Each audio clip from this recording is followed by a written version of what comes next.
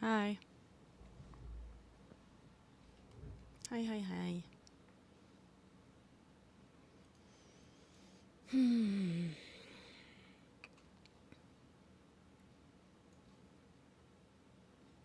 How's everyone?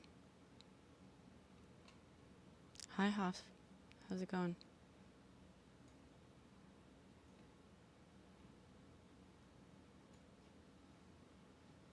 Yeah?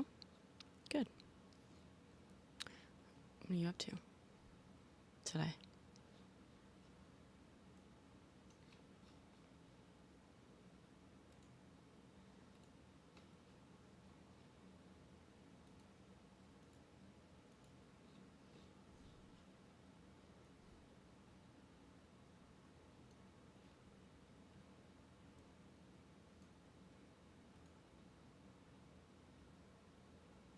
TV/TikTok.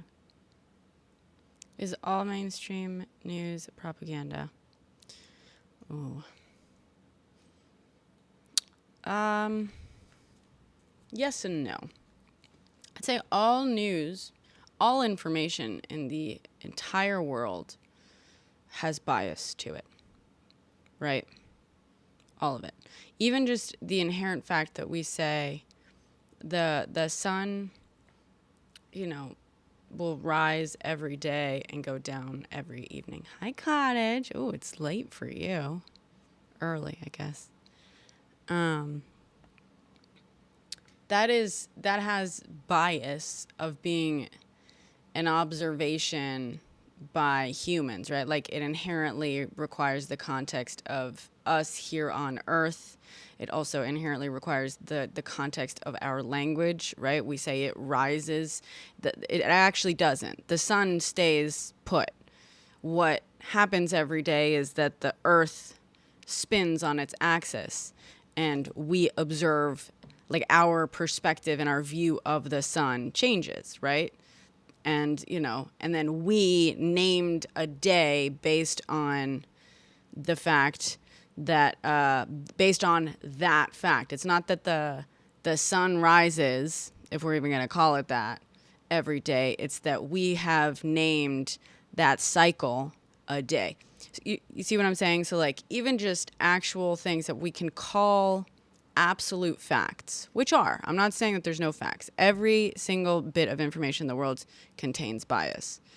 And, mainstream media, is it all propaganda? I mean, propaganda has a specific,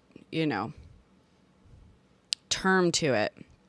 I feel like the way things are spun and the timing of messaging is such a red flag in the media. But that's true for everything, right? Absolutely. Yes, squids. But part of me always tenses up when someone is like, oh, all mainstream media is bullshit. Like, even though I've said stuff like that before, it's also like, yes and no, right? Because all non-mainstream media is just as much bullshit. And in fact, the one thing that mainstream media has in its favor, working in its favor, and this is changing, obviously, but the one thing that it's historically had working in its favor is the fact that it is so mainstream. Like, it is somewhat held to a certain average standard. You know what I mean? Obviously, Fox News has gone off the fucking rails with that. Really pushed the boundaries. But Fox News has also, like, argued that they're not news and they have, been found liable for fucking, crazy shit, for lying and stuff, all this stuff. But mainstream media, sure, it can have bullshit. It absolutely has bias, but so does non-mainstream media. Like, you think some dude in his basement convincing you that, like, frogs are turning... I don't think I can even say it on here because it'll get flagged. By whatever. Like, you think that guy isn't just as full of bullshit, if not more so? Like, he's not held to any standards. He's not held to any fucking standards by anyone. People who found him and are his audience follow his cue on what the standards should be, right? So, is it all propaganda? No. Is it all biased? Yes. But every bit of information in the entire fucking world is biased.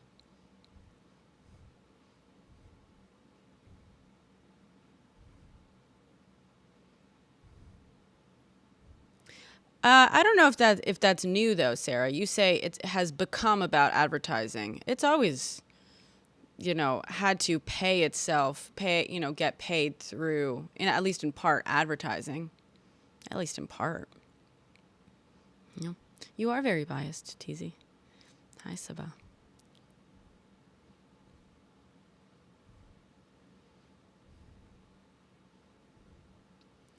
But yeah, that's why it's like always be skeptical, but don't just like assume that every single thing you ever read is a lie. That's not how any of this works, right?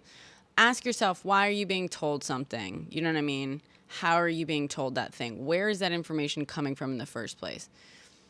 And like sometimes people are going to get part of something wrong. That doesn't mean the whole thing is wrong. You know what I mean? Like it's important to discern that like maybe someone is using a story and they're using facts to tell you something to like lead you down a different path and conclusion, right? Like the number of times I have seen an article about like, scientific study and research, and I've gone and looked up the research study and found that like they're picking out this one little sentence, right? From the study and like ignoring the actual purpose or point of the study and like misrepresenting what the actual conclusion was. I mean, that happens all the time, right? And that's there's no like right or wrong thing, because yeah, you can glean small facts from studies. You don't have to take the whole larger conclusion of a study into account and still glean facts from them. Like I've done that before for sure. And I'm sure I have misunderstood information before, for sure. We all do. But like, I don't know. It's just like, I feel like I wish we were all kind of taught a little bit more. I know as a millennial, I was taught, because we were the early generation with computers, and people were like, this is how you figure out how trustworthy the information on the internet is. Because we were raised to believe that nothing on the internet is accurate, is real, right? Nothing on the internet is real. That's what we were told. Da da da da. And then, news organizations started publishing on the internet, and so it had to start becoming this thing like, okay, nothing on the internet is real, except sometimes it's gonna be real. So like, this is how you figure it out. And like, I feel like we were the first and only generation to get that like education. Yeah.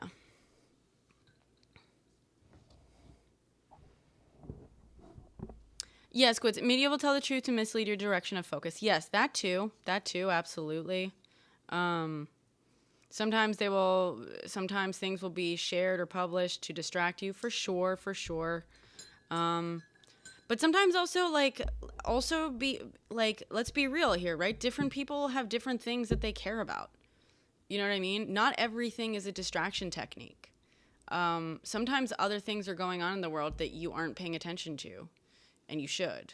And sometimes, you know what I mean? Like, I feel like it's funny. Like, a lot of times I see people be like, oh, this is just a distraction technique from that. And it's like, okay, but you're being distracted from that by this.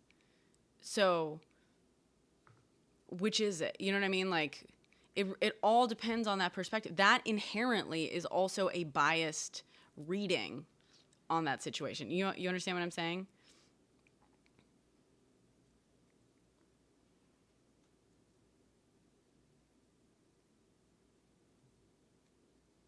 A dozen schools in Texas. Let me look this up.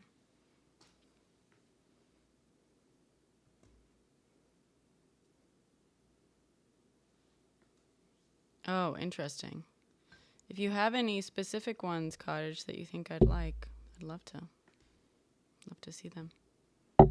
I agree, Squid.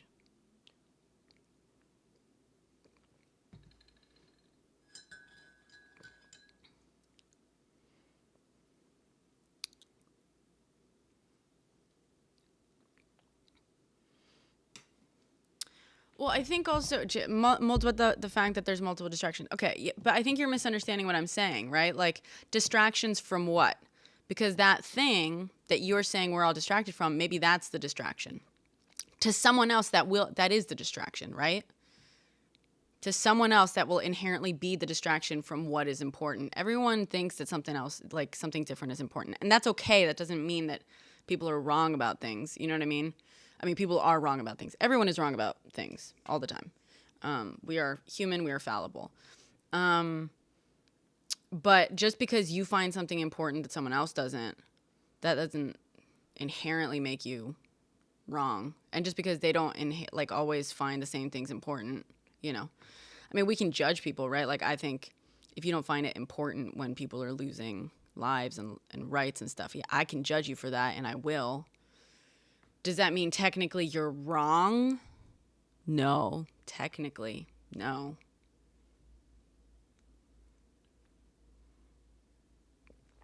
Oh, here's the thing. How do we apply the news about drones to our daily lives? That's a great question, Sarah. I mean, apply. Apply is an interesting question. Does all news have to be about your daily life for it to be important?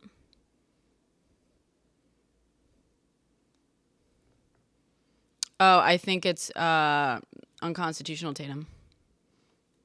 I think it's highly, highly not okay, and technically goes against the separation of church and state.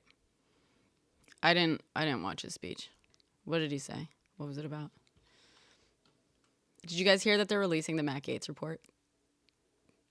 I didn't. I was gonna post about it before going live, but I think my last couple of videos stalled out like immediately in a way that hasn't happened in ages, and my last couple live streams got like almost no viewers. I think I've been put on timeout. I think it might be Better stands that are reporting my account. That is literally what changed. Thank you for sharing the live, Cottage. Oh, it was about the drones calling for Biden to say something. It's all theater. That's theater. The drones are clearly American military, obviously. Do you guys remember how they reacted to the Chinese balloon? Well, they didn't even know it was like technically Chinese spy balloon until they shot the thing down, remember? But a balloon, like of all things to freak out, that seems so much more innocuous than fucking drones, right? You're telling me that the same government that fucking shot down a balloon that had like no independent like steering methods, it seemed, I believe, unless later that it was like, oh, it has turned or like it has taken direction. They might have said that originally or eventually, that it took some turns that didn't follow weather patterns, whatever. You're telling me that the same government and military that shot a balloon down within days and was like on extreme high alert asking people to like say is the same government that's like letting Iranian fucking drones just hang out over New Jersey? Come on.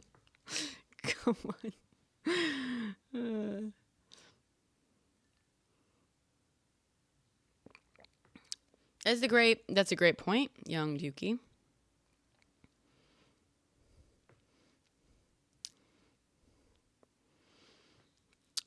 Last I saw from Matt Gaetz, all he was saying was like, come on, is it really that bad that I used to like drink and party too much in my past? He didn't admit to like, oh, maybe Teasy. Is that you? Yeah, right? I don't think they're Iranian. No. Someone said that they were Iranian. I also didn't even bother to look up if the government actually said that, because I was like, that's such bullshit. It's so fucking funny. I do want, listen, I find them fascinating. I find them interesting. I find them interesting. But I also found the like weather balloon fucking fascinating. I loved it. I love seeing the whole response. I was telling Philippe, my most conspiracy theory-minded theory about this, and I'm not saying that this is a real theory, okay? This is not a real theory. But my most, like, fun theory about it is that, so firstly, it's, military equipment, probably, I mean, maybe not military equipment, but it's American equipment that the government obviously knows exactly what it is and has fucking sanctioned it. Obviously. The U.S. government does not allow like unsanctioned things to fly in its airspace. Just fucking, if there's one fucking thing the U.S. has, it's military shit. Like literally, that's the only thing that our taxes go towards. Let's be fucking for real. But it's very typical for them to like test stuff, you know, whatever. And now like if they're just testing like flight, like different these like drones or whatever for flight stuff, they could have obviously picked more like empty areas to do it, unpopulated or like lower populated areas, so people wouldn't figure it, you know, freak out, all that stuff. For me, I'm like, okay, if this is in fact like, you know, test flights, like, you know, government, probably military sanctioned test flights for military equipment, because also it's happening like near military bases and stuff. So I'm willing to bet, number one, it's actually testing reactions to the things. I think it's probably testing reactions and detection to the things, both on the side of like military, right? Like maybe the military base is like testing out its ability to track these things, to identify these things. You know what I mean? Like it's not just like, oh, fly them, but it's like, okay, this base needs to be this base or these bases, these military spots, like along the coast. We need to figure out how easily and how quickly we would detect things like this entering our airspace. And then the more like conspiracy theory side, like possible thing is like figuring out reactions by the public. That's the more conspiracy theory minded thing. I don't think it's all that conspiracy theory minded to be like, I'm pretty sure they're just testing like, if not the drones themselves and like flying stuff and training flying stuff themselves, they're testing like, you know, detection methods, tracking methods, and also just like reaction to stuff like that. Dissemination of information. I think it'd be pretty cool if what they were actually testing was like dissemination of information of these things and like seeing what happened on social media. I don't think it's actually that, but yeah.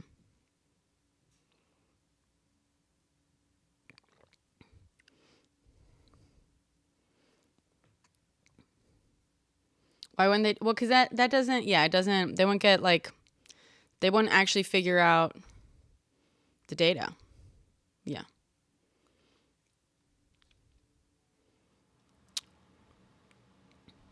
Well, they probably don't want to reveal that to outside, you know, forces or anything like that.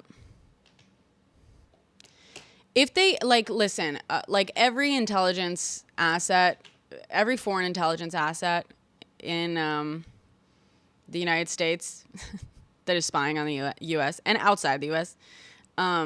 Is watching this go down, and they all know it's American, you know, military, right? So the U.S. government being like, no, it's not American. We don't know what it is. That's not fooling anyone that would need to be fooled about these things.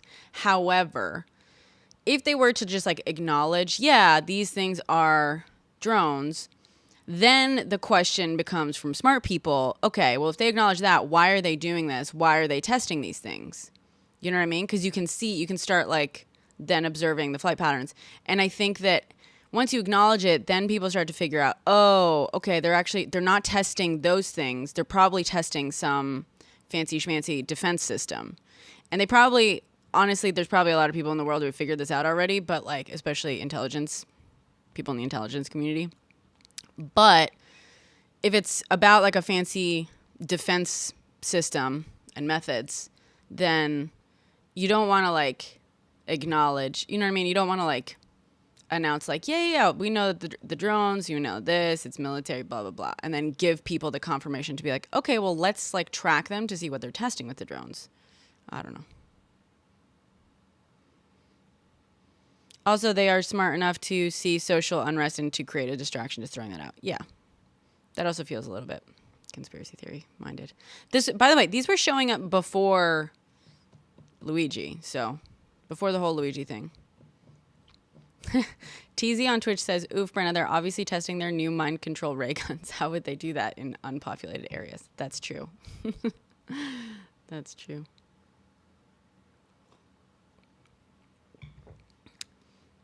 Guys, please tap, tap, tap. Like and share live. Also, we're trying to get my metrics back up. If you want to send like a 1 coin gift, apparently that's the best way to get me on FYPs and stuff like that. Let me change my goal to like single coin gifts or whatever, the cheapest one. I don't know what happened. I think my last couple of videos also just got fucking buried. So I'm assuming I'm on thin ice right now.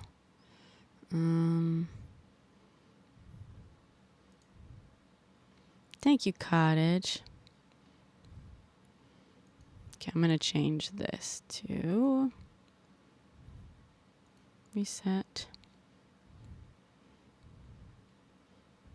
Little fest bursts. Let's do that.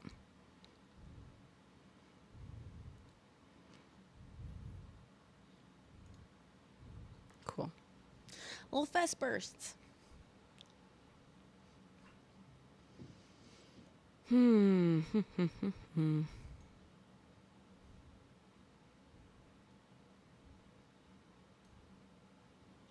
It's a trending event gift. There we go. Trending event gift. Thank you. Thank you, Sean. Thank you for the rose. Thank you for the fest burst. And Cottage, thank you for the multiple fest bursts. Thank you. Thank you, guys.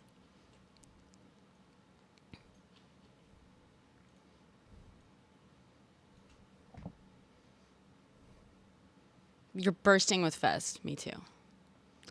Bursting with it. I've been wanting to do another history in under 10 video. And like, I've been so busy helping Philippe out. And then today I slept till way too late. But also I just realized today, like, is today Wednesday? Please. Yeah. Okay. We're leaving for my mom's place Friday. And I have to, when we come back, like my mom and my sister are going to be crashing at my place. And my place is a fucking mess right now. So I have to like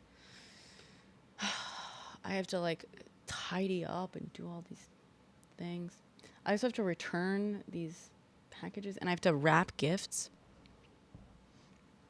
Yeah, Mama Brenna. You want to see the sign now that it's up? Yeah, absolutely. Wait, sorry, one sec. Let me. Oh. What's annoying is that I always have to reset the focus.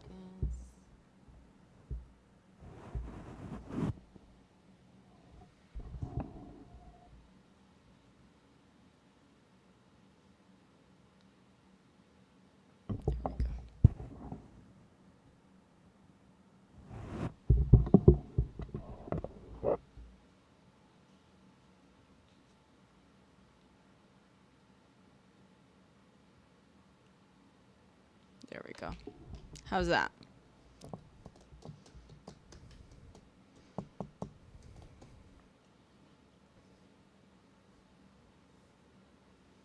feel like my roots are real flat today.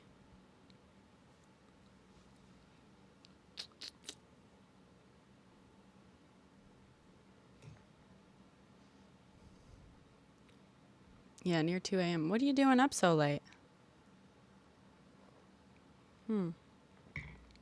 Painting your goal may increase visibility and help reach it faster. All right. Pinning it. There we go. Oh, God, thank you also. Thank you for sending me a fest burst. Is it pretty quiet tonight? Yeah, it's been quiet the last couple of times I went live. I don't know what I did. Something went wrong. Oh, nice.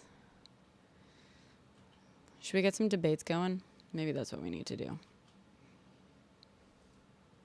Or you know what I need? What is this text? Oh, the satanic ritual. And news. Let's try that.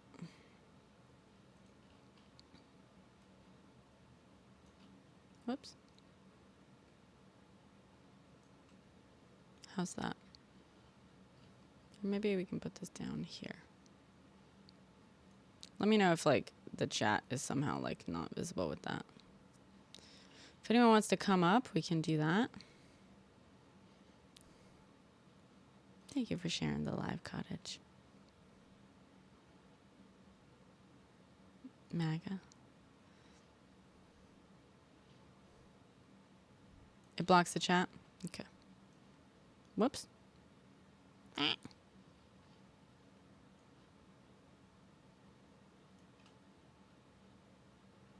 There we go.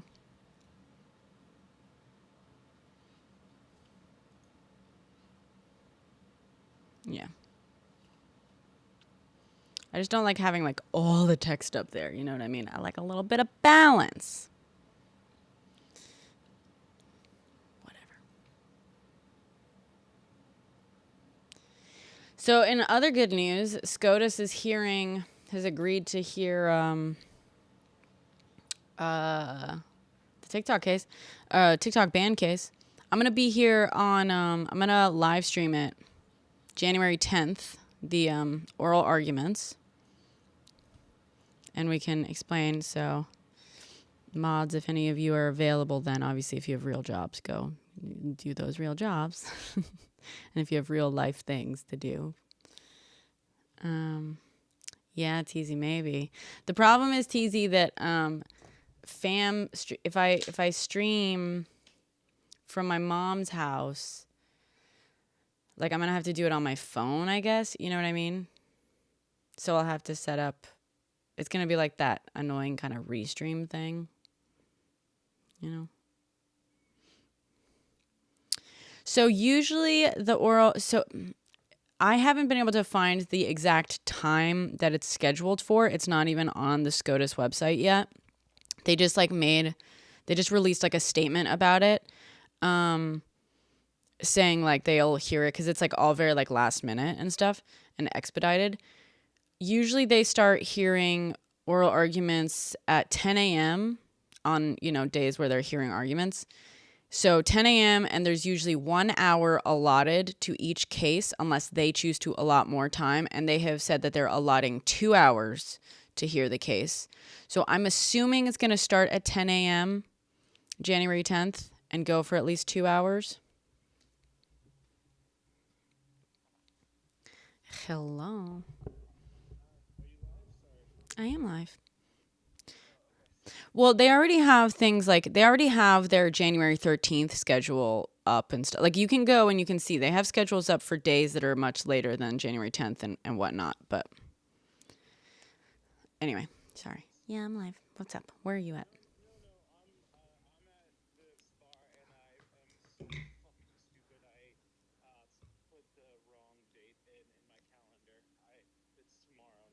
Oh no. Oh. Okay.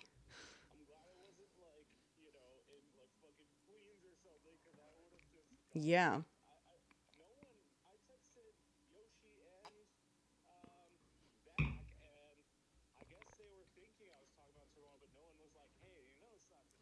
Yeah. Damn.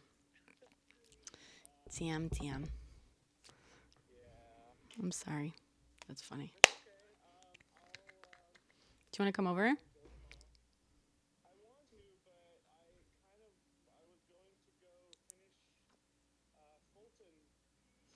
Oh, right. Okay.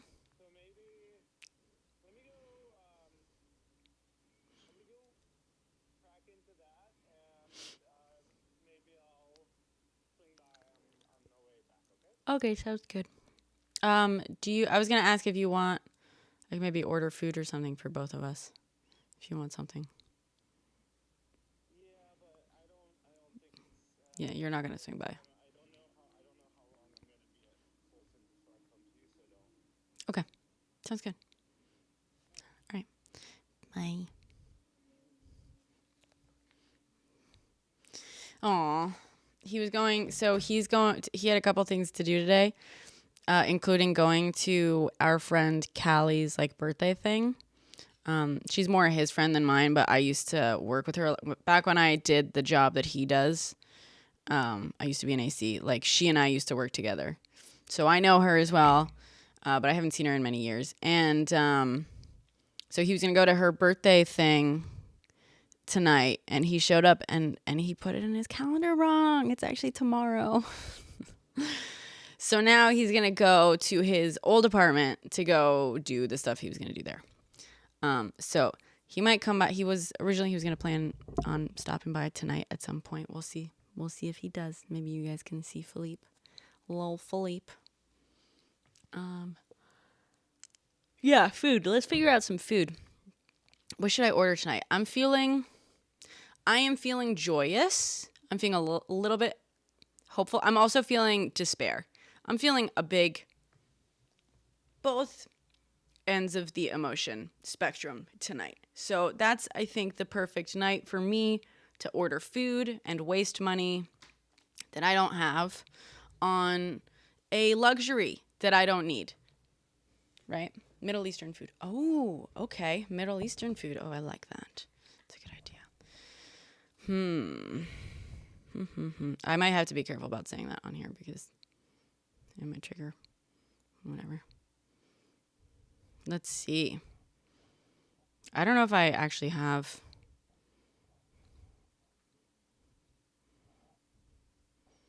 seamless. How much Middle Eastern? Thai food. You know, it's funny. I used to be so obsessed with Thai. And now I'm not. I kind of. Oh my God. Oh. Who just gifted a bunch of subscriptions? Thank you. Thank you to the several people who just subscribed. Thank you. Oh, thank you, Cottage. Thank you. You're too kind. Fucking silly. Okay. Middle Eastern.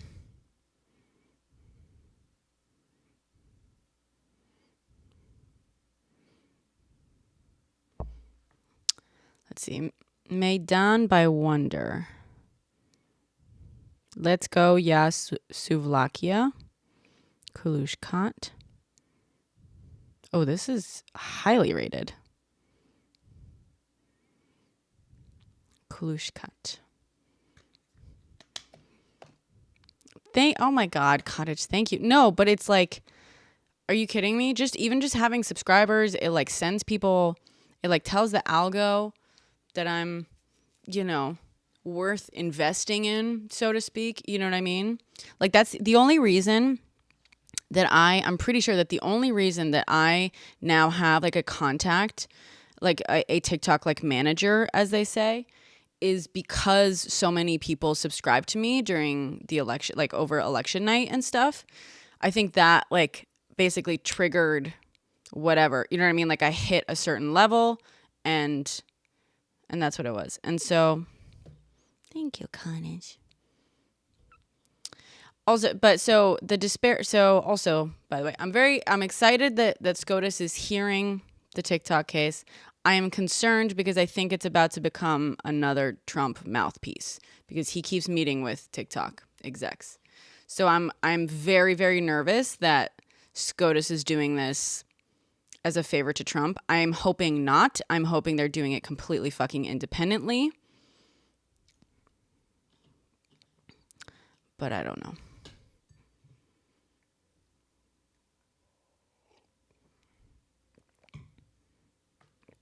Yeah, absolutely, WB. Go for it. Okay. I was going to look up this place, Kulushkat.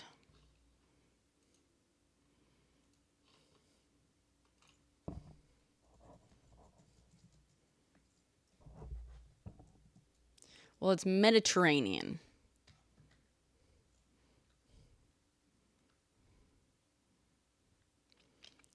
How do you start like doing a documentary? Is there a rule of thumb for where to begin? Not really, WB. I mean, it really depends entirely on what the documentary is about, right? Like if you start, number one step, do a lot of fucking research. Do research. But if the documentary, for example, is like about a single person, talk to that person, see if you can follow that, see if they're willing to have you do a documentary on them, all this kind of stuff, especially assuming you're filming them. If it's like one of those documentaries that's like found footage, archival footage and stuff, that's separate, right? You're doing that all just by going to libraries, finding footage else, you know what I mean? You're not out there filming people. That's different, right? But you got to figure out how to get the rights to that footage and all that stuff. That's a whole other sort of type of documentary. If it's about an organization, same sort of thing. Are you working with the organization to like film them, or are you just using, outside footage, documents, all that kind of stuff? It didn't start with research, start with figuring out how you're going to approach something. If you're filming a movement, I would say start first, research the movement. I would say spend time around people involved in the movement, talk to them, all that kind of stuff. You know what I mean? Is getting footage expensive? It can be. It can be, Sarah. It entirely depends. Do you think Trump is mad that now he can't potentially privately invest / monetarily gain? In TikTok, no. I think he absolutely sees a way to monetarily gain. If TikTok becomes another mouthpiece for him, he benefits from that. In the same way that like X, you know what I mean? Like he doesn't directly benefit monetarily from X, but he still absolutely like monetarily gains from it. You know what I mean?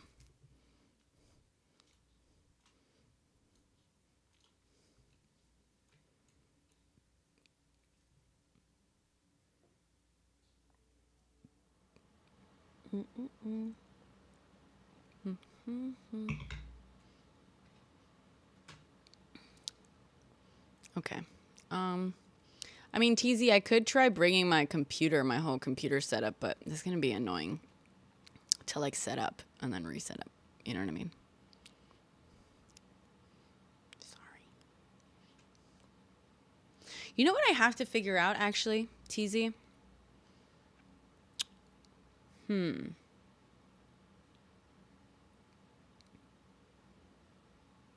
I have to figure out like an RTMP server. I have to figure out like a proper IRL streaming setup that I could just send to my computer. You know what I mean?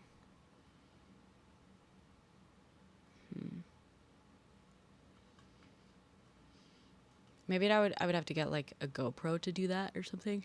I have a GoPro, but not one that goes like RTMP or anything like that.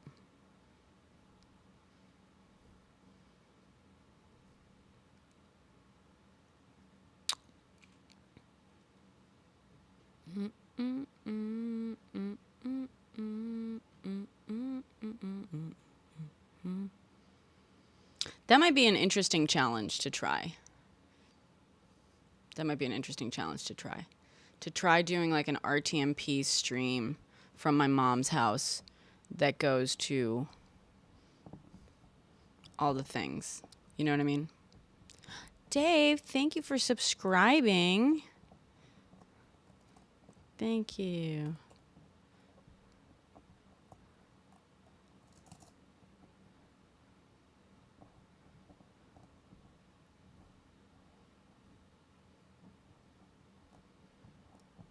Sarah, he can't just give TikTok to anyone. He doesn't own it.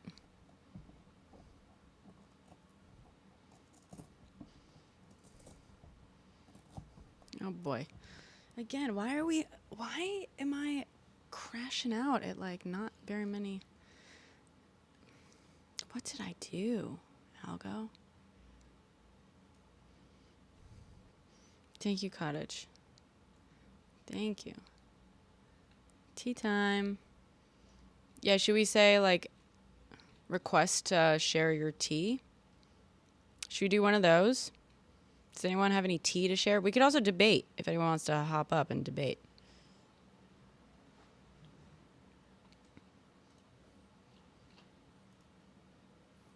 Oh, sorry, God, I just saw that you requested. Sorry, one sec, God. I also got to get my headphones.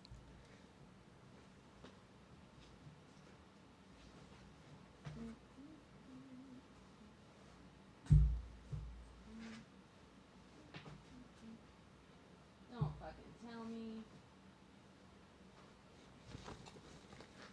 Ugh.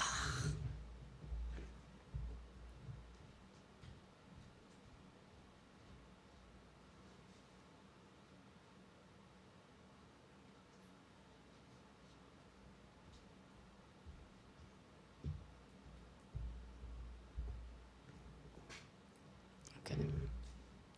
Oh, hello, Achilles. Hold on, I can't hear what anyone is saying, if anyone is in fact saying anything.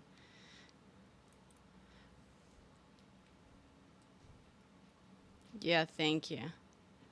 You meant chai. You mean chai tea? I actually ran out of chai. I'm drinking some fucking bullshit Earl Grey. It's not bullshit. I like Earl Grey. I don't like it as much as chai.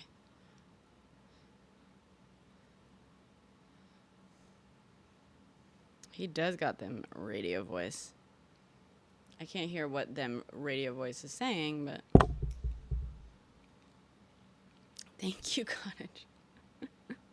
Cottage, you're gonna wake up in the morning being like, oh my god. Why did I spend so much money on TikTok?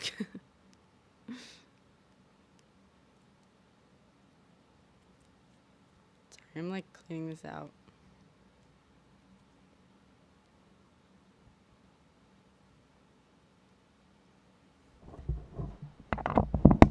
All right. Hello? Yeah. Thank you. Sorry. Yeah. Yeah. Yeah. Abortion stuff. Women's rights. Yes, people really hate women's rights. Oh, Chief. Oh, hello, Chief. What's that?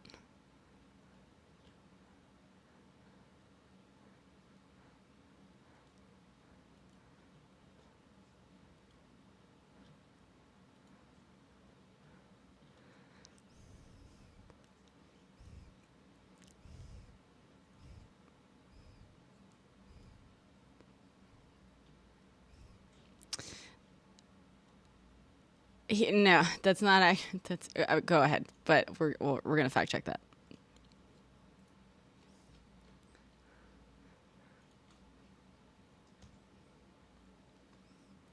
Okay. Yeah, let's talk about it. Although we got to be careful. I don't know if Luigi is now getting people a little bit censored. I said the 3Ds in a video the other day, and that fucking tanked it. Let's see. So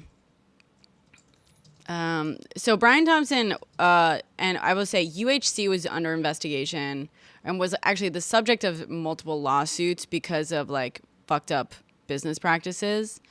But this whole like idea that he was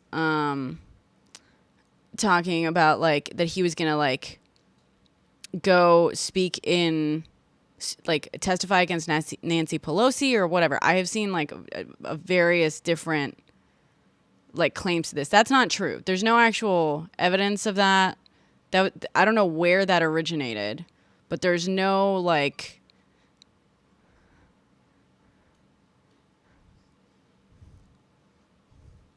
Yeah, but that doesn't. But that's not. It literally has nothing to do. I'm like UHC, like I just said, was being investigated / sued. Let's look up the exact court cases because I'm pretty sure it was mostly they were being sued, but they were also yeah. What's up?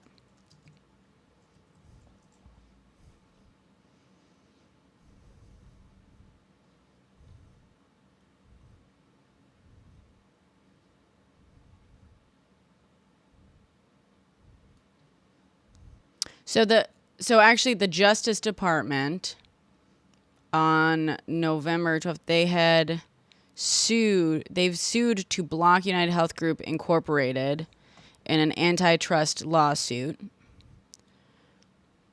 So they were blocking the acquisition of home health and hospice provider Amedisys.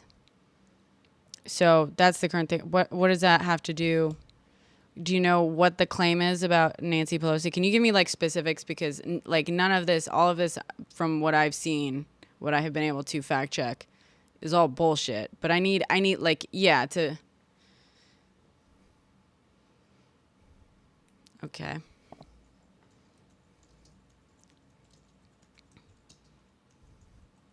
Okay.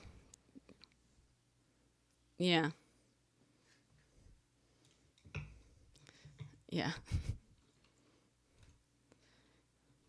Yeah. I mean, for every quarter, by the way. Like, you don't see it happen live. You can find stock trades. I think it's every quarter, but it might be every couple quarters. Yes, they have to basically.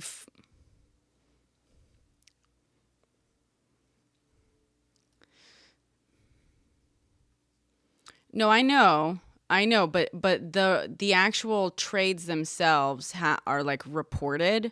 The way they get that information is through their financial disclosures. And the financial disclosures are filed like every 3 months, basically every quarter, right? So you can't actually see her like live trades unless there's like a different avenue that they're using for that. And if they are, I'd love to know what it is. But I looked into this. I'm saying this as someone who looked into this a while back when I was like trading stocks. I was like, fuck it, let me just do everything that Pelosi does. And I realized very quickly, like, oh no, like it's like 3 months later. You know what I mean?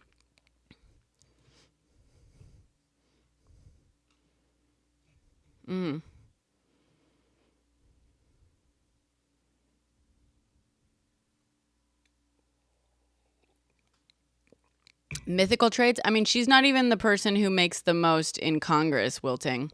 She's not even the most, and it's not even her, it's her husband, but like, she's not the most successful trader in Congress. So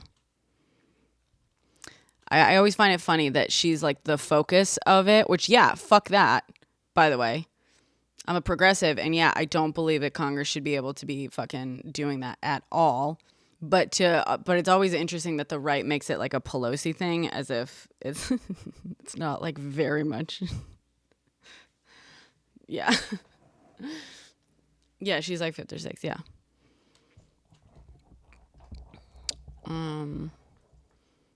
Top stock traders in Congress. Let's see.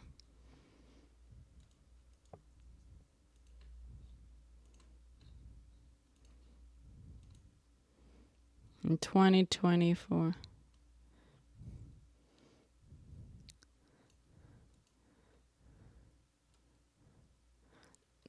It's not as huge as you think it is, but the market itself is up some crazy amount this year alone. Let me see. I'm saying again, fuck Pelosi. Yeah, it's obviously sketch as fuck. But as someone who like looked deeply into this and stuff, it's not, for the most part, most of it is like very easy stocks. It's like Apple, Google, whatever, right? Let's see.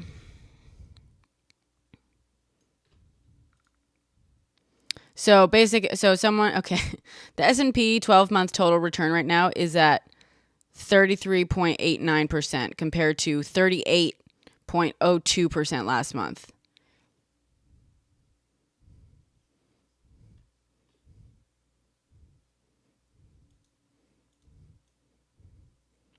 So I'm just going to point out, if you made 17% returns over the last 12 months trading what Pelosi traded, you just failed. You could have just left your money in the S&P in like an index fund, tracking the S&P 500, and you would have made twice that. So, just saying. Yes, exactly, Wilting. Her track record with trades is like 94%. Well, firstly, not her track record, her husband's, to be clear. And also, that's not that rare, Wilting. Again, that's not that rare. It's...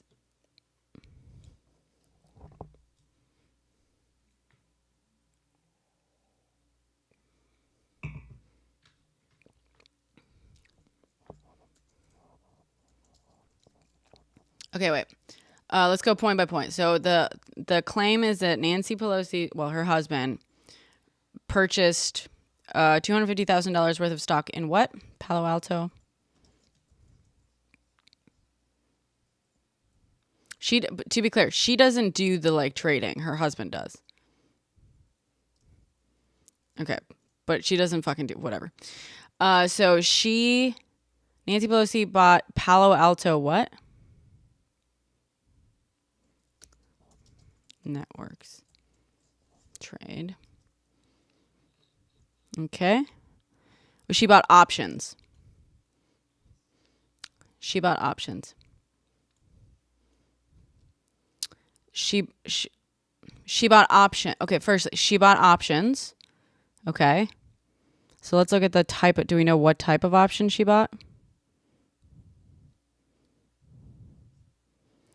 She purchased 20 call options with a strike price of 200 and an expiration date of 1/17/25. Okay.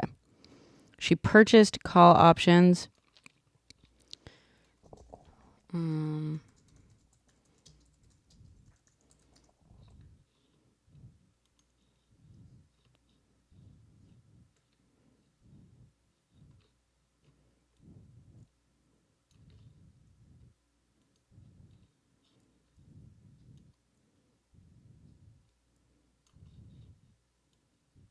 So she, well, firstly, okay, and let's look up Palo Alto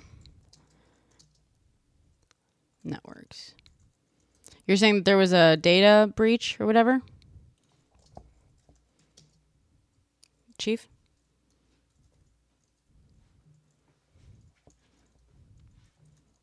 What's that? Chief? Oh, that's fine. No, when you swipe out of the app, we can't hear you. So you're saying, okay, so you're saying that there was like a big data breach, right?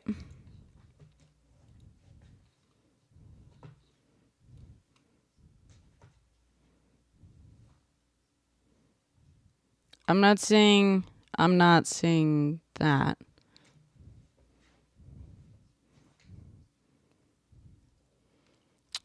Okay, but if all the report, I Googled Palo Alto Networks data breach. It has experienced several vulnerabilities and exploits in recent months. That to me, yes, fucked up, but also kind of par for the course. Like that's, you know what I mean? But it being the most elaborate data breach or advanced data breach, whatever. Okay, so you're talking about a specific data breach on a specific day. Can you point me in the direction of that?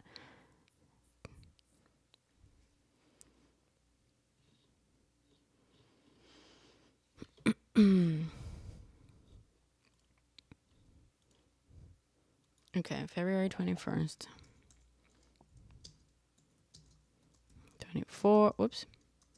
24 Palo Alto Networks data. No, well, we don't. No, don't assert that while we're still fucking looking up if anything that you said is actually true. There, as of February 21st, 2024, there's no publicly reported major data breach associated with Palo Alto Networks.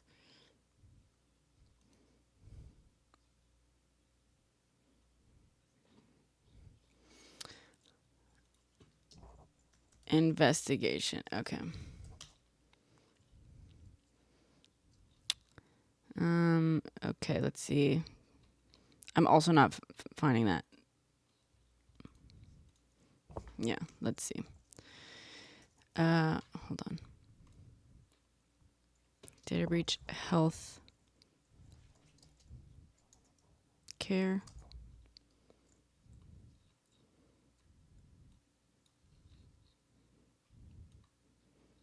Okay, let me remove the date, the supposed date, and let's say Palo Alto Networks.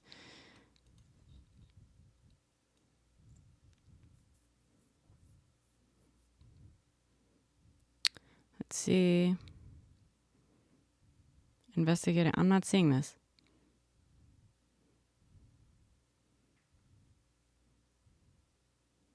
So, okay.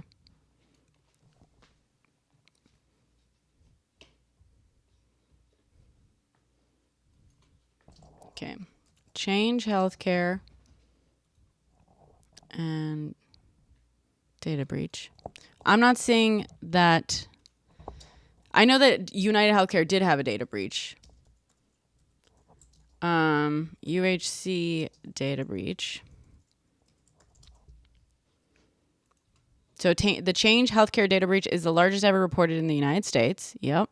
According to data breach, All right. The protected health information of 100 million individuals was compromised in the ransomware attack. Okay.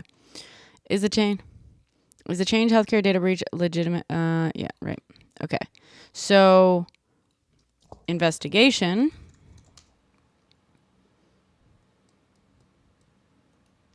I'm not seeing, can you find me, where does it say that Palo Alto Networks investigated this?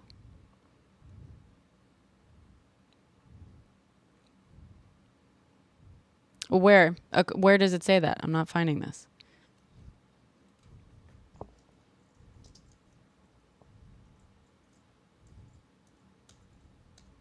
Squish. Shh. Oh, we lost God. Charlie's requesting up.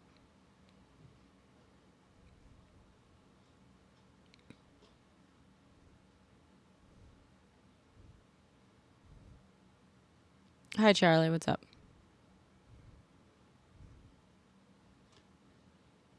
Oh, we're fact checking claims. Well, because Chief came in here claiming that we're like 10 steps deep on a fact check. One sec. Okay.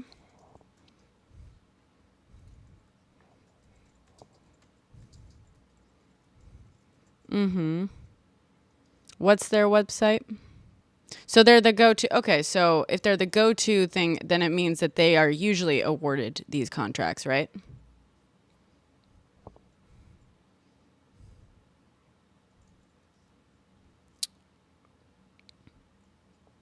.com.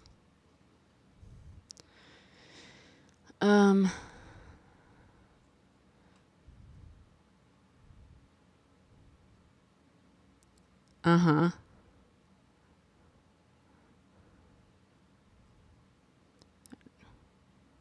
I think, wait, hold on. Where does it say that on their website?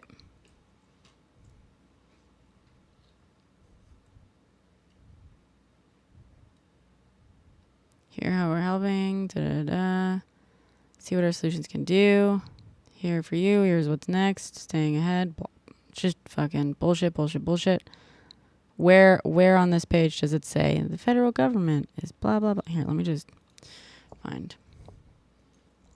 Federal. Oops.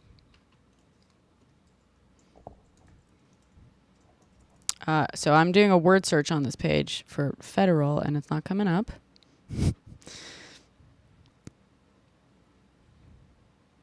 Why Palo Alto Networks? Should I go to Why Palo Alto Networks? Hashtag no. Modernize and simplify security to achieve. Nope. Okay. I'm not seeing this anywhere on their website. Where on their page does it say this, Chief?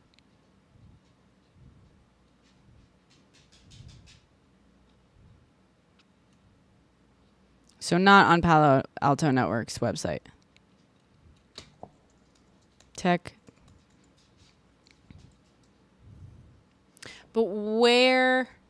Okay, where on Palo Alto's website does it say that? I'm on. Okay, can you tell me where on their homepage it is? Because it's like one of these fucking infinity scrolls.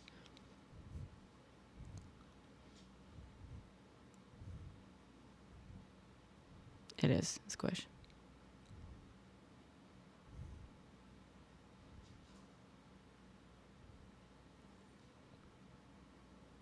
Rizzo wants to go down.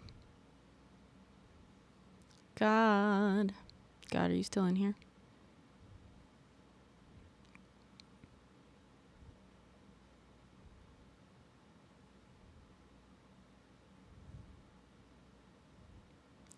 $11 times network security leader. They're bragging Forrester, Gartner, 9 times cloud security leader, 9 times SecOps leader. Like nowhere do they claim anything on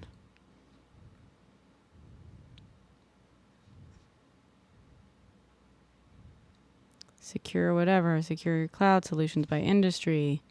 Here for you, here's what's next, blah, blah, blah.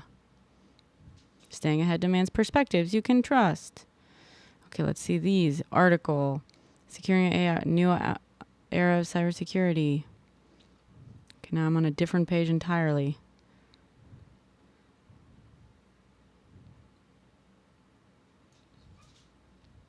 Where does it say that? When you swipe out, we can't hear you. Just be aware of that. Yeah. Okay, cool. I'm really sorry, but we're fact checking some claims, Ryan. Rizzo, of course, wants to go out right now, even though we're in the thick of it. Hold on. We're fact checking Chief's claims about about Brian Thompson somehow being connected to Nancy Pelosi. Like the suggestion is something about Nancy Pelosi silencing someone, I believe, is the eventual place we're getting to. But right now we're fact checking the pieces to this argument, because first the main thing that I saw was that he was scheduled to testify against Nancy Pelosi. That is not true. That is just verifiably not true. There's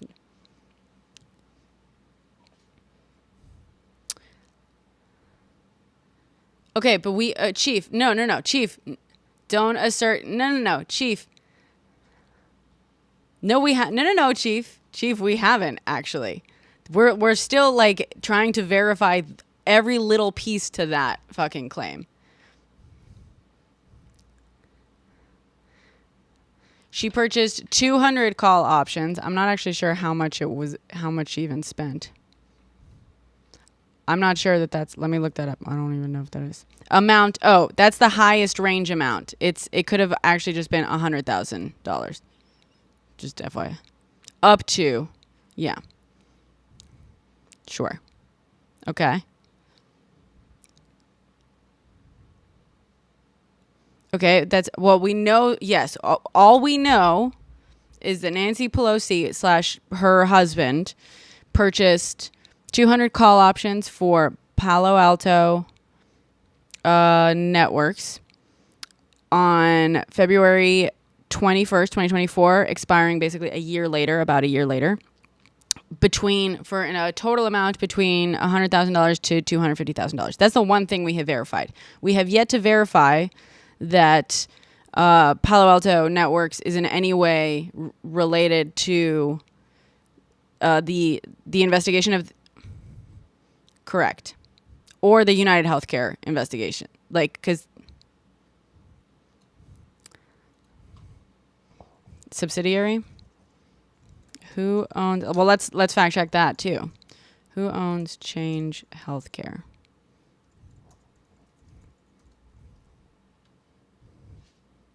Okay, 3 graphics down. Thank you. Let me check that in just a sec. Change, United Healthcare, Change Health... / parent organizations. Wait. Change. McKesson Corporation.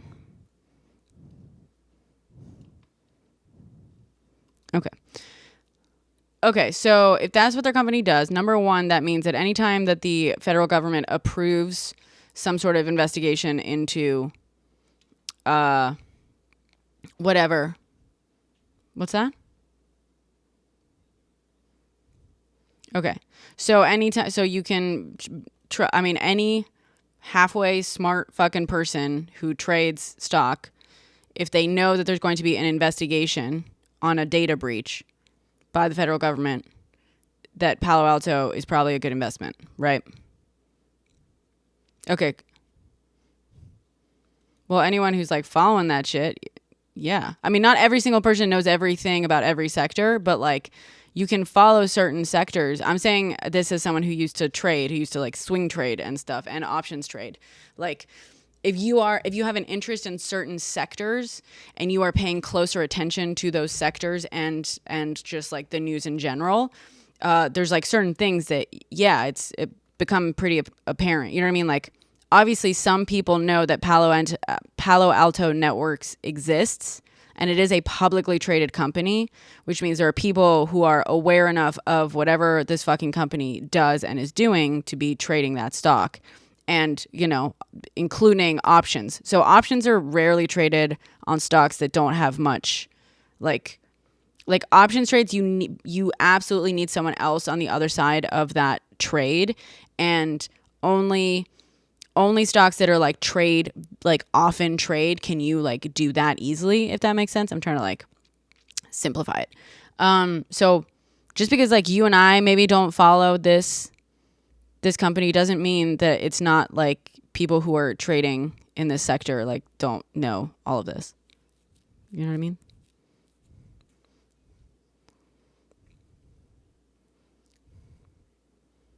Oh, I'm against Congress trading stocks. Yeah, absolutely.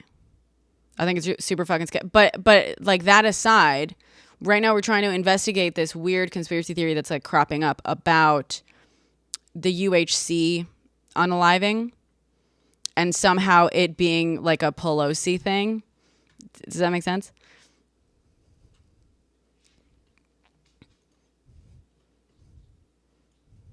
Right. So that's what we're trying to do. We're trying to like fact check all the connections on this because, right.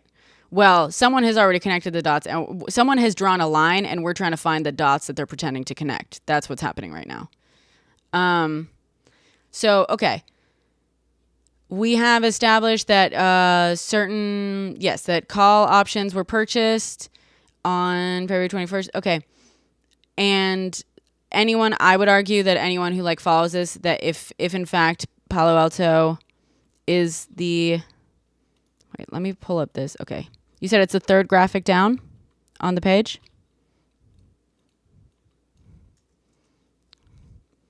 Yeah, that's fine. I'm just trying to, when you say, oh, it says it does this on the page, I want to verify that because that's what I was asking you for a while. 3.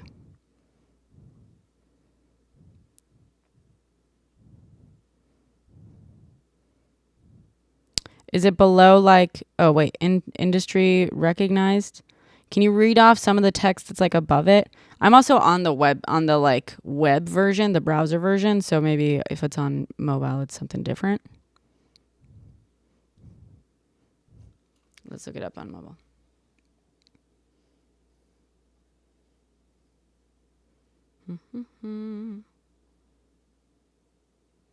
Okay. Palo Alto.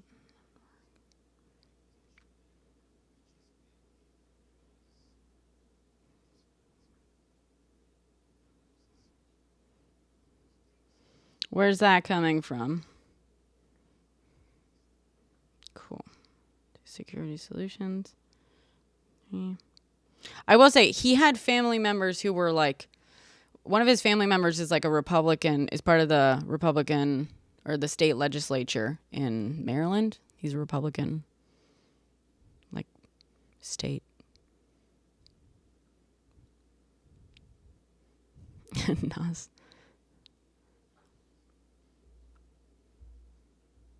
Okay. Okay, cool. Thank you. So this is the first graphic. This is the second graphic. I don't know if you can read it. Yeah. This is, right? What color is the white background? This one?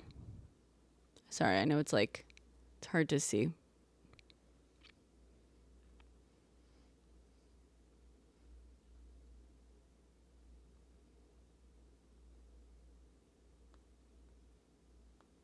I'm not fucking seeing this. What's other text that's like written? What's the title of the thing, the page on there? So you can defend, you know what I mean? I'm seeing security solution. Wait here, modernize, defend, secure, simplify with precision AI. Okay, scroll down a little bit. Here it says security solutions powered by our precision AI are your ultimate defense in an AI whatever world. Down a little bit, so you can defend at speed and scale.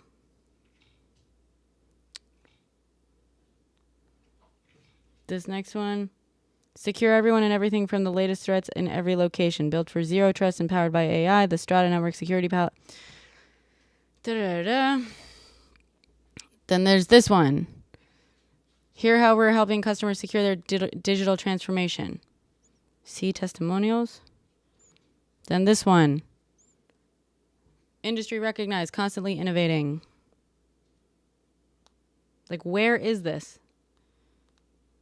See what our solutions can do for you. Now this one.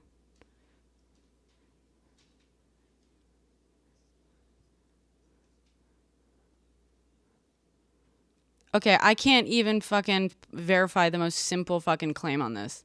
So I'm sure it's getting crazier.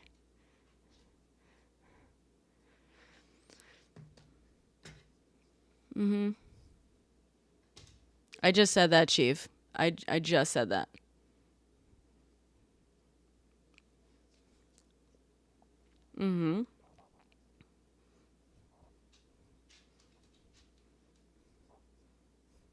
Yes.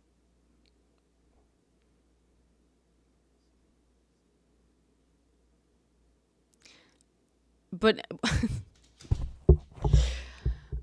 sure. But I don't know, like how do I most simply put this? Amy Schumer is related to Chuck Schumer. Who gives a fuck? You know what I mean? Like, like, yeah.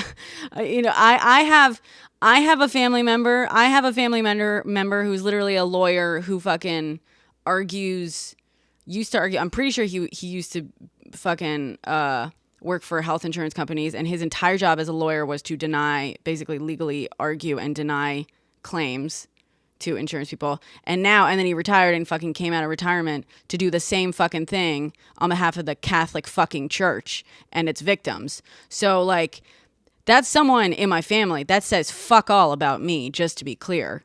You know what I mean? Like, I just...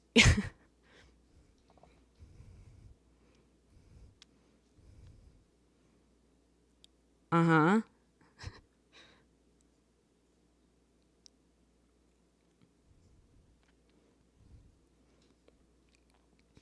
Sure.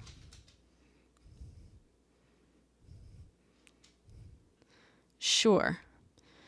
Google AI. Okay, Google AI is not. We do not. AI is generative, guys. We don't fucking use AI to answer actual questions that need to be verified. You know what I mean? Like, that's not how fucking AI works.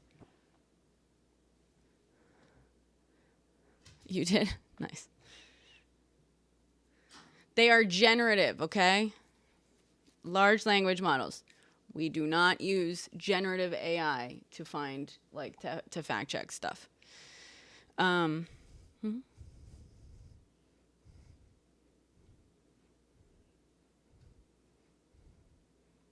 yeah, that crossed my mind for a second. Abs. Yeah.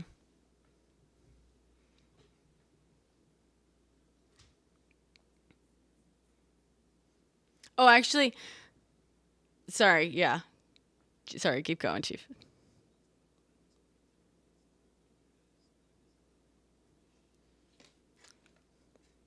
What do you mean? That's clearly what it is. Well, okay. So the reason I wanted to jump in, and then I'm gonna take my dog out, but then I want to come back and I want to resume this fact checking thing. Sorry, my dog is like, now, of course, of all times, wants to go out. But ironically, Chief, it was the casings with the message that made me think like, oh, this is the wife, because yes, yeah, absolutely.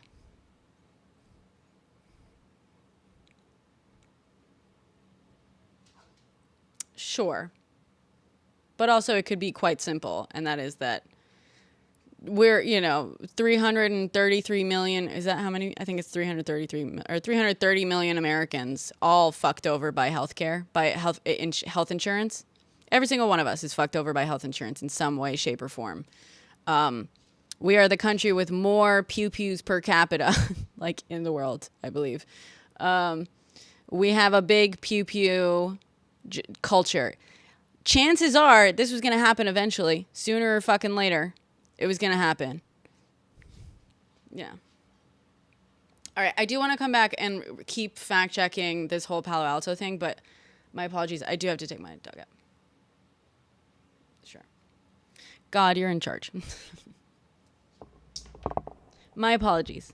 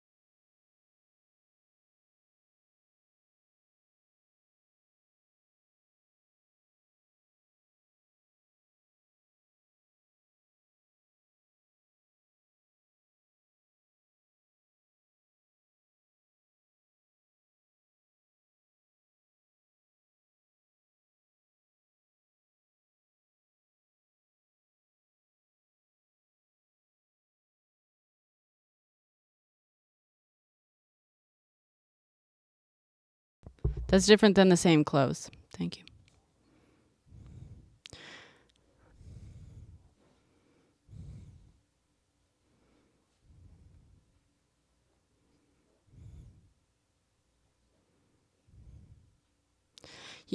If you're on the run, you want to limit your interaction with outside people and like stores and stuff like that.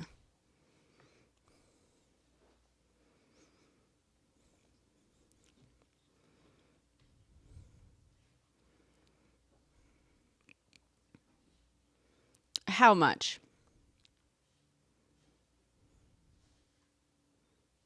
Okay. Hold on, Charlie. He Yeah.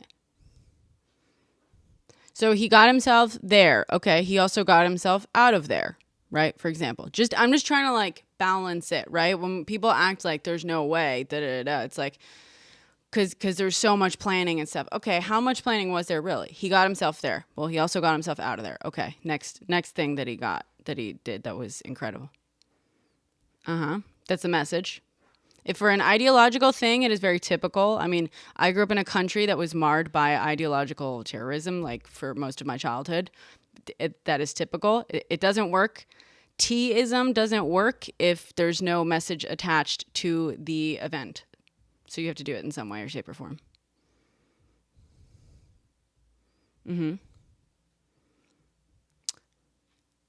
Right. It's the 3D printed one. Yeah.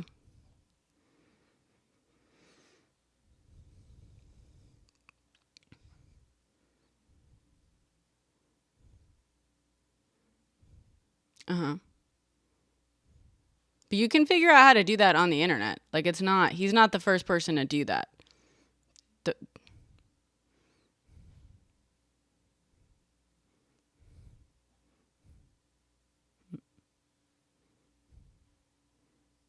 Okay.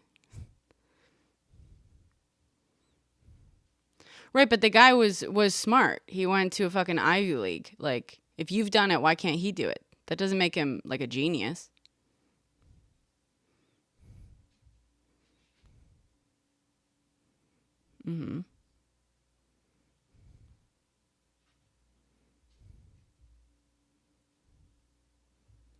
But he did plan. I mean, he got away pretty. I will say he used 3 different forms of transportation on his way out. That's pretty clever. But there's like in this day and age, it's really fucking hard to like actually fully get away like perfectly clean. And I would argue that the one major mistake, and we've talked about this before in here, the one major mistake he made was the like pulling the mask down days before the actual incident, right? It was several days before.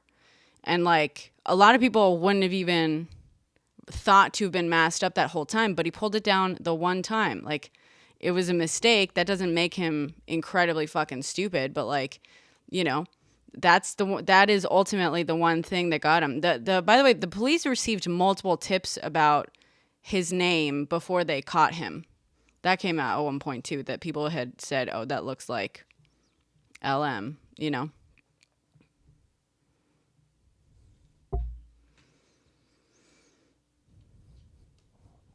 Hi, Robin. They have. Have you not seen them? Oh, I've seen them. I saw this girl post a video of them in like a grocery store, I think at like 2 a.m. on TikTok. People and his friends have given statements. Yeah. Yeah. All right. So, Chief, I'd like to go back to this whole idea. Okay. So we're talking about the claim is, oh God. Let's first look up this this investigation. So Palo Alto was not investigating any insider trading or anything. No, they were investigating a data breach. It seems, maybe. Is there any information on the when that was granted?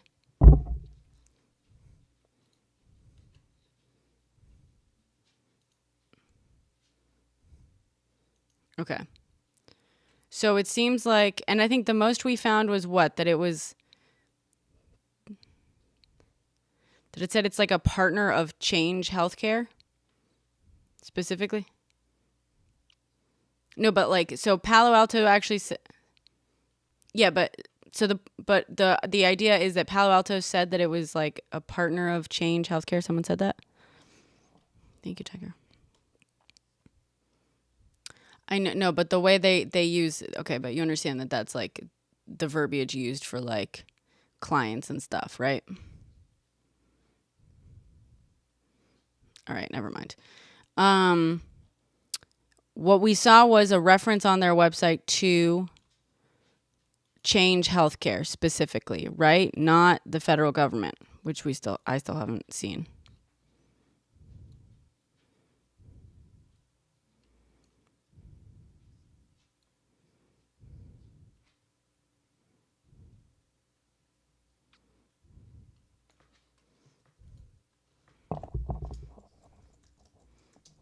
Okay. Change Healthcare.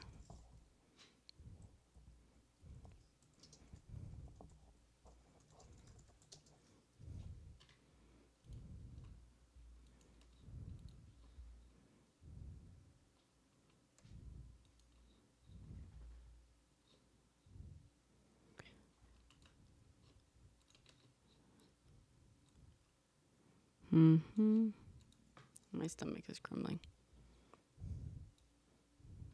Yandex. I don't know what that is. I don't know if I trust it. According to what? Okay, yeah. Great.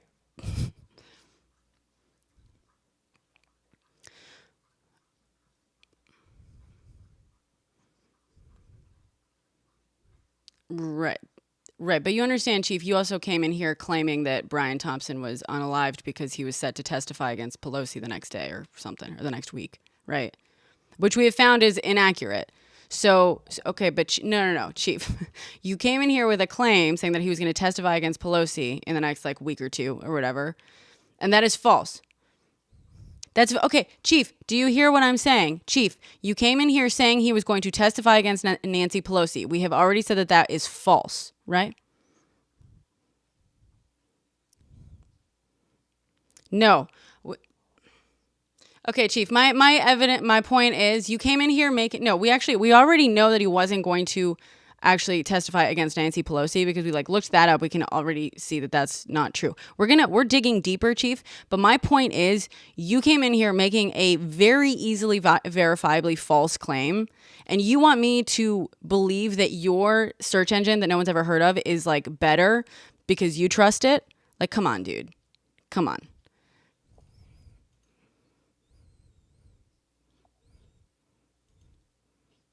So why did you make that claim? That there isn't, though. Not yet. We have not yet found any tangible evidence of anything to that idea.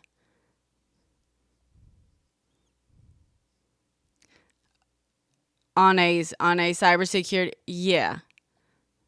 Which you want?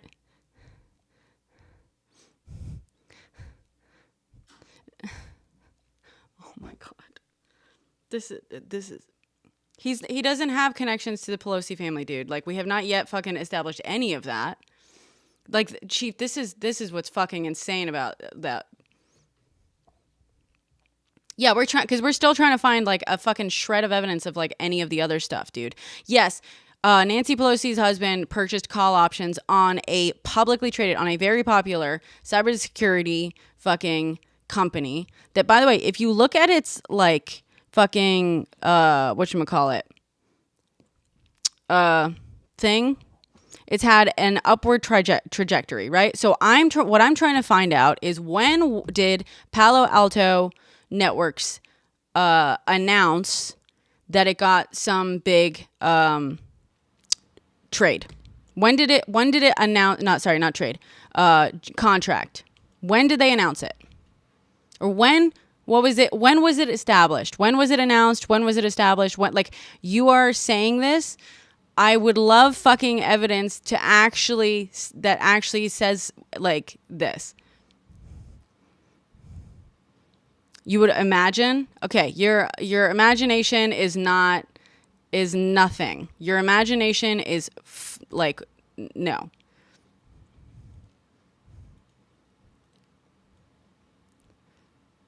We don't even know when the contract was granted. You are asserting it was granted on a date without any fucking evidence of that. So to assume that you imagine that it was announced 3 months later, okay, 3 months later than the date you also just pulled out of your ass and cannot prove to me? Chief, like fucking, like, this is what's so exhausting. It's like every time we're trying to establish one little fact, you're already like 3 little branches off of it, asserting those as facts. Like, let's get some fucking, yeah, Yandex and, but Chief, once again, it's like you asserting it's good and you trust it makes me know for a fact it's untrustworthy. I know for a fact it's untrustworthy because everything you say is untrustworthy. So like, let's fucking, we should be able to track down the announcements of things. And if there's a specific, yes, it should be public fucking information. So like, let's find those things.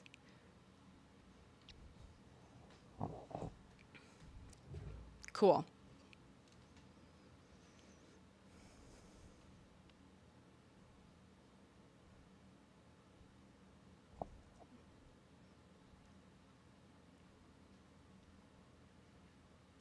Okay, where are you seeing this?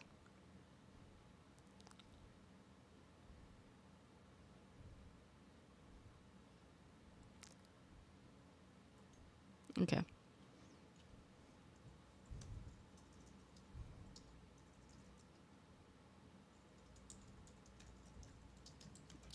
I'm looking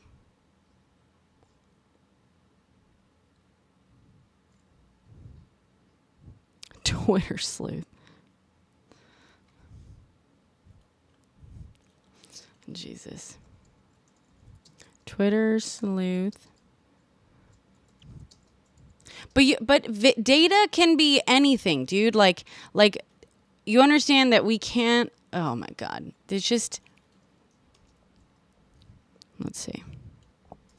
That's what we're trying to fucking do, dude. That's what we're trying to do. That's what we're trying to do. Twitter sleuth. Where is the what website is the article on?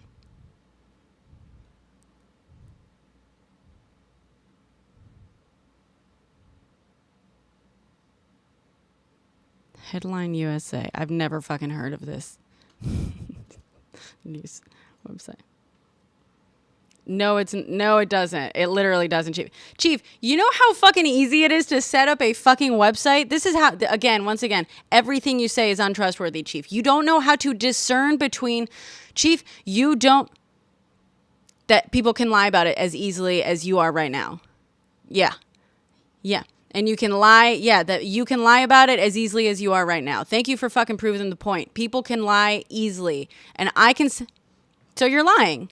Thank you, Chief. Thank you for lying. Thank you for fucking lying.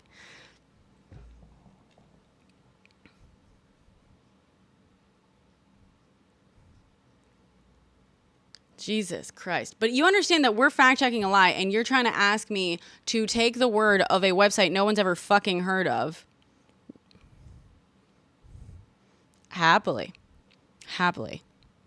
One of the people on Twitter recently alleged that the family of Luigi Mangino, alleged. Okay, this is a long one, but stay with me. So he's reporting on the tweets. Okay.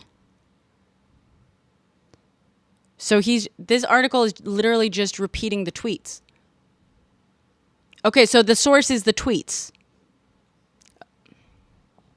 Okay. You see the fucking problem here?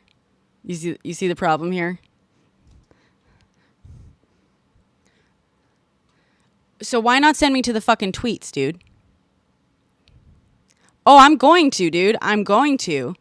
But you see the issue here, right? This is an article that has all the information in it, and the article is just based on, hey, someone tweeted this shit? Are you fucking kidding me, Chief? All we're doing is examining, Chief. But my point is, you are coming up with like bullshit evidence. Like, this does not lend you. Why not just say, oh, a guy tweeted about it? Because that's the source. Instead, you gave me an article that said, oh, a guy tweeted about it. That's not that's even less removed from the context. The article is just saying someone tweeted this shit. Okay, so why not say, so thank you for fucking proving the point I'm saying, like, right now. That this is a bullshit fucking source. What do you mean? You're trying to send me to an article that's like, hey, someone tweeted about this shit. Why not just say, hey, someone tweeted about this and send us to the tweets? That is the source. If you, no, you're not going to read shit, Chief. No, because you are not trustworthy on like actually fucking, you're not, dude. You keep fucking, oh my God, dude. Oh my God. This, dude. Okay, you understand that just that being like misleading on like, oh, look, there's a whole article that says this, when it turns out that the article is some fucking blog post repeating tweets. That's not a source. And you're saying that makes it even better. It's a better source than CNN. Are you fucking nuts? It's a better source. Off the bat, that's what makes it an even more trustworthy source than CNN. That's what you're fucking saying to me? And it's just a guy that can barely speak English repeating tweets. That's it? Chief, be so fucking for real right now. Dude, have you no shame? Have you no self-awareness? Do you not hear yourself? This is embarrassing. I would love to go through the tweets, but like you still arguing that a guy on a random website no one has ever heard of, writing what he calls an article in, by the way, broken English, clearly, and where the article is just repeating tweets, that is not a better source than CNN. Are you fucking kidding me?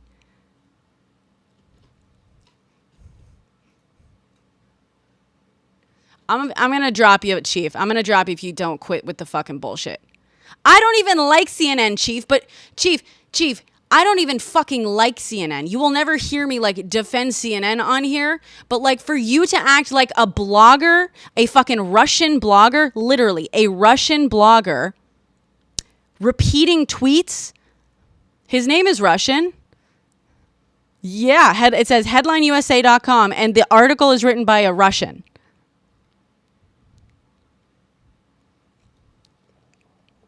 I don't fucking know, Chief. Why don't you tell me? You seem to be so sure that this is a better source, 100 times better source off the bat than CNN. You can't see how headlineusa.com, you don't see how obviously that is a fucking propaganda site in and of itself, Chief? Like the fact that you don't see how obvious that is as a fucking propaganda site is so funny. Headlineusa.com. Oh, no, not a propaganda at all. Okay.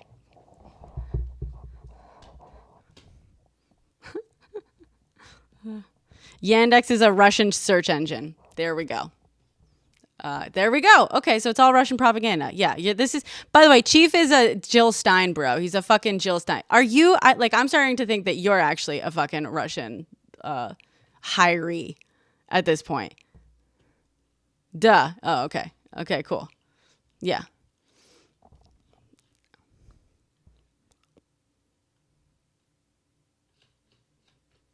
Whoops. I'm dating a Russian. I don't have fucking beef with Russians. Chief, I'm dating a Russian. But you know fucking what? I can actually discern that a website that is called headlineusa.com with articles written in broken fucking English, that are just repeating conspiracy theory tweets, are not a better source than CNN. That is insane. That is fucking insane, dude.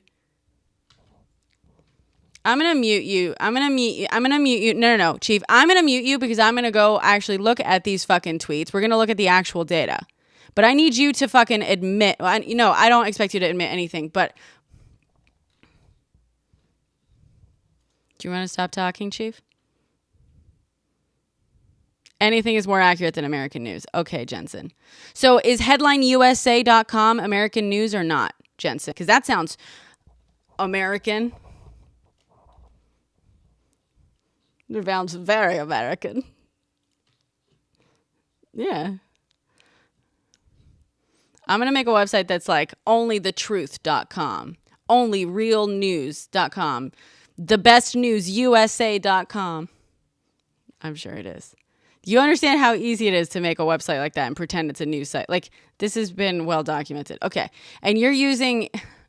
oh, God.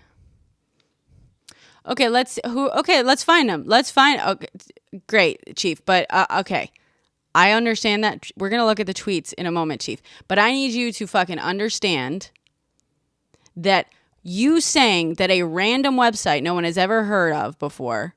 that you found through a Russian search engine with a name like Headline USA, which is so fucking obviously, like, I didn't need to know that you found it through a Russian search engine to immediately go Headline USA. Oh, Jesus fucking Christ. Right, and it reeks of Russian propaganda, okay? No. I'm saying the naming a website, headlineusa.com, reeks of being one of these fucking bullshit sites because of how funnily generic it is. It's fucking hilarious. Dude, it's kind of... We're debunking it, Chief. No, Chief, stop trying to fucking pivot away. I am trying to fucking make the one fucking point that you are very susceptible to propaganda. Either you are susceptible to it or you are paid to spread it in here. You fell for really embarrassingly obvious propaganda, Chief. Clearly. You sat in here. Oh, Jesus. Oh, God. I'm doing it, Chief. You just don't even fucking listen. That's my other problem with you. You don't listen. No, you don't. You don't. Oh, God. You're clearly not, dude. The problem is you listen to the wrong sources. Let's put it that way. You listen to all the fucking obvious propaganda ones. Oh, God. Let's find the Twitter sleuth. Who is it? Trinity? I'm looking for the actual tweets. You sent me to the article, remember? The article in huge quotation marks.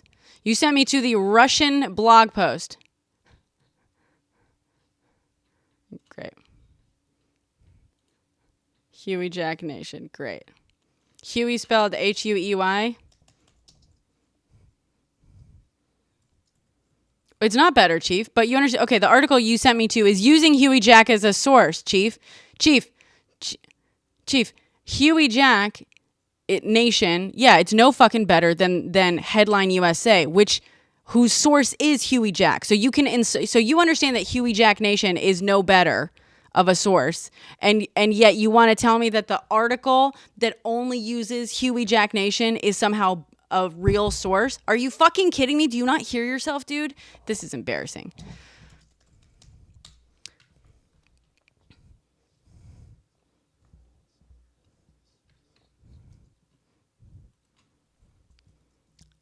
Right. Okay, but Chief, you understand? Right. So, and a supposed news site that just repeats tweets without verifying them, like you're somehow saying that is more trustworthy than the source of the tweets?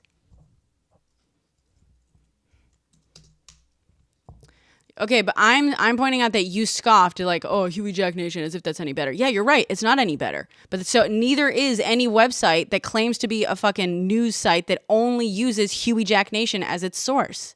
What are you not getting about this? Simple fucking concept. I'm not saying Huey Jack Nation is a good source. I'm not what I'm saying. But I'm saying you're scoffing at it. I didn't, dude. I actually didn't. But I said that you claiming that a random fucking website called Headline USA that is so obviously bullshit propaganda is somehow a better source than CNN, that's insane. That is insane. Oh, God. You're gonna believe every fucking word of that website. Ironically, it's so fucking funny. Because you clearly do. That's clearly what you do.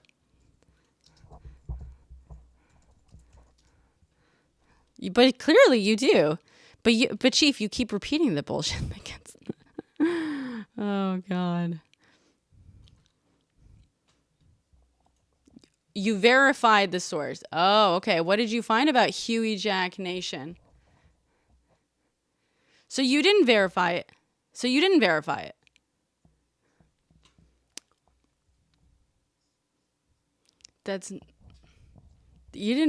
shit, dude. You didn't. The website, that article doesn't verify that. That article just says, hey, this guy went viral for these tweets. That article doesn't even say that he's the originator of it. Are you nuts? You don't even understand that basic fucking thing? It's in the headline, USA.com.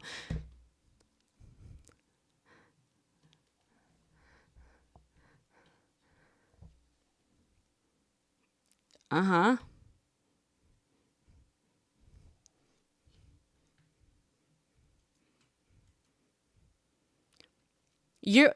Chief, what do you mean I can't let go of it? You can't let go of it. You're saying it is like somehow the most trustworthy site that has been mentioned in this. You said it was just immediately 10,000 times more verifiable or more trustworthy than CNN. That's insane. And again, I repeat, I don't even like CNN. But for you to say that,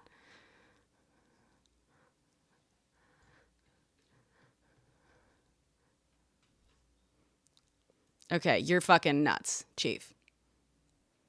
That's the dumbest shit I've heard, like, in a long time.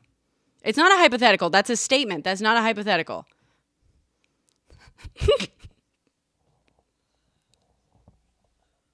Oh, God. But I can tell you, Chief, already. that a website with their news article being... It is so much more than that, dude.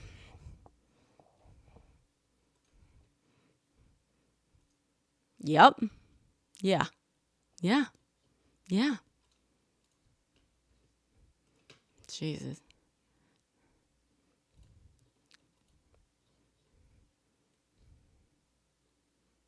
Mm-hmm.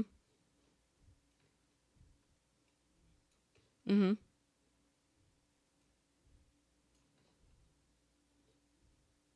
Okay.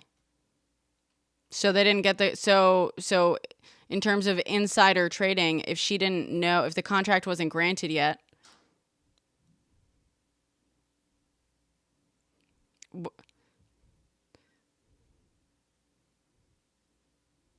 But it will obscure according to who? If they are as used by the federal government as you have been, well, as Chief has been claiming this whole time, it doesn't sound like they're obscure at all.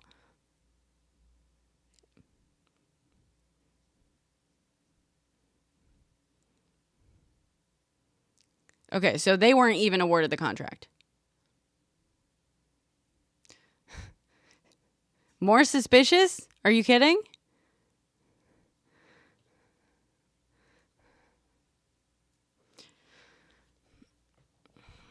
I hadn't even heard of, I'll say I probably hadn't even heard of United Healthcare before this, to be honest, because I'm not paying attention to like every sector like that. But you understand that the Pelosi's buy and sell like a lot of tech stock, right? That's like the number one thing I believe that they trade, tech stock.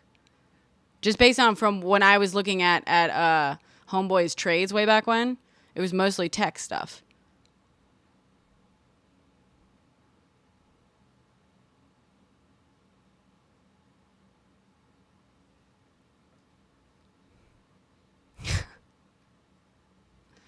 Also, by the way, I want to be clear too. Buying call options isn't. I'm sure he is. I'm trying to avoid logging into Twitter as much as possible. So I want to. Do you guys even know what call options are?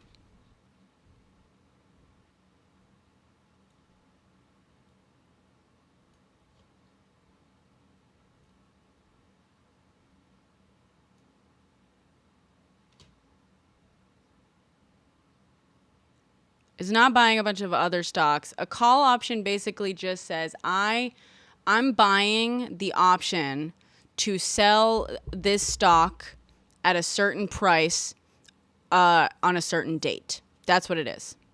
Okay? So it's actually not even, hold on.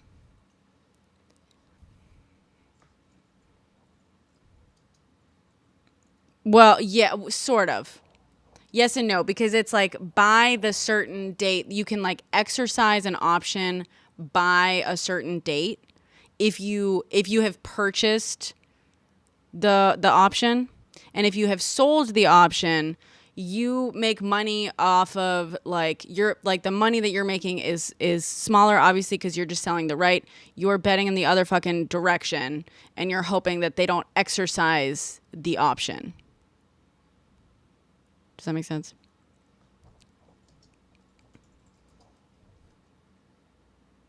Yes. Yes, exactly. So it basically like if you think a stock is going to do well, like most people will buy the stock, right? If, however, you understand trading a bit more, or you want to you think that a stock will do well but want to minimize your risk, you buy call options because you basically end up spending a like tiny amount compared to what those options are worth. So I want to see also let's see, because the $100,000, because the no, not inherently, no, not necessarily. It's not necessarily.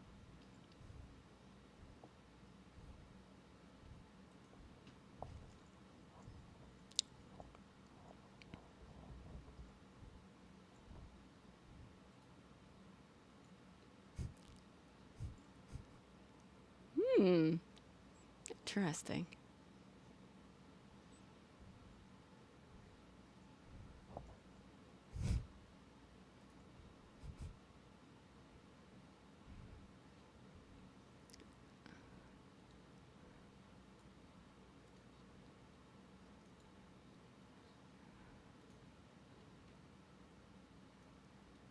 Oh, Jesus. It's one of those. All right. I love that. Thank you for checking that, God. I keep trying to see if I can pull up the tweets without logging in. I really don't want to log in to fucking X. How did you get in there?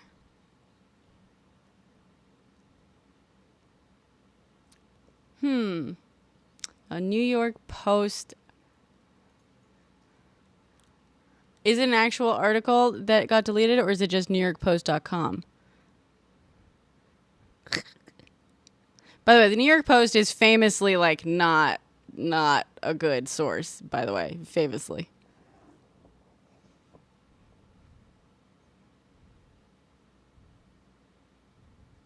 Oh, here we go.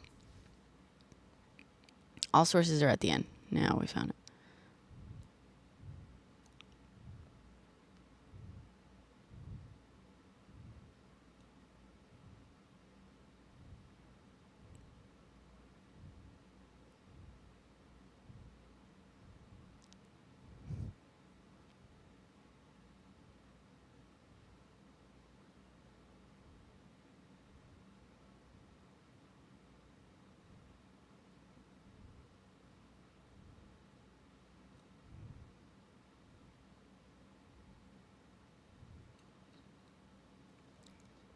I'm trying to find. I only see one of his tweets about this, but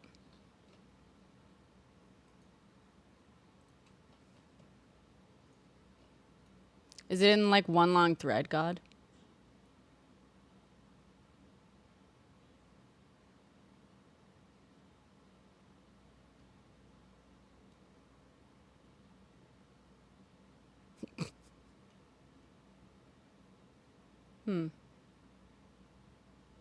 What date was that thread? Do you know? I think I have a second thread. I pulled up the like thread part 2 or whatever. Sorry.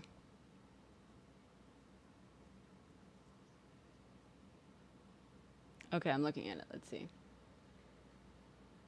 There you have it. Everything I found. Sorry for the long thing. But if bigger accounts are going to rip it off, I want you to hear all the links. I'm not even seeing the other things.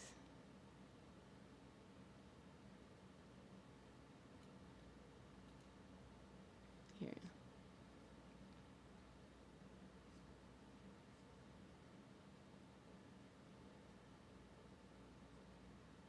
Right. Well, also he's got some cousin who's a, Maryland state legislator, Republican, by the way. So, yeah, I would expect some of his family members to have met some fucking politicians.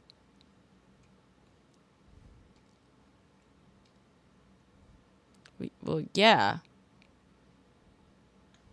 Looking into what? That is the thing. He's got a cousin who's a politician.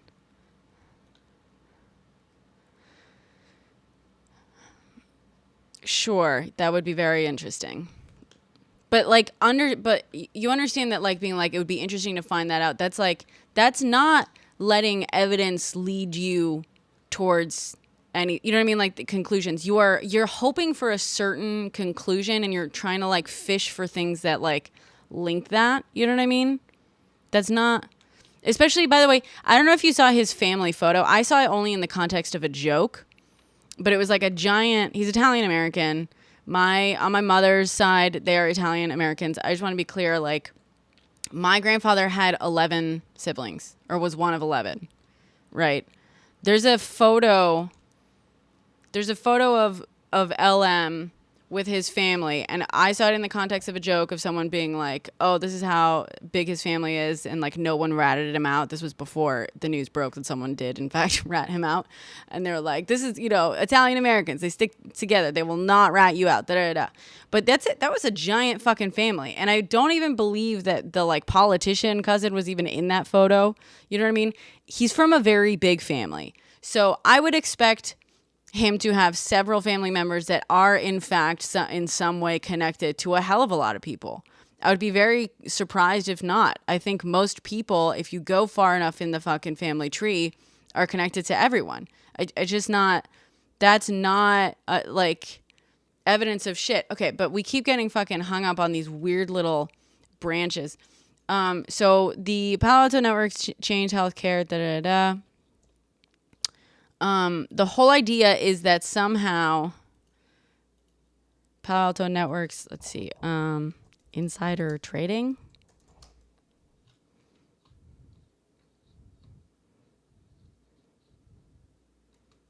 Insider trading lawsuit. So April, they were sued for securities law violations. This is from Business Insider. That is an actual website. Investors should contact Levi. Okay, let me see. Just because they're interesting doesn't give them any fucking value, dude.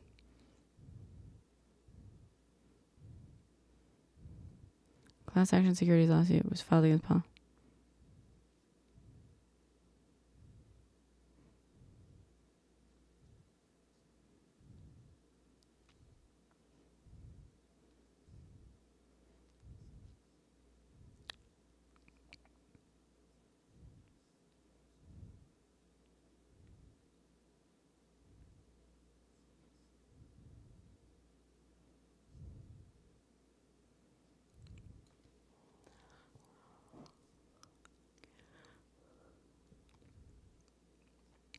Hold on. You know what's fucking amazing? This lawsuit, this insider lawsuit thing is a class, the insider trading lawsuit, well, the securities fraud lawsuit. That's what it is, right? I mean, unless there's a different, we're talking about the one that was filed on April 20th, 2024. Well, we haven't even established that yet. I'm saying I was looking up Palo Alto Networks, like securities, insider trading, right? Lawsuit is what I Googled. And so I got an article from Business Insider, which is a more trustworthy news source just in terms of news. Again, and by the way, CNN is trustworthy for news, okay? Not fucking biased, not fucking read on the situation. CNN isn't like putting out like bullshit stories of things that never happened. That's not what it is. Well, find me an example, Chief. Let's see the examples.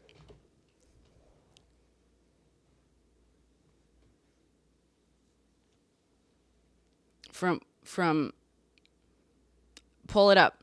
Let's see what they say in those articles. Let's see. Palo Alto Networks. So this lawsuit, unless there's a different lawsuit about this, is and again, we established that Pelosi's husband, or Pelosi, basically, by the way, when they file financial disclosure forms, she has to file financial disclosure forms on behalf of her and her husband. So everything that's in her name is most likely her husband doing the trades. But because they are married and basically all of their assets are shared legally, that's why she has to file these trades. So the Pelosi trade was they purchased call options on February 21st, 2024, correct? Okay. Which basically says that they purchased the right to purchase the stock at a set price a year later, right? Which, if you exercise it, is nice. Basically, the reason you would exercise an option like that would be if the price goes above that price. So you can buy, that means you have locked in a price. So if the stock value climbs above that price that you locked it in at, you have just secured the right to purchase it at that price, which allows you to then sell it at the higher price. Everyone with me?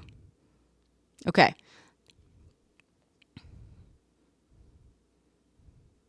For way cheaper. Yeah. So the reason you do this, there's lots of reasons to do this, but a big part of it is the fact that, like, if you don't even have to, and to be clear, you don't even have to think that the stock will go up to do that. And in fact, it's the best way to fucking do it, because it's so much lower risk, right? You basically, I think if he did, we should look this up clearly because it said 200 options, because I don't know if that's technically like 2 contracts, which are for 100 each, or 200 fucking contracts. You know what I mean? Let's see. Whatever. We can figure that out in a sec. But so that's why you do it. And so the bet is, this is often, by the way, good if, like, you think that the price is lower now, but it's going to be higher at a certain point. And there are people who are possibly like, if other people think that the stock is going to be lower, you could take advantage of that, right? You don't even have to be like super confident that the stock is going to go up in price by a certain amount. If there's a lot of people that think that the price is going to go down in price and are trying to sell these options, that is a great way to make like a bet, basically. So what he did, so that was on February 21st, 2024. This lawsuit covers by, alleged securities fraud, is about recovering losses of shareholders who were adversely affected by alleged securities fraud between August 18th, 2023 and February 20th, 2024. So you see the issue here, and I'm trying to find all the fucking details, the case details. The filed complaint alleges that defendants made false statements and or concealed that the company's consolidation and platformization initiatives were not driving increased market share to a significant degree. 2, the company would need to ramp up platformization and free product offerings to entice customers to adopt more of their platforms. 3, the company's high growth in billings was not sustainable. 4, new AI offerings were not facilitating greater platformization and consolidation. And 5, based on the foregoing, defendants lacked a reasonable basis for the positive statement about customer demand, billings, blah, blah, blah, blah. Okay, so basically, for a period up to February 20th, 2024, it is alleged that they basically weren't doing enough for their shareholders and all this stuff, right? And that, securities fraud, they basically were making promises they couldn't keep, that, yada, yada. So that, if you look at the actual chart for the stock price, PANW, it fucking dropped precipitously on February 20th. Okay? Because shareholders fucking panicked and everyone sold. So it dropped from the price of a little over 183 down to 130 in one fucking day, because it was being hit with this lawsuit. The next day, Paul Pelosi, most likely, purchased call options on this stock. You see where I'm going with this? A seasoned stock trader saw that there was a precipitous drop in a stock price, and he said, all right, fine. I'm not going to buy the stock because that's a huge fucking risk, because look at how bad it is. But I'm willing to bet that in a year, the stock price is going to be higher than this. So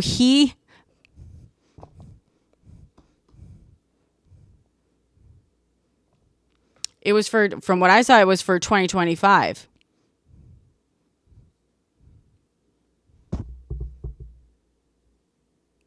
No, call options can be for various different time lengths. But I remember saying hold on. Traded February 21st. No, with an expiration date of 1/17/25. So literally 1 year. It was a year-long option. He basically bet, and this is a basic, this is not, you don't have to be a genius to do this. If you just know the basics of trading, that's a smart move, right? It's an easy bet, very relatively low risk, that if you see that everyone's freaking out over a stock price of a stock that has otherwise done well, everyone is panic selling because of a lawsuit. If you just place a bet that's relatively low risk, you're not buying the stock or whatever, saying, okay, I reserve the right to buy this stock at this price within the next year. It also means, by the way, he could also not exercise that call option. So he wouldn't have to, if the stock kept dropping, the only money he's out is whatever he paid for that option.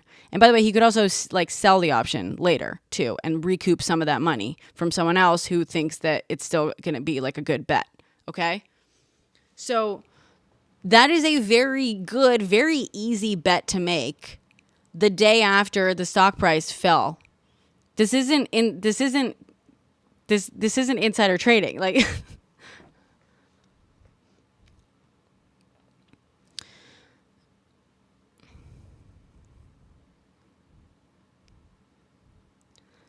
No, okay, you're mixing two different things. You're mixing two fucking different claims here. Chief, please, he's asking me. Number one, I have said from the beginning, yeah, I don't think Congress should fucking trade. I think it's super sketchy. I think it gives you a super crazy, advantage. I do not think that people in Congress should be allowed to trade, nor their family members. Okay? Absolutely. And I think that Paul Pelosi absolutely has his finger on the pulse for certain things, more so than the average American does, simply because, yeah, by the mere fact that he sits across a member of Congress at the dinner table every night, he is more aware of all the boring ass fucking bills that none of us pay attention to, that are being passed, day in and day out, okay? And I want to be clear also, when I was trading, I was watching those bills a lot more closely, okay? A lot of us, could make the choice to follow a lot of that legislation a lot more closely, okay? Most of us don't because we have lives, whatever. He sits across someone who's involved in all that fucking legislation. Abso-fucking-lutely. He has his finger on the pulse much more closely than most Americans. So does every other person in Congress. But that does not mean that him making a very fucking obvious trade. This is not a genius trade. Guys, if you know how to trade options, this is an obvious fucking trade. Okay? No, it is. I'm telling you, I'm not even insanely good at it. I'm not insanely good at trading. I'm looking at this and it's like, oh, that's a pretty obvious move to make, especially if you have enough money to make riskier bets or whatever. That's a very easy trade to make. It's not that crazy.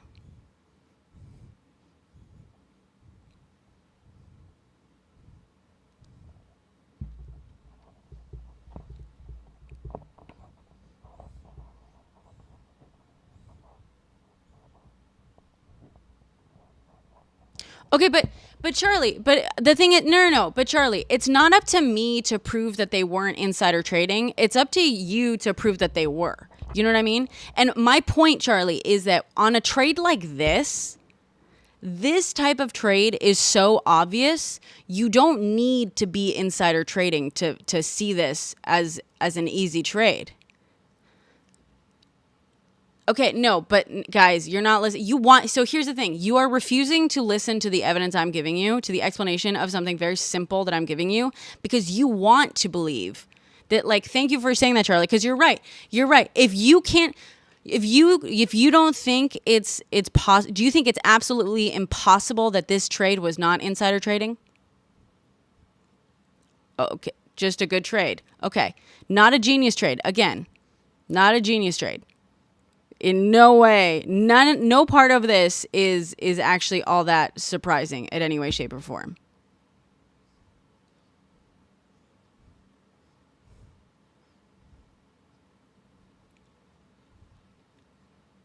No, Chief, you're pivoting again. You're pivoting again because this is important. You're pivoting. I don't give a shit. Okay, what is in. Firstly, again, find me the place where Luigi Mangione is somehow butt buddies with Pelosi, okay? Go find me a real connection between them that's somehow whatever. You're saying this whole fucking conspiracy theory hinges on this idea that, number one, Brian Thompson was gonna testify in an insider trading case thing, whatever, that somehow is going to negatively affect Pelosi. Okay, stop interrupting me. What I have just proven is firstly, fine. You want to believe that's insider trading? Fine. But the case I just brought up doesn't even cover that window. The insider trading case covers a period that ends on February 20th. So even if this were insider trading, the fucking lawsuit wouldn't even cover this shit, dude.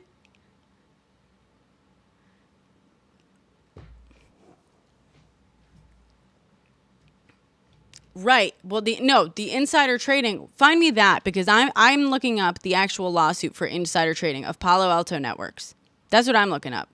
And what I found is one fucking court case. Oh, I'm looking it up wrong. Okay. Because I'm not looking it up on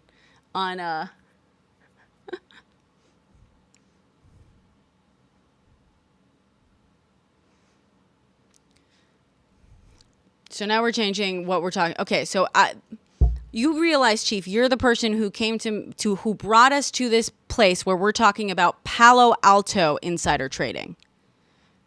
Great. So, but somehow now that's wrong. We're looking at the wrong thing. Got it.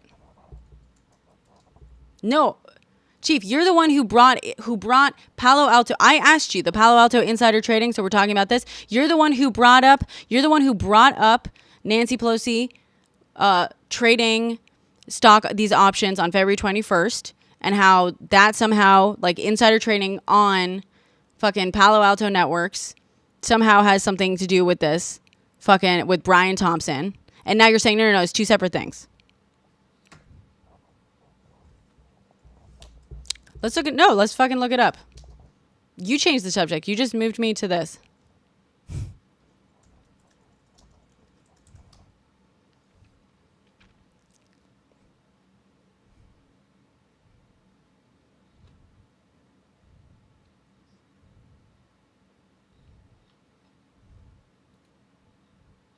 Mm-hmm.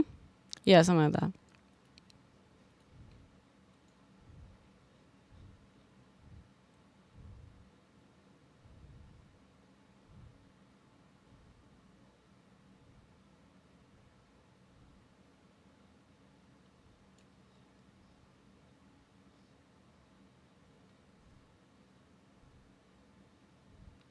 Also, yeah.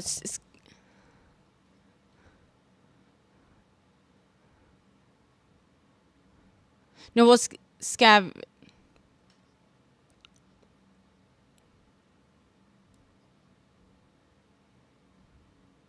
Well, and also, by the way, hold on, because he purchased call options.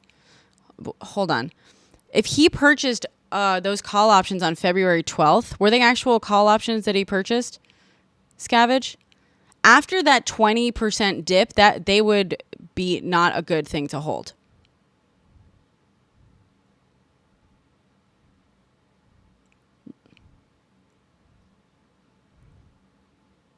Well, let's not assume. No, let's look it up. Let's not assume. Let's look it up.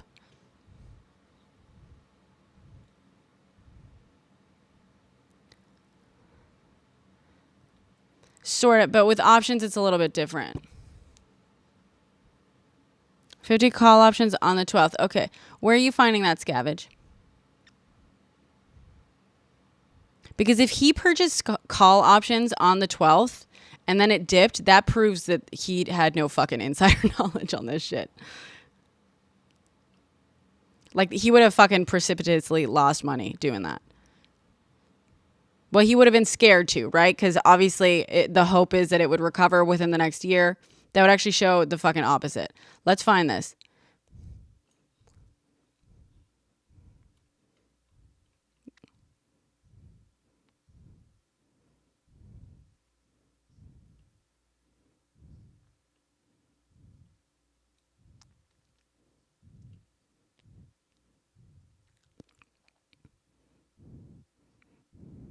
Mm-hmm.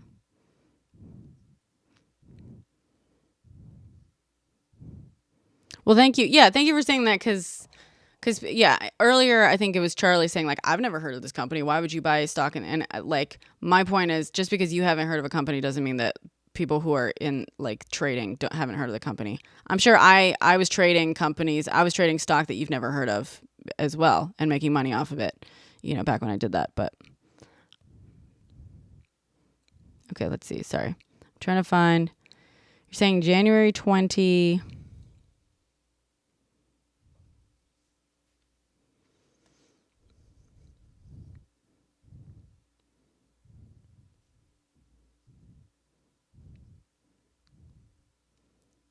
January.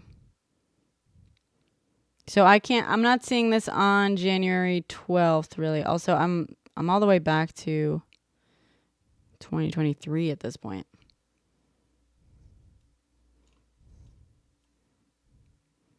Yeah. February 24. Purchase. Okay, yeah, February 12th, 2024. Yeah, so he dropped 15 that okay, so he purchased a hell of a lot more. Ooh, okay. So he purchased call options valuing somewhere between $500,000 and $1 million on Palo Alto Networks on February 12th, 2024. And less than 10 days later, it fucking tanked. The stock tanked 8 days later. Now that he purchased 50 call options, so he spent a hell of a lot more on a way worse bet.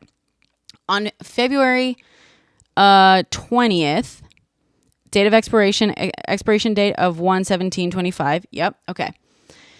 So 8 days later, the stock tanked. His call options would have been way out of the money, which basically means that they would have looked like a much worse bet.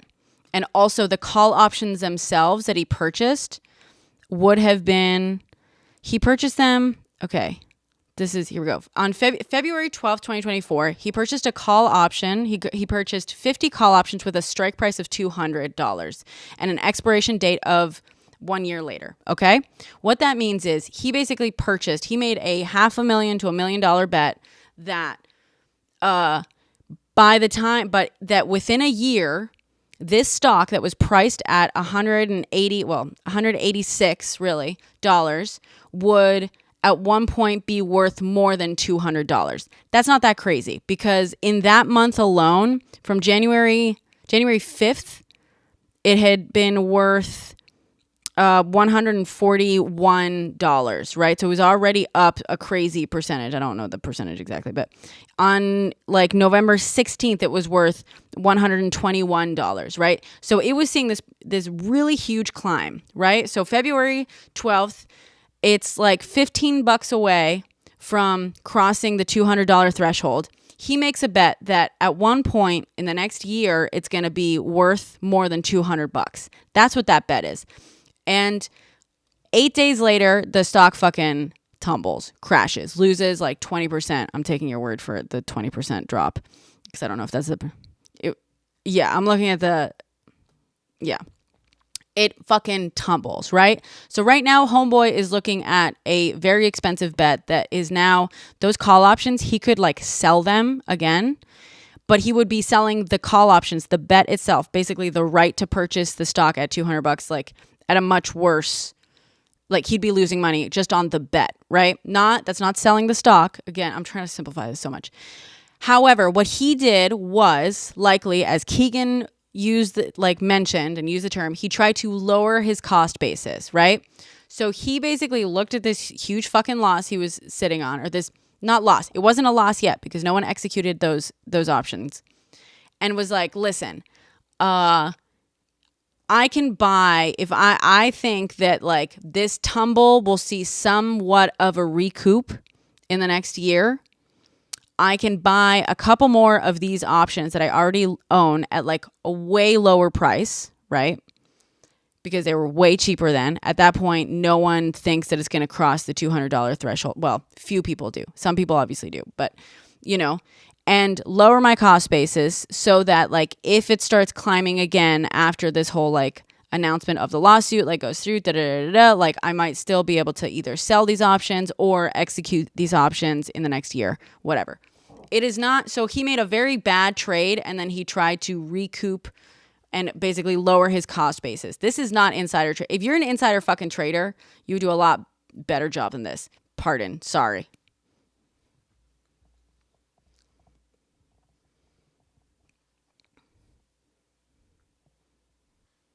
Dude, I agree. The Pelosi's should not be able to fucking trade. That doesn't change the fact of what I'm explaining here. That doesn't mean every trade that they ever make is insider trading, Charlie. Okay, so you're going to ignore me what I'm saying. Who is this?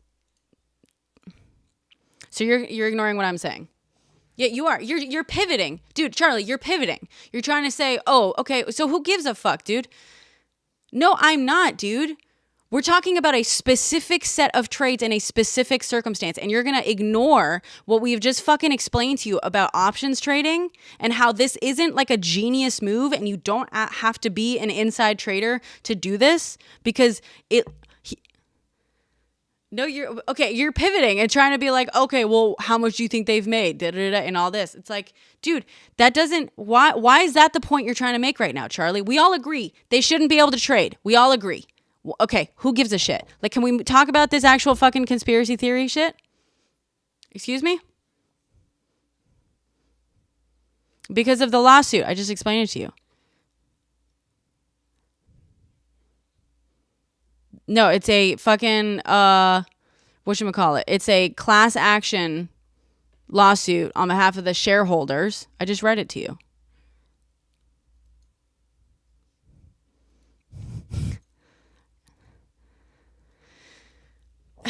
Yeah.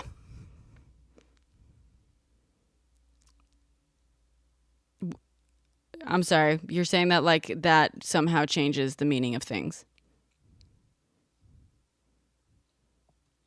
It was a class action lawsuit by investors saying that basically they thought that Palo Alto was committing securities fraud by like not like delivering, basically by not doing enough with its technology and whatever. I read it to you guys on here.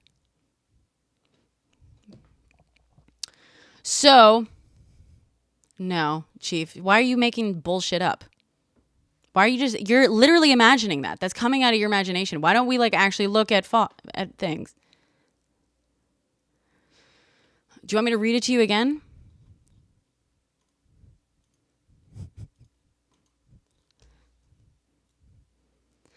No, dude. No. Why don't you bring up whatever lawsuit you're imagining right now? Right now or ever? Ever, right? Okay. Yeah, but again, basically they were like, you're not doing enough with the technology to create platformization. That was the big thing that like I repeated fucking over and over again. I don't know if I can. Here we go. Let me read it to you again. But if you're going to, so Chief, stop talking about lawsuits if you don't have a source on them right now. If you don't have a source on it right now, I'm going to assume you don't have a source on it at all because this keeps fucking happening. You just mentioned, oh, it's not the other lawsuit. And I asked you, give me the fucking source on that. And you said, I don't have a source on that right now. I have a source on a fucking lawsuit, on a very different lawsuit than what you're claiming, Chief. Yes, this is okay. So this is the lawsuit I'm talking about. You started talking about a different lawsuit. You're saying that the DOJ is coming after them. I'm talking about a class action lawsuit against Palo Alto Networks that alleges that defendants made false statements and or concealed that the company's consolidation and platformization initiatives were not driving increased market share to a significant degree. 2, the company would need to ramp up platformization and free product offerings to entice customers to adopt more of their platforms. 3, the company's high growth in billings was not sustainable. 4, new AI offerings were not facilitating greater platformization and consolidation. And 5, based on the foregoing, defendants lacked a reasonable basis for their positive statements about customer demand, billings, and platformization, as well as related financial results, growth, and prospects. Basically, they were saying, we don't think that you're doing enough, that like this growth isn't sustainable. We think that you're not doing enough to benefit the shareholders. By the way, this is everything we supposedly fucking hate in capitalism, right? I mean, part of it is that they're like, you're just not doing enough to keep up with the growth we're hoping for and promised. Okay. That's what they're suing about. So as that was announced, the fucking, yes, it is. It is absolutely crazy.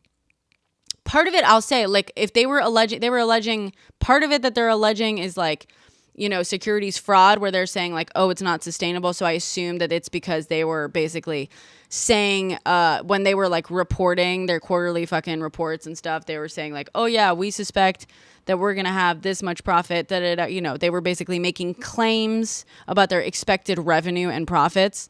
So that is more, but for what the reason I'm saying, oh, it's bullshit, is because so much of it is like, we don't think that they're doing enough to do it. It's like, that fucking drives me nuts.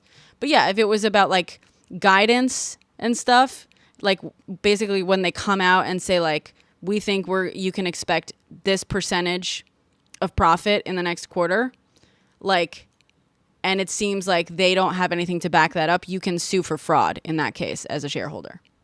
You know what I mean? Does that make sense? Okay. But so as a result, yeah. Well, so as a result of that, the stock, like I assume because of the announcement, basically, the stock dropped, right? Because there was a class action lawsuit. And by the way, I have received similar stuff on stock that I held, and that was like, hey, there's a class action lawsuit on behalf of shareholders like yourself because of this stock. And I, at that point, wasn't paying close attention to the stock and stuff, and I got that announcement, and I was like, well, fuck, I gotta sell this stock. And so I sold it.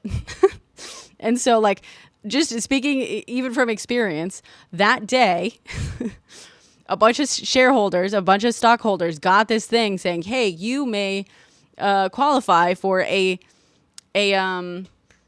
class action lawsuit on your behalf, saying that this company is not doing enough to da-da-da-da-da, right? And so a bunch of stockholders holding that stock probably got that notice in the mail that day, or I mean, it's an email, right? And fucking sold immediately, because that's what people do when that happens. And so the stock fucking plummeted. Homeboy was sitting on a huge loss and decided to lower his cost basis. It's hedging your bets, you know, similar to hedging your bets. It's not exactly the same thing, but you can understand it very similarly. And basically bought the same type of call option at a much lower price. And the reason you do that, by the way, is because yes, if the call option is a bad bet, and down the line, like it never hits 200, you're basically out of the cost, assuming that you let it expire. However, you can also just trade options, right? If it looks like the thing is like the stock is actually heading closer to the 200 price point and all that stuff, or if at any point like it climbs, you don't have to exercise the option itself to purchase it at $200 and then sell it. You can actually sell that option itself, and the option itself can have intrinsic value. Does that make sense? Or extrinsic value, technically. Yeah. To buy the thing, yeah, because the contract itself can have value, not just what the value it holds based on the bet it's making on the underlying stock. Now we're getting into like too complicated.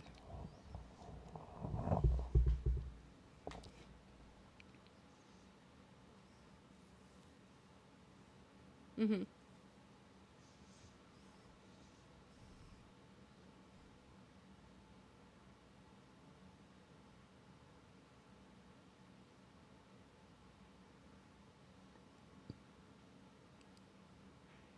Mm-hmm. Right.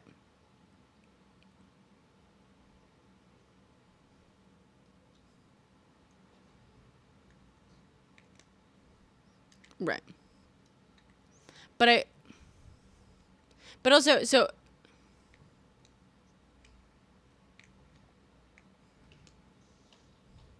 of the lawsuit, and do we know? Well, but is that when it was filed? Because also they would have, for a class action suit, they would have had to like first organize a class. Does that make sense?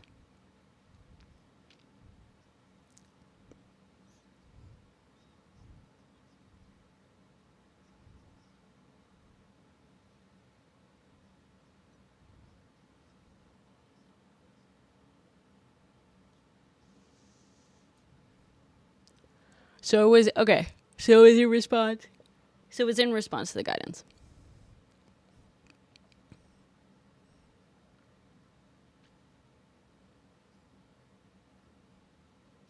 Okay, that's fine. So yeah, so they're being sued in response to the guidance. Okay, so February 20th, they lowered their guidance. They said we're not going to be as successful as we were previously claiming to be. So that's why everyone fucking sold on February 20th. This was a few days after Homeboy, 8 days after Pelosi purchased a bunch of call options, thinking just like everyone else that everything was hunky dory, right? That everything was doing great because if you watch the whole thing, it's doing great.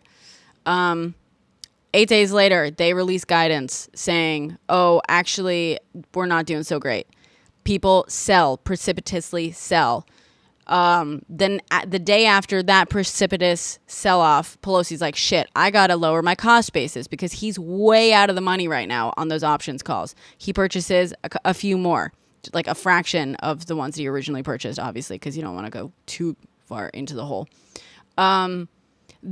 Over time, the whole thing basically starts climbing slowly. So it's slowly becoming a slightly better thing. However, his current options are valued at a 15% loss. So he still hasn't actually like made money off of the original $500,000 to $1 million contracts that he purchased. So he's operating at a fucking loss right now, technically.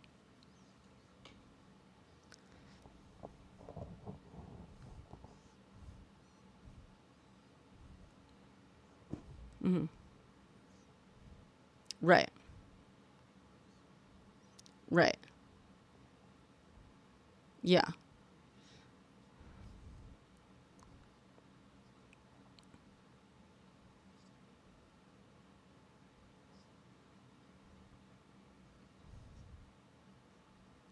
Yeah. Yes. The quiver quantitative. Yeah.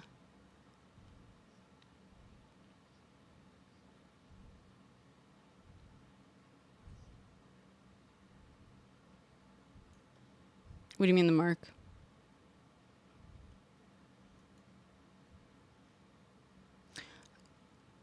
No, it doesn't show the cost of the value of the contracts. It just says like what the strike price is. But it does say, hold on, let me see, because there's like, earlier I did see that it was like, 50%, 15% loss. Yeah, so it seems, it just says that it's like minus 15.6%. I assume that is it seems like, yeah, currently. So, but that's the valuation of the, wait, hold on. The, the contracts themselves. So the contracts that he purchased on the 12th are currently sitting at a 15.6% loss in value, because, and I know that it's valuing the contracts, not the stock, because he basically he bought the same contracts. I was just gonna get to that. He purchased the same type of contract on the 21st with the same expiration date, same strike price of $200, and those are up 26.13%. Now, however, the ones, well, those contracts on the contracts. No, why? Because those were purchased like almost a full year ago, right? It's December. So he purchased them right when it had like completely dropped, right? So he purchased it the very next day. So it would have been compared to how much they were worth on the 21st, the day that it completely tanked, like, it's not that surprising. Because the ones that he purchased on the 12th are, again, sitting at a 15% loss, over 15% loss. These he purchased dirt cheap. You know what I mean?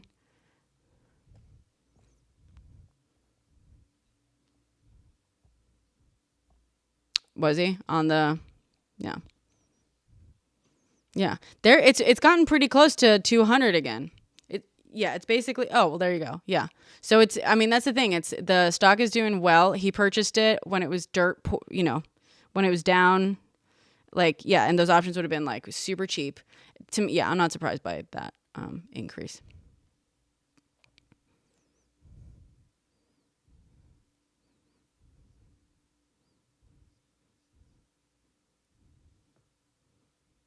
Yeah.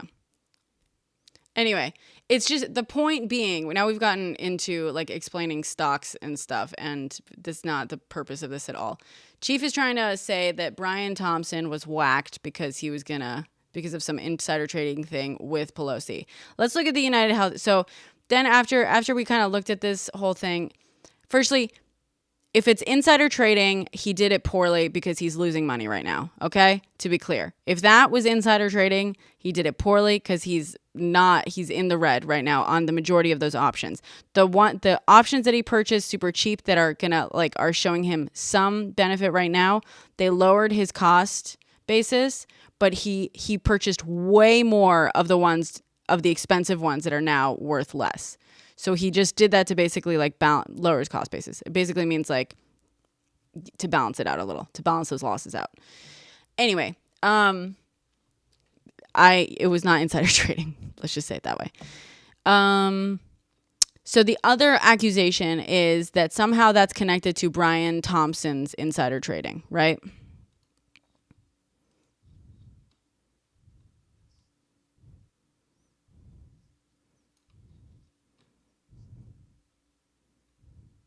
Mm-hmm. Okay, so November 8th. Actually, so the litigation, so it was filed, this was filed November 8th, and the litigation release was November 19th, okay? So about a month. What day was he murked? Did Brian? Yeah, December 4th. Okay. So, I will say, like, at first when people were like, oh, he was like the insider trading thing, I was like, that is interesting. But with regards, let's see if we have yet to see if there's any connection to Pelosi's. Okay. November 8th, Securities and Exchange, the SEC filed insider trading charges against Robert Brian Thompson, a longtime banking supervisor and examiner at the Federal Reserve Bank of Richmond.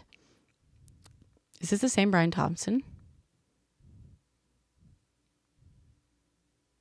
Is this Robert? Is this the same Brian Thompson?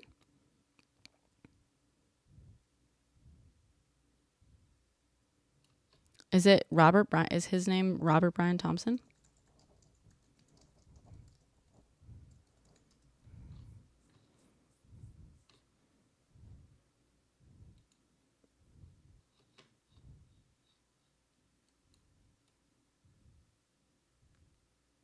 No, his name is Brian Robert Thompson.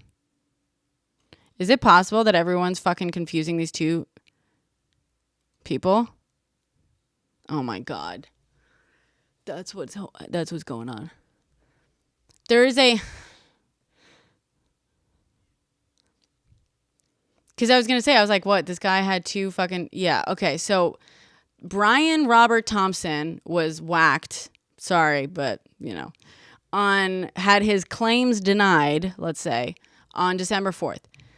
Everyone freaked out because November 8th, which was announced, it was released November 19th, a man named Robert Brian Thompson, who is a longtime banking supervisor and examiner at the Federal Reserve Bank of Richmond, whole other job, right? That's not the same guy. For allegedly using material non-public information to trade in stock and options of two publicly traded banks that were under his supervisory purview. Yeah. No, I know. I'm trying to like...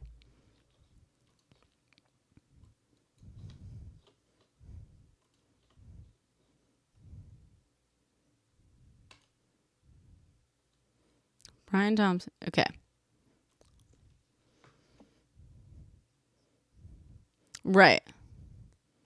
I saw, because I know that United Health Group itself was like the target of like a DOJ thing, but that's separate from Brian Thompson himself. Let's see. Hollywood Firefighters Pension Fund. No, they're just suing it, including...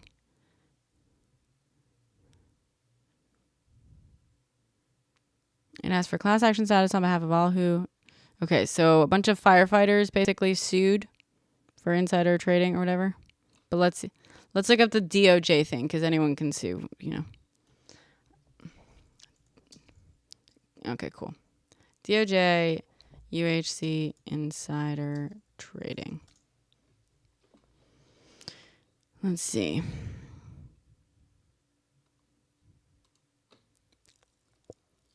Accused of insider trading. Ugh. This is coming from like Fox 25. I don't trust them. In a lawsuit. Let's open up this lawsuit. There we go. Oh no, that is talking. Okay, that's the Hollywood Firefighters Pension Fund. That's the one I was looking at before. That's another class action lawsuit.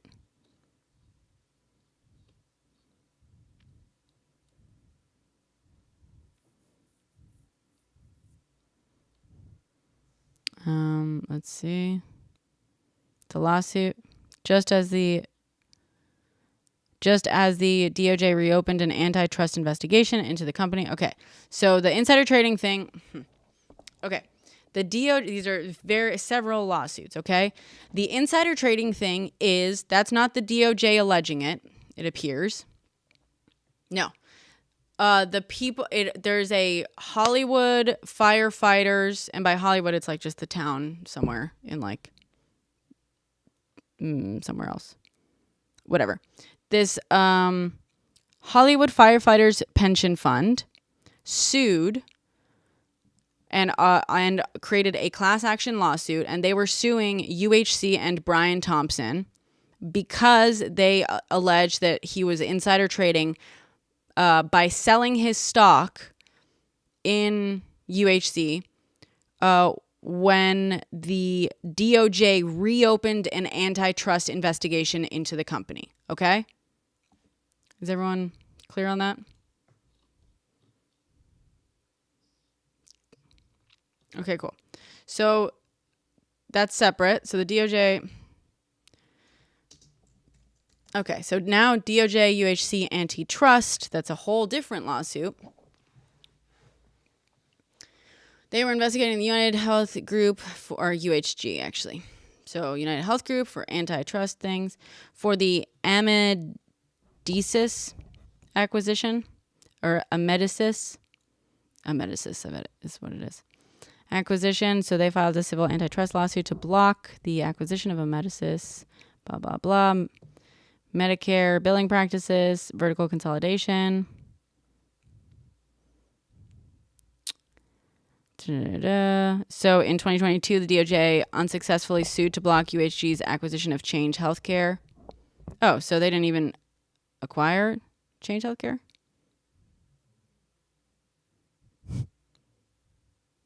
Oh, no, unsuccessfully. Gotcha. Okay. So they were basically...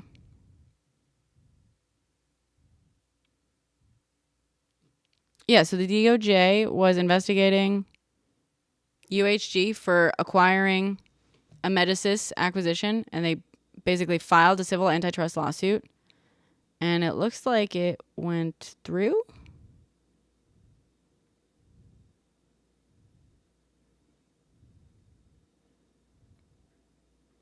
Because a few months later, in July, United Health Group abandons 2 acquisitions following the antitrust division scrutiny. Okay, so they stopped trying to acquire Amedisis, it appears. Or they stopped trying to acquire Stewardship Health Inc. and a related company. Doesn't say what the fucking related company is. Okay. So how is this connected to Pelosi?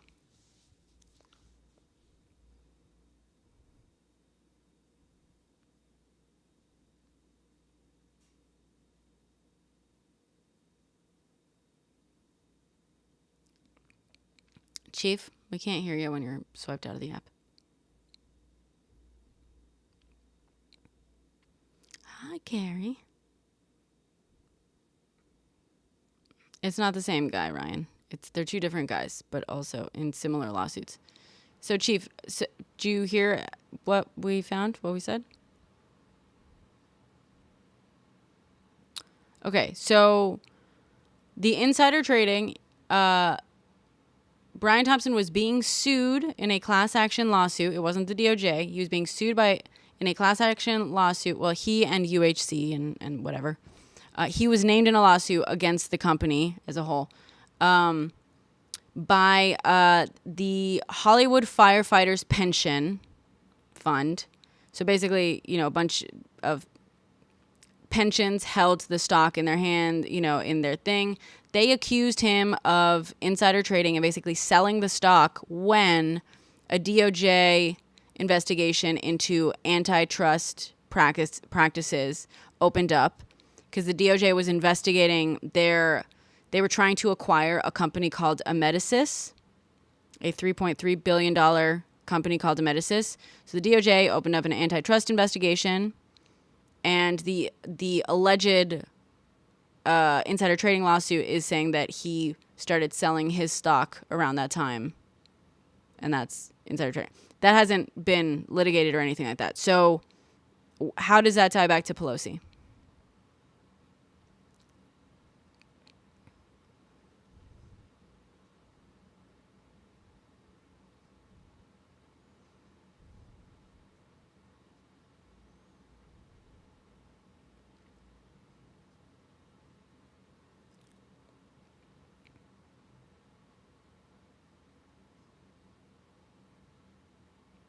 But that's not what... But we haven't found that.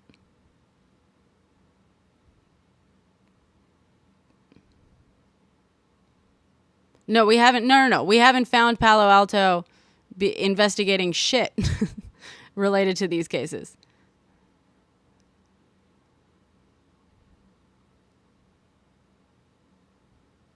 Well, but the DOJ lawsuit doesn't even have anything to do with a data breach. Why would Palo Alto... Okay, no. Why would Palo Alto investigate a stock dump when that's not what they do. They are a cybersecurity firm. Why? Okay, so they wouldn't. Thank you.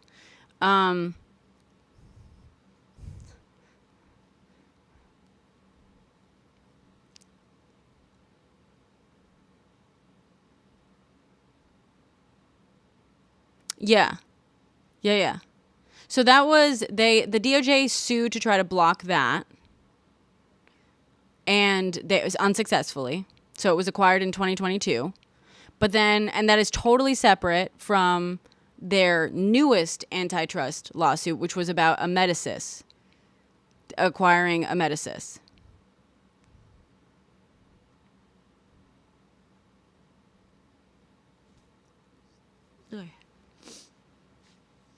Right. Uh-huh. How does that fucking tie? Like, I understand that they were investigating something in Change that has nothing to do with any of the ongoing DOJ lawsuits. Or the, like, insider trading in any way, shape, or form. Do you see what I'm saying? It is, I mean, it seems like it's a nothing burger. It's like, it's not could be a nothing burger. It's like, it's completely, they're just completely different things happening. Okay, great. So, yeah. Yeah. I mean, the link being like, different companies, like a completely different subsidiary of UHG that is not under any sort of DOJ investigation, nor is being alleged in and of itself of having any sort of securities fraud or anything, nor is Brian Thompson being sued over it, nothing like that.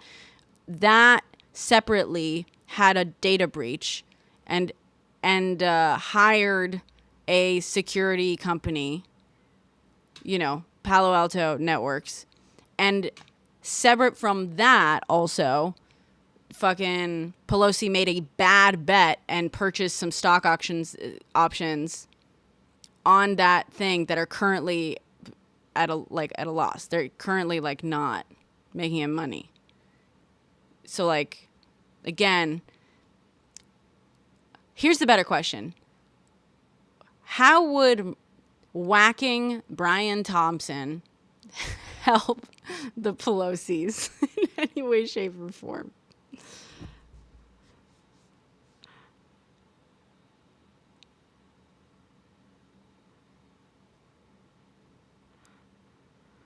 Yeah.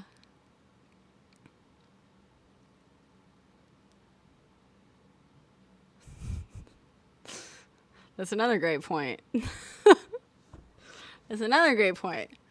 But also, okay, but even if he did, right? Even if he did, let's say that like, oh yeah, it was an insider trade. Okay? It wasn't, but let's say it was. Let's say he knew the hackers personally. They hacked Change, released a bunch of things, whatever. Or he purchased the stock in Palo Alto Networks. They before the hackers, his buddies, the hackers, went and hacked Change. Change had to then hire Palo Alto Networks. Okay, so let's fuck it. This is imaginary. He owns this stock. He's doing great. No one is investigating this. No one is suing over this. But for some fucking reason, the Pelosi's decide that the best thing to do is to whack the CEO of a different subsidiary of the same parent company for something that they're not even getting fucking sued for or investigated for. Like, what do you fucking mean? It is a nothing burger. It's fucking funny, though.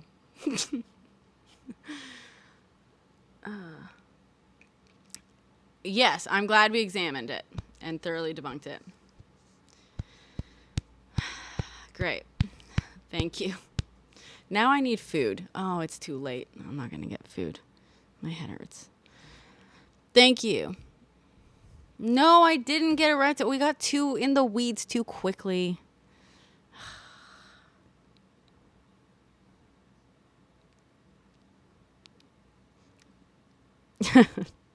Thank you. Thank you to all my fellow stock people. It's been a while since I did any fucking options trading or anything. So I was like, shit, I don't even remember half the fucking terms I'm going to use here. So thank you. Thank you for coming in here and bolstering that shit. And also pulling up some more data. That was very helpful. A little bit, but we can talk about them again. Yeah. How crazy.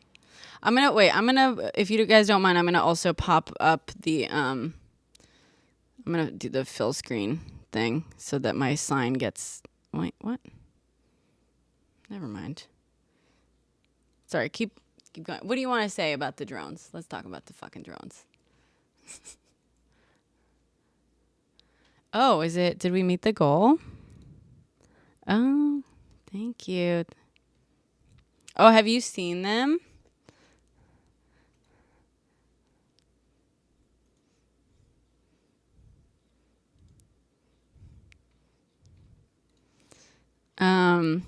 And what's the vibe? I'm in Brooklyn, by the way. They've been spotted in Brooklyn a couple of times.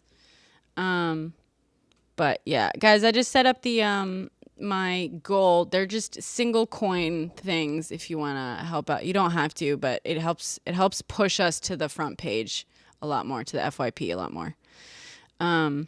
Sorry, keep going. I didn't mean to interrupt.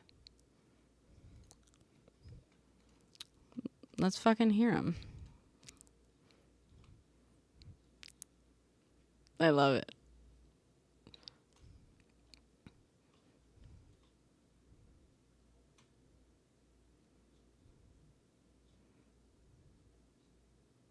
Mm-hmm.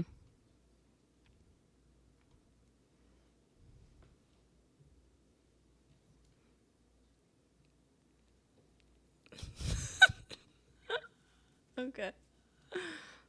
Everything's fine. And they're like, oh no. I actually like that. That's so fucking funny.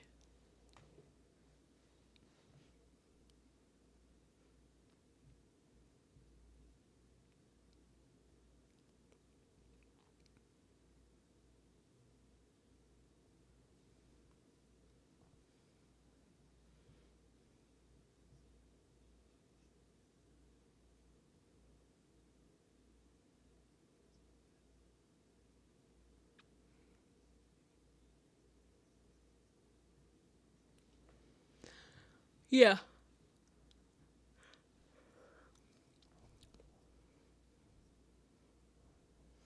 Yeah. We were gonna maybe think about that.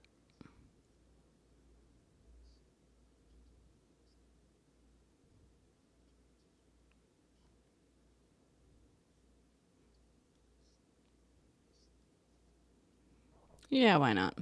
Let's do it. I will say, so yeah. Okay.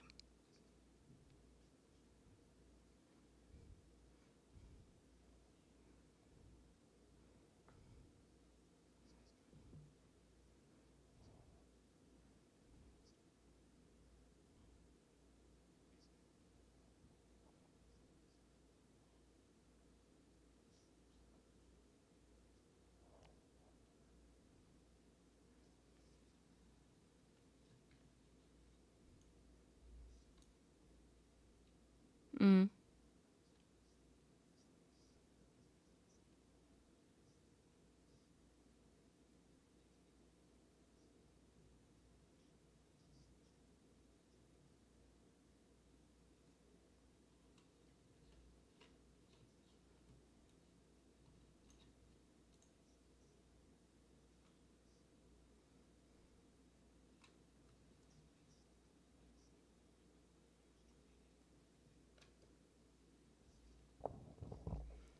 Mm-hmm.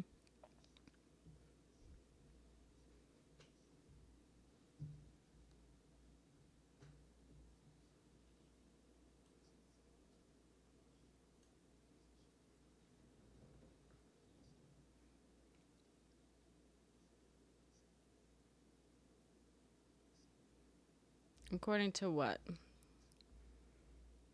Let's find that missing nuclear material.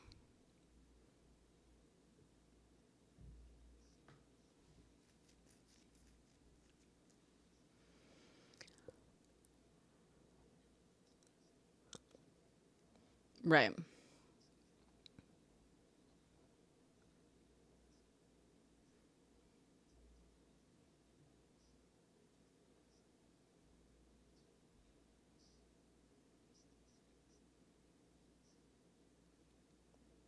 That's what I was saying.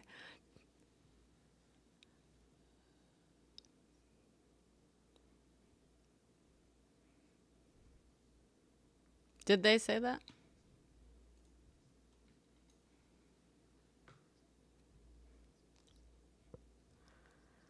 Yeah.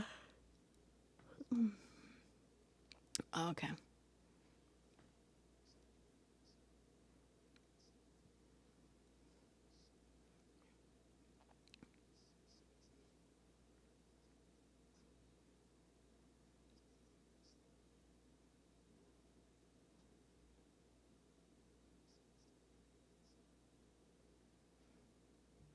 Mm-hmm.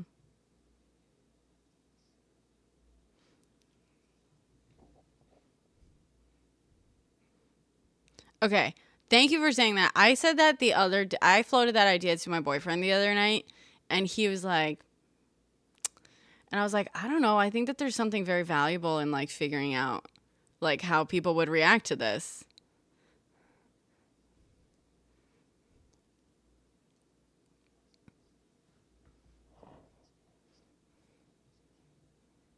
Yeah. Right. Well, I think okay, so if I had to like opine right now, I think more like yeah, it's definitely the US government. We saw how they reacted with the fucking, the spy balloon, right? The Chinese spy balloon. To think that the government would like not know what these drones are and react like with a fucking fraction of the like the, energy as they did to the spy balloon is nuts. Okay. So they know exactly what it is. They are at the very least government sanctioned, if not the government itself. I think it's definitely government, military, whatever. Um, well, of course they are. Of course they are. Yeah, of course they are. They're even, but the reason I'm saying like at least government sanctioned is like, okay, they could like technically they could be a contractor, right? Technically. But it's the government. They know what's up, whatever. But the question is, I think it's either testing, because people are like, well, no, it can't be like flight. They can't be like testing the drones, because if they were gonna do that, they would like test it where no one, like in Nevada or something, like in sparsely populated areas. Which, granted, yes. Which is why I think it's less about testing like the drones themselves and shit. It's about testing defense systems, most likely, or like testing systems around these drones, like ancillary things, either testing communication, testing detection, testing tracking, testing, whatever.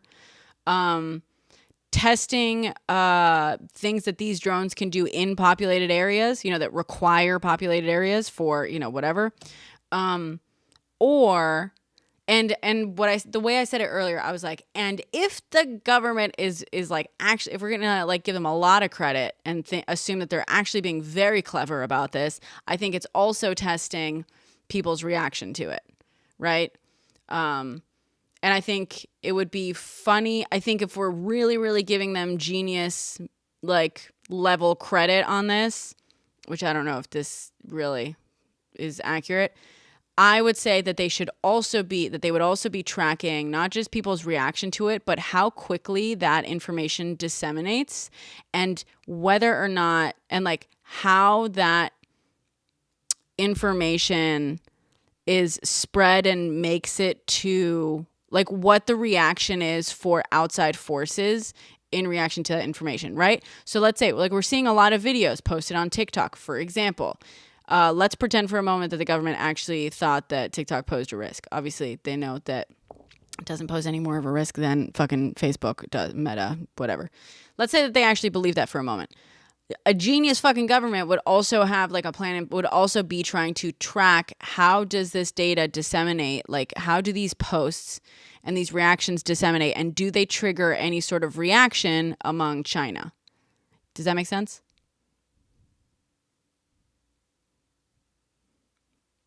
Everyone went quiet.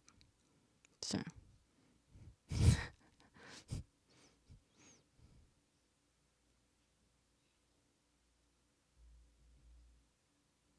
I don't know. I'm just saying this is all like theoretical. I'm saying if we're giving the government a lot more credit than they deserve, I would say.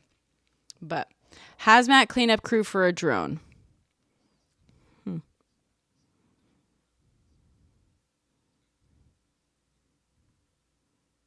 Okay.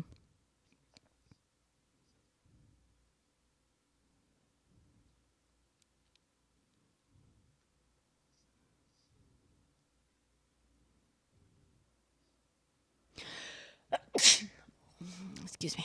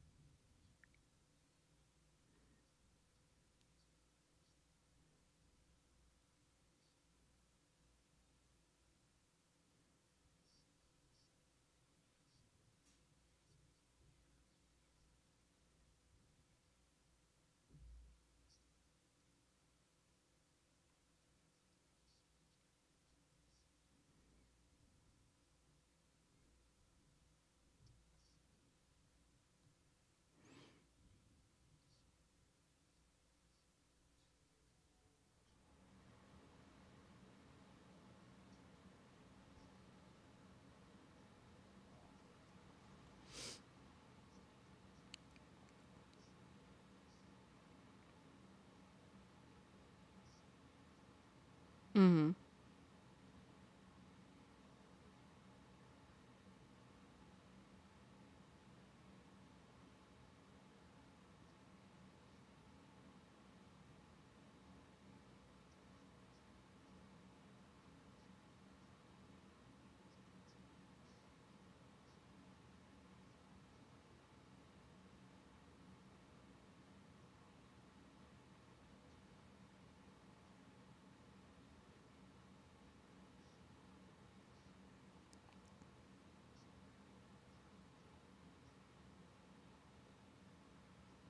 Mm-hmm.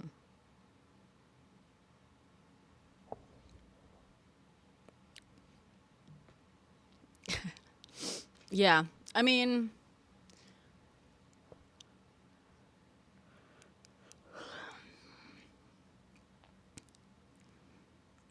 maybe. I don't know. If we assume, yeah, maybe. Um, I will say, see, I think it's plausible that at least part of it is testing reactions, gauging reactions. How much can they do for stuff like that? Especially also because like you want to know like how much will be disseminated online, which would reveal how much like outside intelligence, forces and assets and stuff would be able to know that like, oh, all these fucking drones are going, like figure out, gauge what exactly is happening. But also the reason I like sort of like side eye stuff like that is like I also, even though that I think is very plausible, I also have such a low opinion of the fucking American government. I'm like, I don't think they're even clever enough to do that. Personally. Yeah. I'm not saying incapable. I'm not saying incapable. I am in no way saying incapable. I just mean fucking stupid. Yeah. They are stupid in a lot of ways, but they are fucking stupid in a lot of ways. But yeah, I've seen... Sure.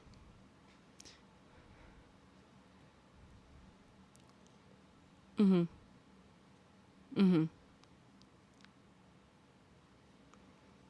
Yeah. Well, and also, it's just simple. We saw how the fucking government reacted. Eleanor, thank you.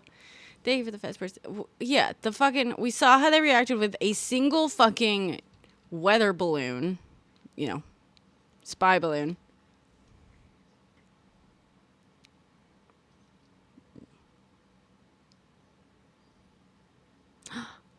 Thank you, Eleanor.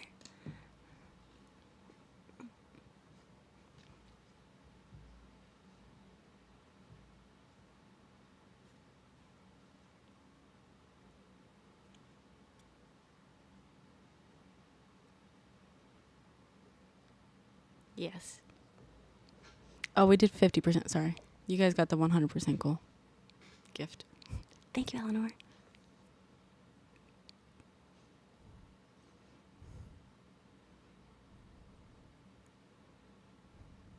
Mm-hmm.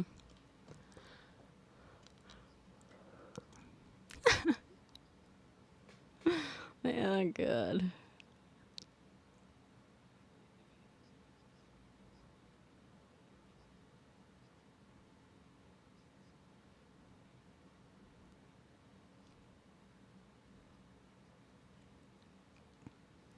That guy is so bad. Yeah.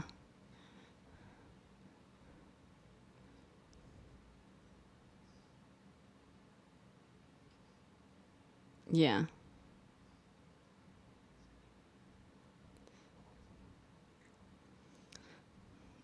Yeah.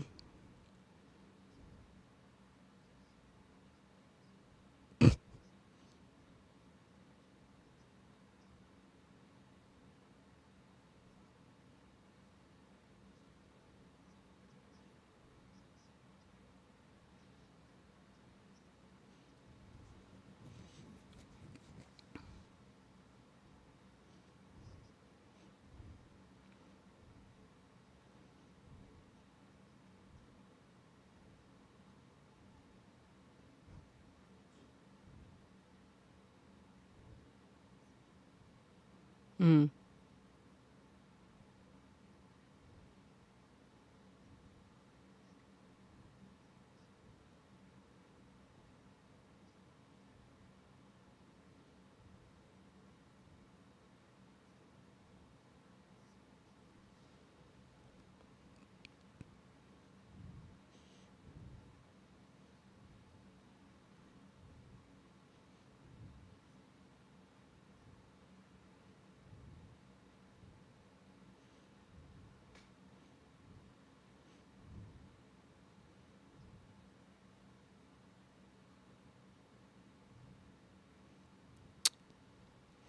Yeah.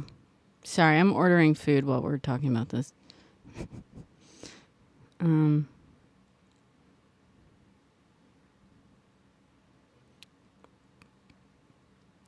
Anything else to be said on these drones? I know.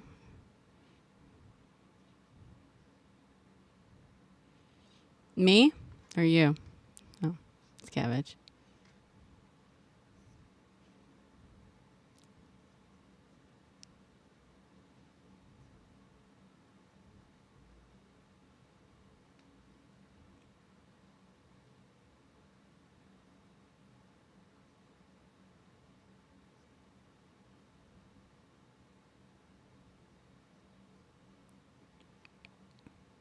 Yeah.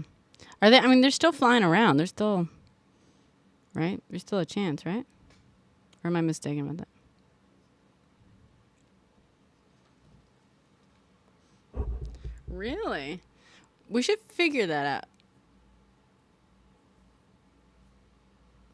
Yeah.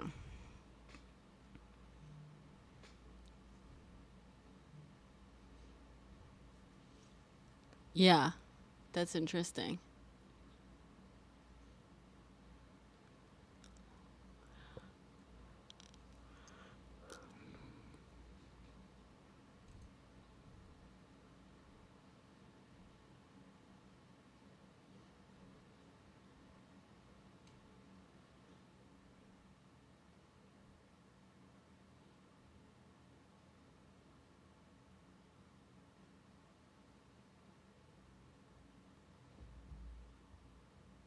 What do you mean waves flying through the air?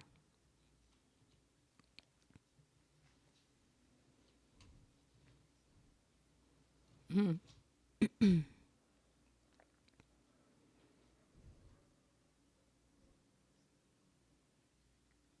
Mm. Yeah. Yeah. I want to. I was bugging my boyfriend to like, I don't drive, but he has 2 drones, one of which he says is sacrificial and he doesn't mind if it gets like destroyed. So I was like, we should just go fucking, let's go drone hunting, like let's go find some and like, let's fly your drone up to see, what we can see. But sadly, he is mid move.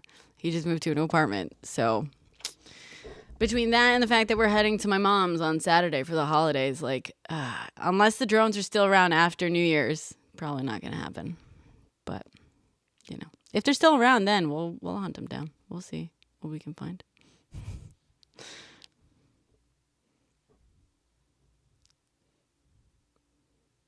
Gotcha. Yeah.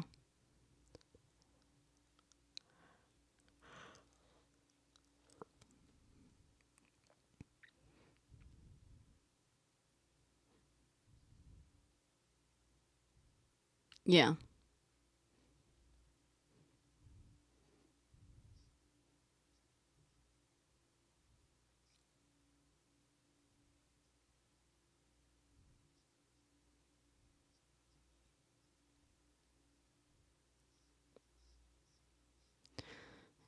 Yeah, well, and also, I mean, it could also just be like they're testing out the like driverless, AI flying patterns. You know what I mean? It could be as simple as that, as like the driverless drone thing.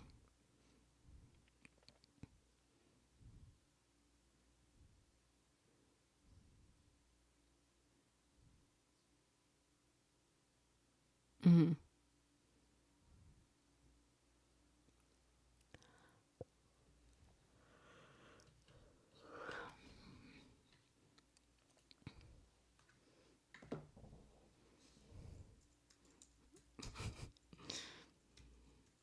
Well, they're coming into to Brooklyn too. They've been here a couple nights, so I wonder like how much like if they're gonna be like moving to different areas or what.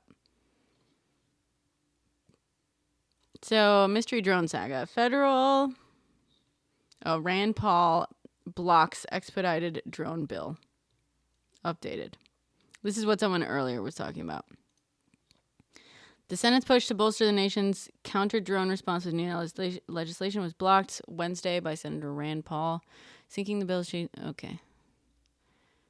As lawmakers scramble to push through a response to the dozens of reported mystery drones in several states. Paul objected to the request to immediately push forward a bill from Senator Gary's Peter D. Michigan that would give Department of Homeland Security and Department of Justice the ability to surveil, track, and control and destroy any drone identified as a threat. Interesting.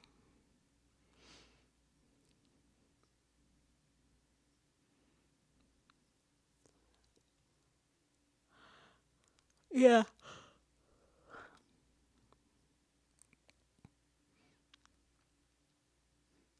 Right. Paul objected, saying the government already has protections against drones over critical areas and called the act an intrusion of privacy. He pointed to the Biden admin and federal agencies' response to the reported drones, saying there either, quote, there either is a problem or there isn't a problem, and that the Biden admin should explain. President Biden spoke publicly for the first time Tuesday at the White House about the reported drones, responding to a reporter that they're checking it all out. but that it's, quote, nothing nefarious apparently, and poses, quote, no, so far no sense of danger, adding that, quote, there are a lot of drones authorized up there, and he thinks that, quote, one started it and everybody wanted to get in on the deal. Da da da.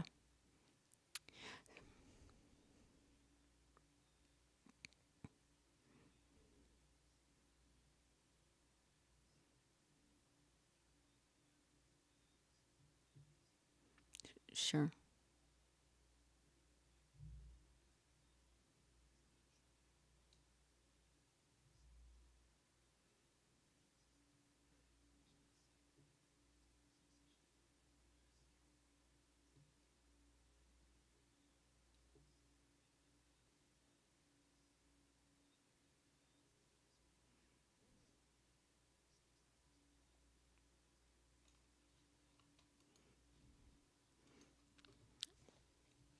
There's a ton of products that are still made with negative ions.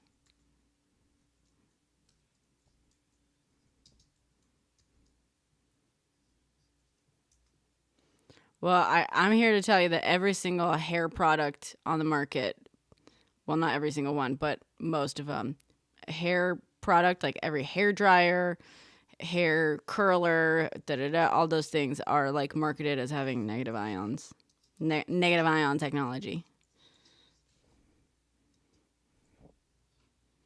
Mm-hmm.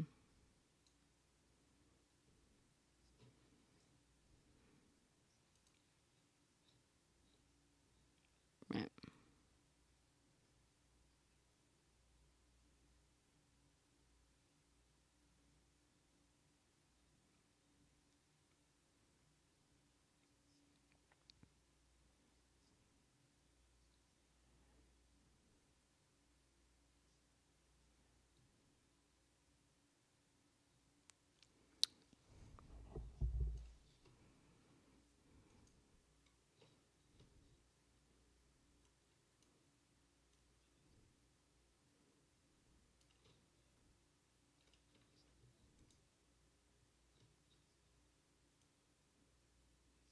Oh, that guy's a fucking quack.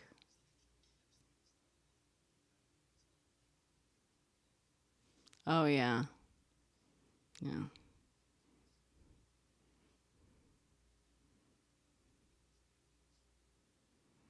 I don't think he was collecting information for the government. I think he was a fucking pervert. Yeah.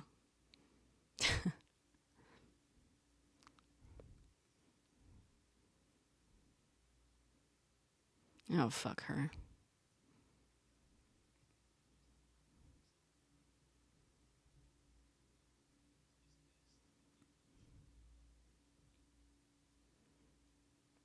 You say that as if most of history hasn't shown that to be the case.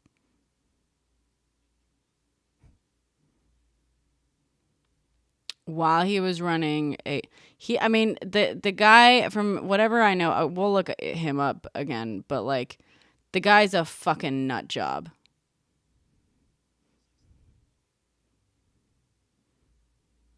Okay. Sorry, someone else was saying them. Yeah. Let's see.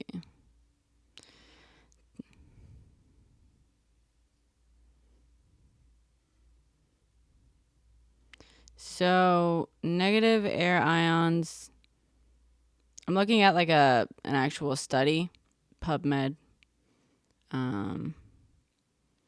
Negative air ions and are here. Hold on.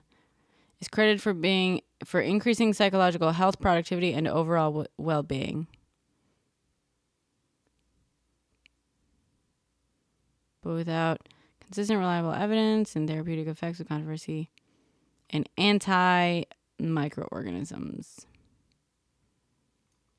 Reports also show that NAIs could help people in relieving symptoms of allergies to dust, mold spores, and other allergens. Particulate matter is a major air pollutant that affects human health.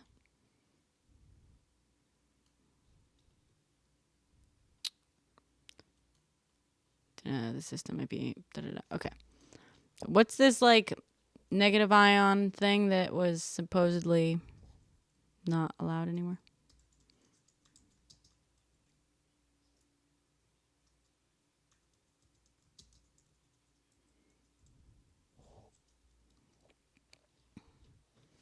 Ionic breeze. They still exist. Wait, why is the ionic? The infamous ionic breeze.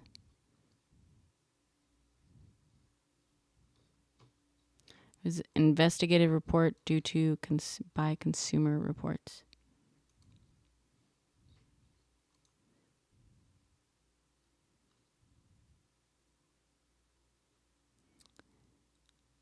Oh, it's not ion.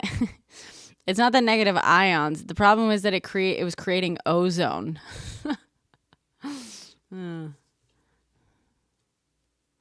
Apparently.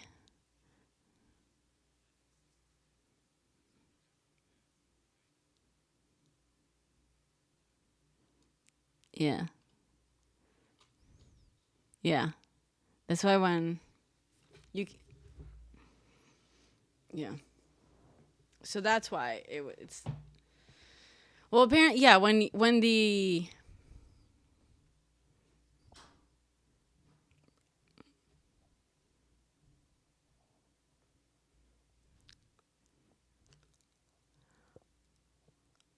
Yeah.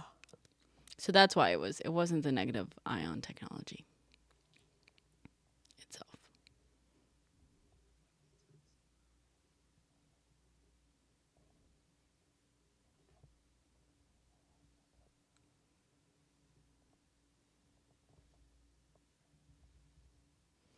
Mm-hmm.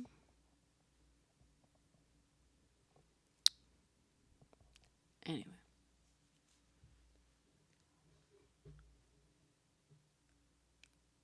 Air purifiers. There are conspiracy theories about everything. God, you know this by now.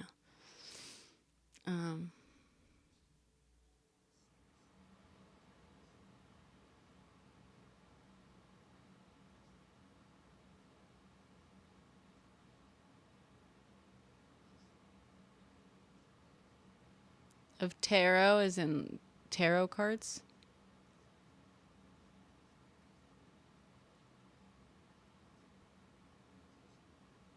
Yeah, but I know people with PhDs who peddle bullshit too. That's one guy saying something isn't like enough of anything. You know what I mean? Okay.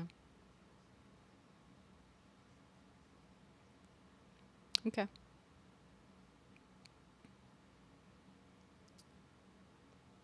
I dated a guy who's very published and well-known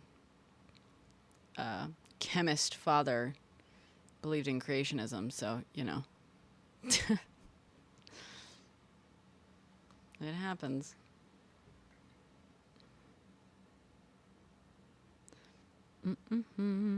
I ordered from a place called The Munchies. Yeah, Philippe usually gets... You know, I should have added this one other thing. They make these really good, like, little corn thingies.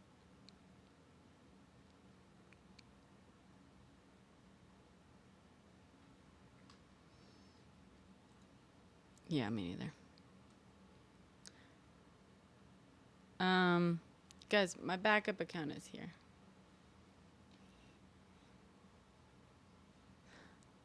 Is that a... You're done? You're over it, Keegan?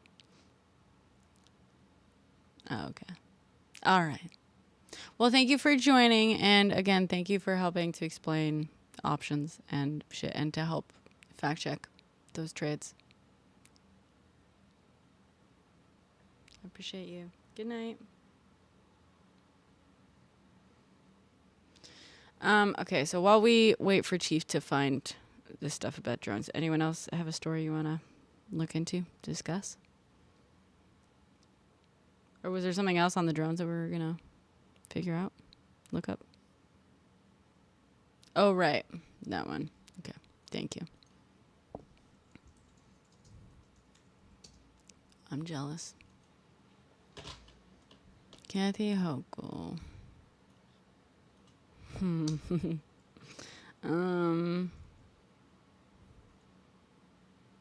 Oh, yeah, sure.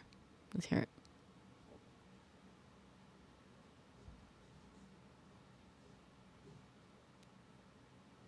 Yeah, no kidding.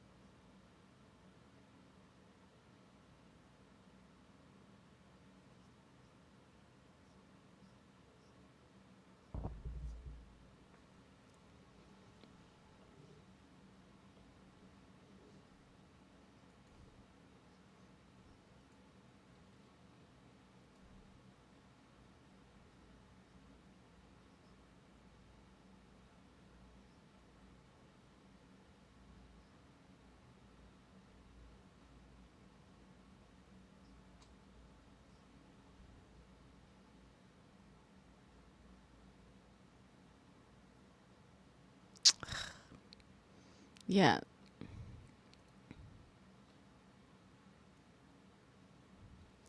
I don't think so. To me, it's like fucking, it's all performative. It's just an easy thing.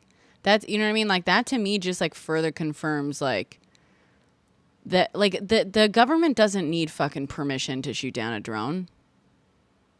You know what I mean?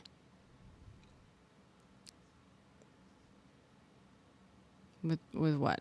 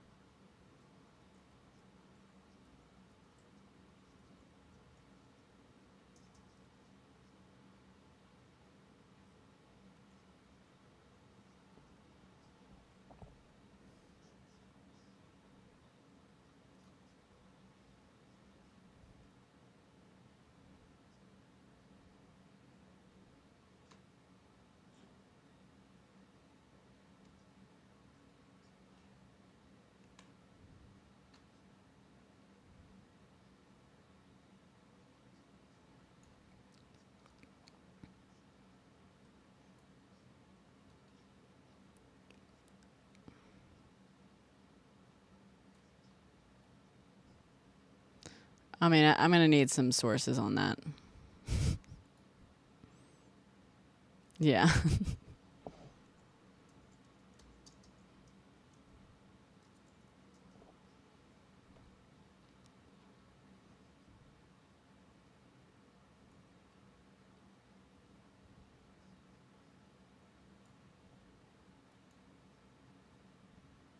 Which has been debunked.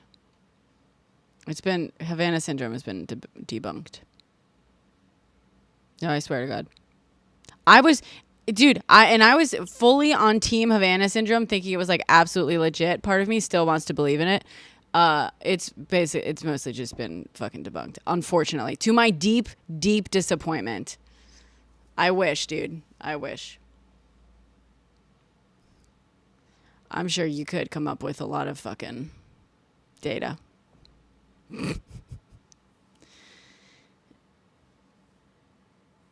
Palantir. The depicted drones launching from ships? No, I don't think so. But that makes sense. Why wouldn't they launch drones from ships?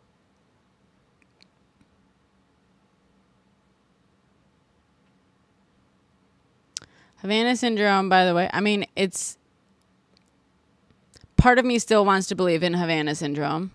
Part of me still does and always will. But like, for the most part, it looks like it's mostly like just mass hysteria.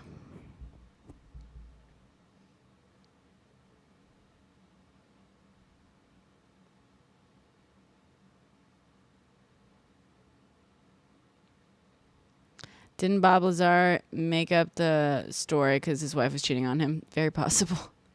It's been a while since I like dug into him, but he's a fucking nut job. He's not even, here's the thing. If you're going to get like into conspiracy theories, like they're fun. I love it. But like keep it like, you got to keep it within like a range of like somewhat believable. You know what I mean? I feel like he kind of, I don't know. Lazar has provided no evidence of alien life or technology, and his claims about his education and employment history are replete with fabrications. He also has several criminal convictions. He was convicted in 1990 for his involvement in a Prost ring, and again in 2006 for selling illegal chemicals, as well as being dismissed by skeptics. Lazar has been renounced by some ufologists. Lazar graduated from high school late, in the bottom third of his class. The only science course he took was a chemistry class. He subsequently attended Pierce Junior College in Los Angeles. In 1992, Lazar worked as a technician for a contractor company that provided support staff to the Los Alamos Meson. I don't know if I'm pronouncing that correctly. Physics facility with the Los Alamos National Laboratory. He filed for bankruptcy in 1986, where he described himself as a self-employed film processor. Lazar owns and operates United Nuclear Scientific Equipment and Supplies, which sells a variety of materials and chemicals. So education. He claims to have obtained master's degrees in physics from the Massachusetts Institute of Technology and electronics from the California Institute of Technology, Caltech. However, both universities show no record of him. He's a fucking liar, dude.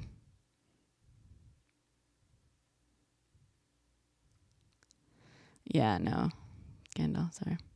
Scientists Stanton T. Friedman and Donald R. Prothero have stated that nobody with Lazar's high school performance record would be accepted by either institution. Yeah, that fucking tracks. Lazar is unable to supply the names of any lecturers or fellow students from his alleged tenures at MIT and Caltech. One supposed Caltech professor, William Duxler, was in fact located at Pierce Junior College and had never taught at Caltech. Friedman asserted, quite obviously, if one can go to MIT and one doesn't go to Pierce. Lazar was at Pierce at the very same time he was supposedly at MIT, more than 2,500 miles away, end quote. He claims to be a physicist and have worked in this capacity during his tenure at the Los Alamos Meson physics facility. This assertion was echoed by local journalist Terry England, who interviewed Terry Lazar about his interest in jet-powered cars in 1982. Some media outlets have since dubbed him a, quote, physicist. Asked about the article in 2021, England admitted that he took Lazar's claims at face value and did not fact-check his credentials as a physicist. Inquiry into Lazar's position at Los Alamos revealed his role to have been a technician for a contractor firm, and that he worked neither as a physicist or for the lab directly. As such, the facility retains no record on Lazar, whom Prothero states was, quote, in short, a rather minor player. The Smithsonian, along with various other mainstream news outlets, have stated that his designation as a physicist is self-proclaimed. Yeah. The guy has made up basically every fucking thing he's ever said, he made up completely.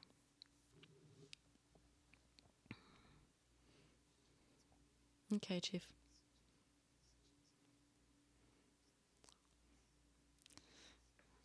Who is that?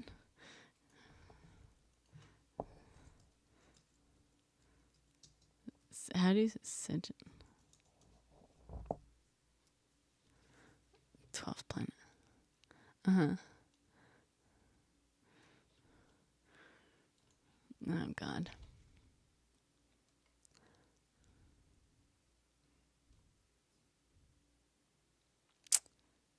Yeah, got it.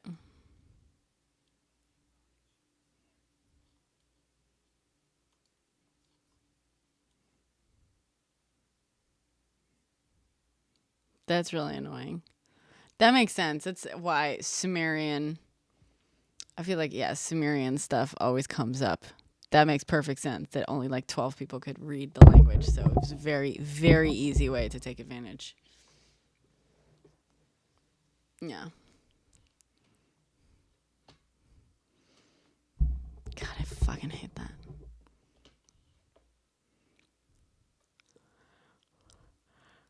Ugh. God.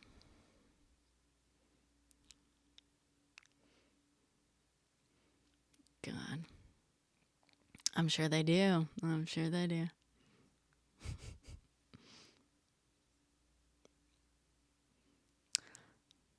Yeah.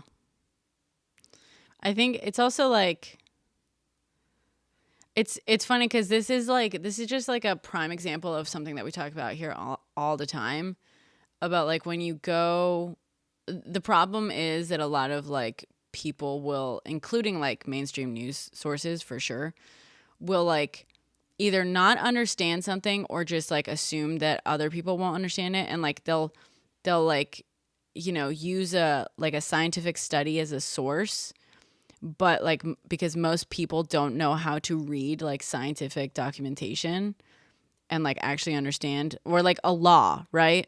People just don't know how to understand legal language. And you can tell someone that it means whatever the fuck you want to tell them it means, and link them to the law. And because you know that they can't actually like comprehend it, even if they tried for the most part, and they won't try, you can tell them that it says whatever. It drives me crazy. It drives me crazy. We are in trouble as a species, people. Ay. Them documents are hella boring and requires immense patience. Yeah. But still.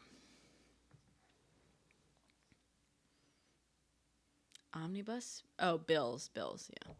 For a second, I thought you said omnibus pills, and I was like, oh, God, what is this? Fucking, yeah. We got to start with the omnibus pills. Boy, oh, boy. Multivitamins. Superpower. Oh, Jesus. Did you guys see? I've been meaning to make an update because I made a post when it was like that they blocked The Onion from acquiring Alex Jones's thing. And the only other bidder is his supplement company. So basically, it seems like the judge might literally let Alex Jones's like dad's company, like not his company, purchase his company so that it still fucking remains under his total control and shit. Such bullshit.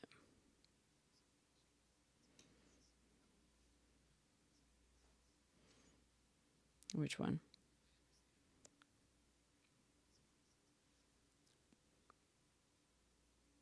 That's not what it was. No, Scavenge. You are allowed to challenge official government narratives. People do it all the time. But what you can't do is like actually defame individuals and put them in danger by repeatedly lying based on no evidence whatsoever. And that is not precedent that is being set. Alex Jones did not set that precedent. That precedent has long been set. You cannot defame people without any fucking evidence, especially if it's going to cause them harm. You can't do that. He's not the first person to do it. He's not the first person to get in trouble for it.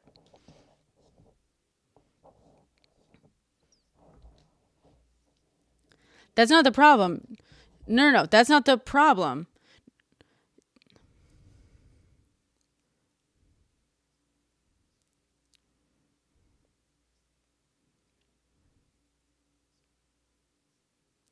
No. Well, I mean, they would if someone made up if I made a documentary accusing you of mishandling, of being a cop, mishandling evidence. Let's say you were a cop. Let's drop that part. If I made an entire documentary accusing you of mishandling evidence and like, let's go so far as to say torturing a confession out of someone, you in fact would be able to sue me for defamation, especially if it caused damages, if it caused harm to your life. Right? Like cost you a job, whatever, Most responsible journalists and documentarians that like, and by the way, there's a lot of misinformation out there. But there's at the very least, you can get away with saying a lot by saying allegedly, right? Or saying, according to this report, that, according to that report, this. Honestly, if he had stuck to like, I'm just asking questions, that line, he could have kept peddling incredibly harmful misinformation. And they do. That's the trick, right? That's why they always say like, I'm just asking questions. Cause that like, basically that's their way of like legally not being liable for spreading fucking lies. What that man did was he outright said that these family members, he said, didn't lose their children. And repeatedly accused them that like, the children were like paid actors, that the parents were paid actors, that it was all lies, that it was all bullshit. He encouraged his followers to basically harass these families.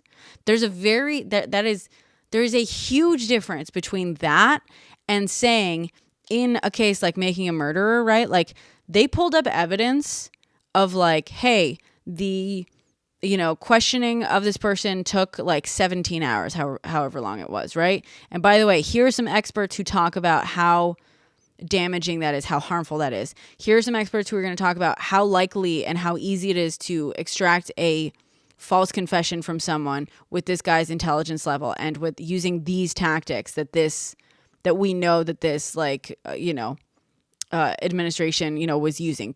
Like that, there are very different things between those. You can't just go around and say that someone is faking that their child died and that they're actors and that they're doing it to try to get, pew-pews banned. You've never been allowed to fucking say shit like that.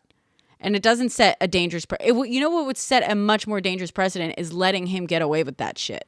That's not responsible journalism. That's not responsible speech at all. We have always had laws in place preventing people from doing what Alex Jones did. If the defamation is true, is that still defamation? It is not. No, correct. Yeah. Yeah, that too.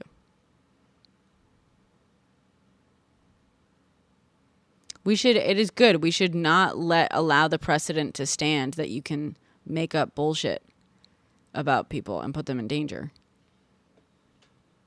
And tell like millions of people that,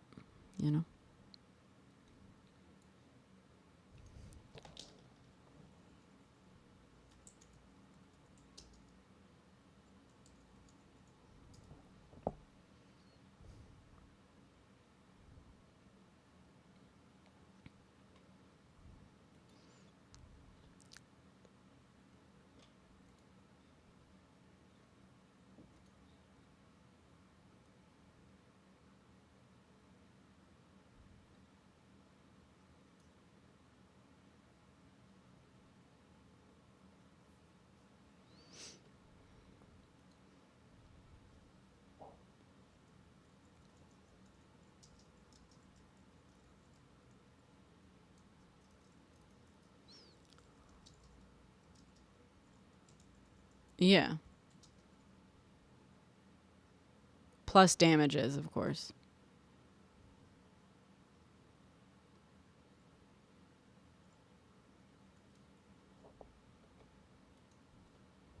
I mean, it's possible that, like, according to, like, that it might be because so many families were affected. That's the thing, too, right? Like, he didn't just target one family. He targeted multiple families.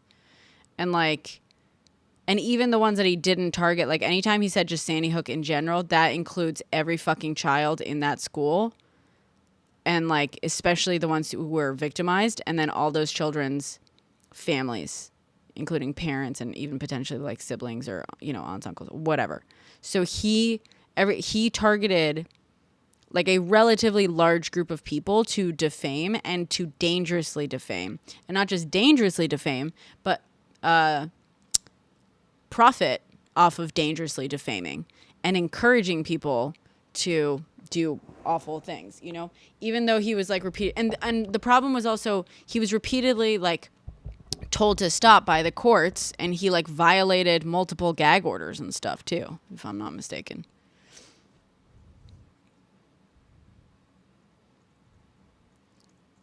How much? Let's look up how much was Alex Jones fined. It was $1.1 billion in defamation damages. That's not like...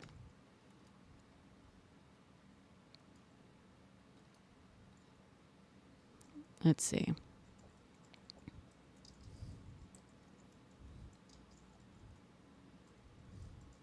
Yeah, that too. $1 billion isn't larger than like the GDP of like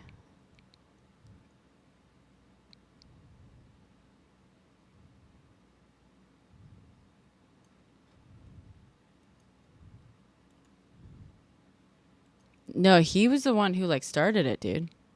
He was.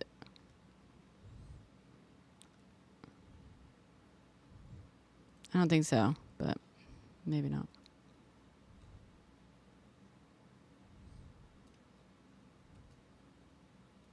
He's a public figure.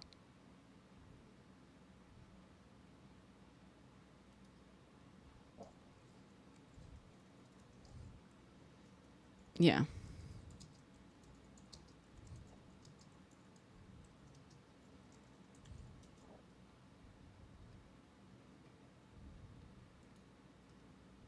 Okay, so just to be clear, 20 first graders and 6 educators were unalived.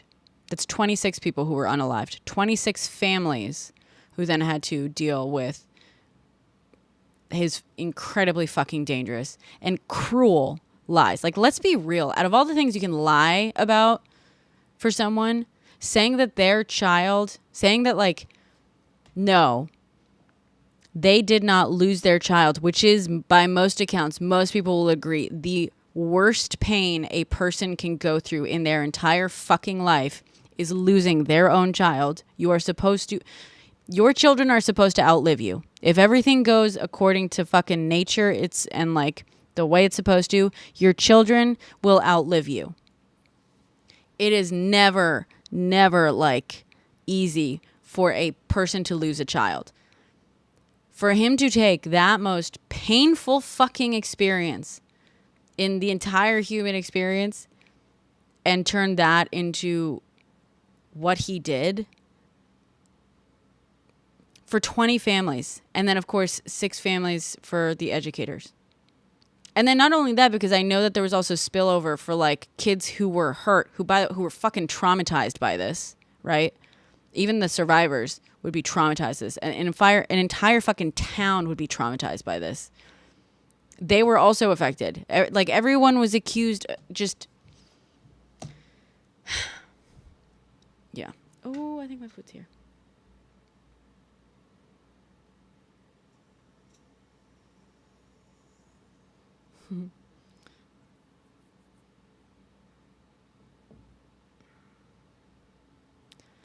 But yeah, he doubled down, he tripled down. It was a whole thing. It was, God. It was just, when you really think about it, it's so disgusting. So disgusting. And repeatedly told to stop. And then while the like court case was going on, he would go out and keep lying about it. Just because the money was more important to him. The crazy thing is, like, he knew the whole fucking time. You know what I mean? Like, you have to realize I refuse to believe that he believed what he was saying, because he knew that he was pulling shit out of his fucking ass. But he also knew that he was making money hand over fist every time he said that. And part of the reason I think that he was perfectly fucking aware is because he would sit in court and acknowledge that he told lies, and then he would leave court and then say to his followers that everything like is bullshit and it's a scam, and like, no, you know, they're just painting him out to be a liar and stuff. When he had spent that fucking day under oath acknowledging that he was lying about shit, he would then go to his fucking followers and completely lie about what was going on in that courtroom. He knew what he was doing. It's so disgusting. 20 fucking children. 20 kids. They were like 5 years old or something, if I'm not mistaken. Like, think about that, dude. Think about that.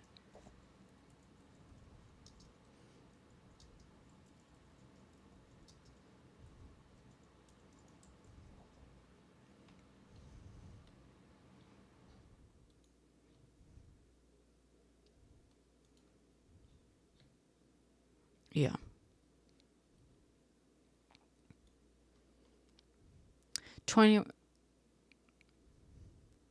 Children between 6 and 7 years old. 20 children, 6 and 7 years old. And 6 adult staff members. Probably younger ones, because, you know, teachers that are teaching, like, younger kids like that are usually, like, in their 20s. First grade.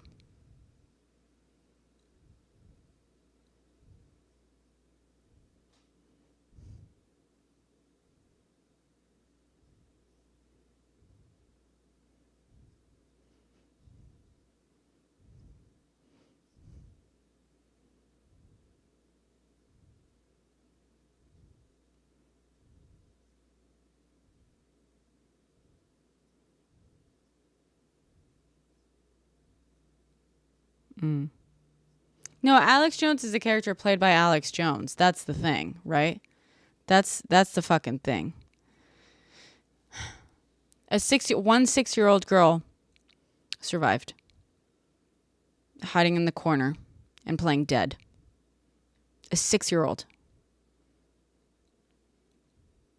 When she reached her mother, she said, quote, "Mommy, I'm okay, but all my friends are dead."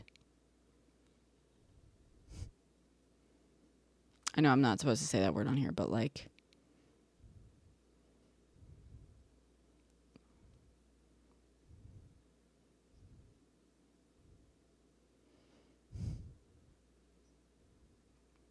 Yeah. Oh, you can't? I know. They're having a bunch of meetings with Trump.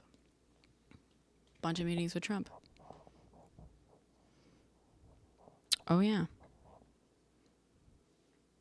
The G-U-N word? The fuck is my food?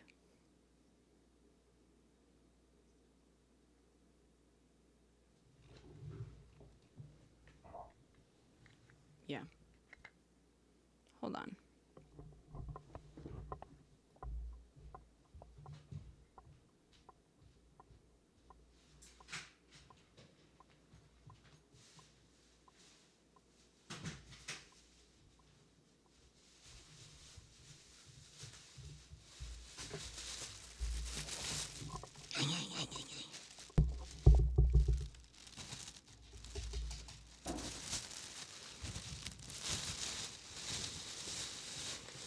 Nice try, Spooky.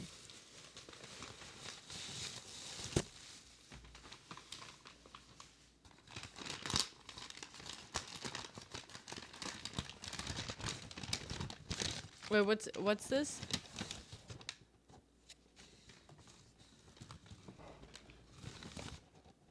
Mm-hmm. Mm-hmm.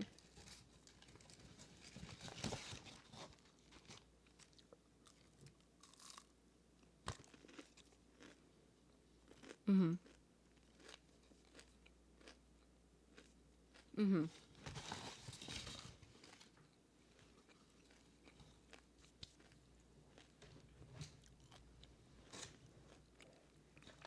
Right, so fabrication is a problem, right?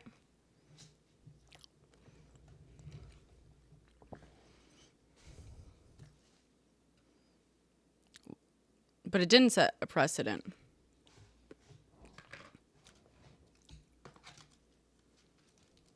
It didn't set a precedent.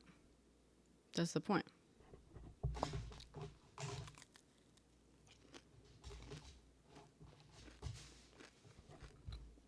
I just want to be clear. When you say it shouldn't set the precedent on government narratives, he was not really, like, it wasn't a government narrative. He claimed it was a government narrative. The narrative was families. How is it a government narrative that a bunch of families lost their children? That's just, it wasn't. He made it out to be a government narrative. You know what I mean? Like, no one questioned a government narrative in this case. He acted, though, as though he was questioning a government narrative. But it was even a lie that it was, like, a government narrative.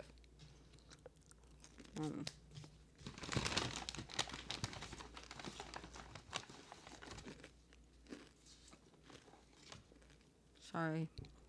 They're just crunching too loud.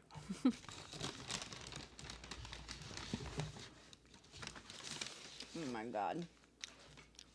Whoever suggested I get Middle Eastern food, they're probably not in here anymore, but I ordered from this place called Munchies. Damn. I'm not gonna be able to eat all that much. It's lamb and chicken gyro with like cucumber, like just normal like salad thing, you know, it's like cucumber, tomatoes, red onions, and hummus and rice. It's so good. And falafel.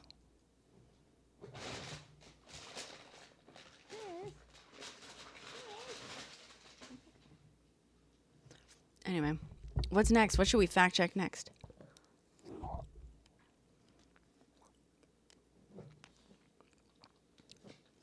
else want to come up? And we can also just do story time if anyone wants to start sharing stories up here. Oh, no.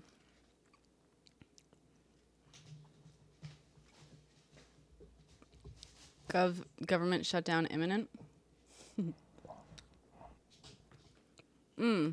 What's happening?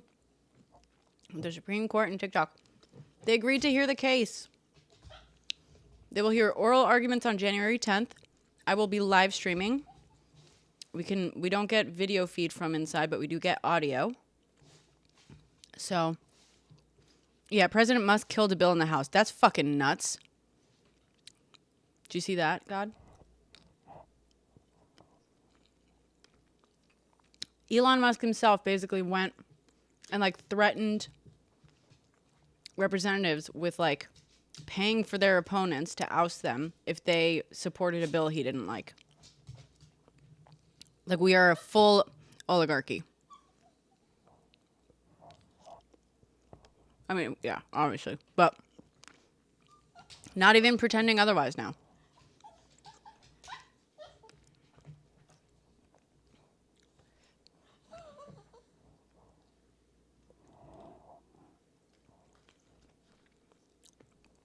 Yeah. Wait, really? He said, okay.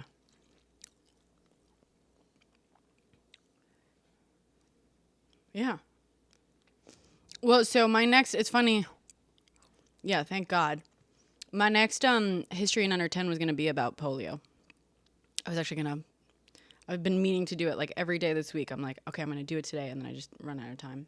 But, so maybe tomorrow, history in under 10, polio. Huh. Really? Shit. Did you get it as a kid or? Wow. How bad was it? Mm-hmm.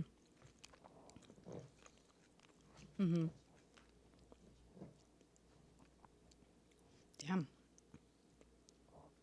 When was he born?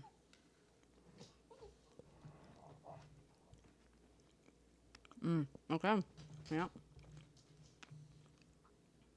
So just like stopped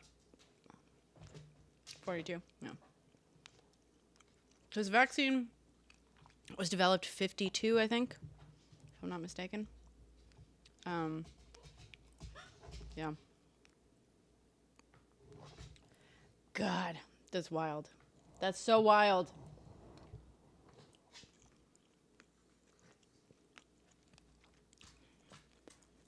Yeah. The last guy who was in an iron lung passed away just last year. That's the thing. I feel like a lot of people don't know about iron lungs. Like, maybe they've heard of it, but don't know how much it was. Because, like, yeah, what it was like. Or I feel like my understanding of polio has definitely grown as an adult. You know what I mean? But most of what I learned about polio, I also learned like at home. Like, my mom explained it to me. I like vaguely remember that, where she was explaining what polio was and all that kind of stuff. But I feel like it's not something that like most people really learn all that much about. And so it's hard to really conceptualize this thing that was like, no. Like, a hell of a lot of people ended up spending their entire lives inside this giant metal contraption with only their heads sticking out, called an iron. Like, that was normal. But like, that wasn't like all that weird, for the time.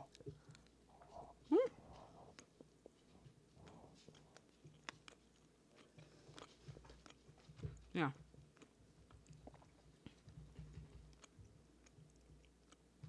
I feel like the last guy.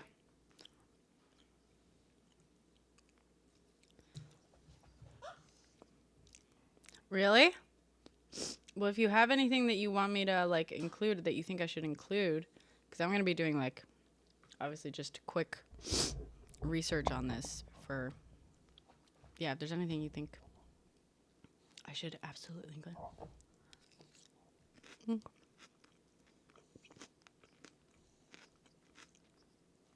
Yeah. Yeah.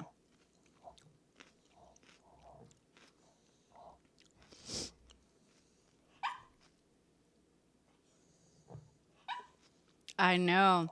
It's funny. I was thinking about that. I was actually thinking about that like today. I was like, oh man, it would be kind of cool to like actually reach out to people who actually had polio and stuff. But I feel like that's like a much larger undertaking too. But we could definitely do that. I'm sure if I post it, I'm sure I'll get a lot of people commenting like, oh, so and so had polio, da da da, you know?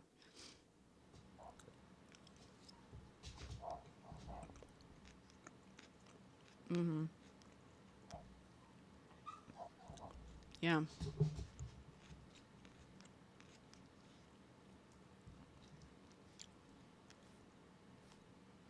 Yeah. Well, so Vinny, I think also the last guy who lived in an iron lung, I think by the time he passed away, he'd gotten to a place where he could spend only like part of the day in the iron lung, if I remember correctly. Like he had done enough like PT physical therapy to be able to spend parts of the day outside of it. But we're talking like decades worth of work and like only sometimes.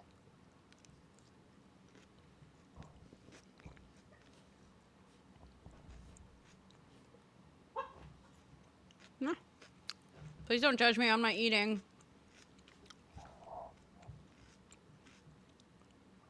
Um, yeah.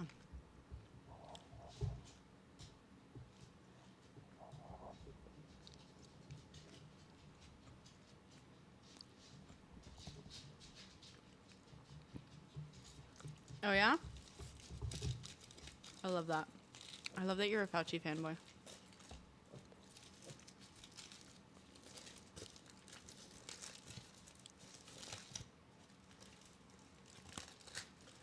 Well, didn't he have like a big role during the HIV epidemic?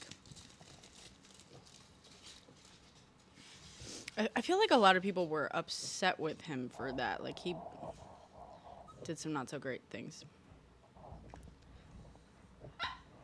Right.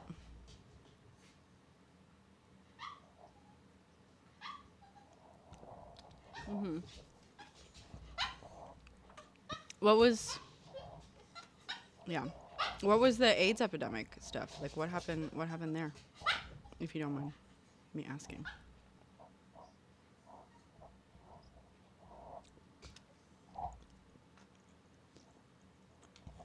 Mm-hmm.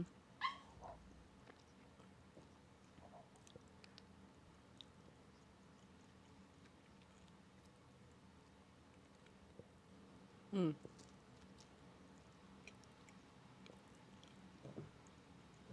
Right. Wasn't he?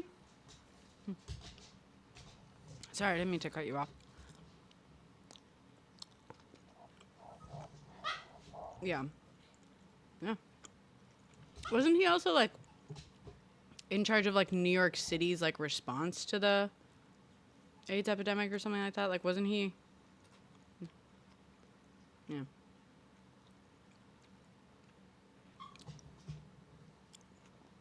Yeah.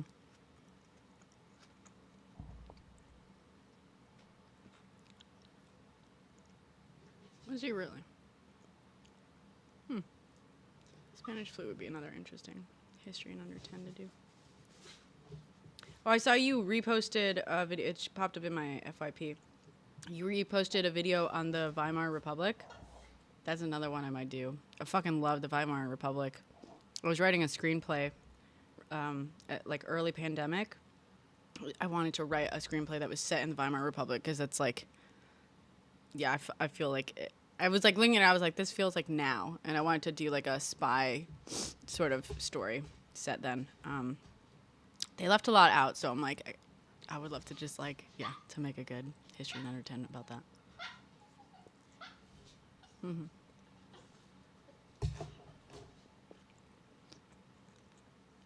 Yeah.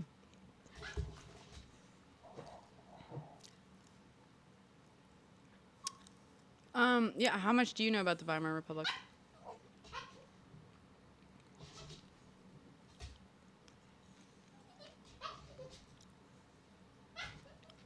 Social claims. You sound skeptical of the social claims that people make. What does that mean?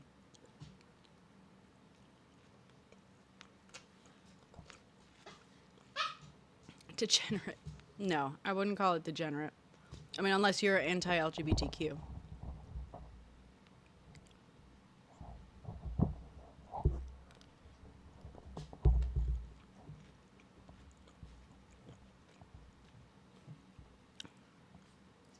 What do you mean by that, though?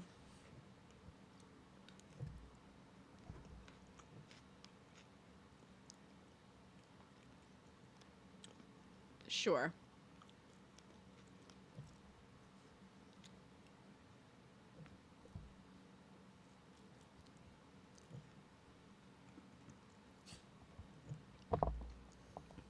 Mm-hmm.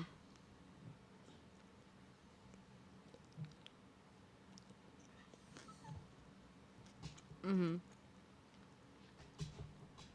Yeah. Okay. I mean, yeah, no. The Weimar Republic is not marred by people's access to, explicit images or anything like that. Um, it was a period of, like, real social, like, like, um, openness to a certain extent. You know what I mean? It was the LGBTQ capital of the world at that point. Berlin was. Because people were allowed, I mean, it wasn't perfect, right? But like in some ways it was more progressive than even the US is today. Like there were passports granted to trans people. Hey, basically acknowledging gender identity, for example, right? There were, I believe, the very first surgery, hold on, was performed. Actually, no, I believe it was performed by like a German guy, but maybe outside of Germany once Weimar fell. I'm not actually sure. But yeah, there was like, what's his face? Hirschfeld had an institute that like studied issues of gender and sexuality. You know what I mean? I don't know what I can say on here, but there was like, it was marked by this period of like a lot more just like openness and acceptance in terms and like liberty in that sense. Unfortunately, of course, Germany was still coming out of like World War I at that era, and there was like a huge, there were like there was like a bunch of problems all like leading into this like economic strife and like stress. Basically, like a whole generation of German men had gone to war and either passed away, like lost their lives, or came back like injured and with PTSD in a time where we didn't fucking know that PTSD was a thing. And it also just like post-war Germany was just like not in a great place economically. And so there was like all this economic woes and strife, and so that's how you end up having like a very similar, that's how you have like the rise of the schmazzies overall. And of course, among that, they like, because of the whole scapegoating, they were able to just point to different like progress being made in like on social issues and acceptance of these other groups as somehow the source of young men's stresses, you know? So they were able to just galvanize a bunch of young men into a very violent ideology, very violent and hateful ideology towards people that were not at all to blame for this, the era that followed. It's hard to talk about while watching my language on here.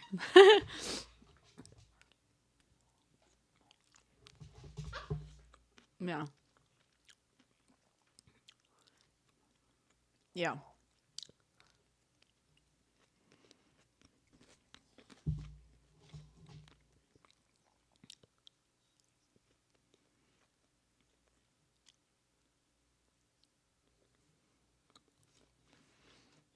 Mm.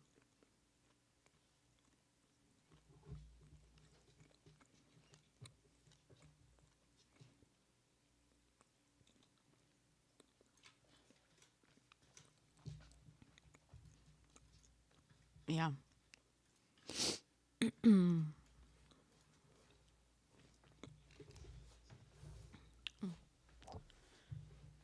On the alien stuff or whatever? What was it?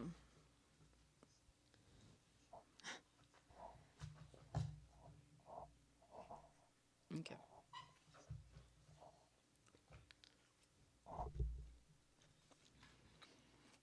Mm-hmm.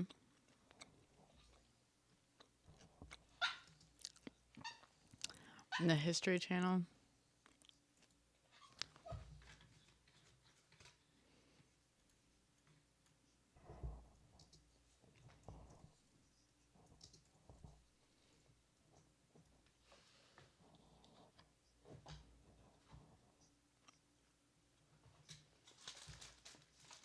Careful. Watch your yeah.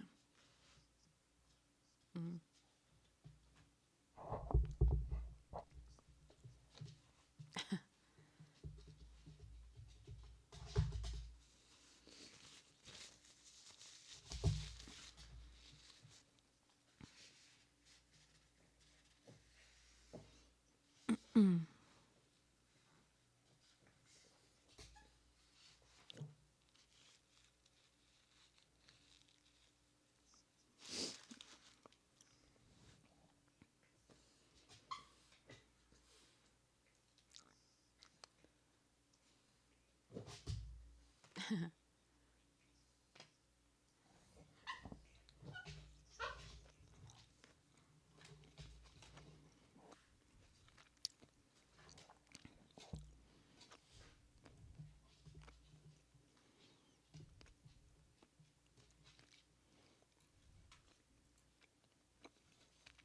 Okay, I'm just gonna flag one thing with Travis Taylor before I go any further. He's a science fiction writer. So he's written multiple science fiction novels. Okay. I'm just saying before I go any further, that's all I'm flagging. I'm just saying. Always interesting.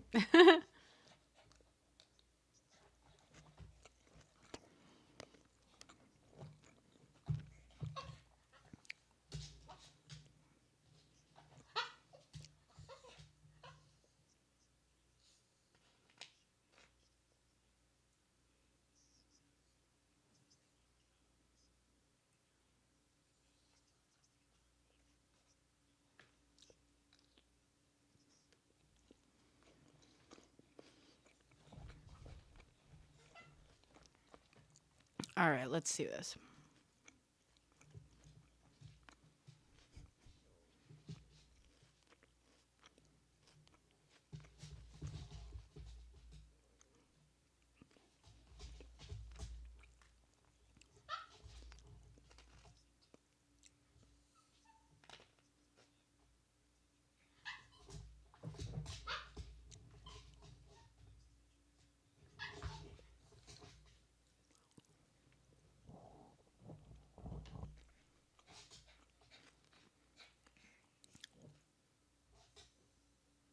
Yeah.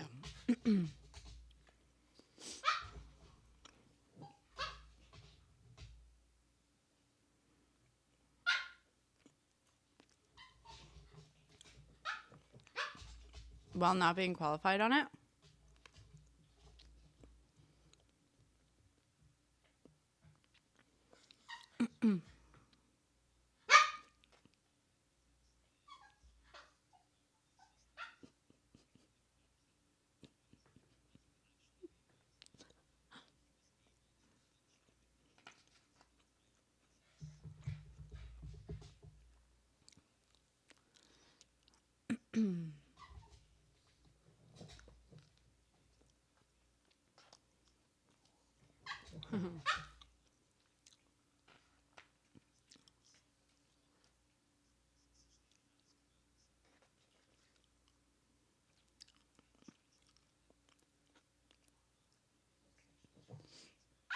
Yeah, let's start with the basics. Yeah, let's start with the basic, the first claims.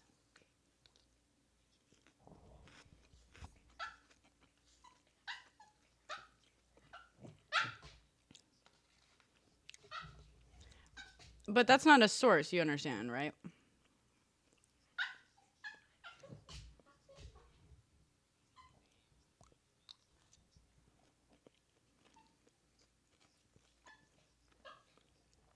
Okay.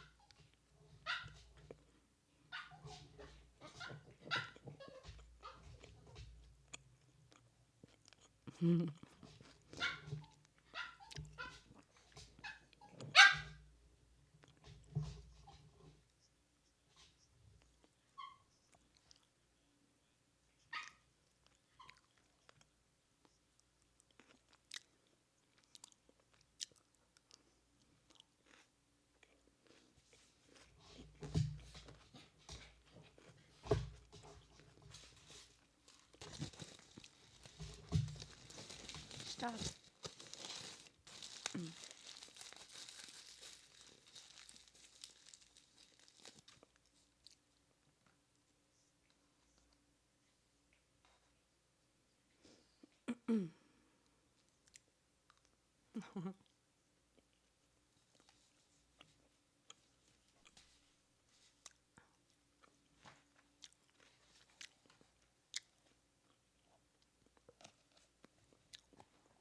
Yeah.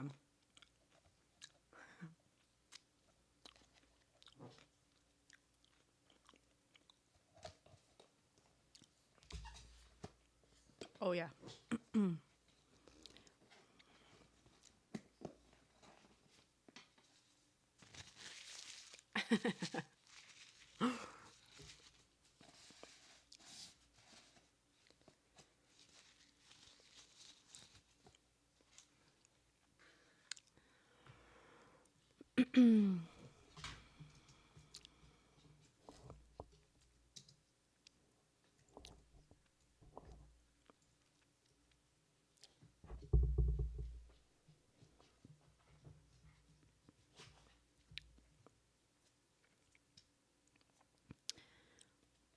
You don't think we would be hearing?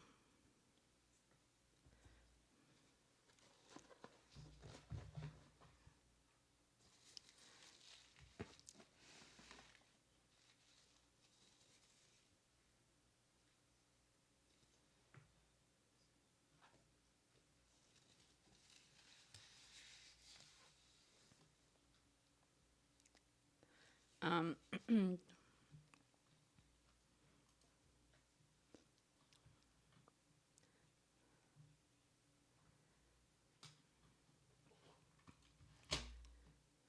what's the what's the egg theory thing?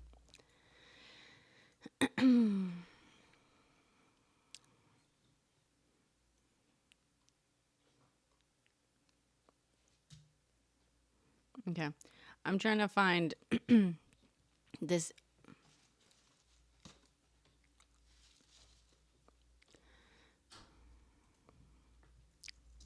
Yeah. I do want to say I'm looking up Dr. Travis Taylor. I'm not seeing this brain damage stuff on him. So, Chief, if you want to tell us where we can find anything about this, let me know.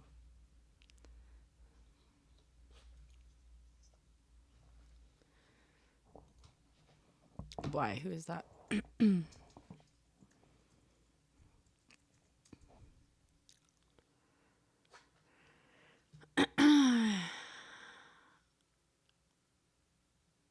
But where's the evidence for this whole Travis Taylor brain damage thing?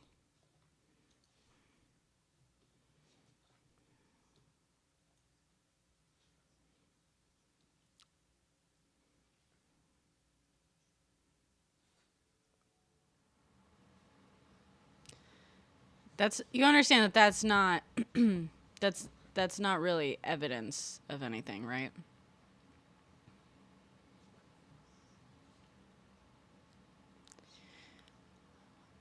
Okay.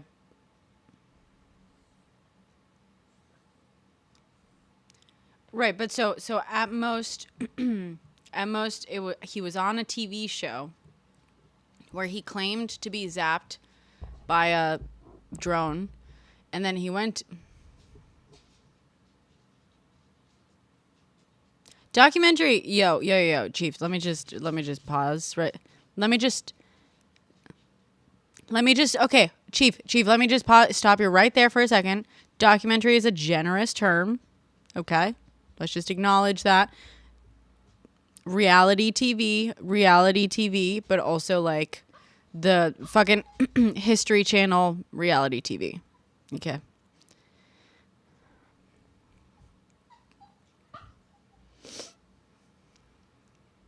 Mm-hmm.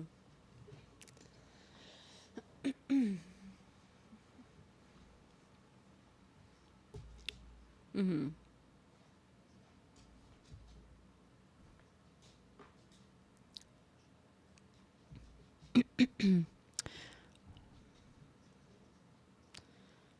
But so they don't know that it was they don't know what it was caused by.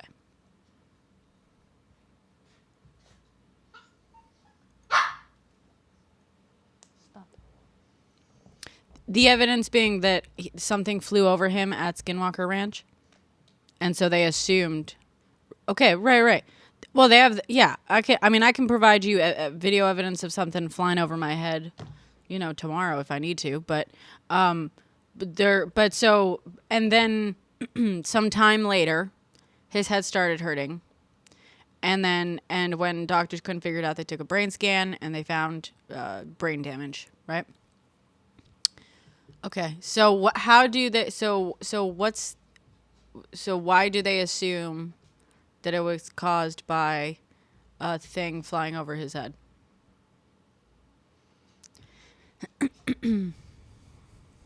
That's a great point, Chip. Radiation affects the whole body, not just the brain. That too.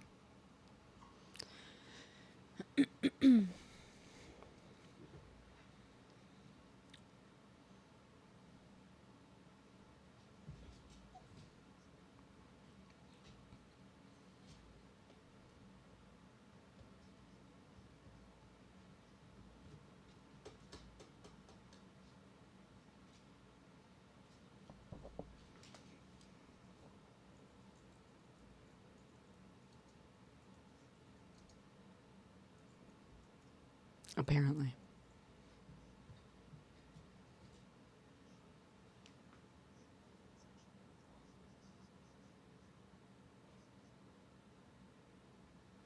Is that, when you say physics terms, is that made up distraction physics that Einstein came up with to distract us all, or is this super secret physics that we haven't discovered yet?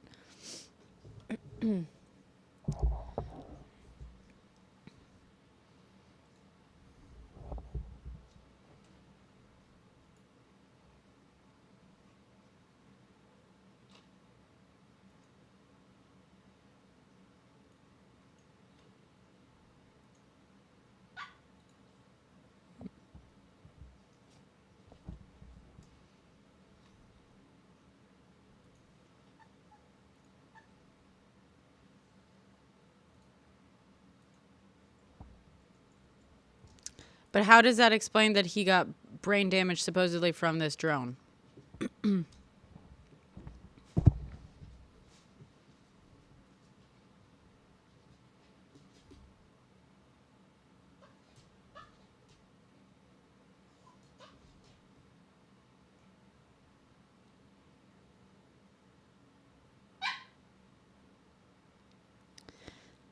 The Doppler effect is the change in the frequency of a wave in relation to an observer who is moving relative to the source of the wave. Oh, okay. So no, the Doppler effect is like, let's say, this. Yeah.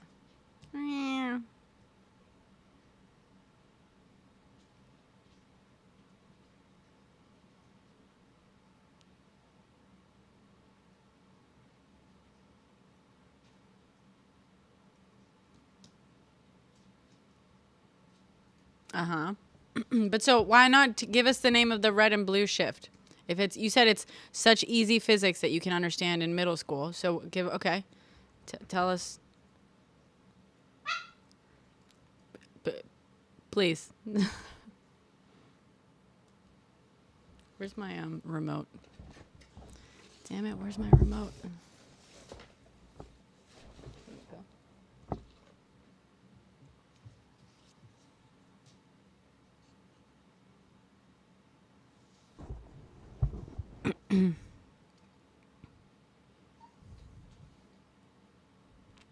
Yeah. History Channel is bullshit, dude. I know.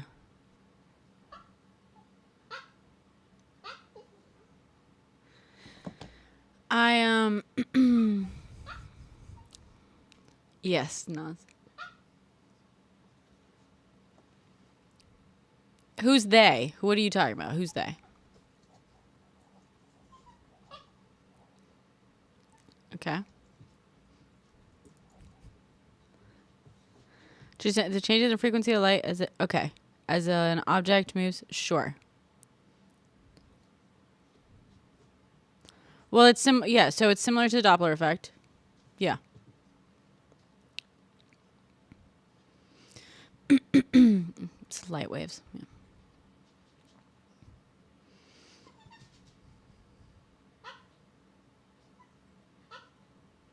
Wait, redshift and blueshift are caused by the Doppler effect, so it is, yeah.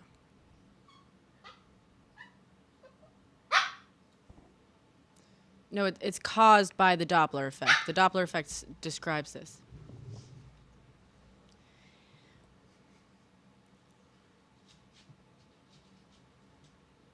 Do you know what the Doppler effect is?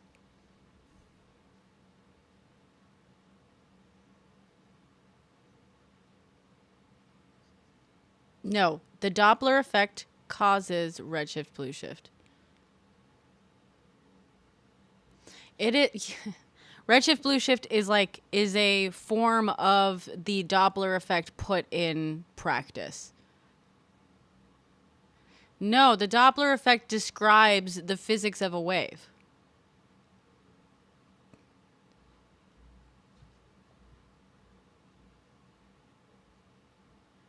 No, the Doppler effect is an effect. It talks about the physics of a wave. A Doppler wave isn't a fucking thing. You're just making that up, dude. No, we're talking about the Doppler effect. I don't know how to explain this any easier. The Doppler effect is an effect to waves of all types. It's an effect.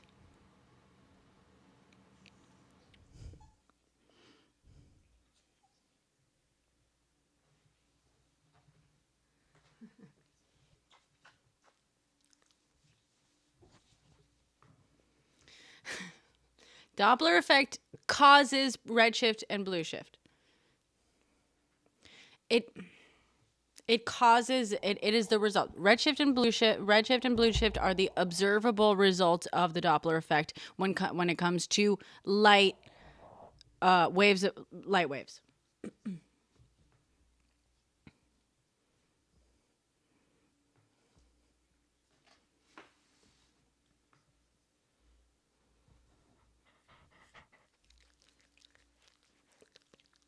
No, but sure.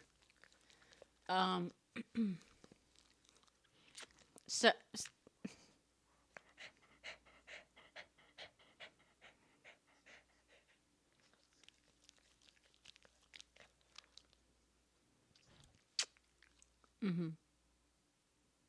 that's the assumption. That's the assumption.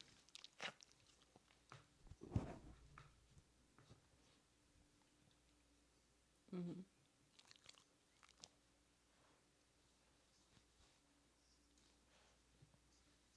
Mm-hmm. Mm-hmm.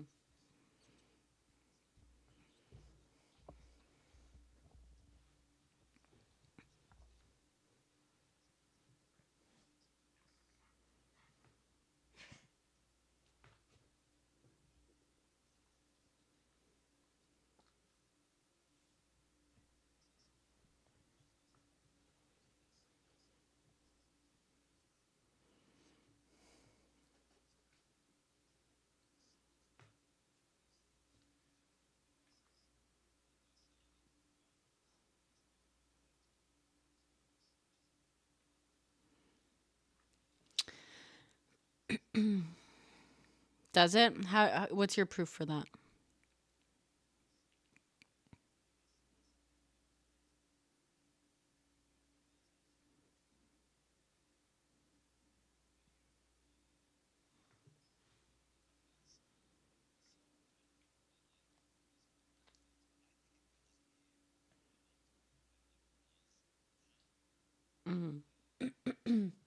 So you understand that a guy who's selling you objects and devices that deal with pseudoscience, frankly, um, might have a great reason to make up some bullshit about getting his brain zapped by a mysterious drone while he's at Skinwalker. Okay, well, who are we talking about now?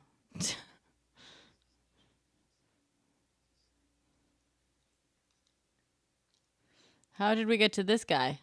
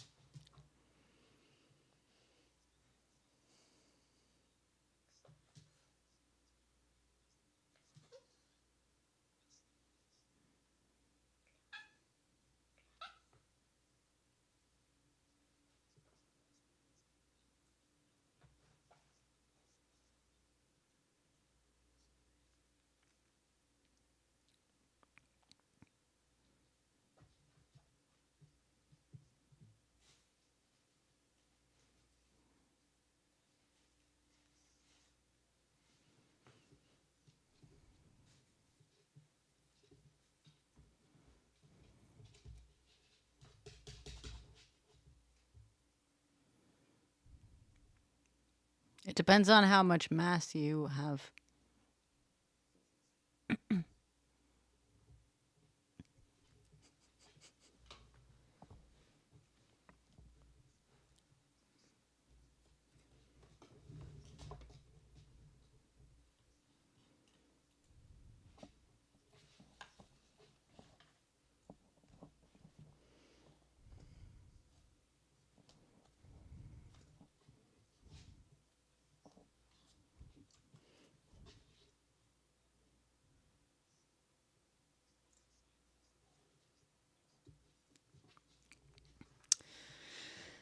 It's interesting. It's interesting that the government did so much to basically hide the fact and import schmaltzy scientists, which we know is a fact, and all the because apparently they were such geniuses, right? That the U.S. had to have them and had to forgive them for their crimes, and then the U.S. once they got them here after all that hullabaloo, just stuck them in experimental things. Uh-huh.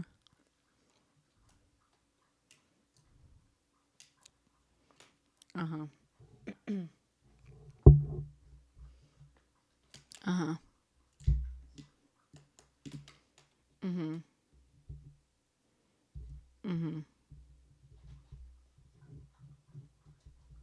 Mm-hmm.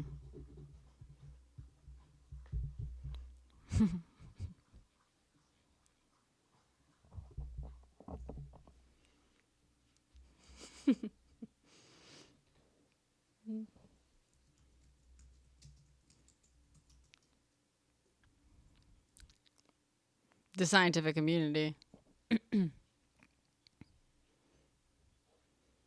Just to be okay, Chief. Just to be clear, you barely have the language to even describe basic physics, and you want us to trust you that all of just basic physics is bullshit and it's a distraction from the real physics. Well, God just has been, and now you're laughing. You're laughing at him for saying like.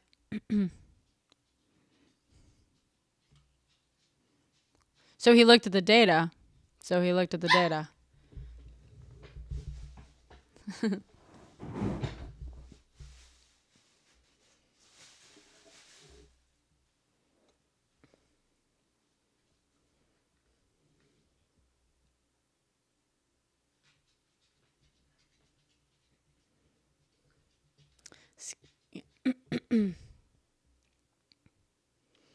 The existence of scalar waves has not been proven. So why should we? All right, I'm getting bored. This isn't even interesting anymore. Okay. I'm bored, dude. I'm done with. I'm kind of bored, dude. I'm kind of done with you coming in here and just making these claims. And whenever someone does bring up fucking data that like pokes holes in your things, you get upset. And then when people are just pointing out even basic logic. I mean, the fact that you can't even just like listen to me shows, and you're getting pretty fucking defensive would suggest that you're upset. It kind of sounds like you're upset. Okay. No, but Chief, when we do examine, when we do examine the data, then you get mad at us for doing that and for saying, well, it's bullshit.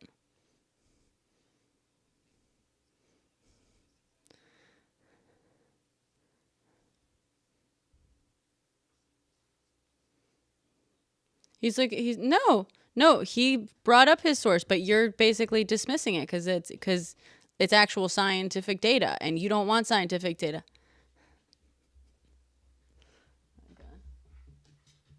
Go for it, God. You can give him whatever you want. And then there's actual like original sources and stuff included.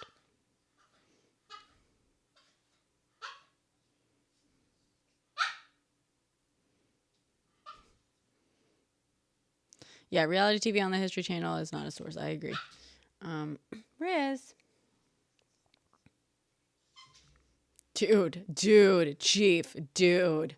Don't even. Chief, I work in the film industry. We can fake anything. Okay? But you don't know. But Chief, there's no proof. But Chief, chill. Do people in the world have brain damage that doesn't come from drones?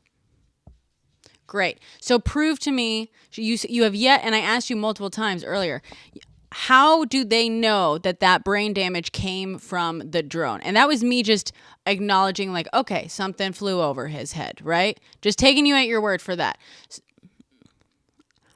Mm-hmm. No, the timing of the symptoms, actually.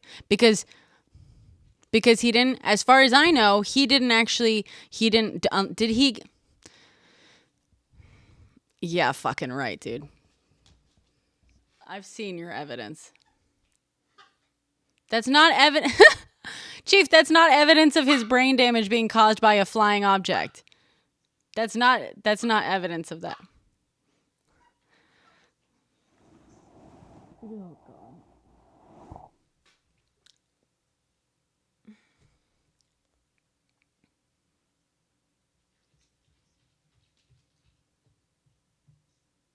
You say we like you understand what brain damage actually looks like, Chief. And every time we actually like ask you, no, you don't, dude. Because every time we actually like examine something that you kind of like pretend to understand, it all falls apart, and you say like, well, I don't really know. Like I'd have to pull up some sources on that. You know, it's like, yeah. Mm-hmm.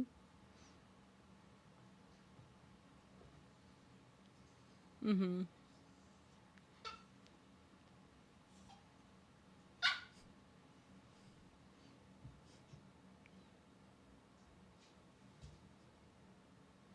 Uh-huh. Uh-huh. Uh-huh.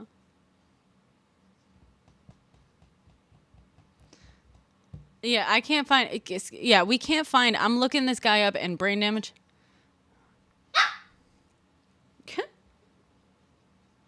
Mm-hmm. But we can't. But he's not finding anything about the brain damage.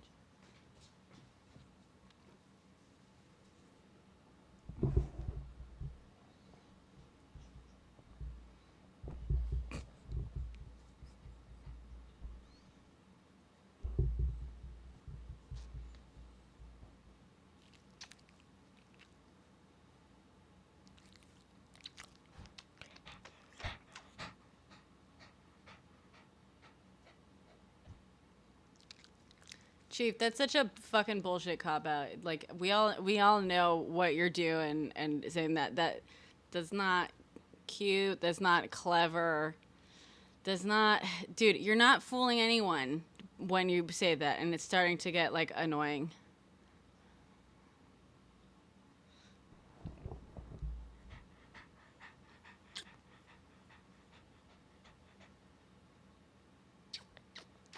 Oh, I'm sorry, Naz.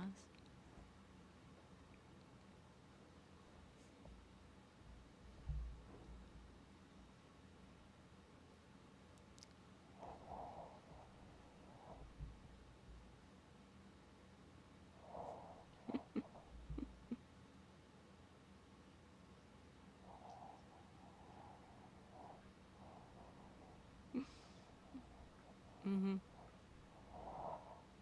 Mhm.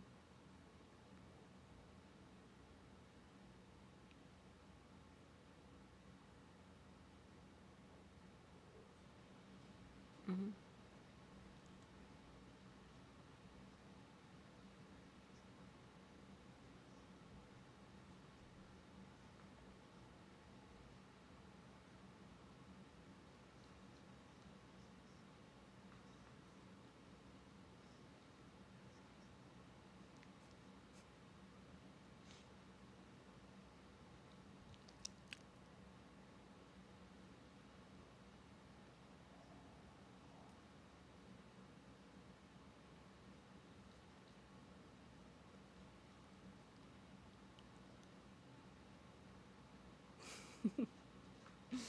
Okay.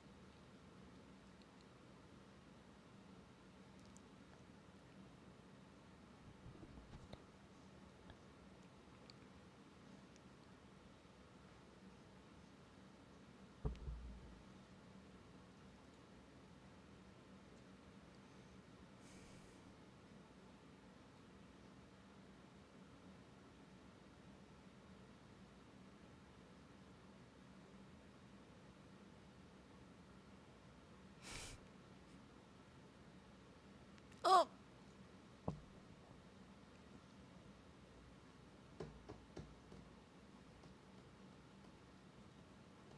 No, no, the different types and like levels of gravity just don't have any effect on them.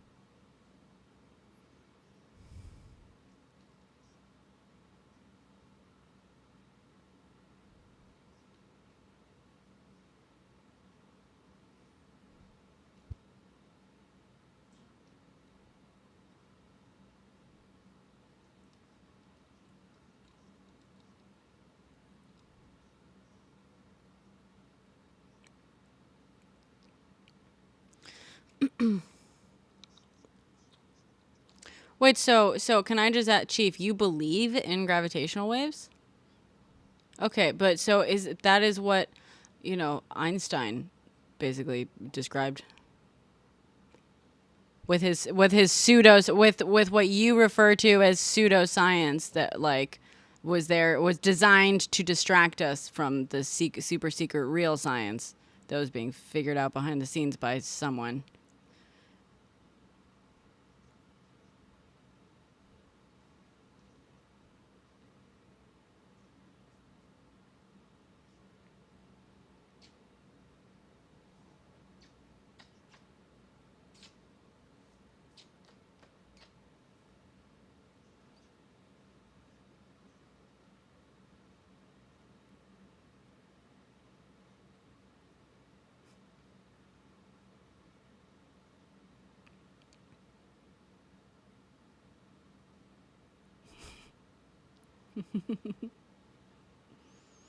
Mm.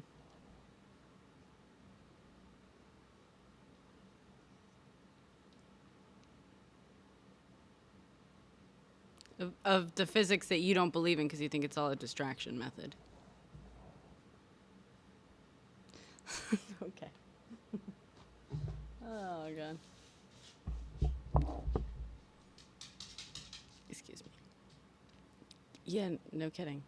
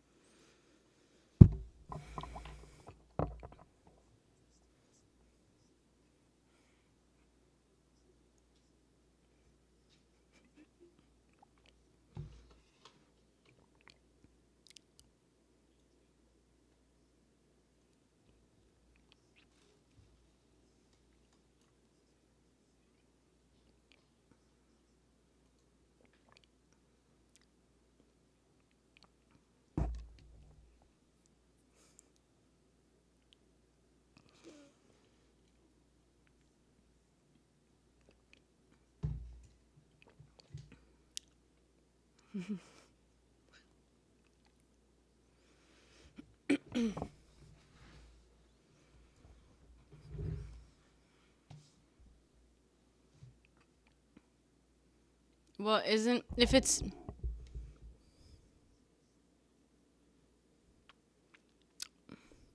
okay, but Chief, if it's supernatural, you can't measure. Yeah. No, sorry, God. No, but Chief, then okay, but if it exists in our world to a point where it's measurable, then it is natural. Well, exactly. Yeah, exactly, Chief. That's kind of the point. The supernatural, by definition, does not exist in our plane of reality. I assume you brought it up. Sorry, God. Go ahead. Is that what you were asking?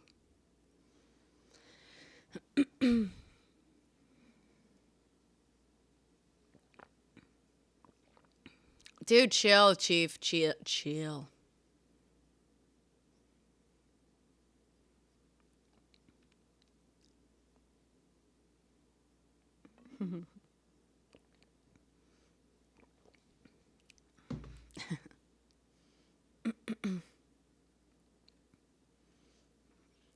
request up, Mac.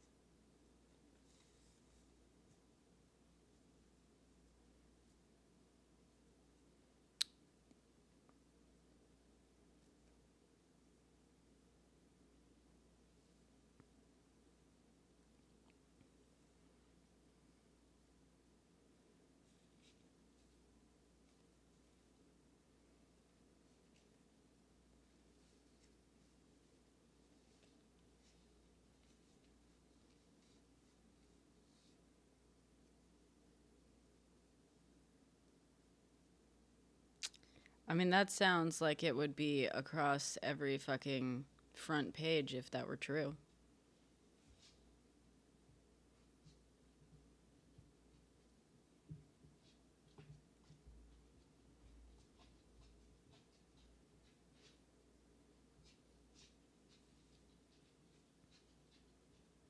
Oh, so they're not scientists. Mm.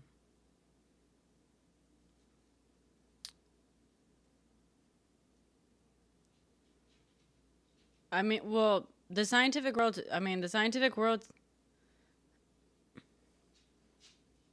yeah.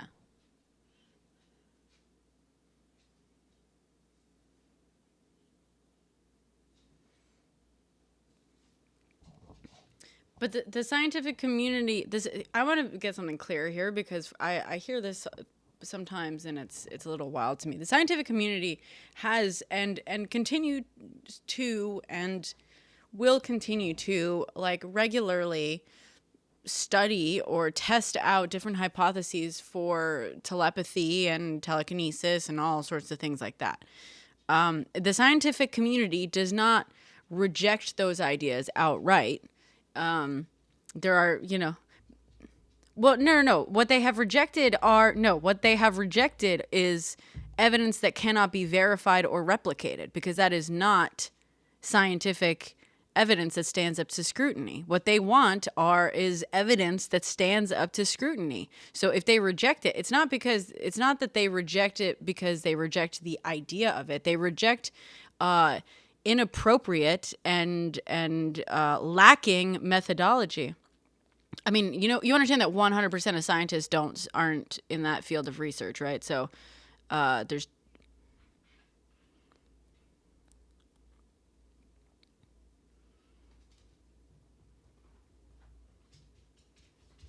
I'm never going to say 100% for anything. Obviously, there's scientists out here that will do whatever they want.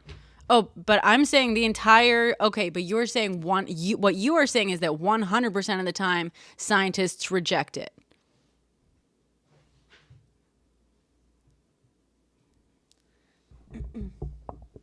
Yeah, they haven't been able to replicate any studies.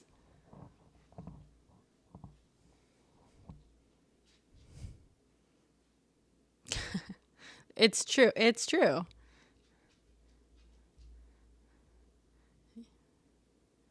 Yeah. MK Ultra famously was about mind control. Okay, you understand? Well, God.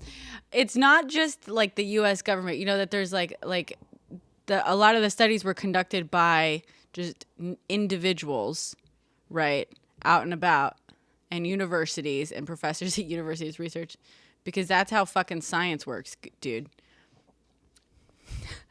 What do you fucking mean? What do you mean? Why is that?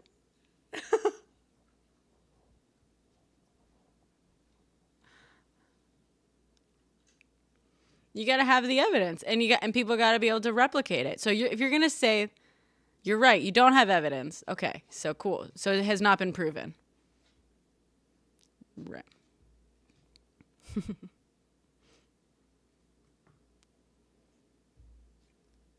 Or science.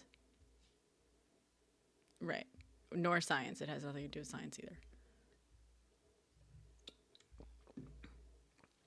Yeah, God.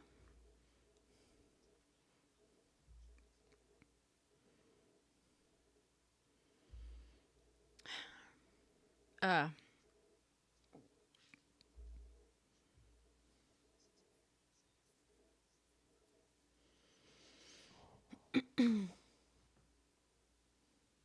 yeah, let's do it.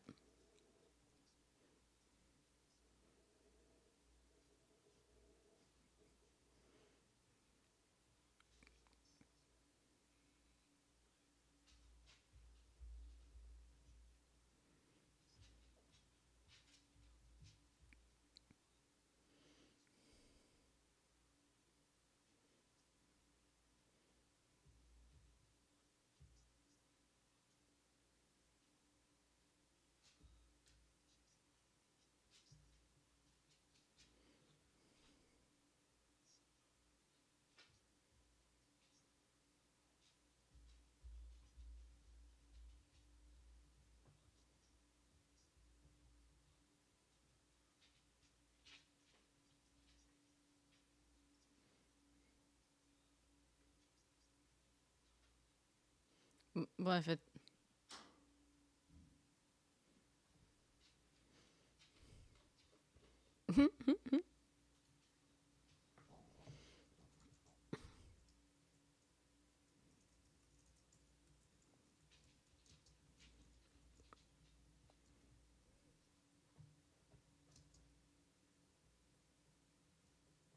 What the fuck does that have to do with telepathy?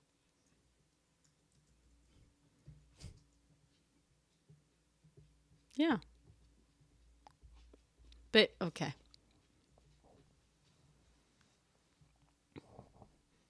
Uh-huh.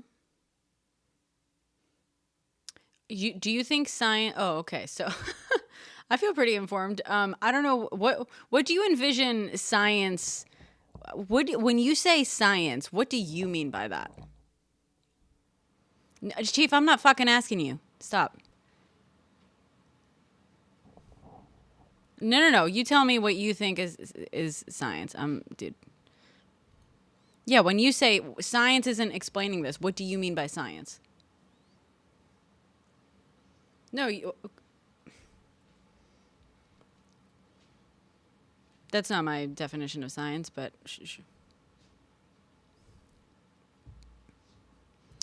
no, I said science has to. Well, science, the practice of like, I was saying science requires replicable results and evidence.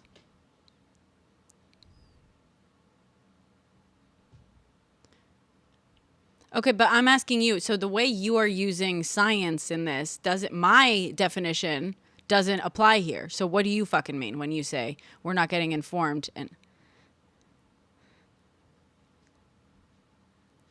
well, I'm asking you what the fuck you mean by that, because that doesn't make sense. Because that's not, because for me, no. To me, when I talk about the scientific method, that is do you know what the scientific method is? The scientific method, you propose a hypothesis, an experiment, an approach to test your hypothesis. You then test the hypothesis, and then you describe your results and your conclusions. Okay?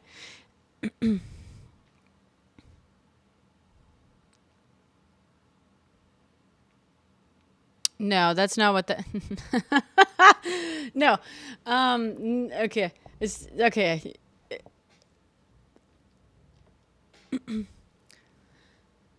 So, so an experiment should be able to be replicated. Yeah, an experiment should be able to be replicated.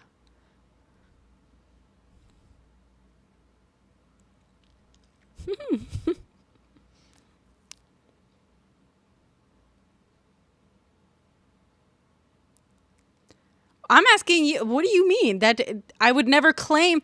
What do you fucking mean, girl? You're like that's like me asking you, how does my definition of science apply to your breakfast cereal? What the fuck do you mean by that?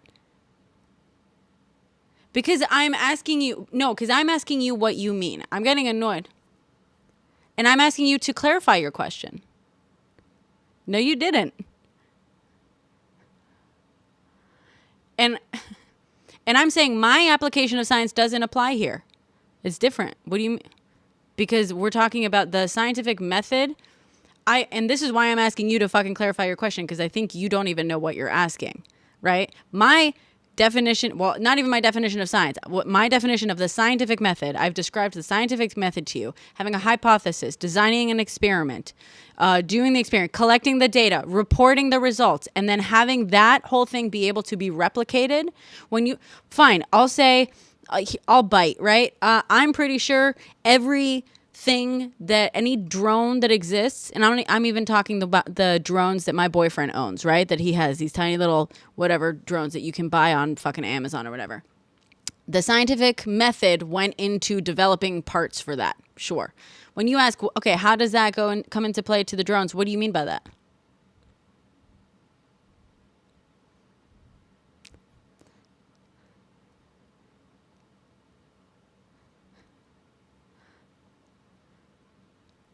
What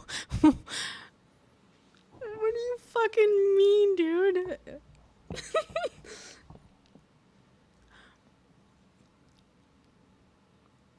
What experiment do you think is occurring? Who do you think is applying the scientific method right now to the drones? It seems like you're trying to gotcha me and try to say that science is bullshit and science is hiding, or the government hides real science from us, which is why telepathy is real, because the government just doesn't want us to know it. Okay. So okay, so clarify. If you can't communicate your question more clearly, because as far as I can tell, no one here understands what you're asking either. Like, clarify your actual question more. That is an issue that you are having communicating. So clarify what exactly you mean.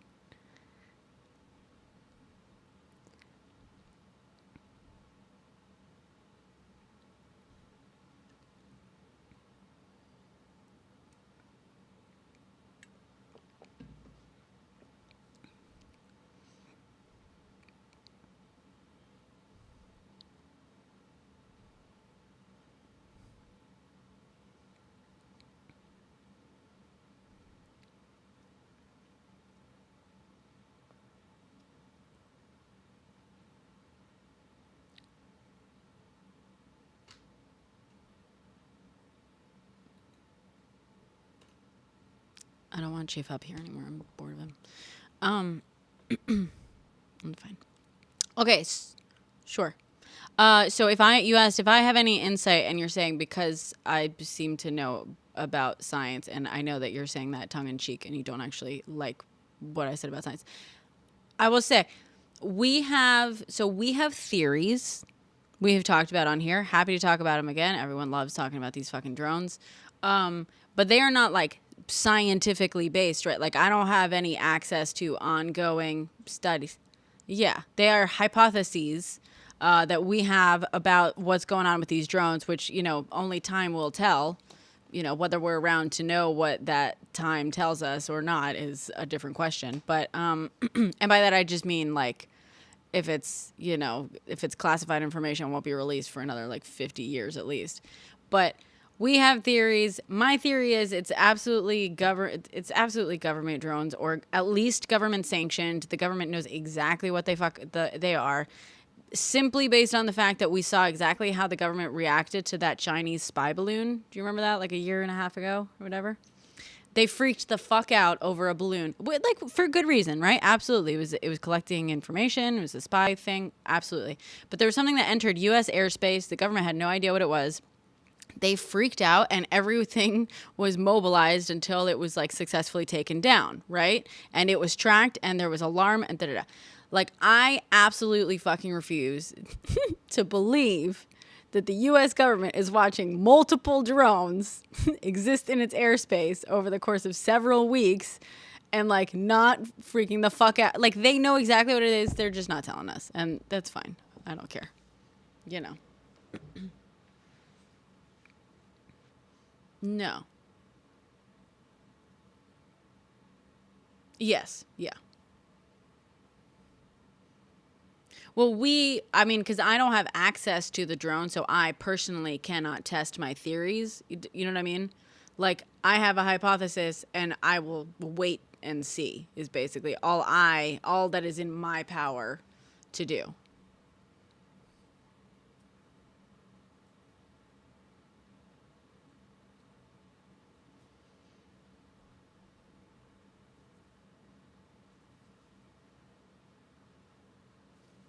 Well, it depends on the hypothesis. It depends. You can test some hypotheses. I can test a hypothesis. I hypothesize that if I drop this pen right now, it will fall down to my desk, right? And what's my testing? Well, I'm just saying. No, my point being that, you know, some things, yes, you can hypothesize and you can come up with tests for, but some things you can't. It completely depends on what the information, what the hypothesis deals with, right?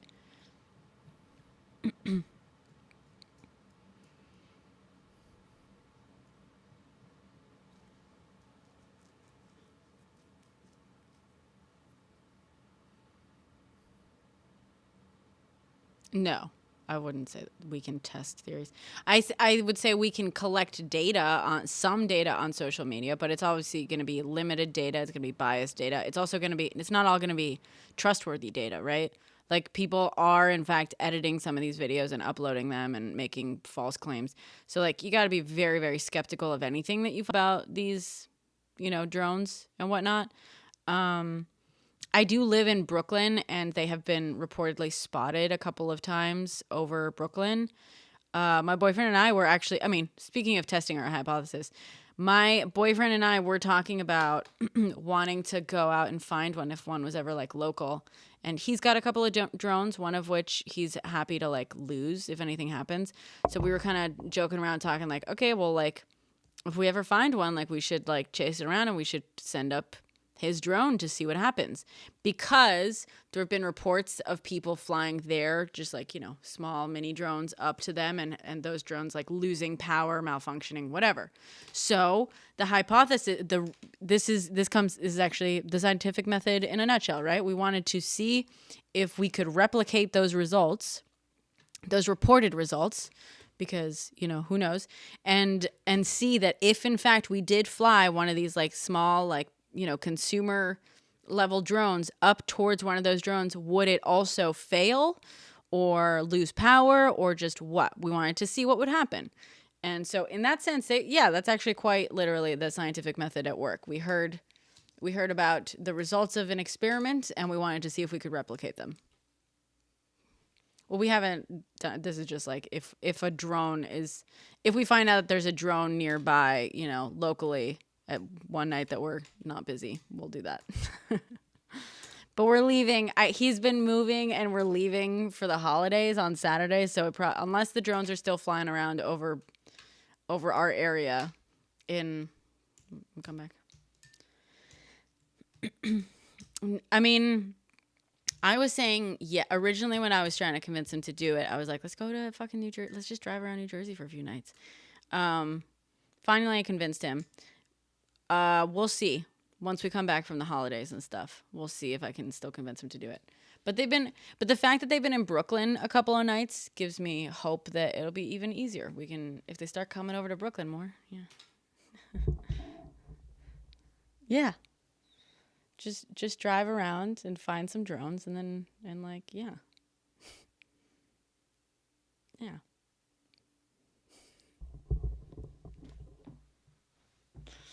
Okay.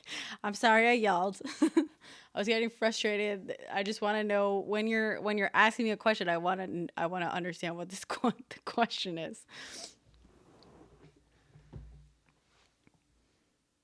Mhm. Yeah. It's okay.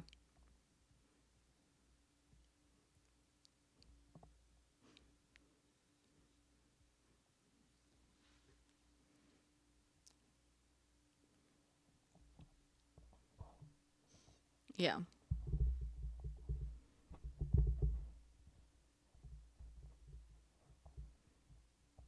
Mhm.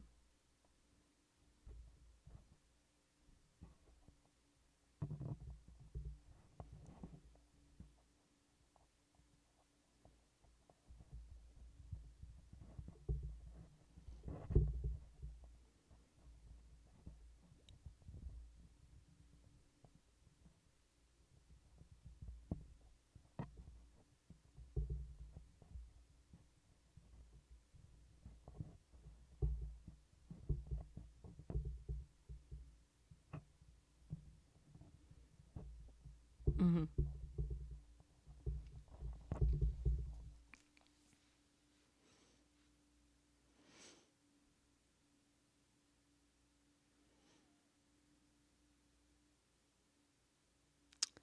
Right. I mean, I just want to be clear also, like, listen, telepathy to me is one of my favorite sort of like fascinations, right? Like, I would love for telepathy to be real. I would love for like, you know, uh, what are the other ones? I mean, telekinesis, absolutely.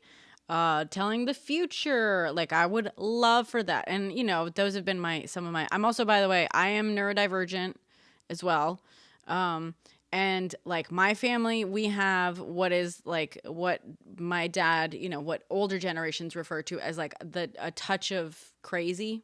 But I mean, crazy is not really de locura. El toque de punto de locura, a point of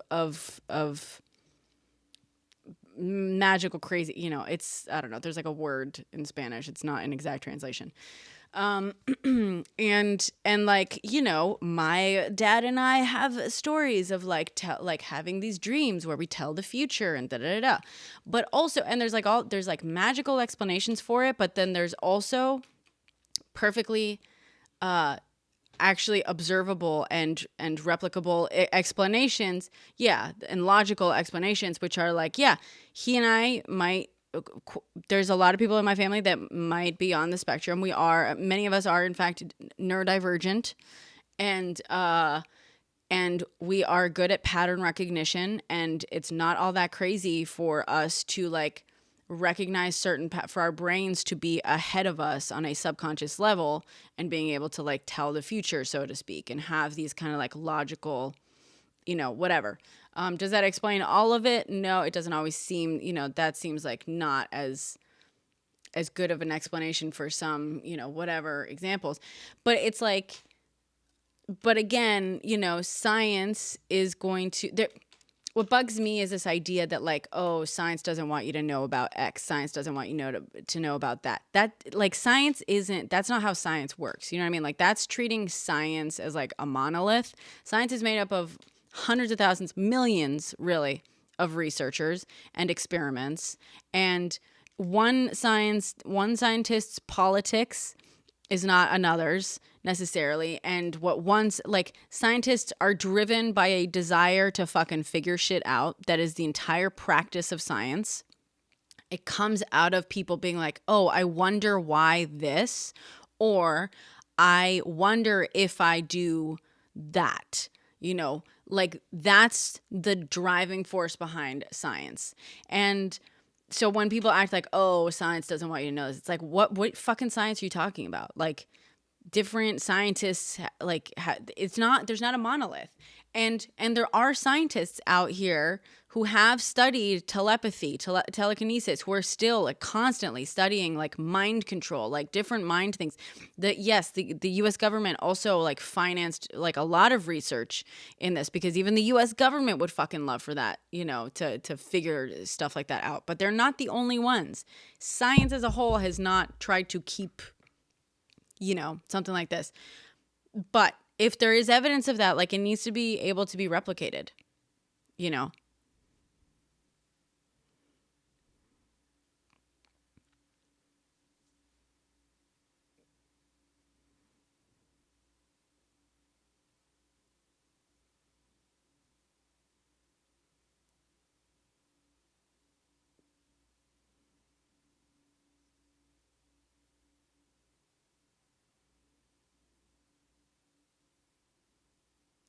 I mean, yes and no.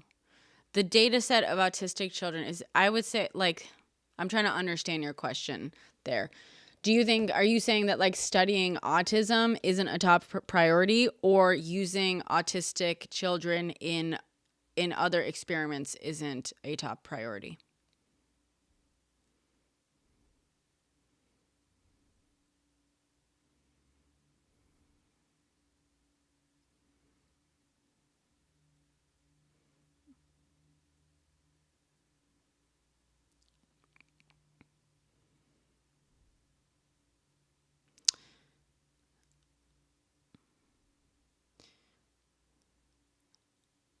When when you say left behind, do you mean left behind by science, or just left behind by humanity?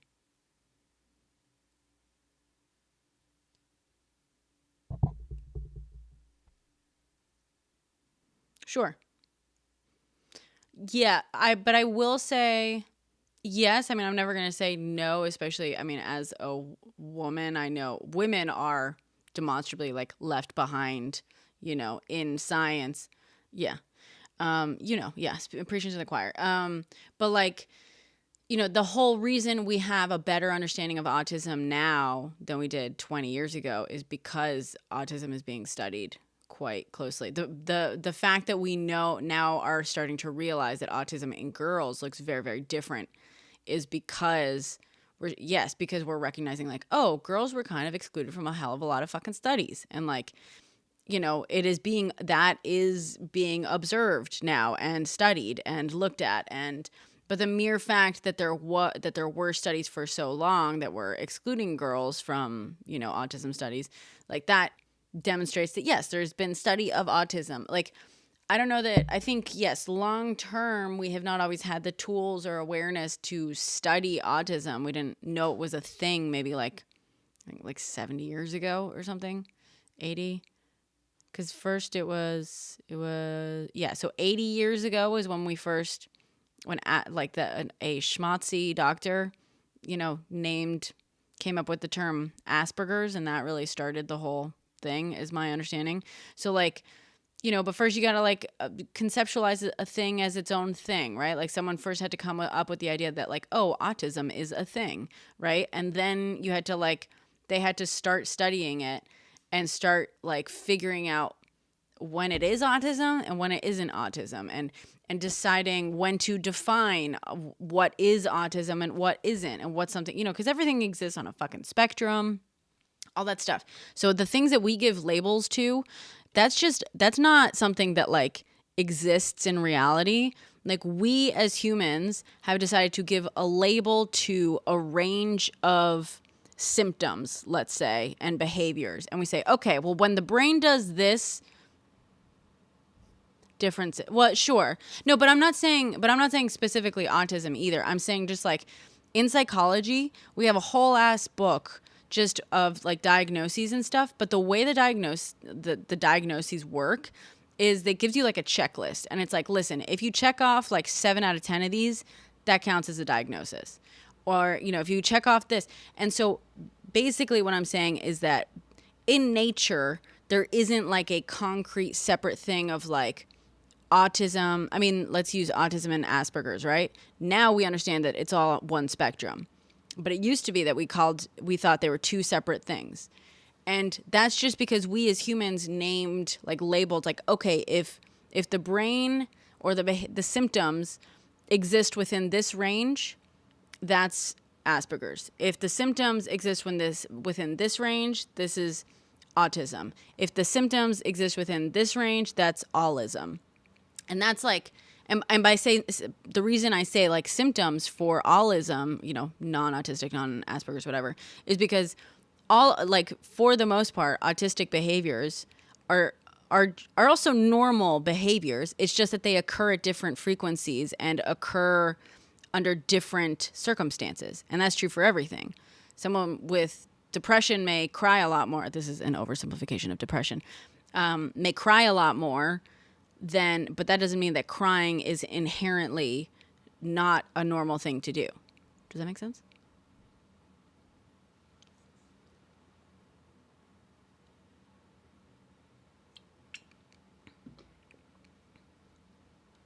No, please.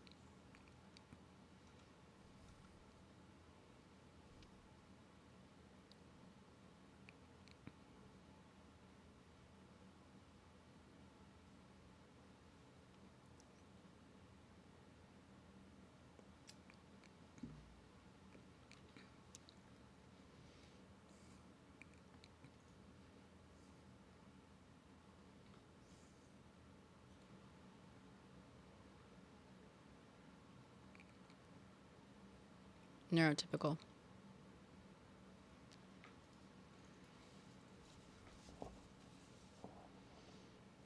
Mm-hmm.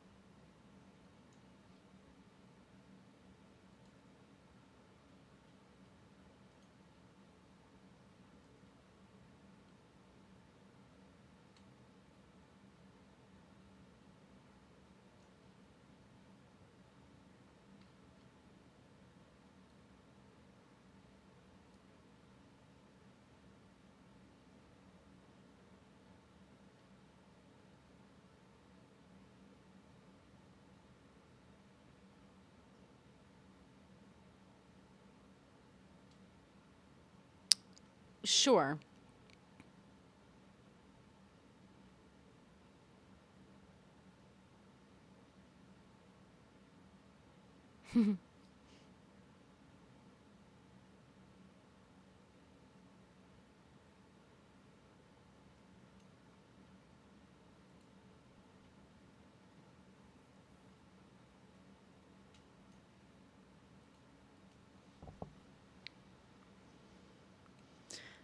I mean, yes. Yeah, funding has to come. I would say the first way you asked that was, do you think a lot of this isn't, I forget exactly how you worded it, but like it isn't put, well, you said something like it's not actually coming from scientists but from parents, and I would disagree with that, because no, like, scientists have to decide to study something, yes, to do, but yeah, the funding is a big thing too. I can guarantee there are a lot of scientists out here who are chomping at the bit with some studies on autism and lots of other things, right? That simply cannot get the funding for that research.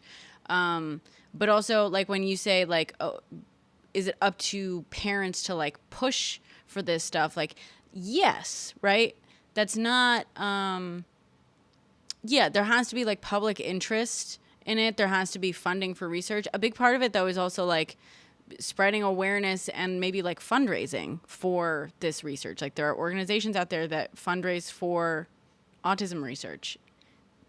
that's like one thing. But like parents themselves being like, oh, I observe this in my kid and da da da, and like crowdsourcing knowledge.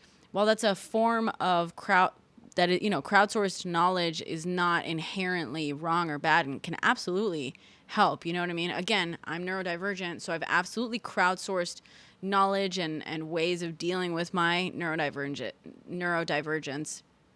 Like, that is not the same as like scientific research proving like an inherent piece to, or like piece of the puzzle when it comes to explaining autism and how it works and stuff like that. And science moves slowly, and we want it to move slowly, right? Like obviously we all want all the answers all the time, but like we want research to occur in a methodical way and mindful way to ensure that like it's actually like observing things in a way that's getting us answers, not just confirming our assumptions. And we want it to be replicated. You know what I mean? We want it to be peer reviewed. We want there to be steps to this. I think it's just an inherently like different side to knowledge than crowdsourced, experience-based knowledge, right? Or wisdom, let's say. Does that answer the question? Sorry, my foot's falling asleep.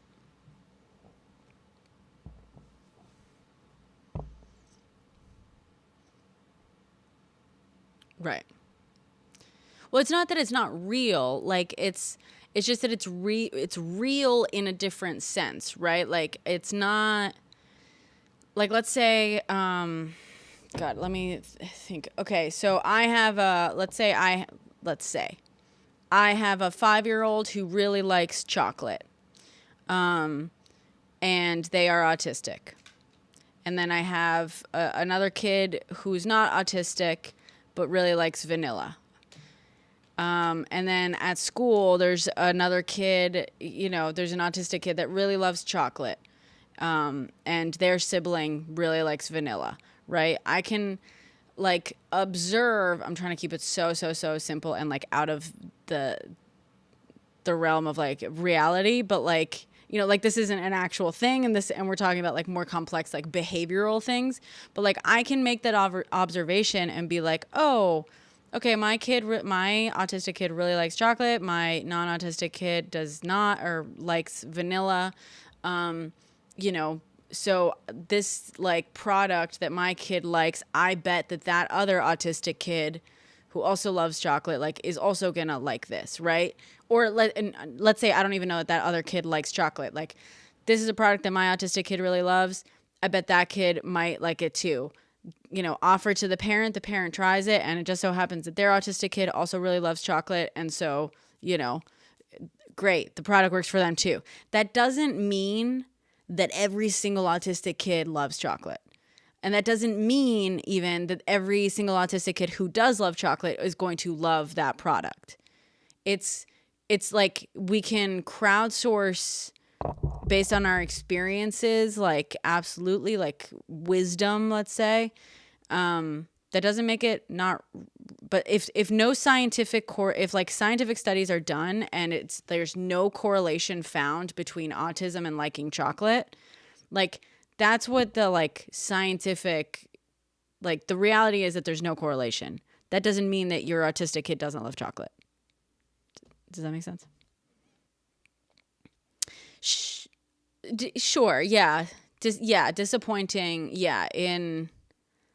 Yes, because they observe something in their kid and then they think that's, but the thing is, like, people look at this wrong, right? Because like, it's not that it's not true that their kid loves chocolate. Their kid still absolutely loves chocolate. It's just that there's not like a necessarily like high correlation between autism and liking chocolate. It's not that the point is that they don't love chocolate because they're autistic. They just love chocolate because some people love chocolate,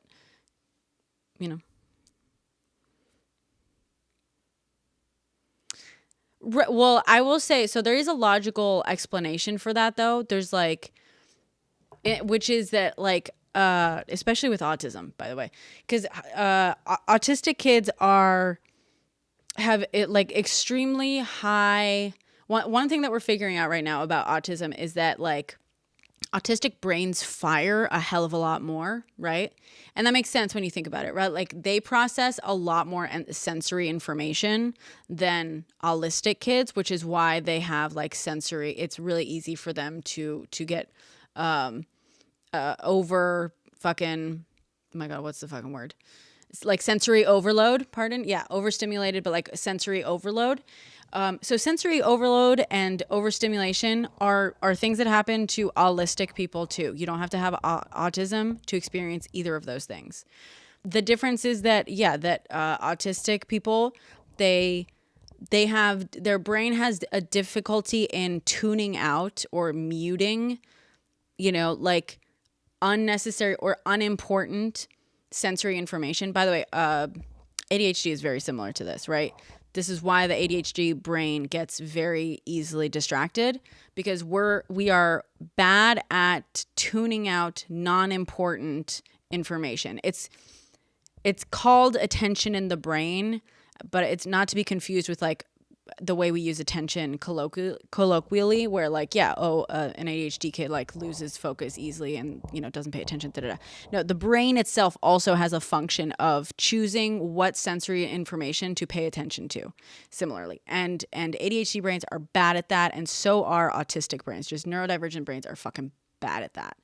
And yeah. So, sensory, we process in sensory, like our brains just fire differently and at different rates. And, but the thing is, what's funny though, is that like, as a result, because like autistic brains, autistic nervous systems, I should say, are a lot more sensitive to information. Like autistic kids can hear, not always, but like can often hear a lot more sounds than like the average person. That like the average person's brain will automatically tune out, an autistic brain will not. An autistic brain will hear every single bit to a sound, right? Or let's say like a physical thing. Like I cannot fucking touch velvet, right? It drives me up a wall. And that like my brain will be more acutely aware if I feel like just to the physical touch of something than perhaps like a normal person, right? Normal is the wrong word. Please forgive me. But like a neurotypical person, they won't be processing nearly as much sensory information as an autistic person. Same for taste. I was a super taster as a kid. I had ARFID. So like there was a lot of foods I could not eat for both texture and taste things. I could taste the salt in Oreos and stuff. And like, super taster. I had hypersensitive taste buds. And like, that's just, so when you think of all that and you put that all together, like people like to say that I read minds as well, right? Like there have been like a couple of moments that my boyfriend has been like gobsmacked at, right? Where I figured out exactly what happened or like what he did in a situation. And it was just because my brain picks up on a hell of a lot more information, like very subtle information that maybe it's not always consciously aware of, but it just fires more like that. It has a way more of those fucking neural connections that are going off constantly. It doesn't know how to turn itself off, which is like a huge fucking problem in a lot of situations, but in other situations turns into seeming like I can read someone's mind. And that's not really what's happening. It's just that I'm picking up on way more subtle cues than the average person. And so, yeah, exactly. And I'm sorry, this was like also a long fucking rant about this, but like,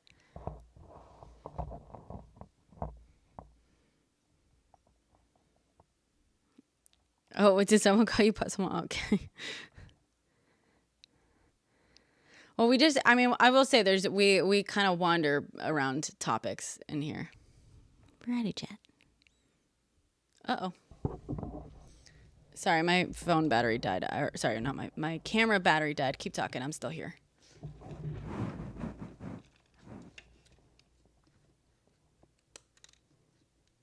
Mm.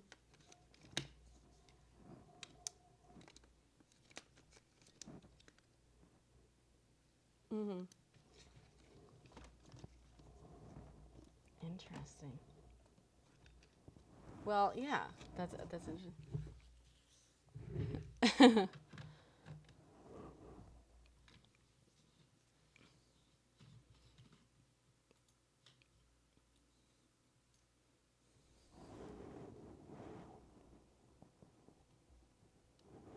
Mm-hmm.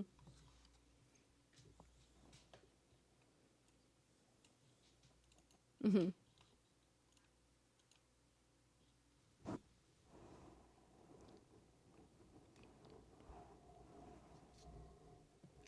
Zit. Oh, interesting.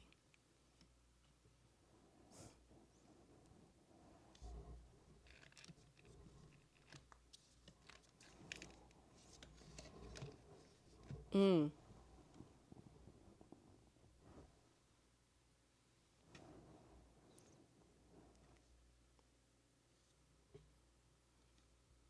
Yeah.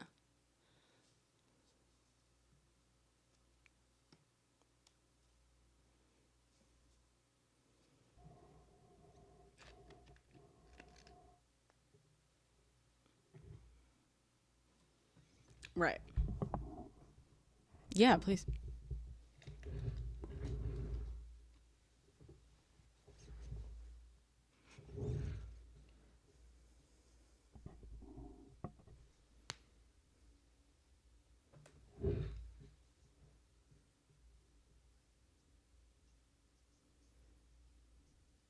Mm-hmm.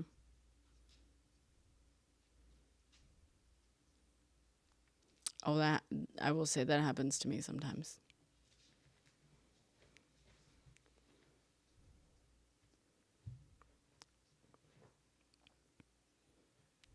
Mm.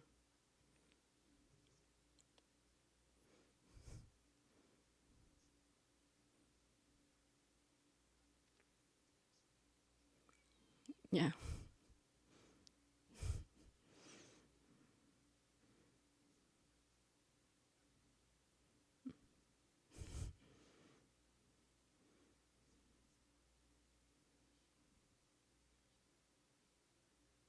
Mm.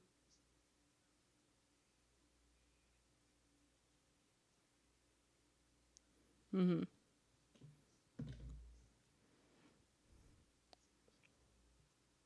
Mm-hmm. Mm-hmm. Yeah, it's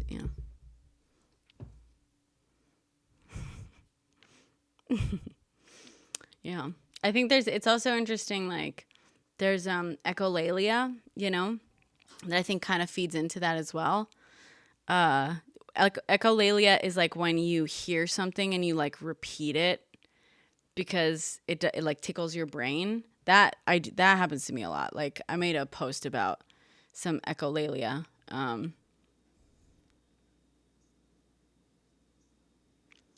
Yeah, that could be a version of it. Yes, exactly. Yeah. Um yeah, it's interesting how our brains like latch on to things like that for sure. Yeah.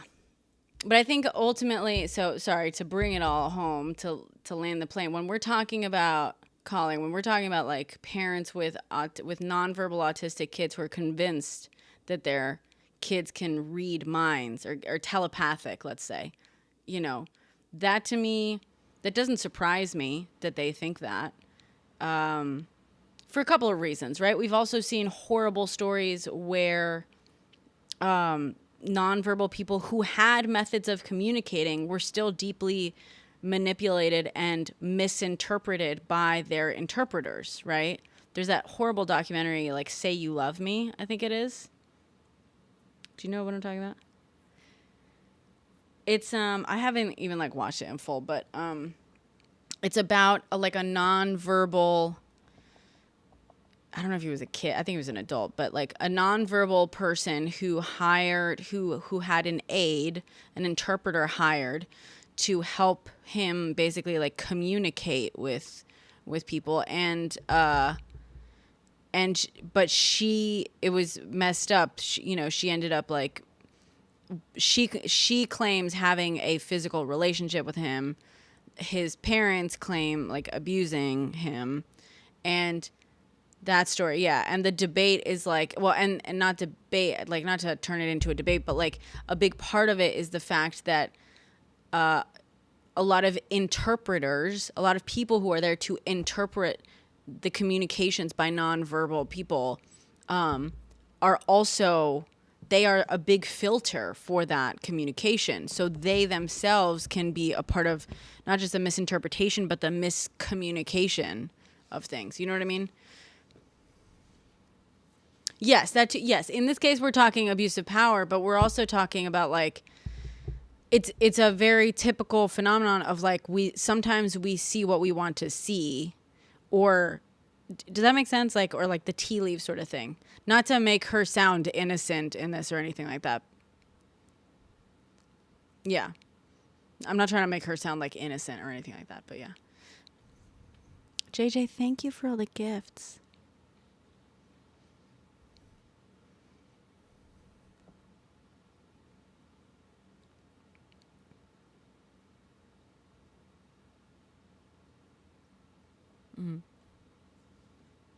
We love tax accountants. Yeah.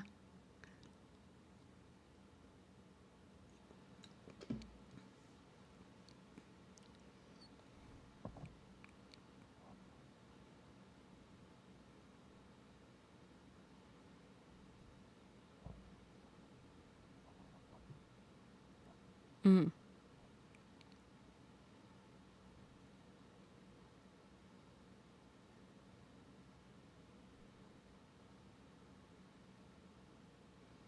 Sure.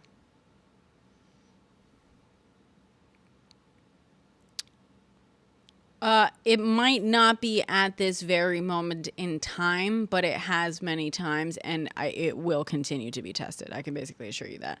I think, what's that? What's that?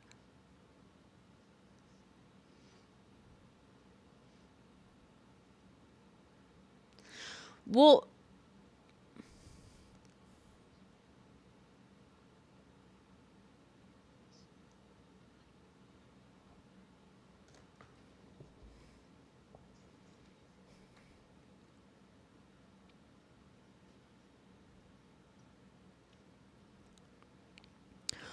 that is absolutely being studied right now, I will say.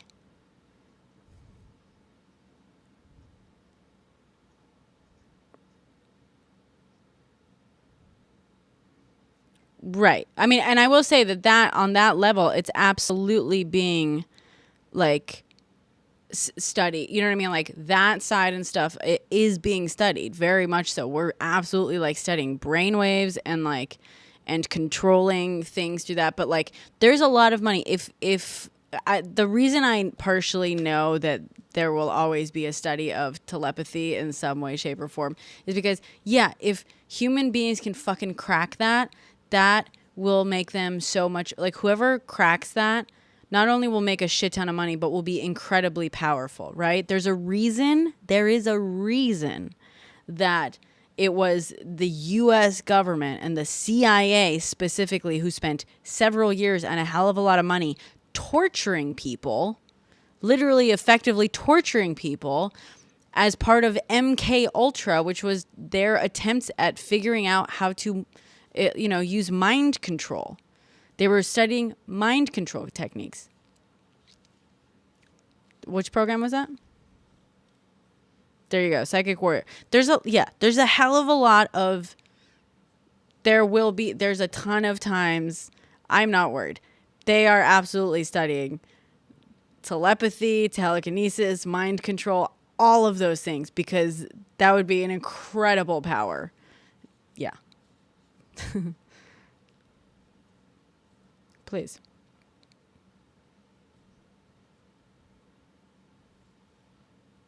Yeah.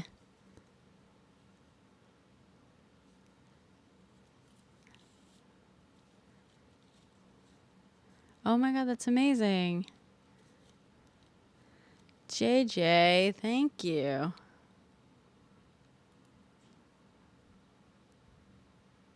One of your besties. All right, I'm following him.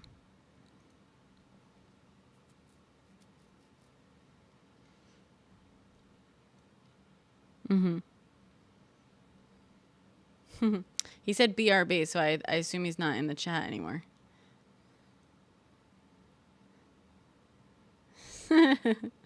I love that.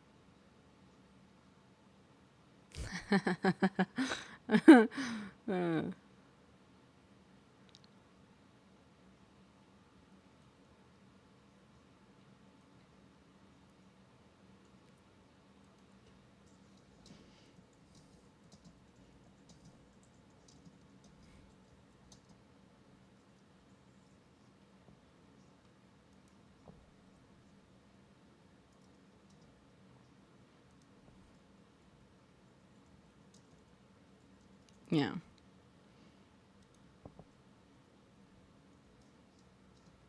Well,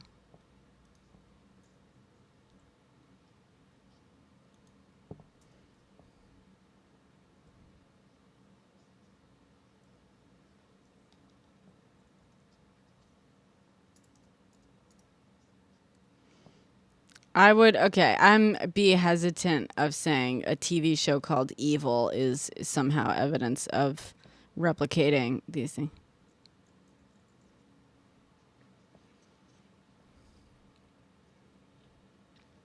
But what are you talking about specifically?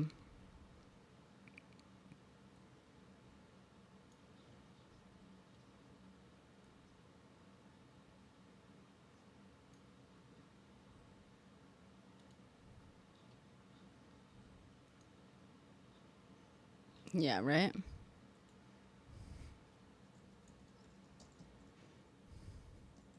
Yeah. Sure. I mean, it's a parapsychological, yeah. But I also want to be like part of the thing though. It's like remote viewing is a parapsychological. Okay, yeah. There's no scientific evidence that RV exists, and the topic is generally considered pseudoscience. So the thing is, yeah, RV remote viewing. So the thing is, yes, we can always argue that like, oh, if the government, if the CIA has discovered remote viewing or whatever, cracked the code for it, they wouldn't release that. That is true. That's absolutely true. But I also want to say the amazing thing about science is, once again, it is a community. It is not a monolithic community. So if someone is studying it on behalf of the CIA, you can almost guarantee it's also being studied elsewhere. Like there's no stopping a scientist elsewhere from conducting experiments to figure out things like this as well. You know what I mean? The CIA does not.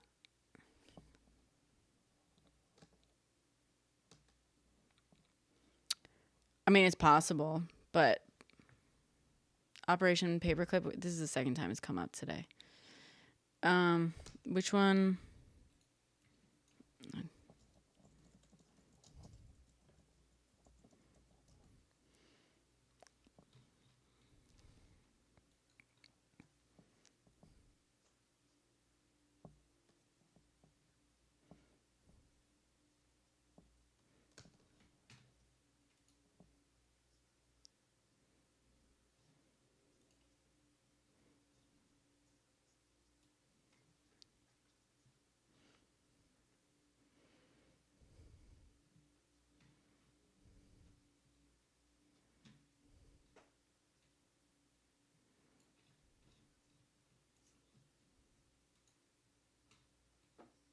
Yeah.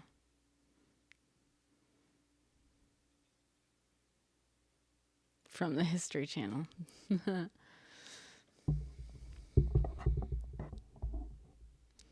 Thank you, Colin. Thank you for the Vespers or Mac. Rocketown Rednecks. Yeah. Coral Castle? No.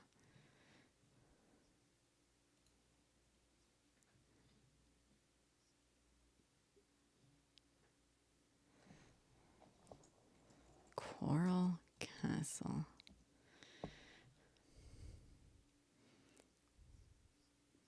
Wait, spelled how? Can you spell that? Because all I'm seeing is a Smurf thing. Oh, coral. Yeah, okay. Coral Castle.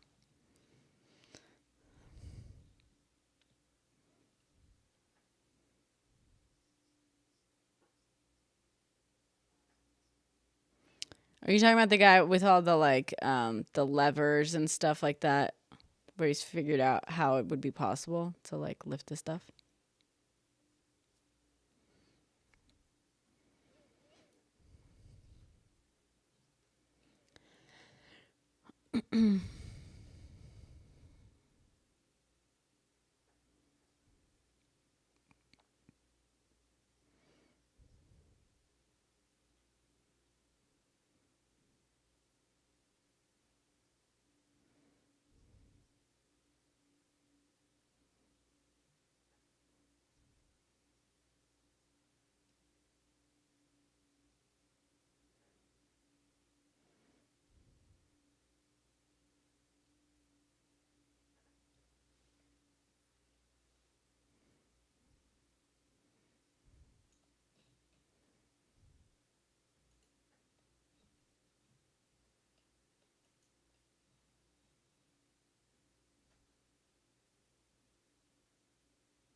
Not always, but the point is also that there is no stopping. The government doesn't have control over like all scientific discovery. You know what I mean? Like there's no stopping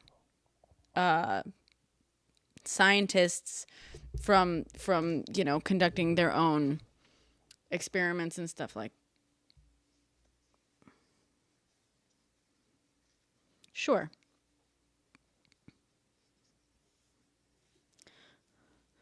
Right, but the point is also though, like with things like telepathy and stuff, that would be such an incredible fucking moneymaker. The one thing that the government has over everyone else is that the government can throw away money all the fuck it wants, and it does. You know what I mean?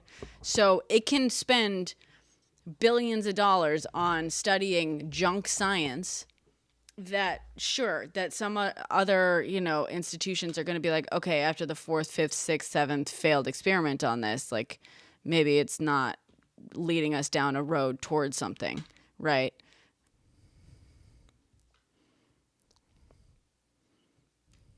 Sure, yeah, but but I also just, well, yes, and I also want to say though, if the U.S. government has somehow figured out telepathy and stuff, I can basically guarantee that the U.S. would not be in such a fucking shitty global position right now. I'm just saying, right?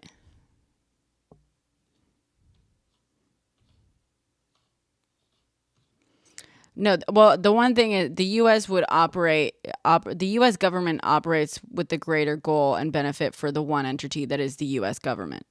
That for sure, I can say. But if there's a lot of things that the U.S. would not have fucked up as badly as it has if it had harnessed the power of telepathy, I would say.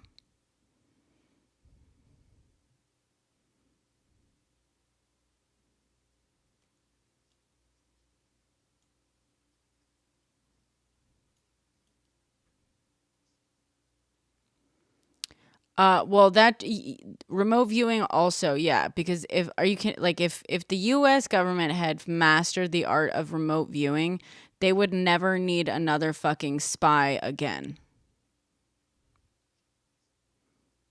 No, I'm not saying whether I believe in remote viewing or not. If the U.S. government had figured out remote viewing.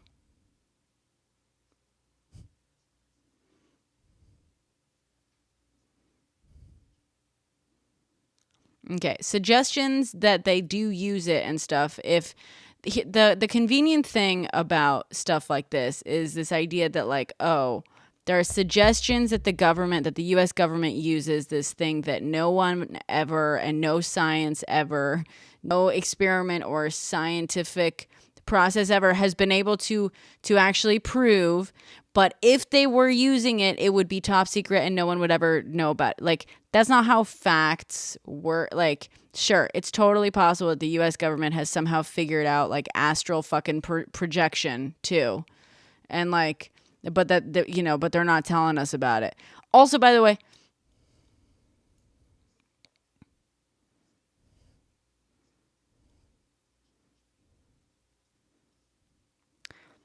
well, earlier, like a couple hours ago, we were talking about that guy Lazar, what's his name? Whatever, the UFO guy, right? He's like the super famous UFO guy because he's so full of shit. It stinks 5 states over. Who, like, everyone thought was like this amazing guy because he used to work for the government. He worked on this, in Area 51. He was a contractor there. He was a physicist there.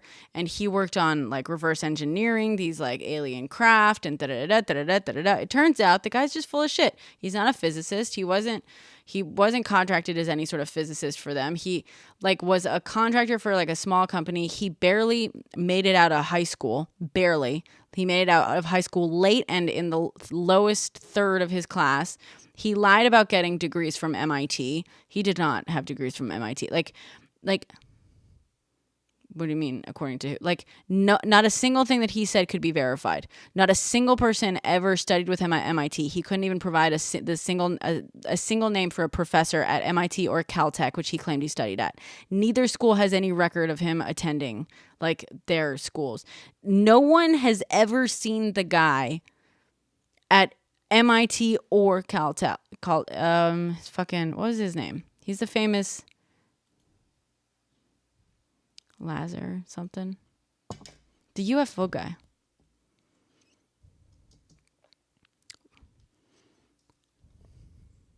No, that was the other guy. Lazar. Lazar. Lazar, yeah. Bob Lazar, yeah. Or Lazar. Bob Lazar. So the fact is, how did he get that far? Well, because most people don't think of, and I mean, now it's a little bit easier, right, for us to verify certain things, like, but if someone tells you that they graduated from MIT, is it your instinct to call up MIT and ask them if it's true, if that person graduated from there? Yeah. My boyfriend, I've dated him for a year and a half now. He's in here, by the way. Hi, Philippe. He told me where he graduated from. I kind of just took his word for it, but I suppose he could have lied to me about it. I just took his word for it.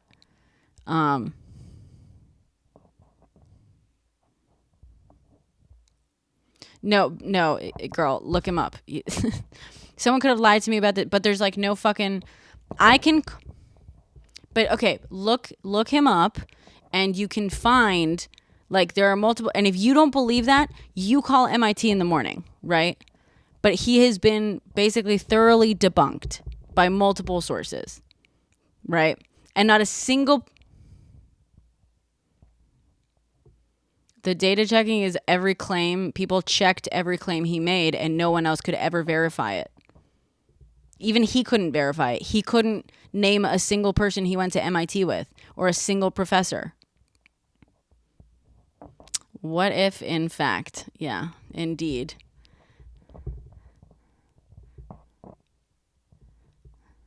There you go. But yeah, so saying something, did you just mention George Santos? Yeah. There you go, George Santos, another one. It's really fucking easy to just get away until people actually start looking beyond. So my whole point is, when someone is like, I worked for the government and I learned how to do remote viewing and I can do it myself, like, okay, have them fucking prove it.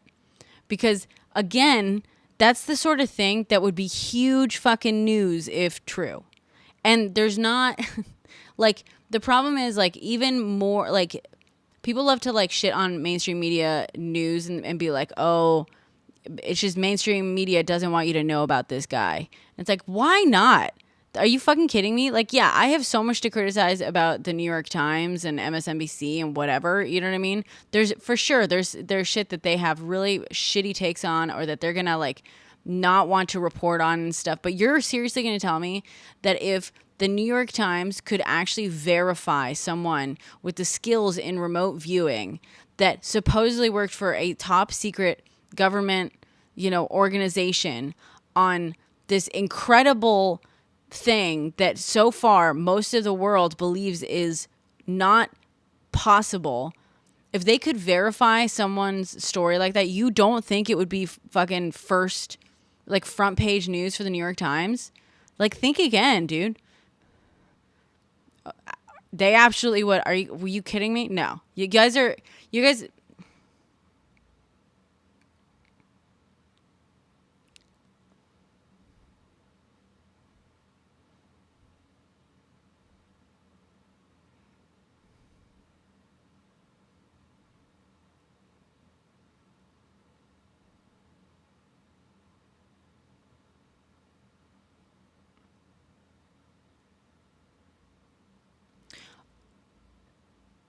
Okay, I don't disagree, but like Mac, I don't disagree with that, but that is a very different thing, very different, because there are political reasons for that, right?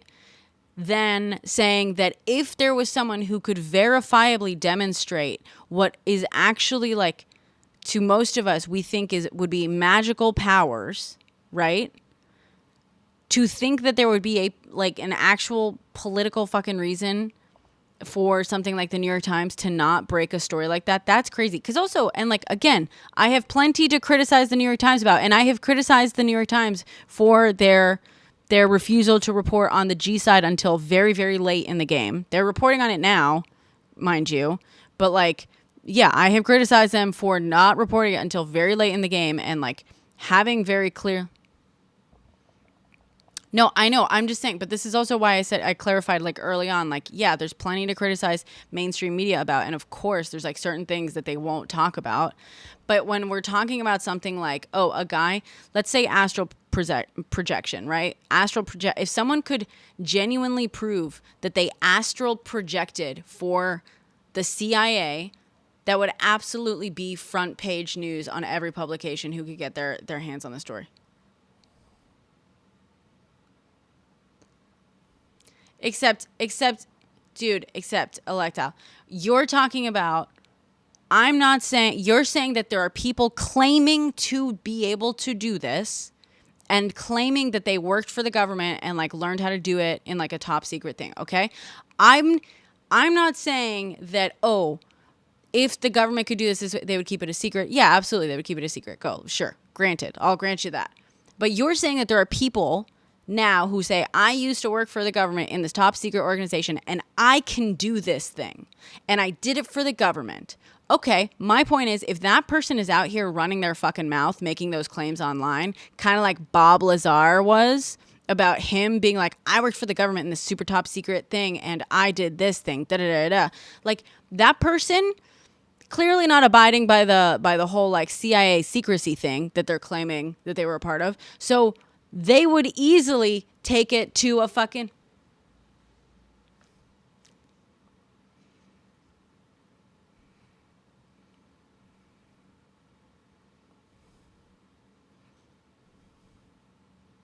No, but they would... Okay, but they would have to... I'm sorry, but if a guy is sitting in front of you and telling you that he's capable of a magical fucking thing, you best ask him for proof. No, that's not what I'm saying. No, what I'm saying is, what's that? Mm-hmm.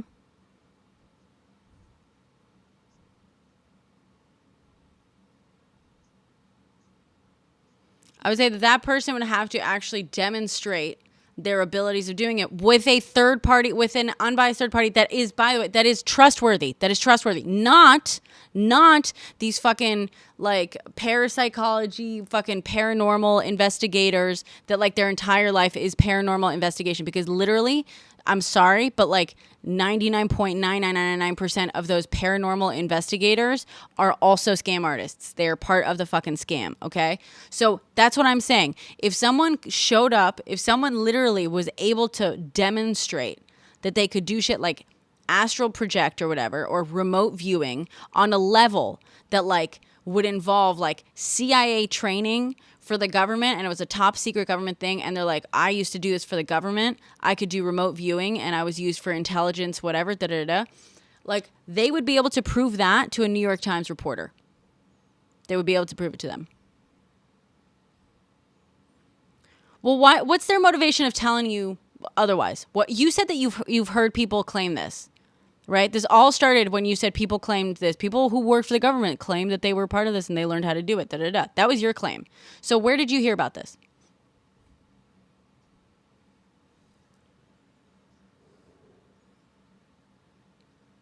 Okay. So anything he puts in that book, he does it to sell books. Easy. That's why someone would do that.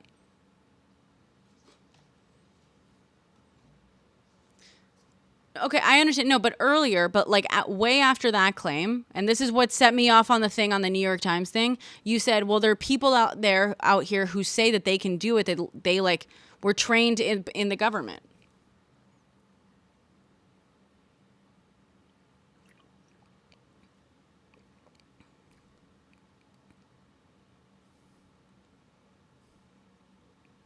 No, I would want trustworthy third party people.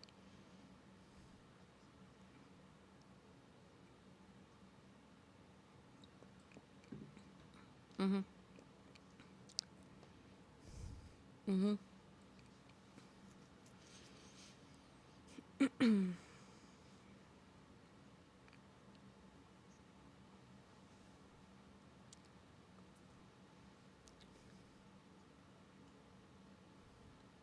Okay, has anyone witnessed it other than her?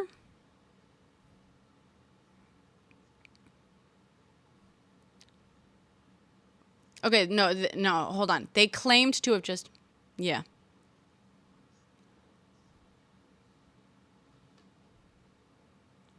Actually, I will say there's actually one thing that's interesting. I'm gonna, before even asking that, psychics have the whole reason police set up like psychics to help them is to give people the ability to call in tips without revealing the source of that information. Just to be clear, that is yeah, that's a. Oh, did I? Are you talking about like a specific case?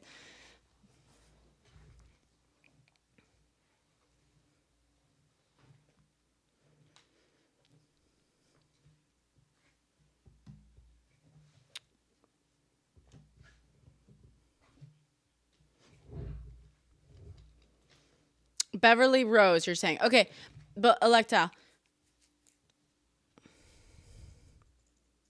Yeah.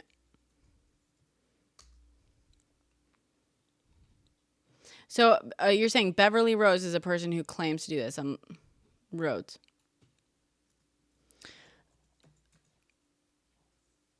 RH maybe ODS. So here's the thing. Okay, when you say, oh, she did this thing and she proved it with someone on the phone that she just met that day. No.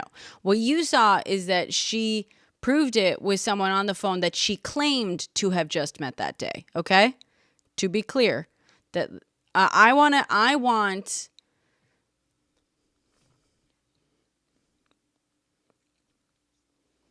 No. I would want, so, and this is what I keep saying, this is why I keep bringing up, and like when I say a New York Times journalist, that's just a stand-in, right? For someone who I trust to actually, like not be, this is why I say paranormal investigators, I don't fucking trust them. They are part of the scam half the time, like provenly so. But I want someone who's like who's like literally like a fucking journalist that I trust on other things. You know what I mean? Like someone who investigates things in general, who is not going to be like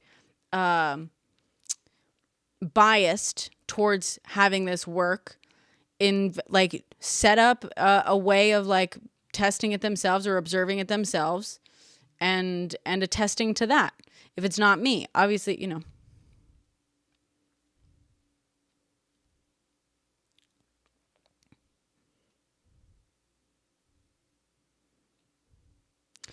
I'm saying a lot of people who make a career out of paranormal investigation and paranormal verification are fucking scam artists themselves. Yes.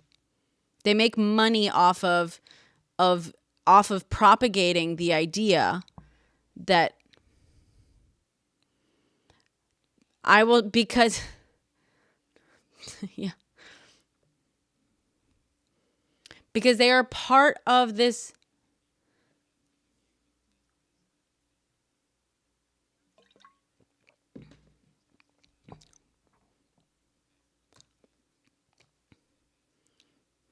He's explaining it, girl.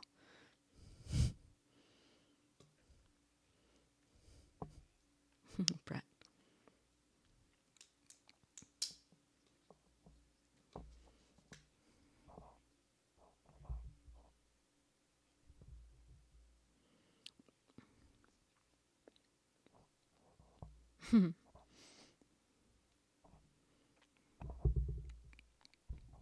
Also, I will say they almost always say, let me just also say, okay, no, but you can't provide proof of someone actually doing it.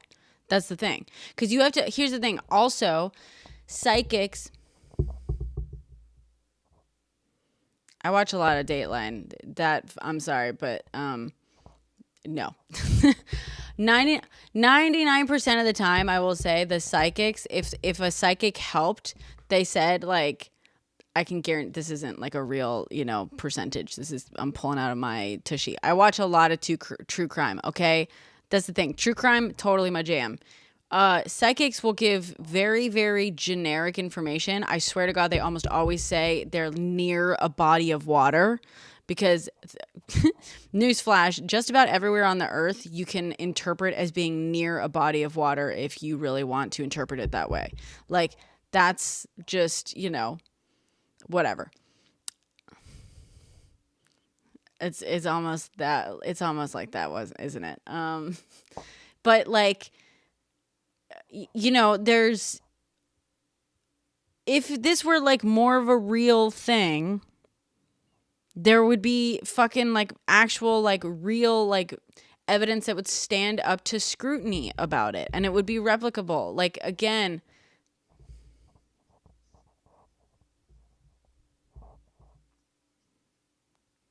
isn't it? Yeah, exactly. 8 billion people. So if you would think that if people were really like psychic to an actual like extreme point, we would have a few fucking million people demonstrating clear, like actual clear psychic ability. And by the way, this is someone, you're hearing this from someone who has always joked that I'm a little bit psychic because I have stories of telling the future. No, I know. No, I know no one's coming down on me. I'm saying that, like, me, of all the people in my fucking life, if someone were to describe someone as being psychic, they would describe me as being psychic. I have joked about I'm a little bit psychic for most of my life because I have stories where I told the fucking future months ahead of time to a person, to another person, and then when it finally like came to happen, with zero context, it made no sense when I said I had a dream where XYZ happened, and it was like, that makes zero sense. And then when it came to fruition months later, I had another person be able to verify that I predicted that. If someone who could argue is psychic, am saying, listen, let's not fucking assume that like psychicness is fucking real until we have clear proof of it. Like, I'm not. People are absolutely welcome to test me. Absolutely.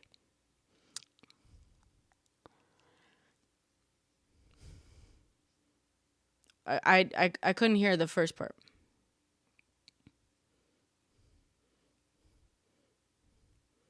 Is Good Trouble my boyfriend, Brett? No, Good Trouble doesn't know I exist.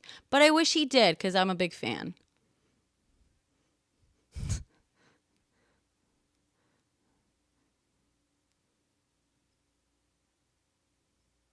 Yeah, that's what happened for me a couple times.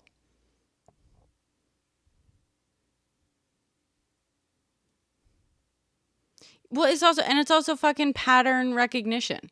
Like, there's also a joke, and I said earlier, there's also a joke of like people have said that like I can read their minds. Philippe and I have a couple of moments of that where I like figured out exactly what happened in a situation just by thinking about it and like in weird ways. Okay. And listen, I'm very proud of those moments. Excuse me. I'm very proud of those moments. I know, however, it's because it's more down to fucking pattern recognition and my neurodivergence. I am a very, very good observer of things, even just subconsciously. Right. But that, yes. But like, I'm just saying, it's like, I'm not trying to like disprove psychicness out of some vendetta. I'm just saying that if there is something demonstrably, like, if there's something that we can demonstrate, then it should be demonstrated. And I mean that like it should be demonstrated under conditions that are not easily falsifiable. Like, so for you going like saying like, oh, I saw this person like online who like has this thing. And like, I even saw this video where like she did this for someone on the phone that she met that day. That is evidence of fuck all, dude. That is like the easiest thing in the world to fake. That is, I could fake that right fucking now, dude. Do I think context matters? Absolutely.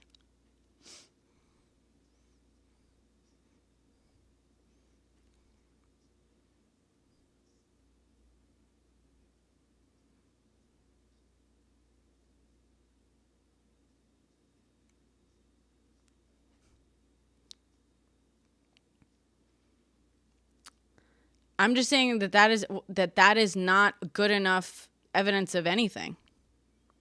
Well, for like science, for reliable data. I'm glad, like, I'm so happy for you that it's that easy to convince you of something, but like there's got to be a hell of a lot of things out there. No, but like I'm saying that there's like a hell of a lot of videos out there that like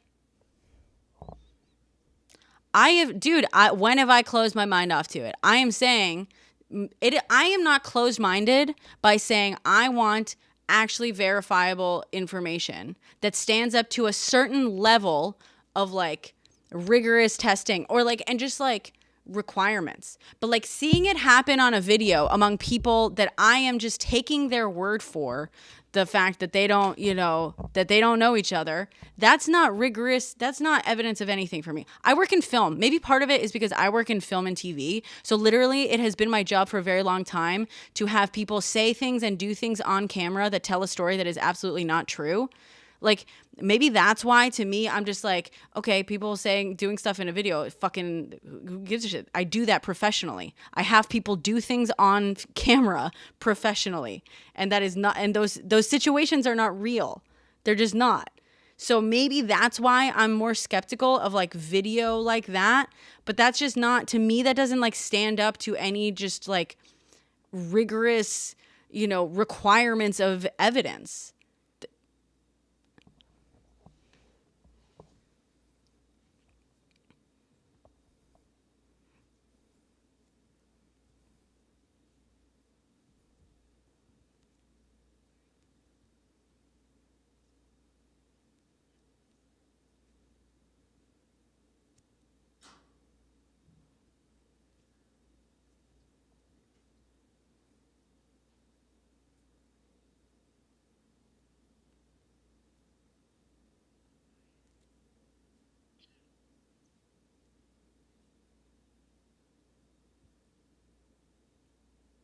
Sure. Okay. I'm sure. But also, and I also want to be clear, documentaries often have bias too. Okay. Like, to say it's completely unbiased just because it's documentary, that's not true. I know. But I'm saying if and when Netflix makes a show about it, don't just take it at face value either. You know what I mean? Like,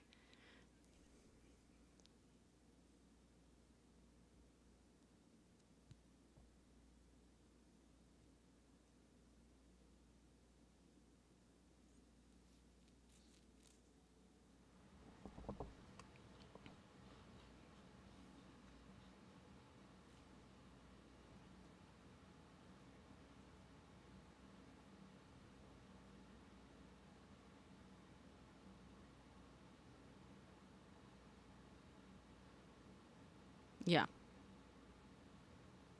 Yeah, I mean, I just, again, like to, I'm not sitting here trying to like, the reason I brought up this thing of like, if anyone's in this room sitting here right now is fucking psychic, it's me. Or if anyone, you know, that it like can read minds, it's me, is because like, of all of us, I probably have a more vested interest in wanting to believe that this is real. You know, I'm not saying that it's silly, whatever, but like, I would love for this to be real. Are you fucking kidding me? I would love for this to be real. It has been an obsession of mine, but like, I want the proof to stand up to like, to hold up to certain basic standards. I want the proof to be like, just like unimpeachable. I want that proof to be fucking legitimate, but saying like, oh, well, it's like, you know, on a video, it was proven this, that is not enough for me. That is not. I want unbiased scientists to put this to the test, or at the very least, a trustworthy journalist who doesn't make a living off of like trying to legitimize the idea of, you know, these things existing.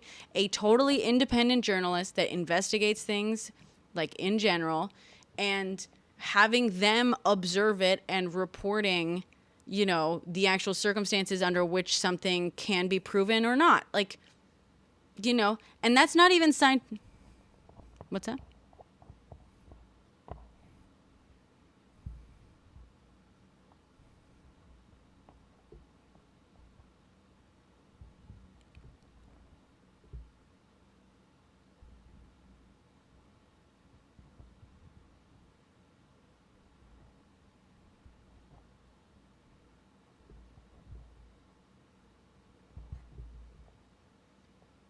Mm-hmm.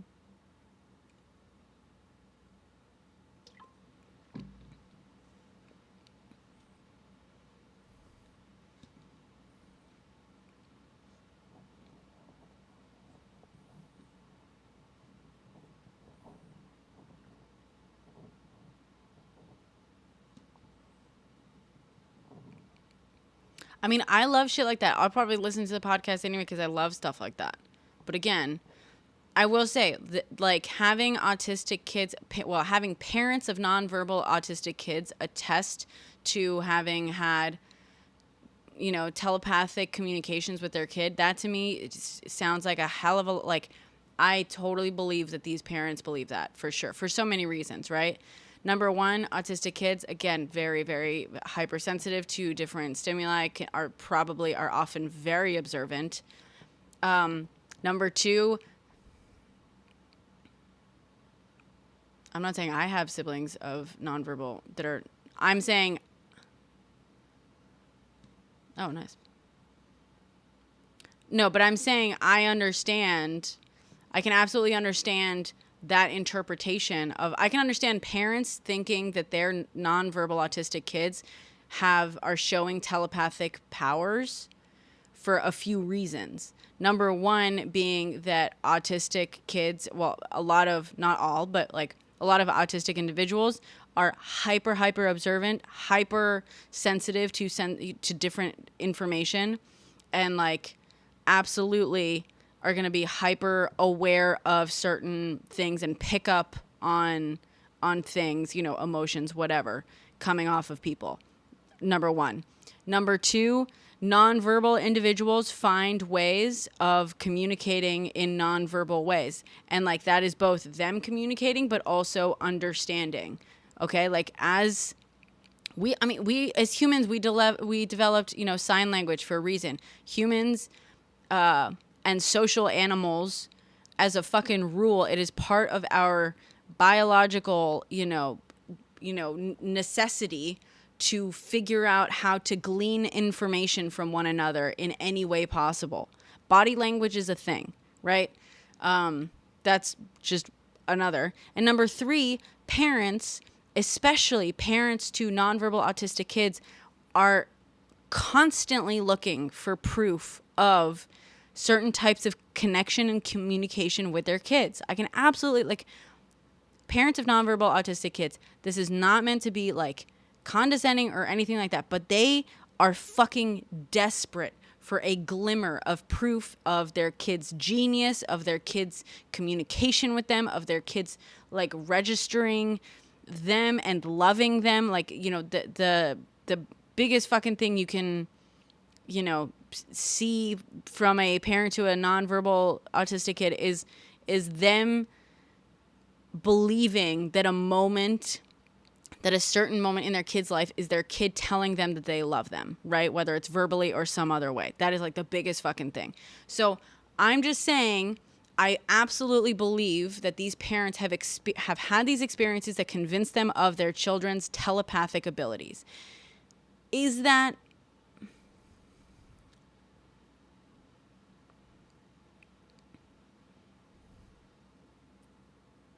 How did I learn that? Mm-hmm.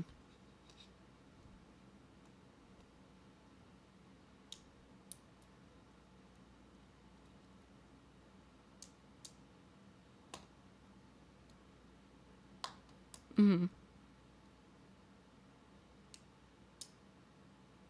Mm-hmm. Mm-hmm. Mm-hmm. Mm-hmm.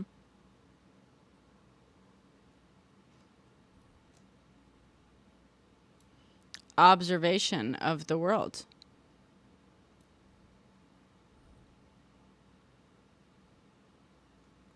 No, but it's often willed by those children. Mm-hmm.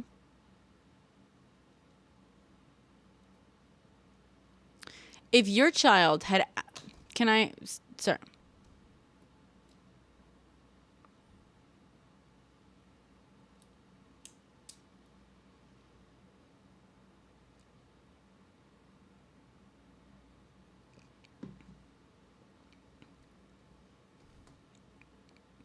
How does... Okay, and we're talking about a 30-something-year-old nonverbal autistic person who, surprise, surprise, could spell? Okay. So, is your child learning how to speak? Your child can't speak? Okay, so but does she know every word in the world? Okay. I mean, that's a very impressive vocabulary for a 7-year-old, that she knows every word she'll ever learn. But so your child learned... Okay, but so your child learned how to speak at some point, right? Okay. How did your child learn how to speak? How did your child first start talking?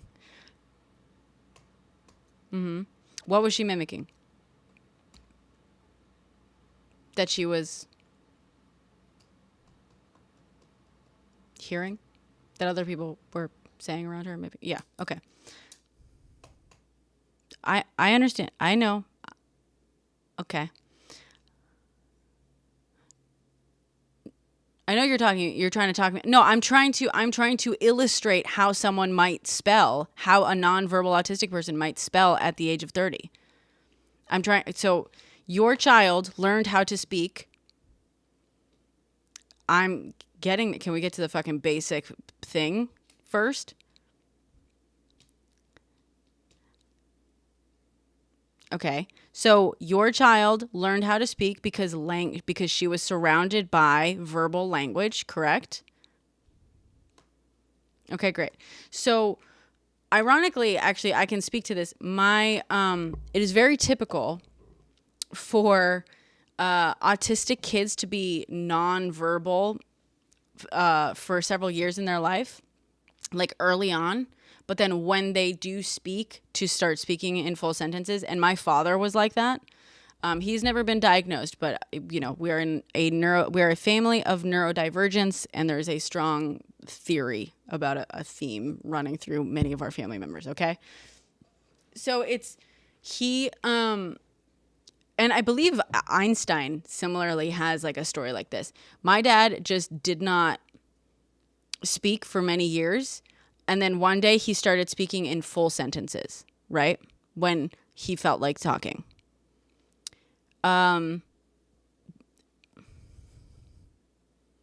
You're saying how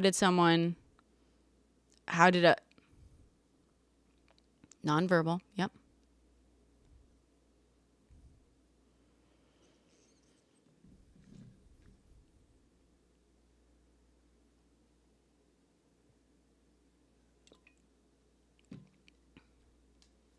Mm-hmm.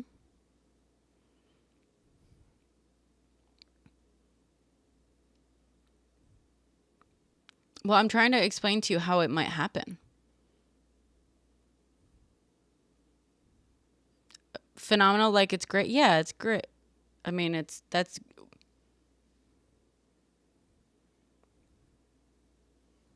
that's wonderful. It's phenomenal, and in terms of like wonder, it's great. Phenomenal in that sense. Yes. Is it a phenomenon? Is that what you mean?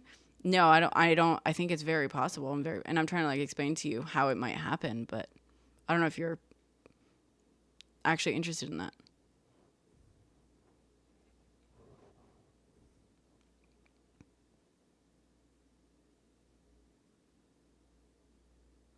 I think it's great. Yeah.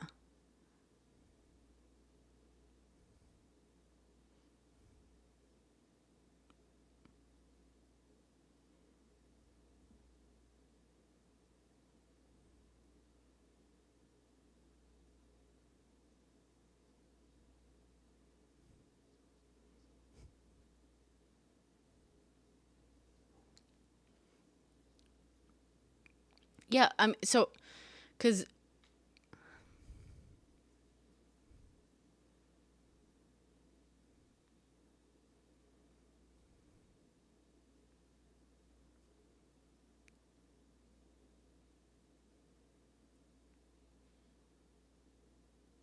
I don't know cottage. Yeah. I'm sorry. I When you asked earlier like how I think that's possible, I thought you genuinely wanted to know like how is that possible?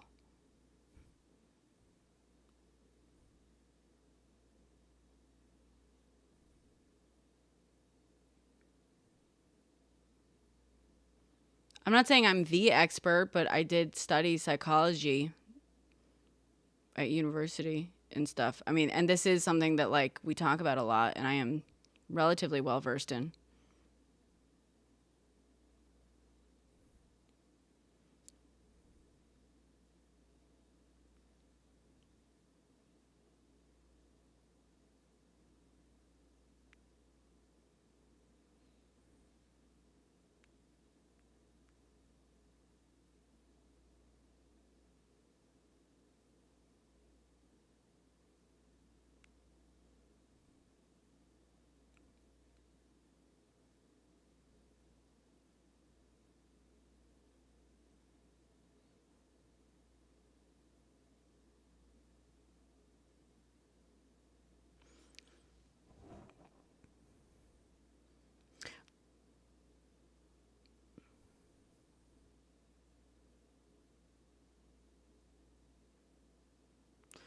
Well, okay, so but Colin, you presented this and the context was that we were talking about this podcast where parents are saying that their uh, nonverbal autistic children have telepathic skills.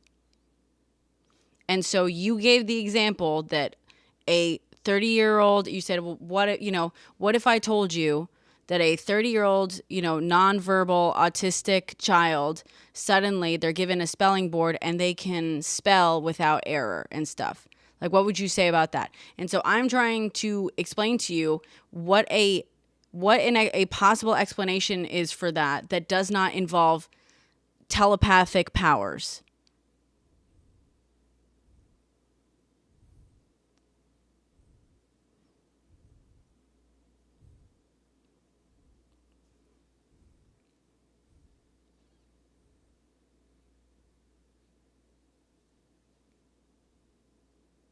Right. Well, okay, but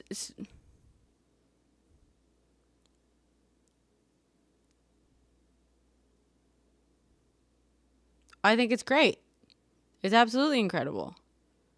But I think, but also you're saying it warrants more thought, but you want to stop the thought where you're at the point where you're satisfied by the explanation being telepathy.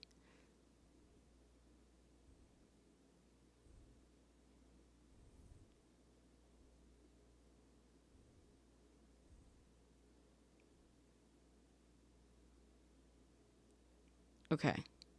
Then I'm confused why you brought up this example when we were talking about telepathy among nonverbal autistic children.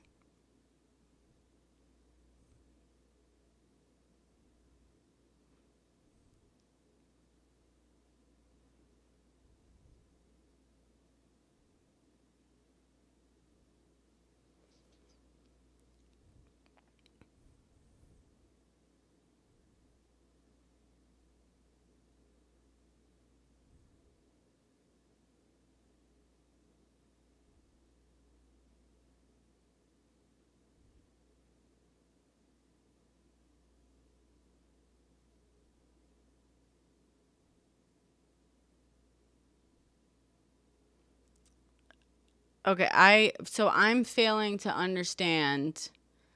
You think that they're not giving this telepathy? What do you mean? Well, we test. Well, firstly, I don't argue every single thing everyone says, but when people come up here and try to say, "Hey, there's a bunch of nonverbal autistic people who are telepathic," I'm examining that. Yeah, we push back on ideas here. We literally, there's a fucking sign. We fact check here, but we also, more than fact checking here, we also just like explore the logic of an argument.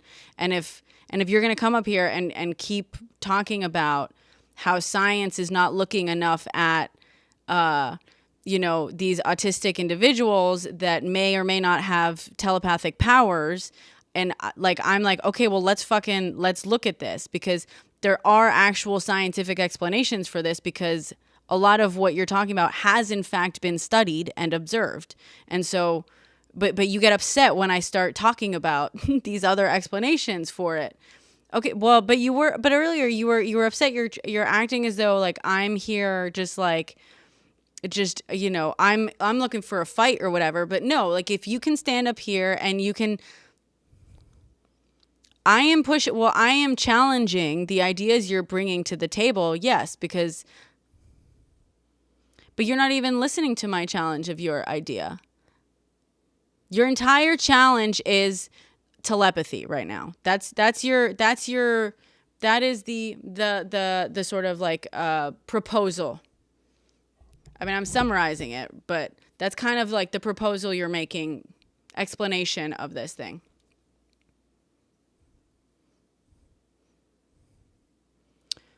Okay, but you're also unwilling to explore the other things that have been. Like, you're unwilling to hear out, like, this other understanding that explains this. But you cut me off when I was like giving you an example of like, you got very upset when I was talking about how your child has learned how to speak, right? And you didn't. Okay, but you cut me off like when I was trying to talk about that in terms of like,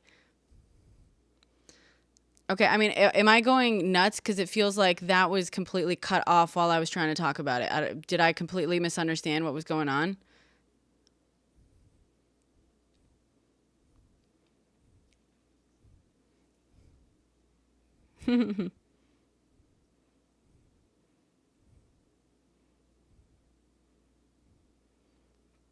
What's up, JJ? Great.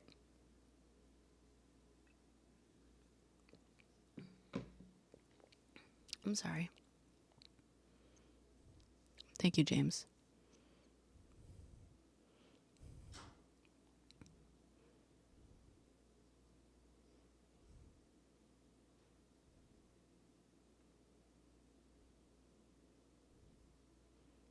Thank you, Claudia.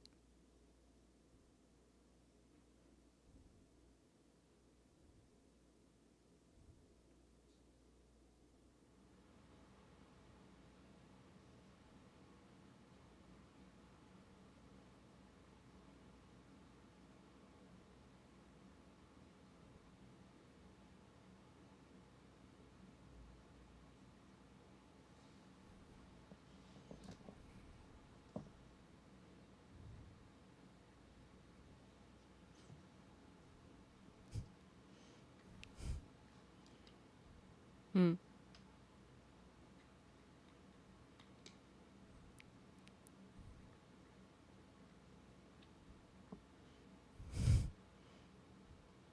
Mm.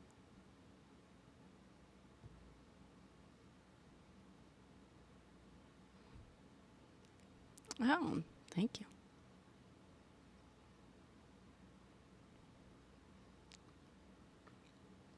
Oh, absolutely. 1000%. Yeah.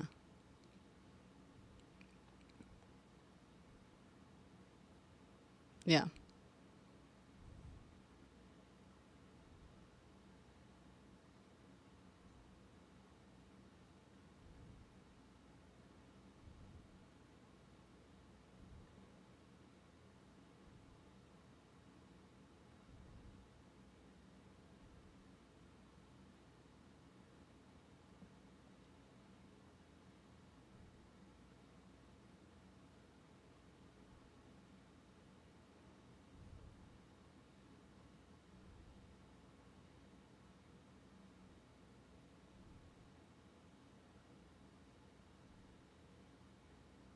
Oh, no.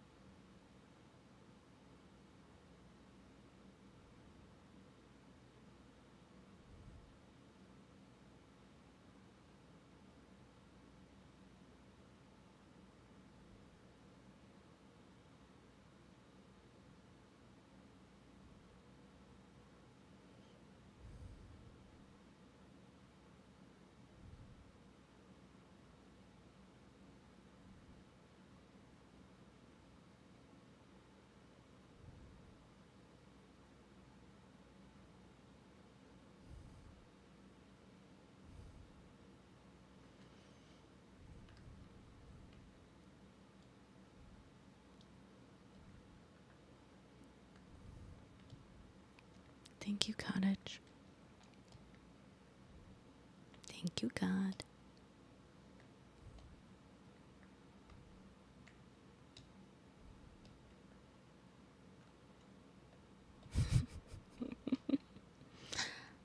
Thank you, JJ.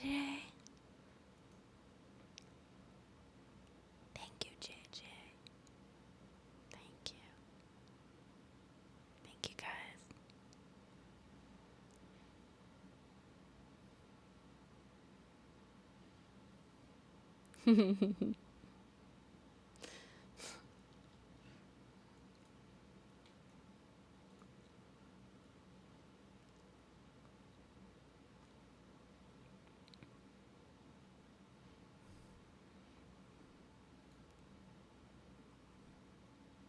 Cottage.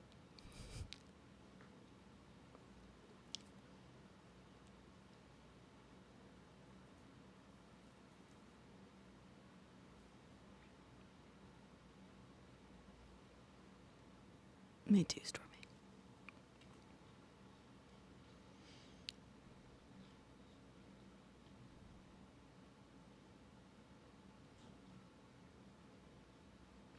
Yeah, I don't know where we ended up, really. Brett, great thought. Can we get back to arguing? I do want to say a couple people in the comments validated my experience that I got cut off when addressing this idea. I just want to say that. We don't have to go back to it if you guys don't want to, but okay, I'm glad to know that I wasn't losing my mind that I was trying when I was trying to like explain that, but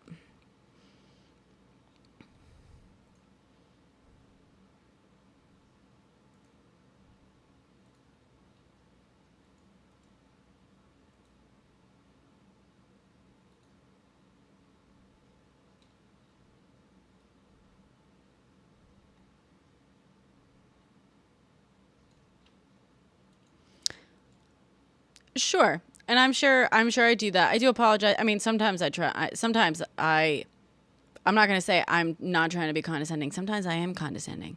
For fucking sure. Absolutely.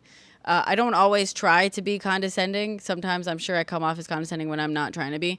But I will say in this case, at least my experience of the response I was trying to give, like, I wasn't condescending. I was trying to respond to this idea of, like, again, we were talking about this all came up at the time. I was talking about, so before she brought up a 30-year-old autistic person, like, all of a sudden it turns out that they know how to spell. I was talking about, like, this group of people, this all, by the way, for people who are new here, she was talking about a podcast, and then we were talking about how, like, maybe, you know, it's possible that Netflix will make a documentary about this thing, but a podcast that basically looked at these children, these nonverbal autistic children with parents who believe that they are telepathic, that they have communicated them through telepathy. And I am very skeptical of this idea.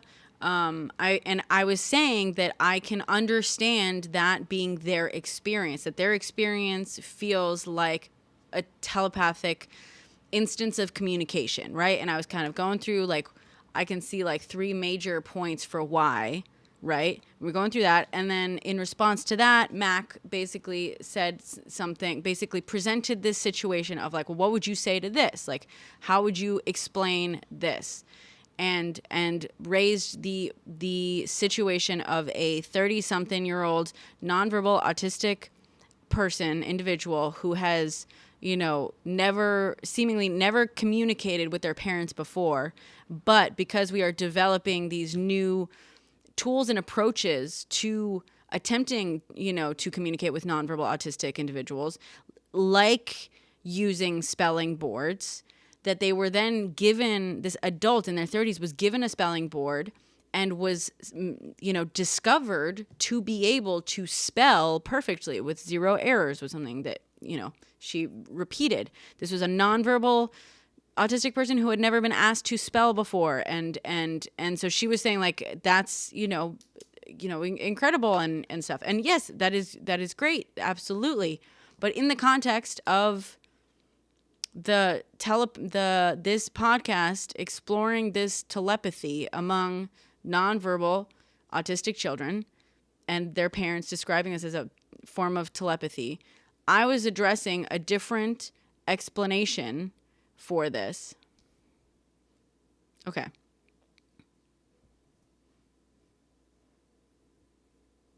Okay. So I'm just curious why did you bring that up when I was talking about, like, I can see why these parents would want to see telepathy where there possibly is none.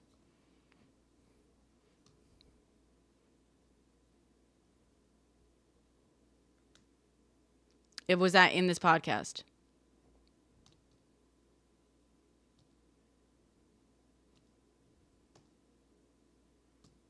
Mm-hmm.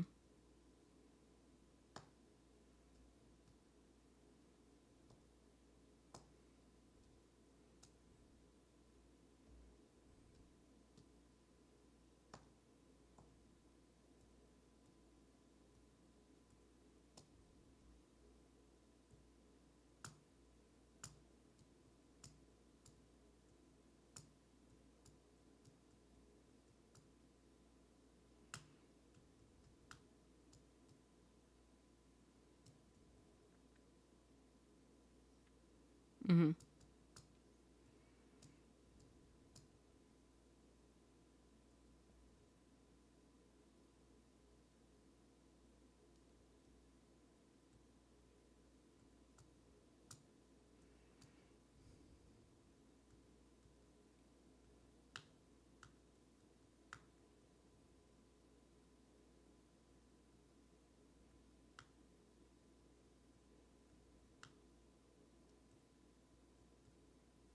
Right.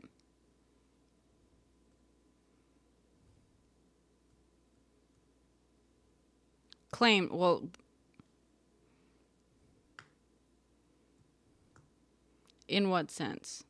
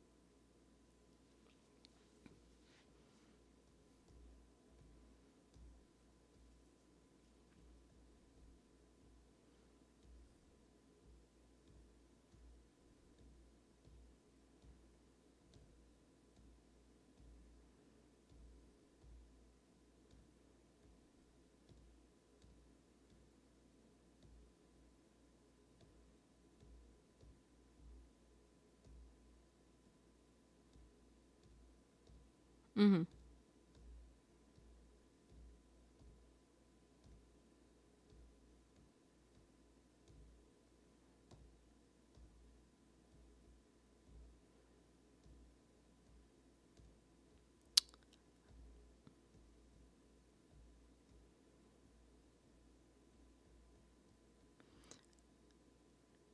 I mean, so it would be wild. Yes, it would be. I guess.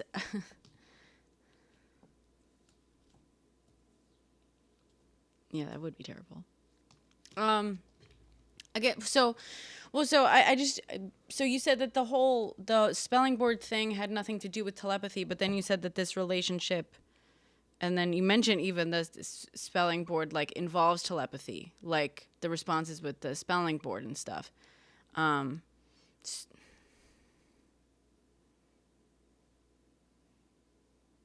uh huh.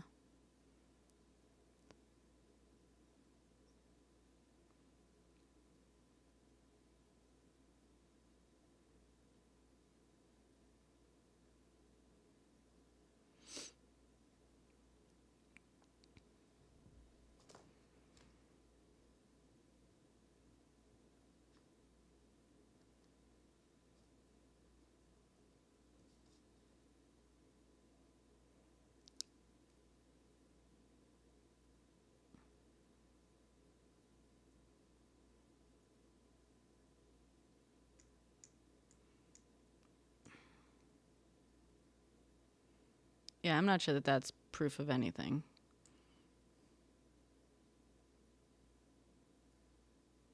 Well, but also, I mean, because also, just as an example, like people say that all the time, like, oh, we can read each other's minds.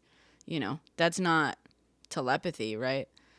You know, I might make that claim for my boyfriend. My boyfriend might make that claim, and we might be accurate about it, especially in certain situations, right, where we can read each other's minds in certain situations. Absolutely, that's what often comes from knowing someone very, very well, and you can pick up on very subtle cues, even if you yourself are not completely aware of what those cues are. It's as Jared in the chat said, you know, mind reading does not always require telepathy, or does not require telepathy. But well, I just don't. I don't know. I am skeptical, and part of my issue also with things like that, and I think, and like, I just want to reiterate this, like, I would fucking love for telepathy to be real, right? And again, like, I'm absolutely, of all the people, I am heavily biased toward believing it is real. You know what I mean? Because I want to fucking believe that I can do it, for sure.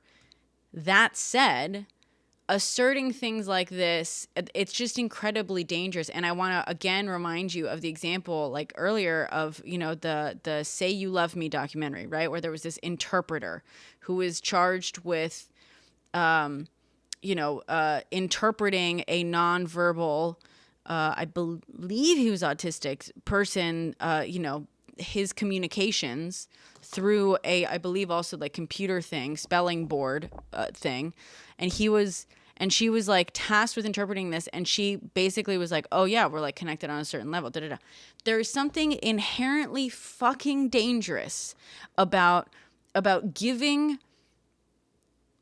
normalizing this idea that nonverbal autistic people are telepathically communicating with people, you know, in their lives, with their parents, their caretakers, whoever it is, right? There is something inherently fucking dangerous to that idea, especially if there's no actual proof of it.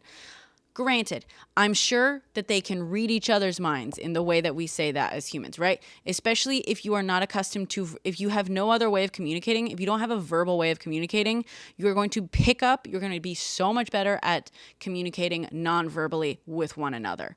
But to normalize this idea that non-verbal autistic people who are already incredibly vulnerable to being misinterpreted, taken advantage of, basically suggested that they want something that they don't, to suggest that they are telepathically communicating with someone else who's then going to be tasked with, of course, interpreting their thoughts, is so fucking dangerous. It is so dangerous. Why? Because in the same way that, if, you know, in that film, in that story of this interpreter who was like, it led to physical and abuse, because she was interpreting, she was basically saying, he wants this. He wants this. He wants this. This is what he says. This is what he wants. This is what da-da-da. And he says no to this. He doesn't want you around. That's how I speak. I'm sorry. I'm not going to, I'm Spanish. That's how we fucking speak. So he would, like, it means et cetera, basically. So, she would basically interpret what he was saying and communicate on his behalf. And as a result, she was in a very powerful position that empowered her to abuse him. Well, I mean, it was a different situation, but like, no, well, Harvey Weinstein was not in a position where he was anyone's like interpreter. You know what I mean? Where they're like, so, yes, he was, yes, there's a power component to it. Yes. But also being the person who is tasked with being the only person and tasked with, you know what I mean? Like, having this claim to be the only person who truly has communication with someone who is nonverbal and struggles to communicate in any other way with anyone else puts you in an incredibly powerful position.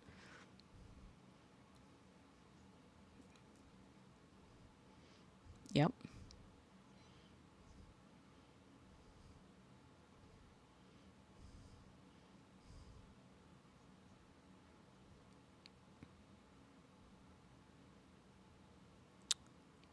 Can't confirm what?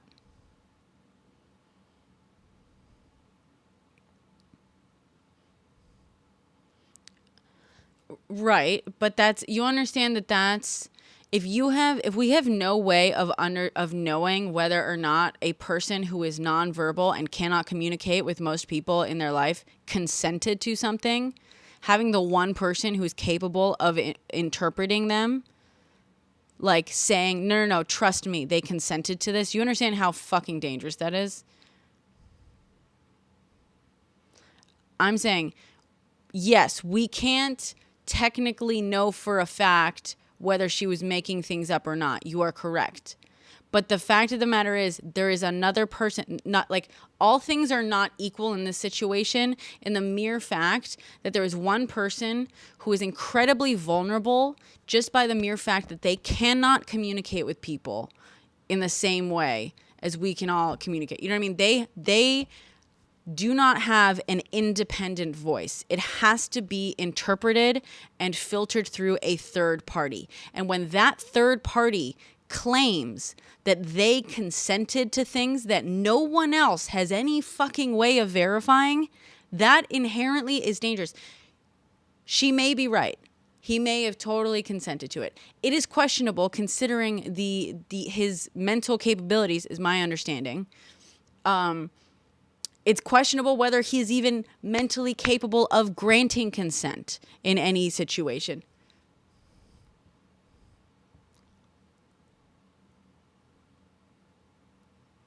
No.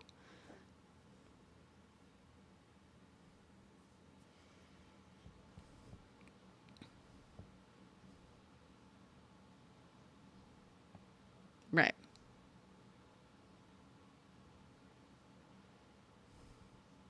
Yeah.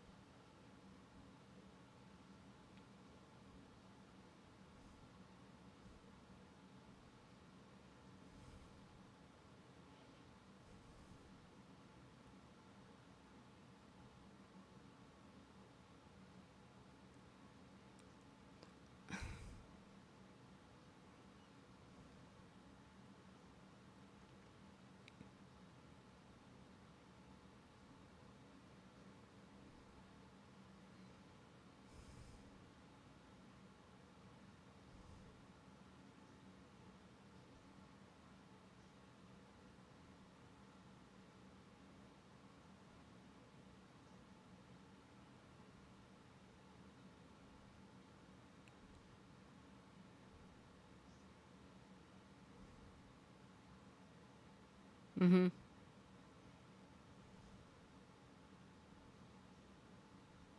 Not that, by the way, that they could have consented on his behalf in that sense either. You know what I mean? To be clear.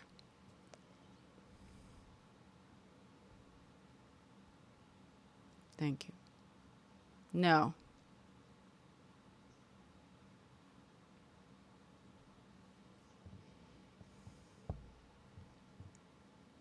Mm.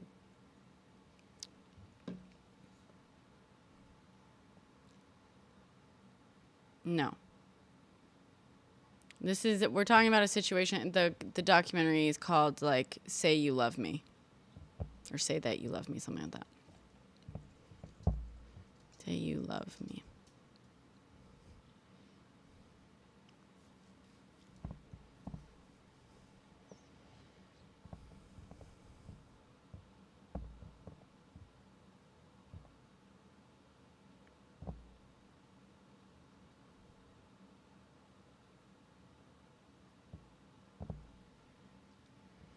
Mm-hmm. Yeah.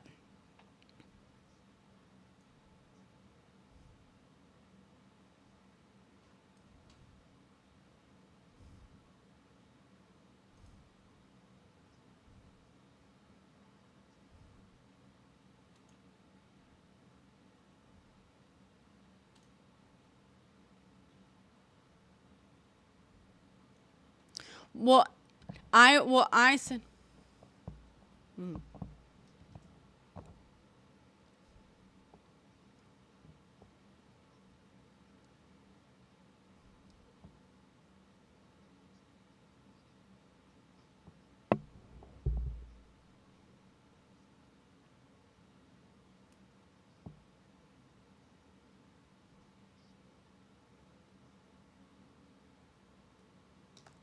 Tell them you love me.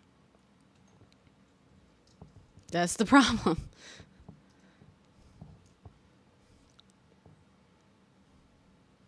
Sure. Yep. And it's not okay when it happens to women either. That doesn't mean that it's okay when it happens to.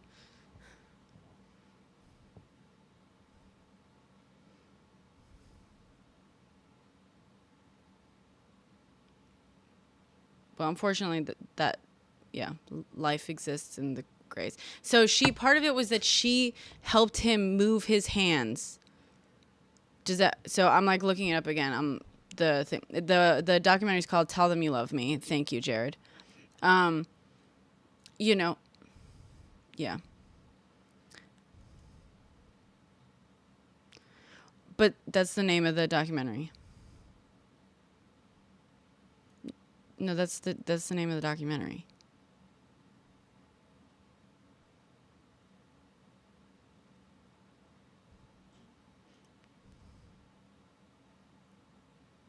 What?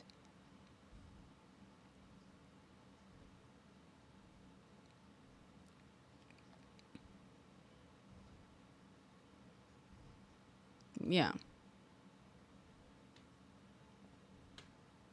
What do you mean that's the starting point? That's the title of a documentary.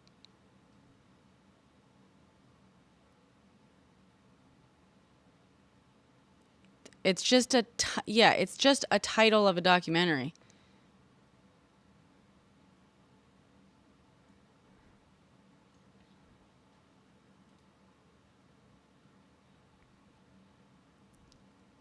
No. No, we described documentaries as not always being accurate. Not always being accurate. That doesn't mean every fucking document. So I'm sorry, are you really fucking sitting here and arguing on behalf of this woman who was this one person's interpreter and her abusing him? Essaying him? You're picking a title apart. That is the title of a documentary.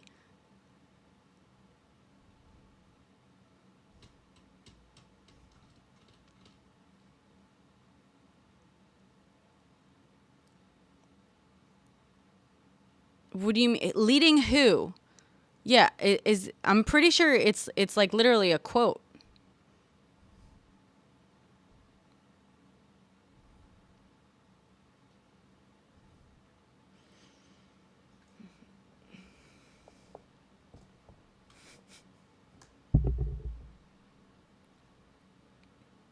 No, there is a process of fucking writing.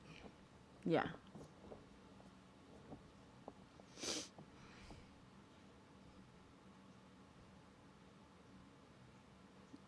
Claudia.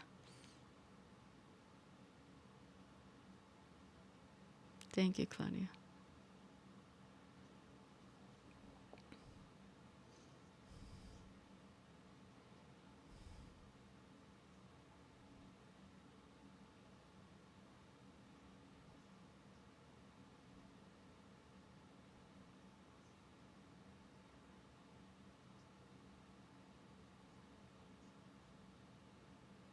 Also, by the way, in 2015, I'm going to say just in 2015, she was convicted of essaying Derek Johnson. So legally, under the eyes of the law, she is completely guilty of essaying him. So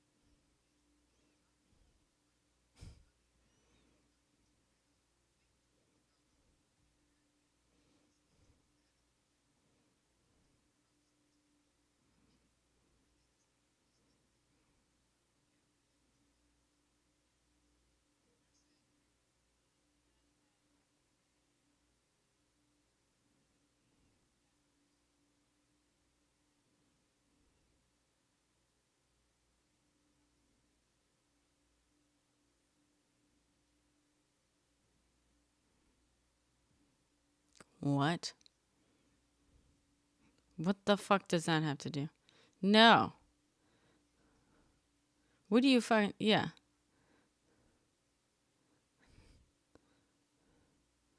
You clearly. We're talking about something very specific, Mac. If you're trying to pivot to just make this, okay. Well, so no one's saying that they don't. No one is saying that they don't. That's the name of a documentary. It's not a... Okay, girl, she was fucking convicted years earlier, years before this documentary came out. So don't you worry. That title had nothing to do with her conviction. Second, tell them you love me. I'm sorry, but like, yeah, this is actually, I will say, Tell Them You Love Me is a phenomenal title. Again, as a filmmaker here, that is one of the greatest titles I've ever heard because it describes the situation perfectly. That does not inherently mean that she is speaking for him. The problem was not, the accusation was not that she was telling him to say things. The accusation is that she was speaking for him. She was literally vocalizing it, so to speak, for him because she was helping him type the words. Tell them you love me. I can say that to my boyfriend and it's a perfectly okay thing for me to say. Most people in their relationship can say, hey, tell them you love me, right? And then those are his words that come out of his mouth. I love her, right? Still his words. If I'm like, no, tell them that you love me. Tell them that like, I'm not crazy, right? If I'm trying to convince my family, no, I swear to God, he loves me. He told me he loves me. Tell them you love me. That's a perfectly okay thing for me to say. That's perfectly okay. If she's like, if we were believing her version of the story, right? That he completely consented and she was like, no, tell them that you do love me, that this whole thing was your idea. Perfectly reasonable way of communicating with someone.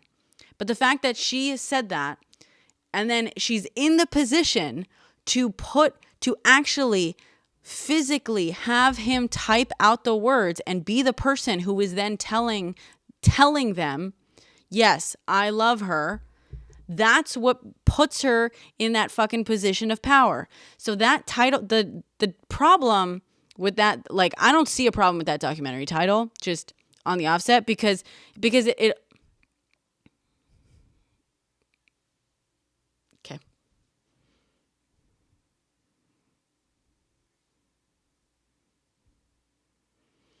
I mean, it's fine. The reason.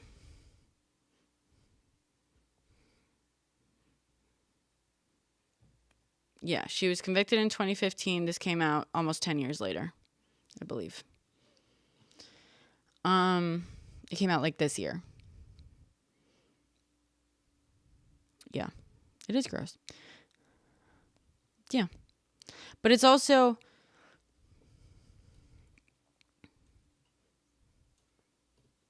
I mean, we're talking about like specific things. I will say, but also like the reason we're talking about this documentary, right, is because we're I'm trying to like illustrate the dangers in kind of normalizing this idea of that has not been verified with actual science, that nonverbal autistic individuals are somehow telepathically communicating with their caretakers. And this is just one extreme example, right? This is just an extreme example.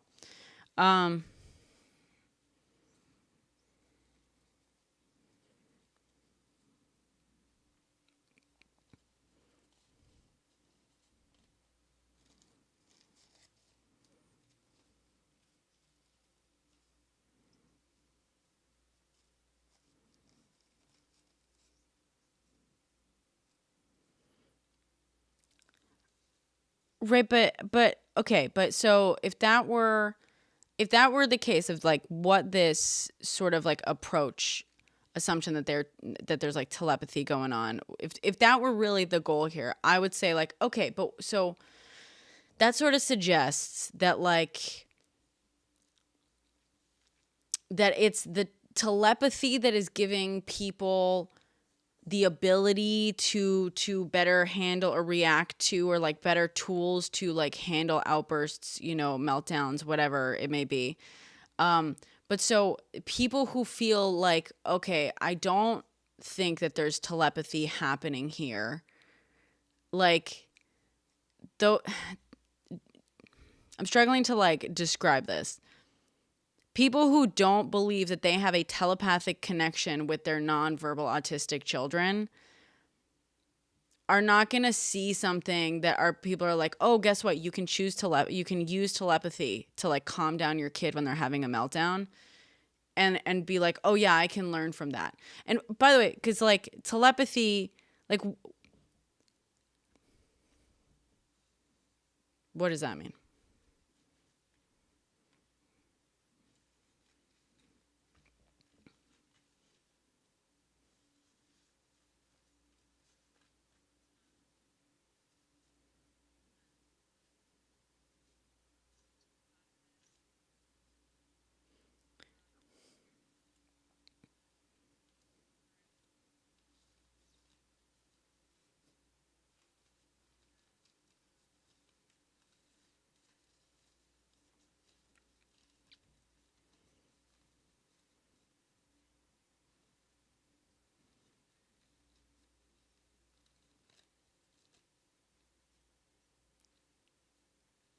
Wait, what?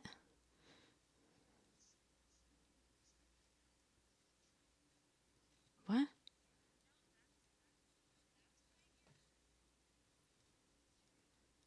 What?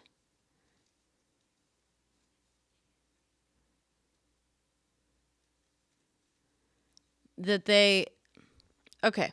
I'm sorry. Say this again. Repeat this again. I'm trying to understand. I don't understand.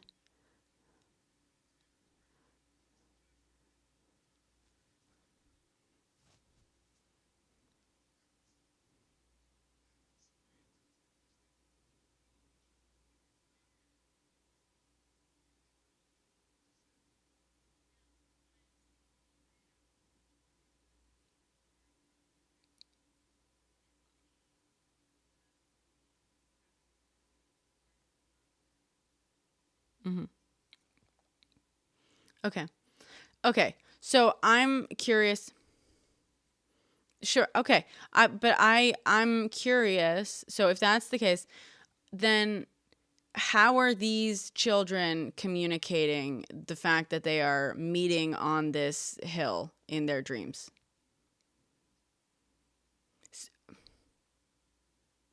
How would they tell us? Okay.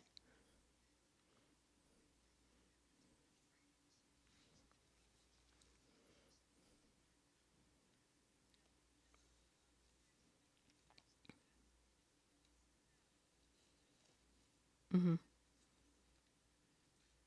Okay. Okay. So in a collective setting,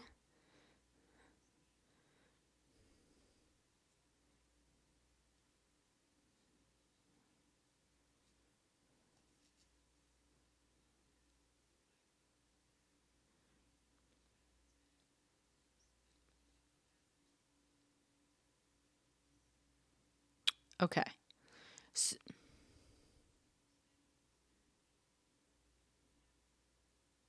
okay. And no. Okay, we're just asking questions. So these are children who go to classes together, correct? Okay. You said but they don't want they you said that they go. What do you mean zip code?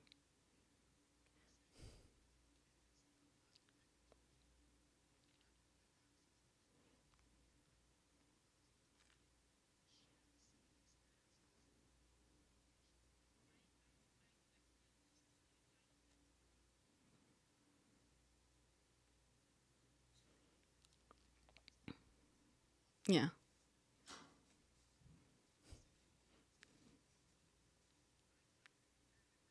Yeah. Who are they communicating this with?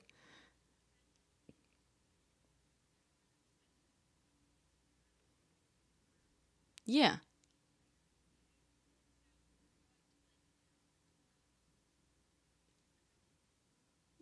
Right. Mhm.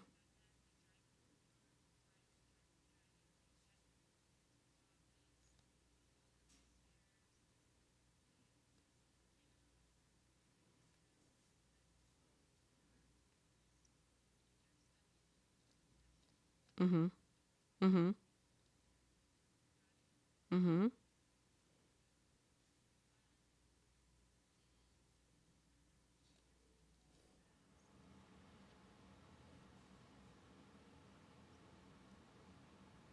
Mhm.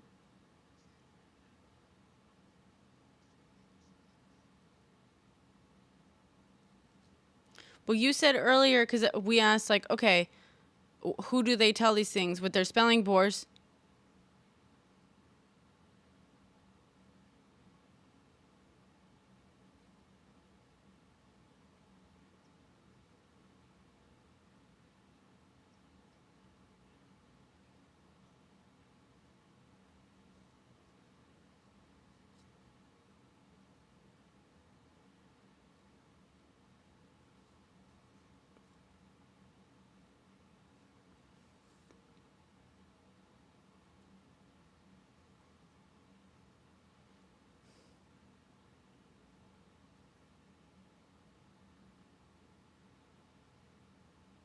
Tell stories, make jokes.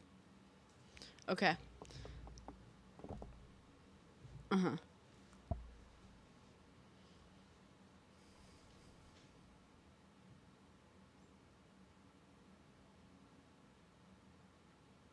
Uh huh. No, electile. Electile, don't go. Um. Well, he's frustrated. Electile, come back. Um. Electile, come on, come back, come back, dude. There we go.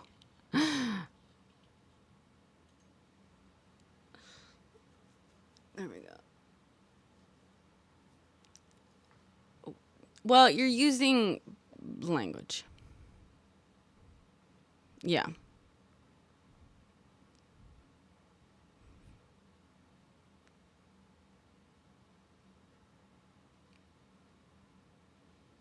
We all have ADHD in here.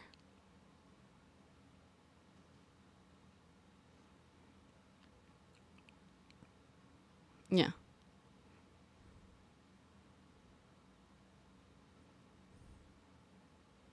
Yeah.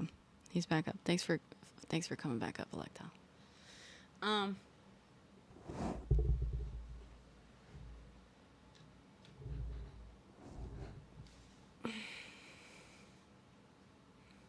yeah.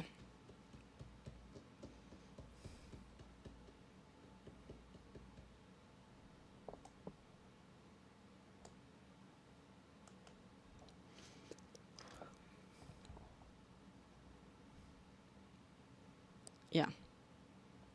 Yeah.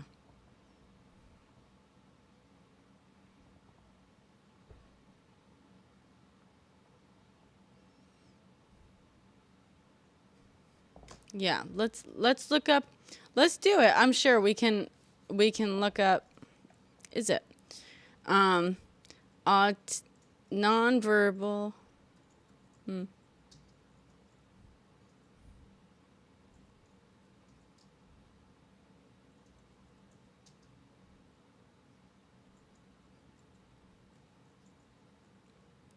Right.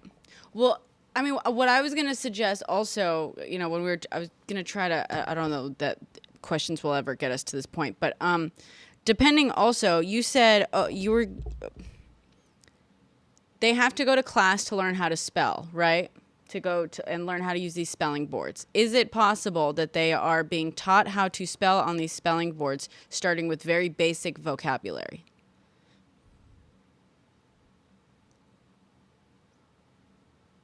Okay, so what are these classes for, really?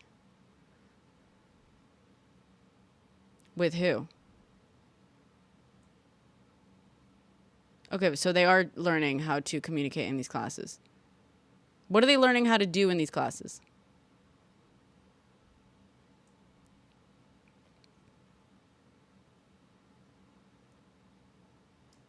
Okay.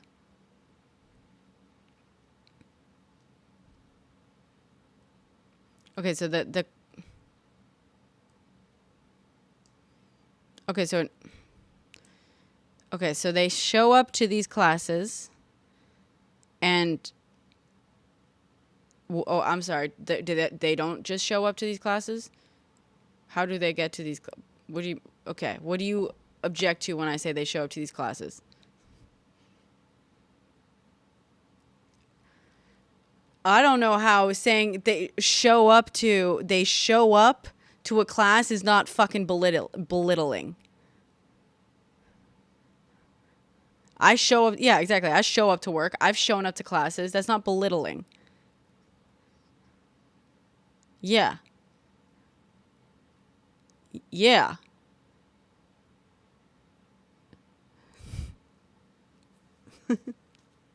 What?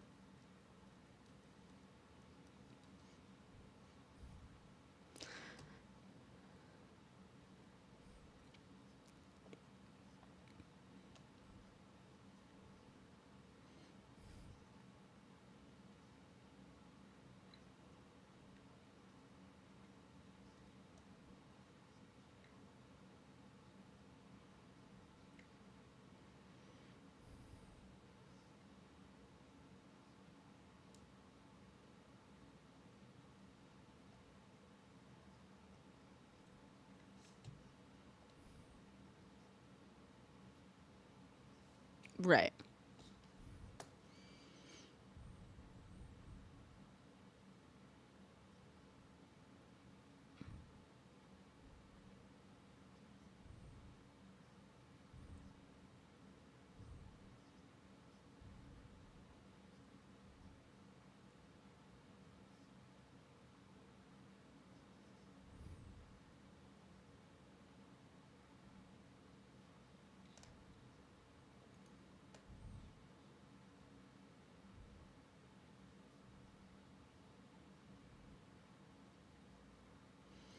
So, yeah. So I'm looking at spelling to communicate. S2C is spelling to communicate, and rapid prompting method (RPM). These methods are offshoots of FC. That's facilitated communication. I'll just go facilitated communication. Assistant physically supports a nonverbal person's hands or arms to point and type for them. Da, da, da. Okay. Spelling to communicate. S2C and rapid prompting method (RPM). These are offshoots. In these methods, a facilitator may hold a board up in the air and move it to cue the speller, which can result in the facilitator subconsciously influencing the selection. So that's one of the potential issues, right? That depending on the method that they're using, the facilitator can subconsciously can influence what they're saying. Yes, Cottage. Ouija board. Yes, Cottage. The telepathy tapes. That's what you were talking. That's what it's called, right? The podcast. Yeah.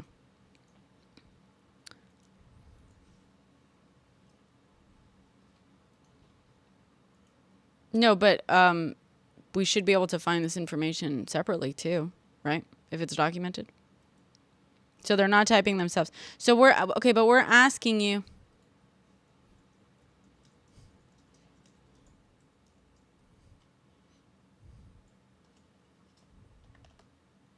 No, that's no. We're asking you questions. We're trying to understand what it is that you're describing.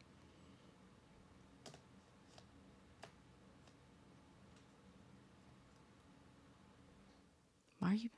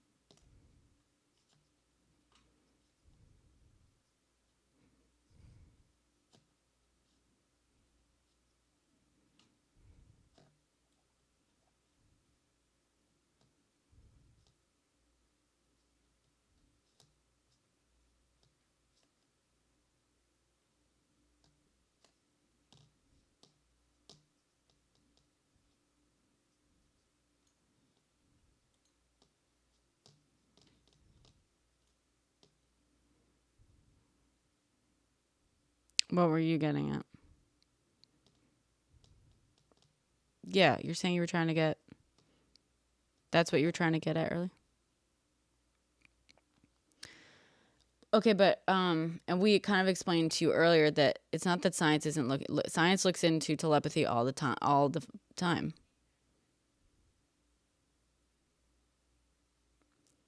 Okay, so I just looked it up. The woman that like is kind of behind this whole theory that it's all telepathic is Dr. Diane Hennessy, right? So she claims to be a scientific researcher, right? Okay, so if she's a scientific researcher, why are you so fucking against science?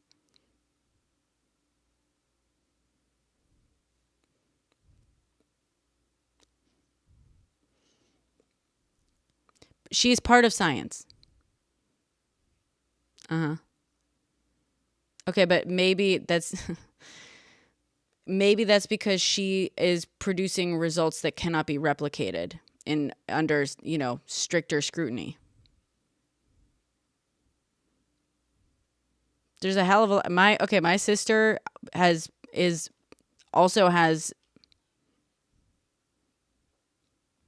uh-huh. Okay, I mean, there are female scientists who are taken seriously. Maybe she's not taken seriously because she is producing junk science that cannot be replicated in under stricter standards.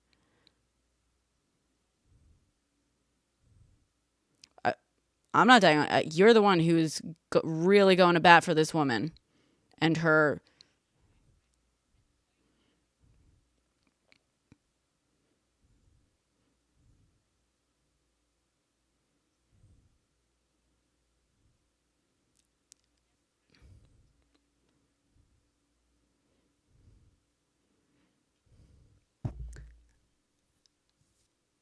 When did I say that? No, You are saying. Mm-hmm. Is that what I'm saying? Huh. I had no idea that's what I was saying.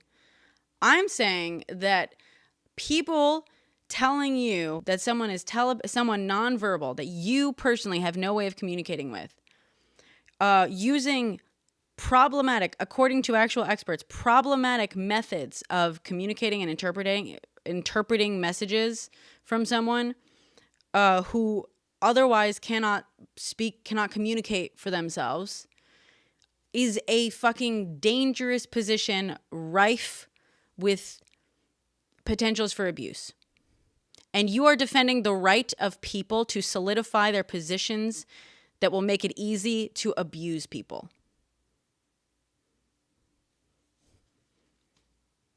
That's what we're saying, but you are against science. It should be studied more, but you say that science is against this.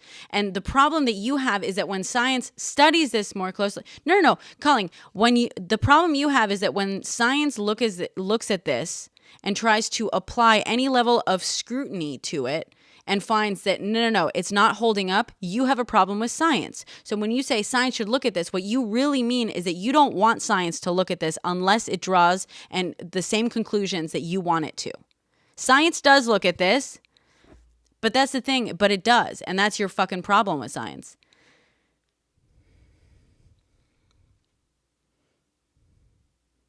Okay.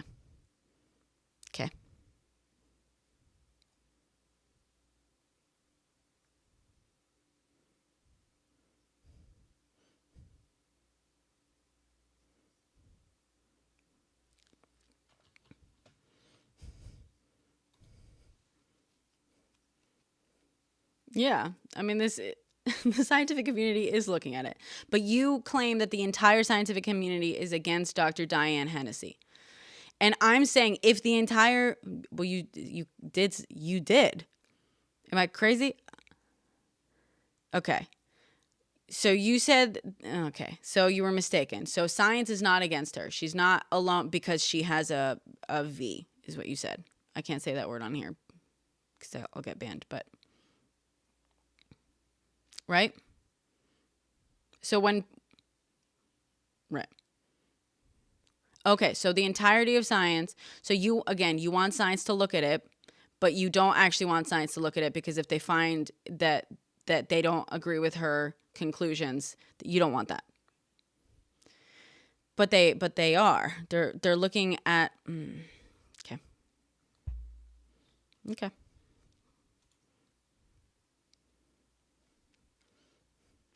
Okay.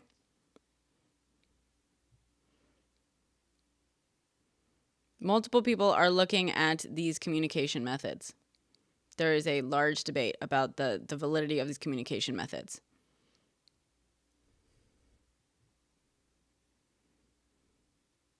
I'm sorry, not a thing?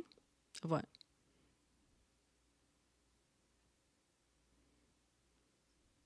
No, oh, Jesus. Okay, two different things happening right here. When I say these communication methods, I'm talking about S2C. Okay?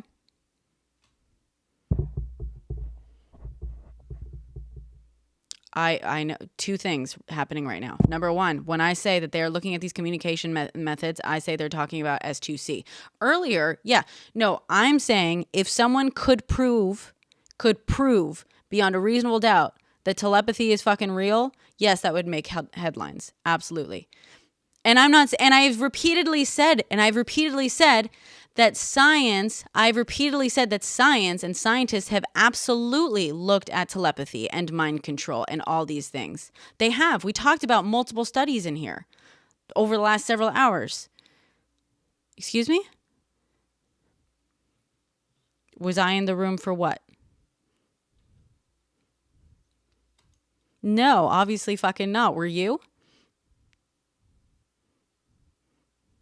Okay. No, I need verifiable, peer-reviewed research. I'm not going to take the word of one woman who claims to be observing something that no one else can replicate in a scientific setting.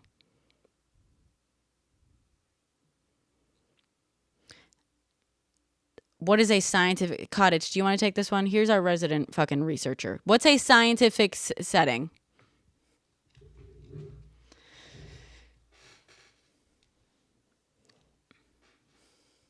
Setting.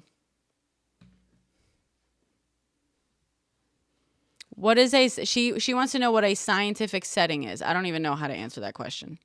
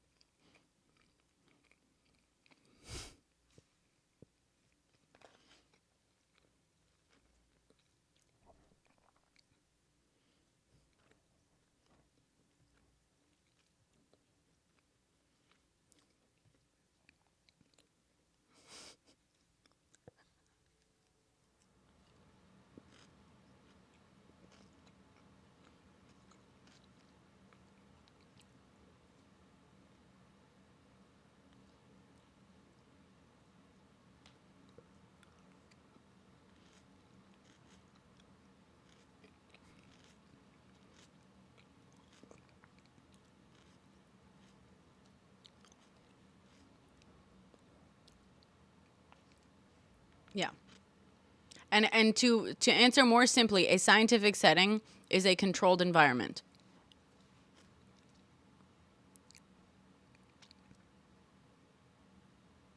Sure. Yeah. Like, she's using scientific language. Dignified, designated.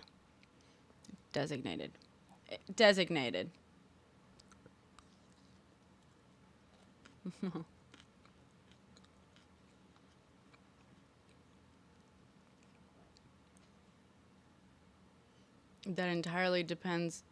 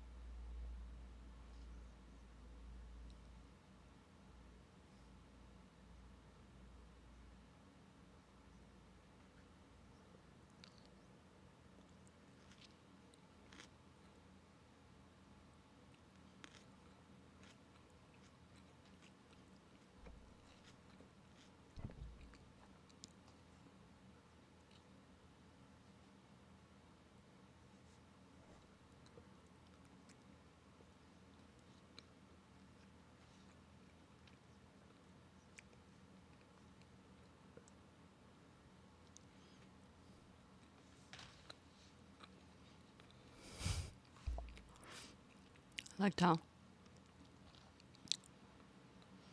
What she wants to know is who verifies it as science, is I think what she's asking.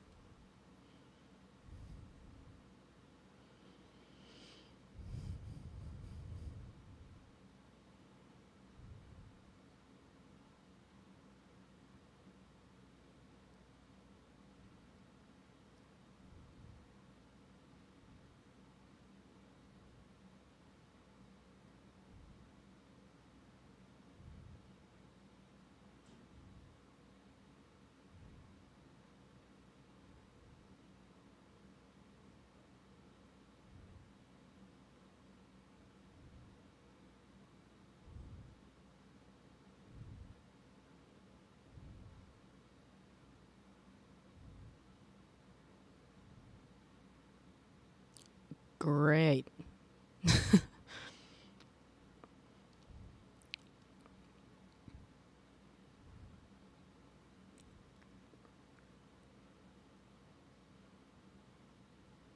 She said,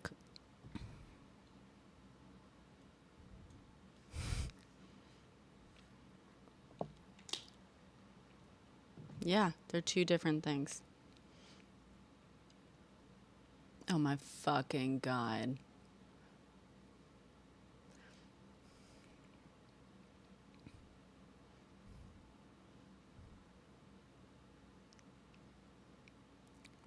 You want to invalidate all science because in part the scientific method is here because of colonialism and capitalism? You want to invalidate all. That's your conclusion. Okay. So what's the point you're trying to make when you say, and how's that working out for us?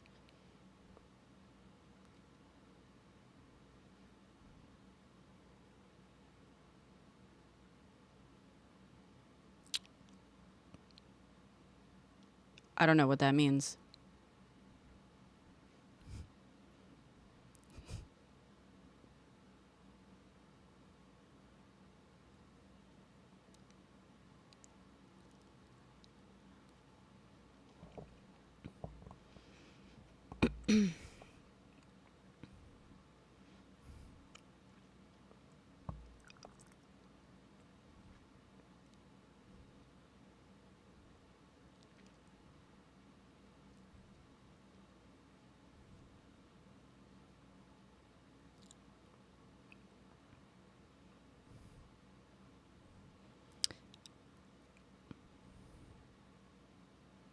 Okay, Mac, no.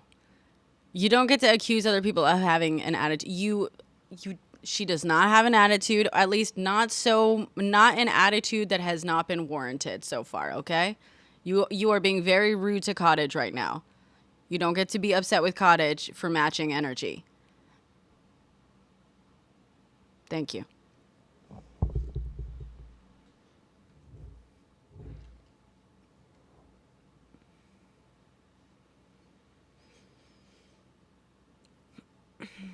Oops.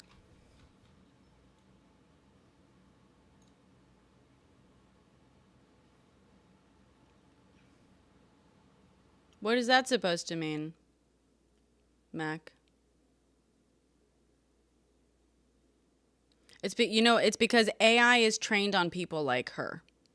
AI is trained on some of the most intelligent people in our society and well-written and well-read people in our society. AI currently is trained on people like Cottage. So, yeah. She sounds like AI because she sounds educated, which she is. Okay.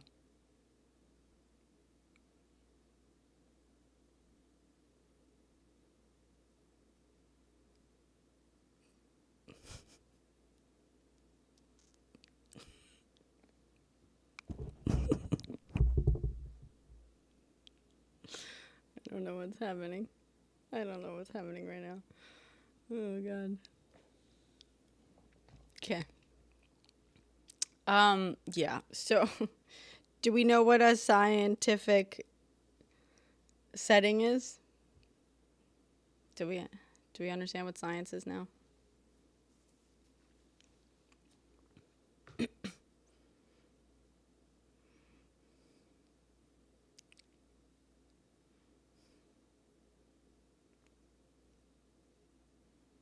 No, I know, but it's like I know that the podcast creator is a podcaster, journalist person, but it's like following a specific, just on traveling with neuroscientist Dr. Diane Hennessy Powell. Yeah.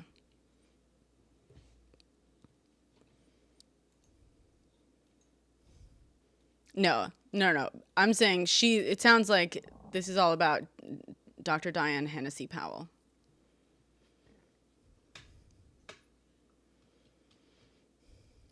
Mm-hmm.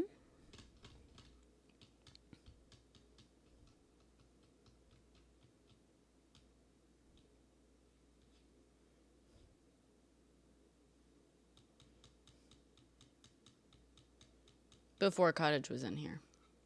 Yeah.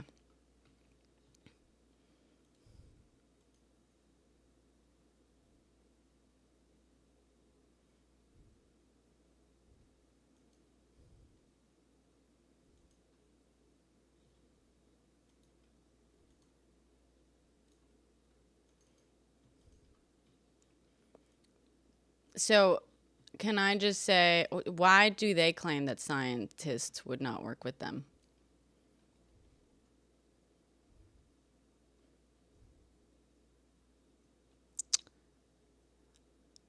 I mean, I will say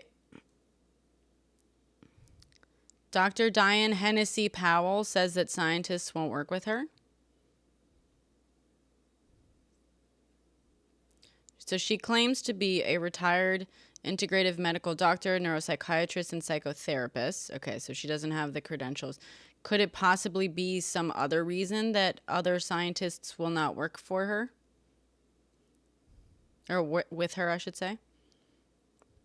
I mean, you claim that it's because she's a woman.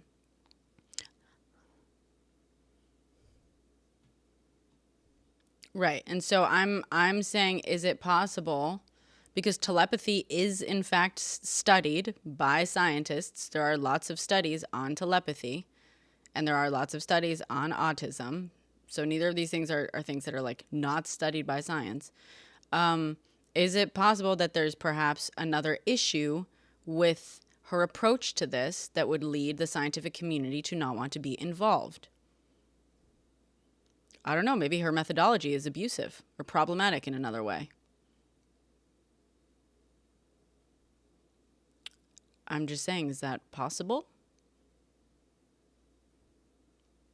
No? Oh, you know for a fact that the reason the scientific community. No, I'm asking, is it possible that perhaps the reason other scientists don't want to work with her on this is because of issues with her methodology?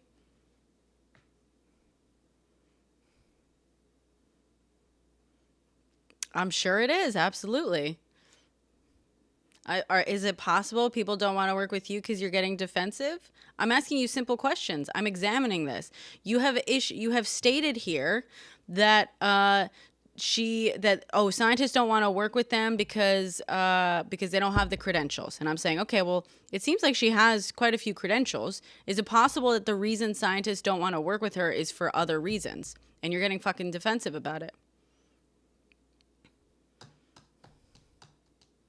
I'm not asking you what they said. I think you remembered correctly what they said. I'm asking you, is it possible that perhaps the reason the other members of the scientific community do not want to get involved with this person is for reasons other than what she stated? Okay, great. Just saying. Jesus, so difficult. 1 point. Had to take us 2 minutes to get here. Okay. So maybe, maybe that's it. I don't know. You have repeatedly kind of circled back to this point that science doesn't want to hear it. Science doesn't want us to know this. Science doesn't even want to listen to this woman because she's a woman. Science this, science that. I mean, it's been a few different things. You've given us a few different versions of why science doesn't want to look at this. And I don't know. I'm just saying science looks at this shit all the time.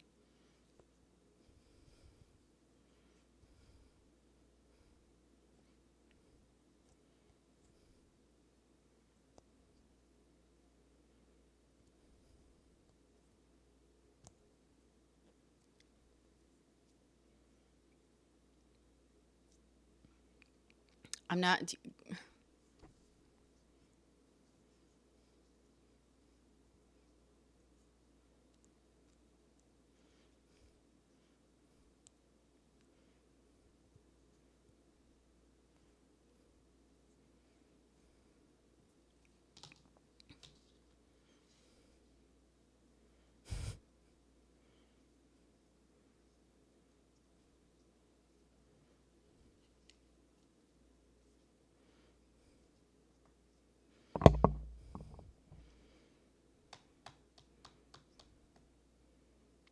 It's how you have conversations. Yeah. And then.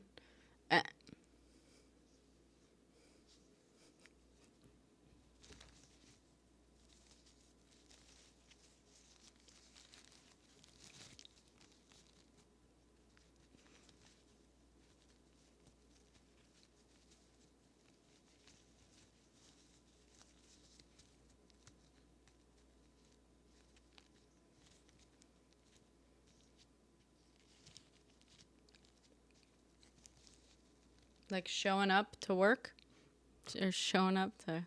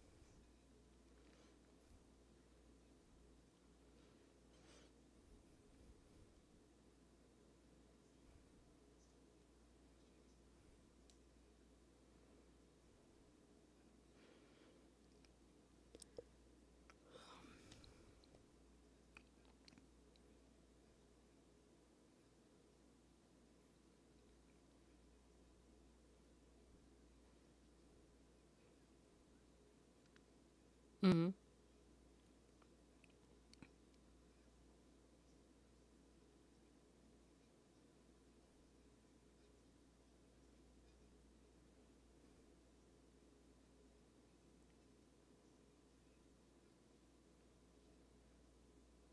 Mm-hmm.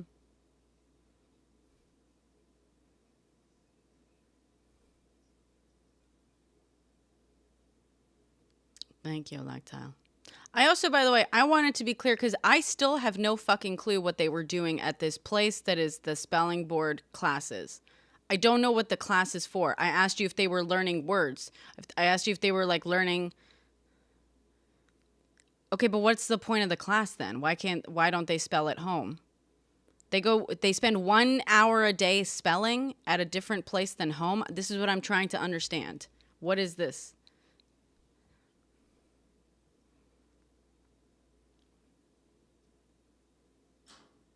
Okay.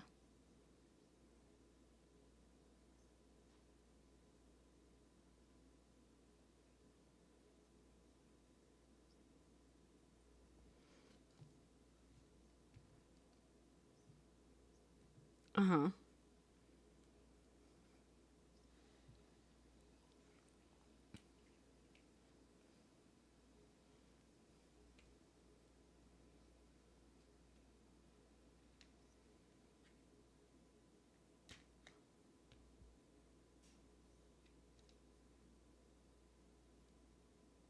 Okay.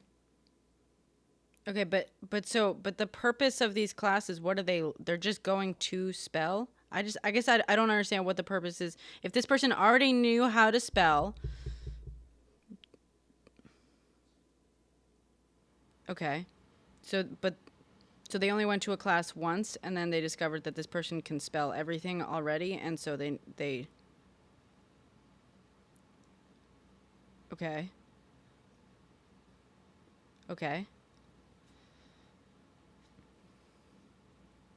No, I'm not a psychologist. No. No.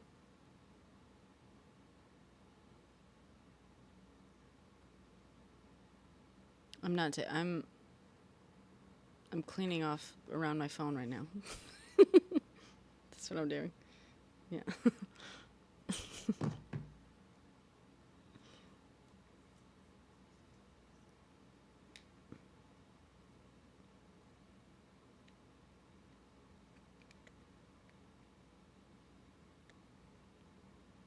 Okay. So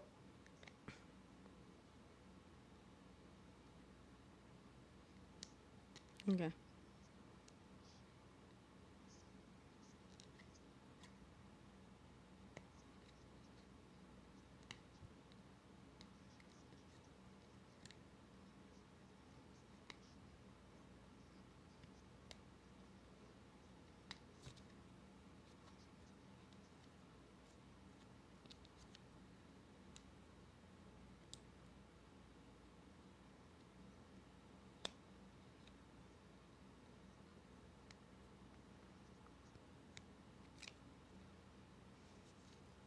Okay.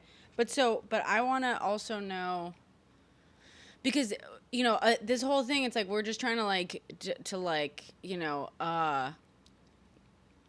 investigate this claim of telepathy. But whenever we start investigating it and starting like pushing back on these little aspects to this, you get very defensive about it, and like you're very very sure about the facts that somehow prove that it's telepathy. And so if there's like if we cannot nail down some of the basics, you know what I mean? I have there. It doesn't seem like it's very strong proof or evidence of telepathy happening at any point.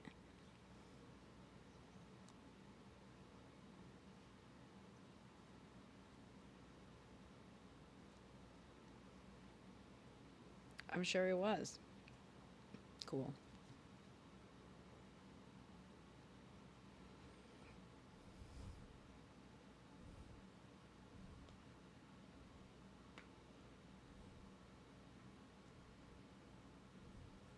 Yes, Jared. I liked how it's still here. Yeah, let's hear.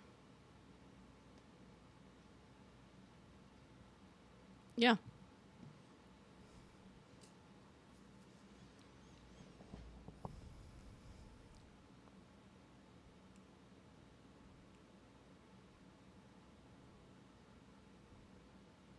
Mm-hmm. Okay, sorry. Before you go any further, Scavenge, I just want to point out, like, you just fucking proved the point that I've been saying from the very beginning, before even we got this deep.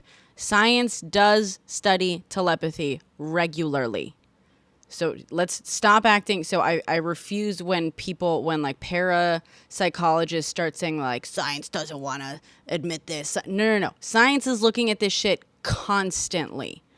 If their ideas are being rejected, it's because their ideas have either been debunked or they cannot like actually provide any proof within a scientific setting that stands up to rigorous, controls and skepticism.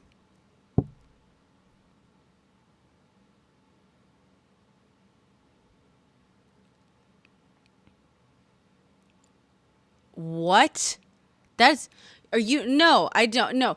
Scientists and police are very different fucking people. There's an entirely different purpose to the job and mentality to it and like impetus to things that is in no way comparable. I am saying we just had some you and people like you claim that telepathy is real, but science doesn't want to fucking look at it, basically, or science doesn't want to like do this, doesn't want to take it seriously. Da da da. You're saying that science doesn't want to take this stuff real, or like whatever. You have claimed in several different ways over the course of several hours that science doesn't take this seriously, but it's a very serious thing that science just is like blind to. And on multiple occasions we've pointed out science isn't a fucking monolith. It is made up of different scientists. A scientist can actually look into this at any fucking point. But if people like this woman, Diane Hennessy Powell, are being rejected when they're like, I have proof of telepathy, it's probably because their proof does not stand up to rigorous scrutiny and cannot be replicated in a scientific setting. And this whole fucking time, for hours now, I have constantly said, science looks at telepathy constantly. We know for a fact there are tests, there is research into telepathy all the time. Science, doesn't just immediately reject the concept of telepathy as if it were a fucking monolith. There are scientists studying it right now under scientific circumstances. Okay, Scavenge is literally presenting one. Thank you. Sorry, Scavenge.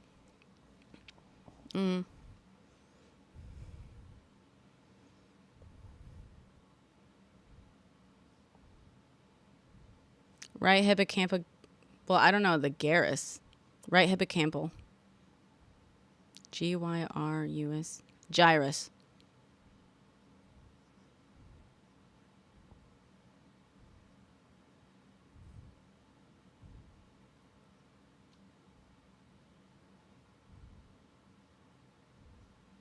Mm-hmm.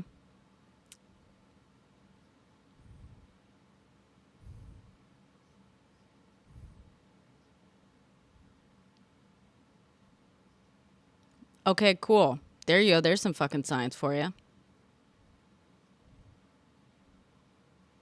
I will say though, I do want to like. I am curious though, because brain activation doesn't inherently mean that telepathy was practiced, right? Like if I'm going to sit here and I'm going to telepathically like send messages or something to someone, parts of my brain are going to light up. And that's simply because I am practicing, I am doing something with my brain, whether I think it's working or not. My brain is trying to do something, right? Yeah, what's up?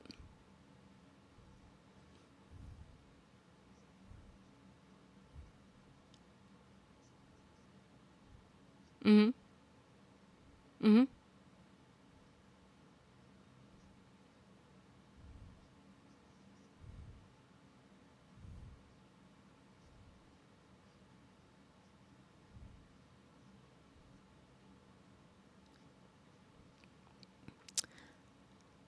I'm never gonna claim telepathy until it's scientifically proven.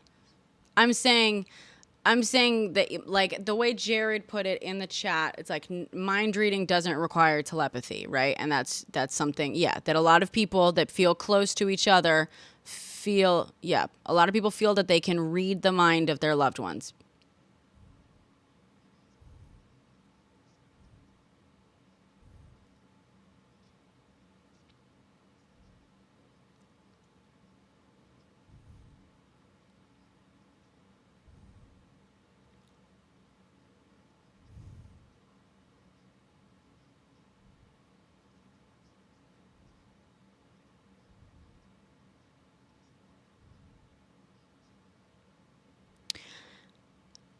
I think no, and so, and this is kind of why I specified earlier of like, I'm not going to say that someone's experience isn't true, right? In that I'm sure that these parents of autistic children, nonverbal autistic children, experience what they believe to be telepathy. Like, I can't sit here and be like, that's not true. You didn't experience it that way and stuff. What I'm saying is that when we're speaking in scientific terms, I cannot just accept that that is telepathy. Does that make sense? So I'm never going to, if someone is like, no, I have such a deep connection with my twin, and like across, to the point where, like, you know, across the country, if she gets a scrape on her knee, my knee hurts, I'm gonna be like, that's fucking awesome. You know what I mean? And again, I love shit like that. I'm not coming at this as someone who hates the idea of all this. I'm someone who deeply, deeply loves the idea behind all of this. And I want it to be true. But there's a difference between, another example, another way of putting it, like, and I've said this a gazillion times on here, is like, I say, I don't believe in ghosts, but I have ghost stories, right? There is no scientific evidence, and I would love to see it.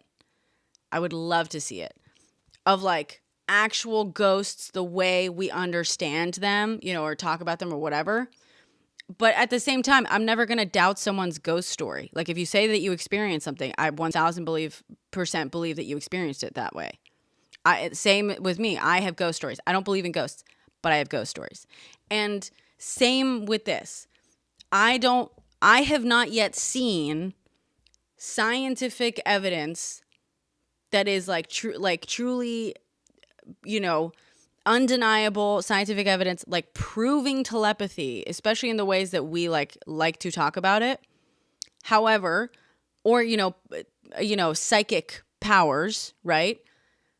But I also have psychic stories, right? And I have like mind reading stories. I would love for it to be real. There's also perfect explanations in a lot of these cases of like pattern recognition and like just, you know, subconscious reading of very, very subtle cues and all that kind of stuff.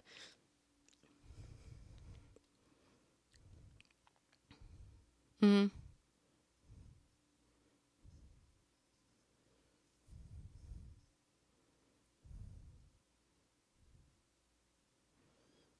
I mean, I think it really, you know, it has to depend exactly on the exact situation. And like, and I'm not claiming I can debunk everything, nor am I trying to, right? But like, I think that there are certain like pattern things that like absolutely, that can't, like, you know, God, this is going to sound more woo woo than I mean it. But I think that there's like certain behavioral patterns that you can interpret even from afar. Does that make sense? Like, there can be signs of a disturbance in the force, let's say, with someone that you love deeply who's, you know, halfway across the country, that aren't inherently like you being in the same room and observing these things, right? Among things, you know, sometimes also a lot of it can be confirmation bias, right? There's a lot of confirmation bias. Our brain wants to believe in certain things like that. There's going to be, for every story you have where someone had a bad feeling and you, from a gazillion miles away, felt that bad feeling and you were like, oh, something bad is happening. There's going to be 100 times that they had a bad feeling and you didn't feel anything, you know? And again, and saying as someone who has had that exact experience happen, where I woke up one day having had this really, kind of scary dream, or this dream about someone in my house, and waking up with this feeling of dread that my family was not okay, calling up my family, my mom, and being like, is everyone okay? And her being like, what are you talking about? And being like, I woke up with this thing, da da da. And her then like realizing I had this dream about this person in my house.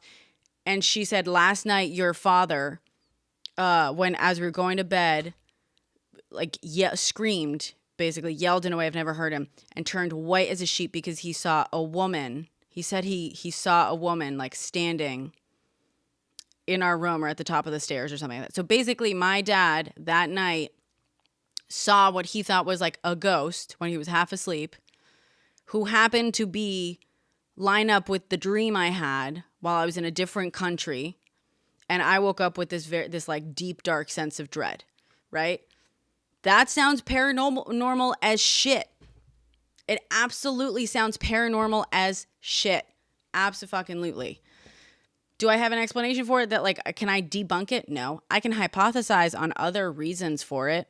I can hypothesize that, my dad and we lived in the same house at the time. It's very possible that he and I both watched a movie around the same time, or, watched a thing, and like our brains connected certain similar dots based on that, and maybe a different news story that we both heard of, while in different countries. That like doesn't matter.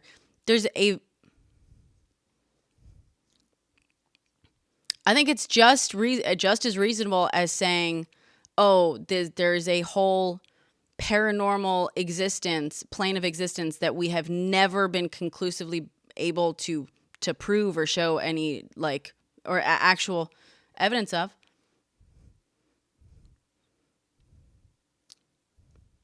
I'm saying mine has been I'm saying both versions. Actually, one version has more proof to it than the other.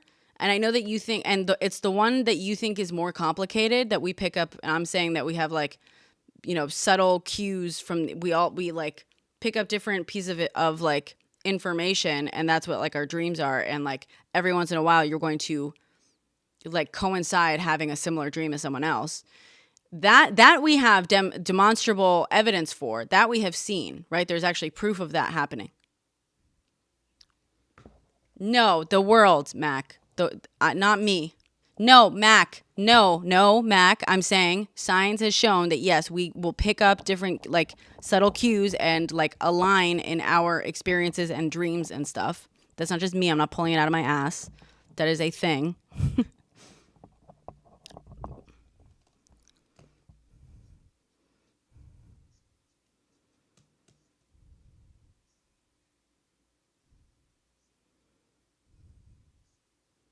But it wasn't the same overlapping dream in the same night. Remember? There were just elements to it. It wasn't, no. I had a dream. He was half asleep and thought he saw a ghost in my house. Two different experiences, right? Just to be clear, right? Well, it was the same night, theoretically. I mean, I don't know we don't know if it was the exact same time or anything. Right?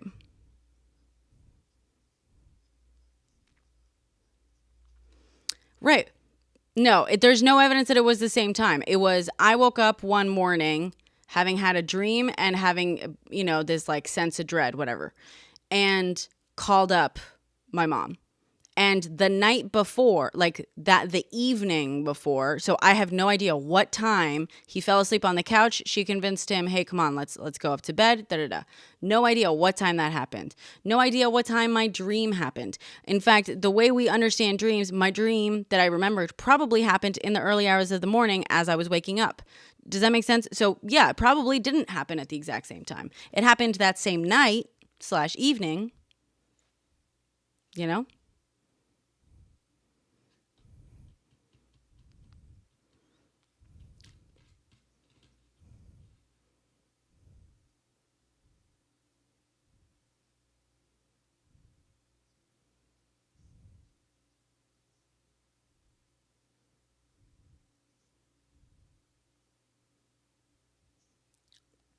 Well, so, and my point, and Electa, I'm not saying that that is exactly what it was. I'm just saying that there is an explanation that deals only in observable facts, provable facts, right? Like we have demonstrated stuff like that in the same way that, like, you know how, so the way I view it, for example, this may seem like a stretch, but this is just how my brain kind of like understands it sometimes, is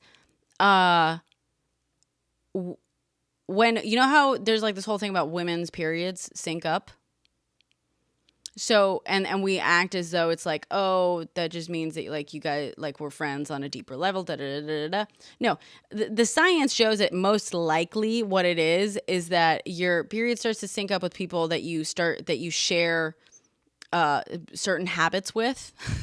So like if you're eating similar foods, if you're, waking up at similar times, if you're going to maybe the same school, if you spend a lot of time around someone, there's a good chance that eventually your periods are going to sync up. And it's because you have enough things in common in your daily life that is going to basically like lead to that, right? But it's really nice to think that it's because, oh, we are so emotionally connected. That's a really nice... Okay. So, that's a really nice version, and, whatever. So the way I see it also is like, cause there's like I can often figure out, like when dreams happen, whether it's my weird dream or whether it's, someone else's dream in my life, they'll tell me their dreams. And I'm pretty fucking good at being like figuring out a lot of where the elements come from. Does that make sense? Like, I'm pretty good at interpreting dreams in that sense. Not interpreting as like, oh, this means this and that. More just like, this kind of sounds like you're stressed about this. And this kind like this situation that you dreamt up seems to mimic this, whatever.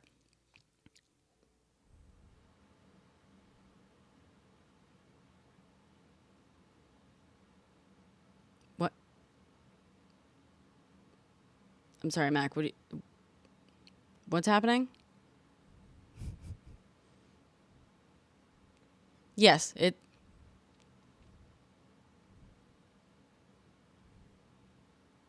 Okay. Well, if Scavenge wants to add, he's welcome to. But I'm trying to answer Electile of like...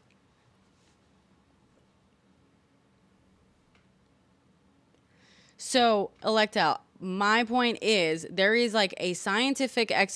when we are looking at something like the situation where I dreamt something that had similar elements to a moment my dad had one night, right?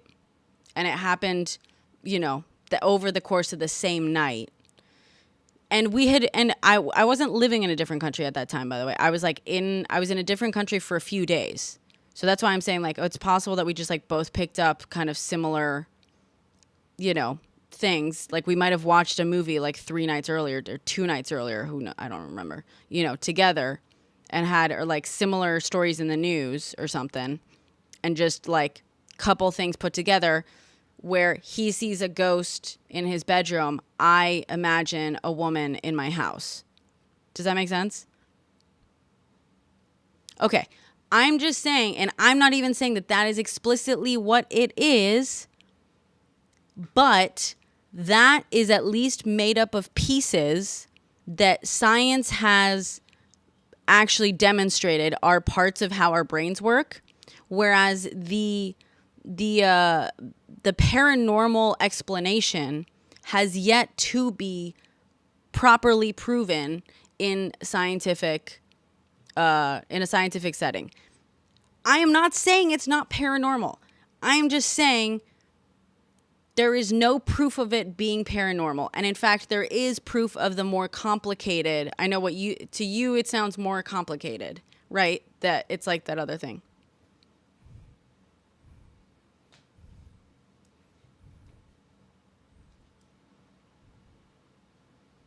Right.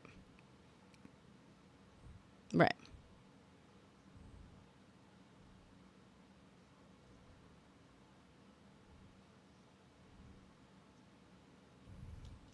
I'm going to mute you, Jared.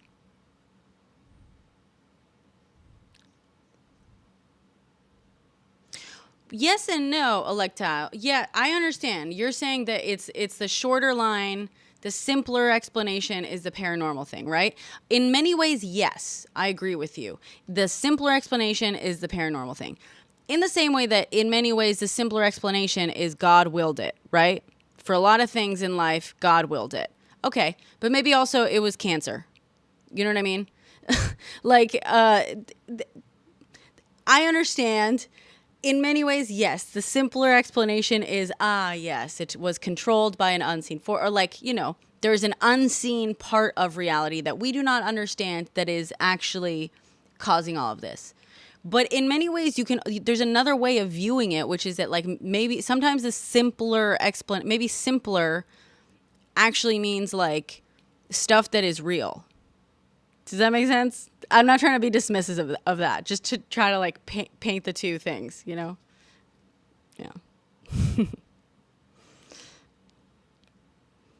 Sorry, Jared. I muted you because there was some background noise going on. I don't know if you want to say anything. Thank you for hearing me out.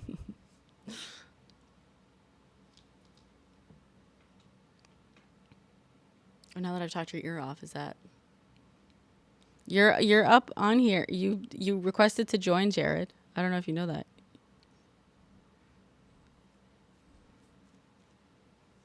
Yeah. You're on here as a guest. I muted your mic because there was some rustling sounds. Do you want me to drop you? Okay. I'll drop you. Oh. Ghosts.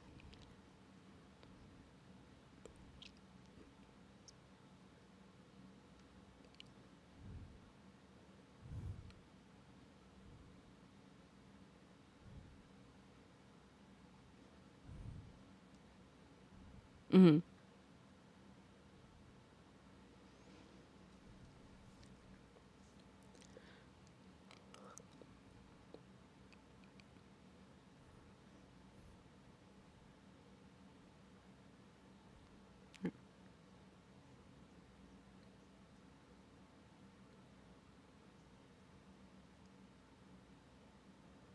Mm-hmm.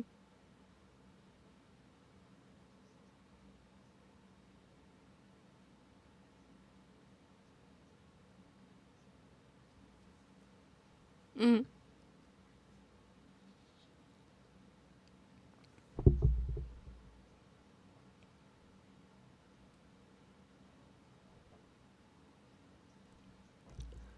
Sure.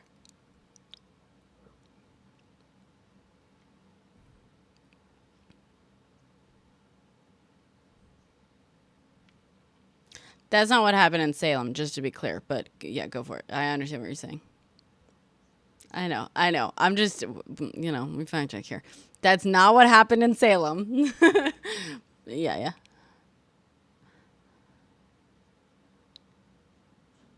Mm-hmm.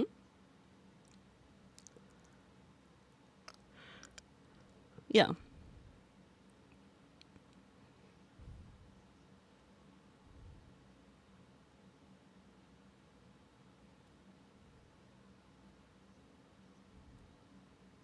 Sure.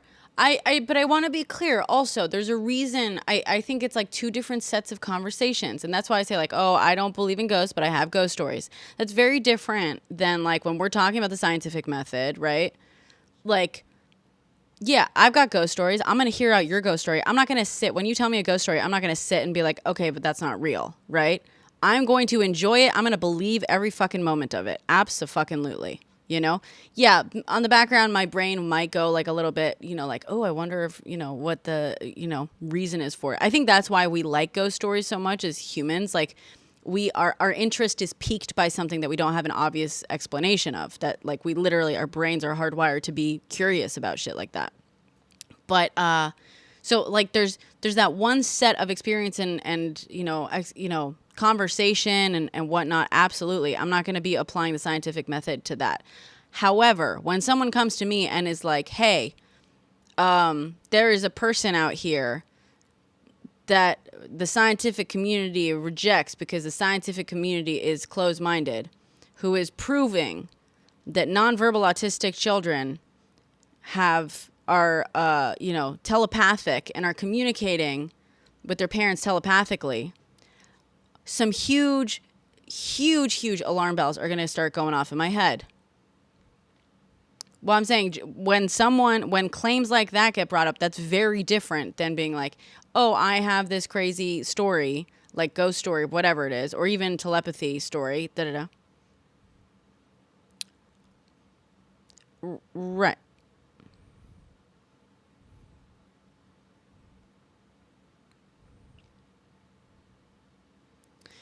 Okay, so again, you're getting passive aggressive because you don't like that we've been like testing this theory here. We have been just basically pushing back on this idea that like, yeah, it's telepathy.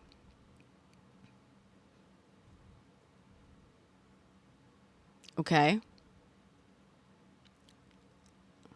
Okay. And we were talking to you about that podcast. We've been having a conversation with you. I don't know why you're so upset that we had the other side of the conversation. You sound upset.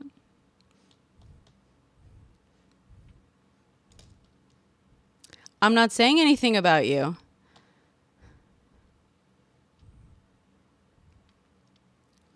No, you came on here talking about... No. You came on... Well, firstly, you have said a few different things, okay? But you came on here saying, okay, hey, there's this person. And by the way, I said when someone says, not even specifically you, but I'm saying when someone says, and in my head, I'm also thinking of the like podcast person, the person who created...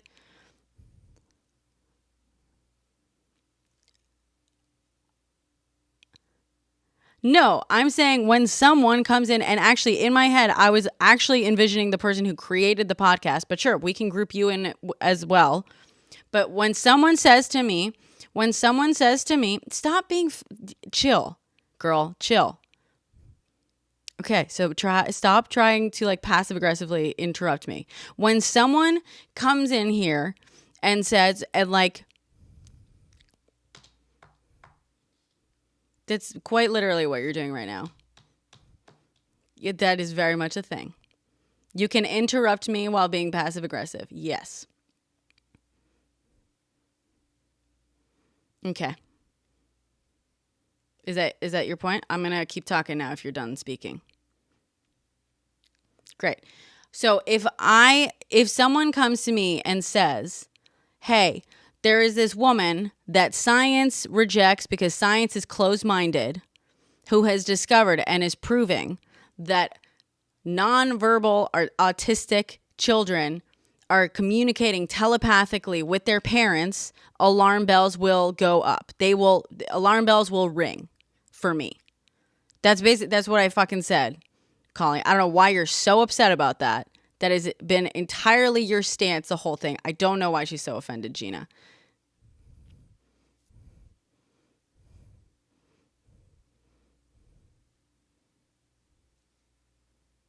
What do you mean what did I decide in my own head? When did I say that? I just said that alarm bells go up in my head, girl. I literally said that. Okay.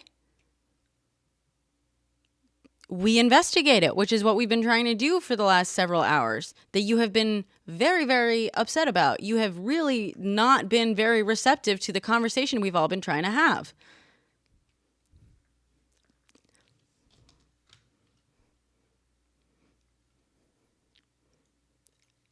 Yeah, you sound genuine.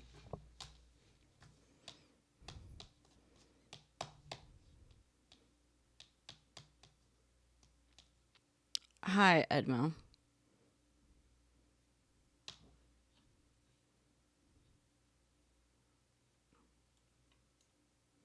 I'm great. How are you?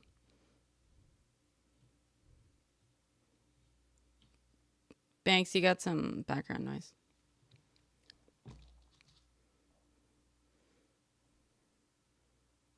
Oh, who just dropped? Or did someone drop? What happened? Anyway, Electel, that's my point. As I see you're responding in the chat and stuff, but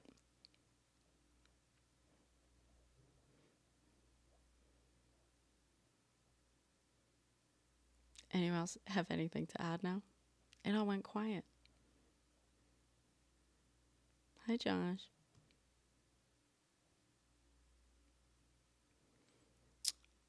Do you want to explain, Mac? Do you want to tell him what we've been talking about?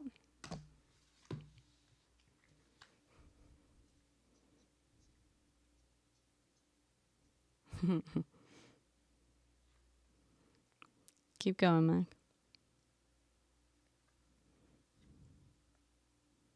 Electile, dude.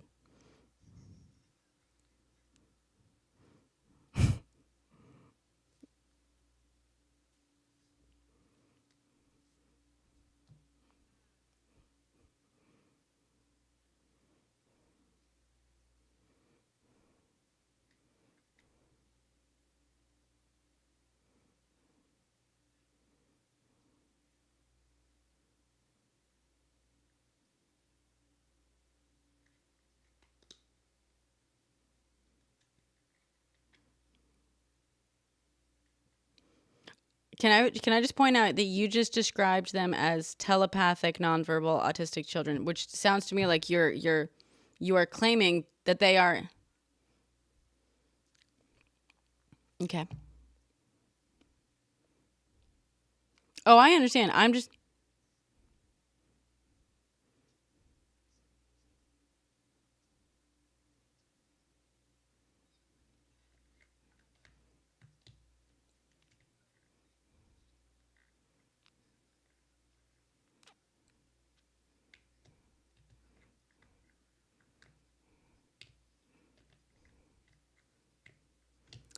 Oh, that's a good point.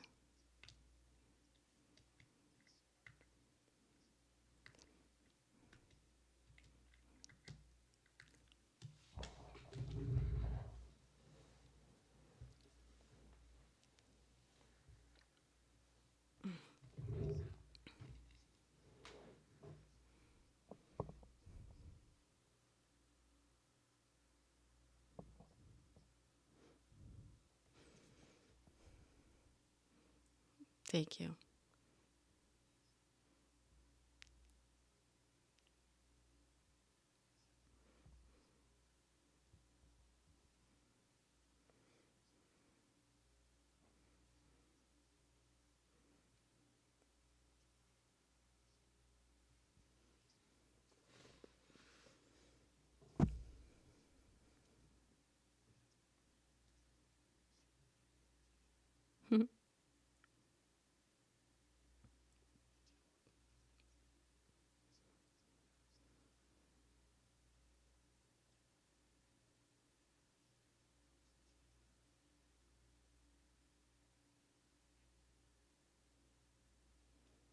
He's saying, don't call me argumentative because it weakens your argument.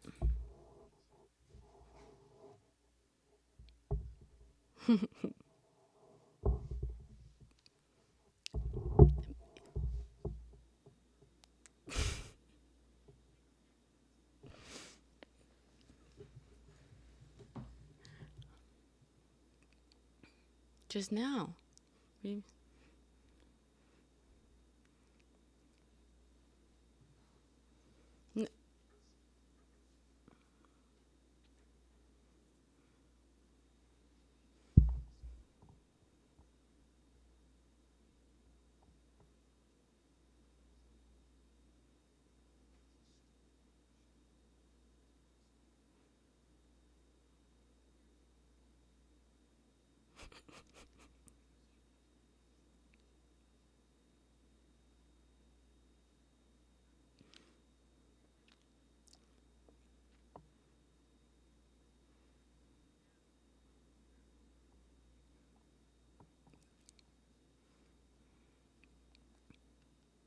Yeah.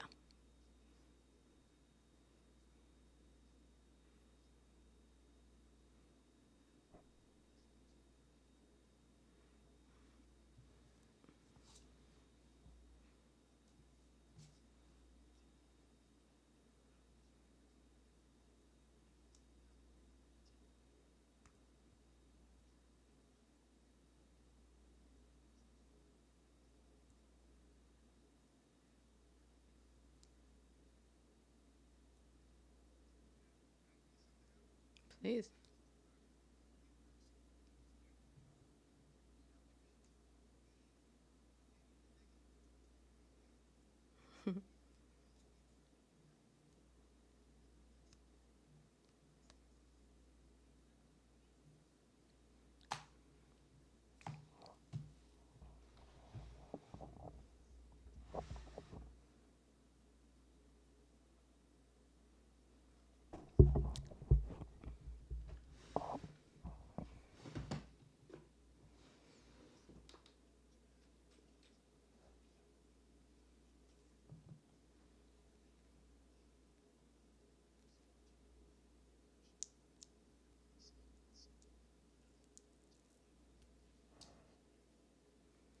I will say I'm not here to find a middle ground. I'm here to fact check.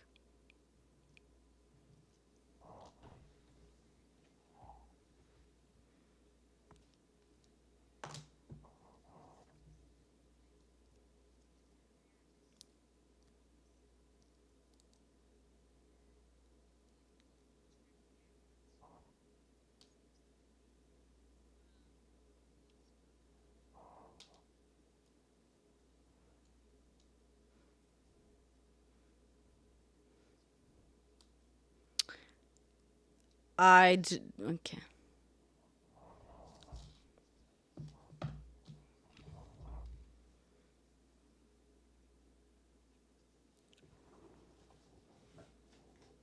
Yeah, I don't think we're all that similar.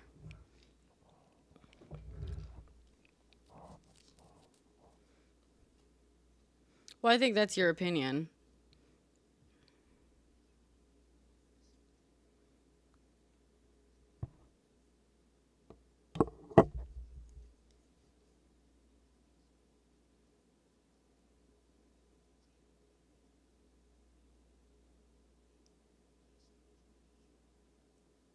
We're not just giving opinions on base. We're not giving opinions on just random fucking scientific evidence.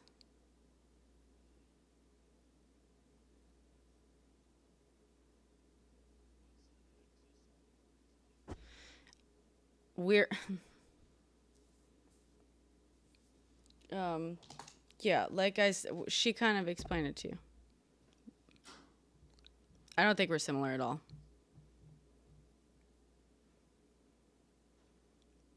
Yeah, I don't think so. Sorry, chat is not happy with this. Chat doesn't want you here. No more Ed. They don't belong. Okay. Sorry, Ed. People are not happy. Sorry, dude.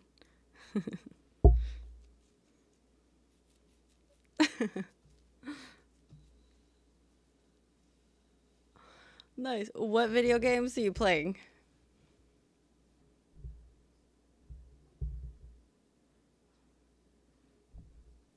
I've never heard of those, but all right. Enjoy.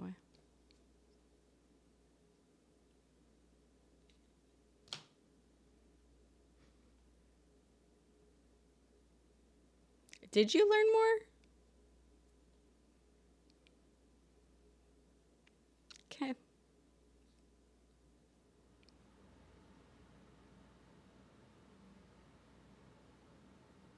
Okay.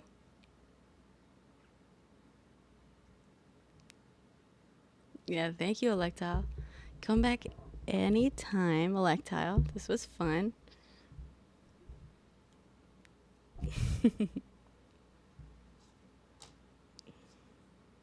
What?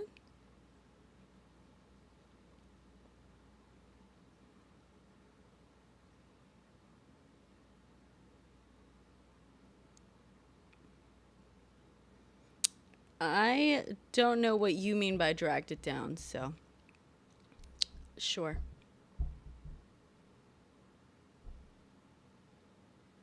Good night, Mac.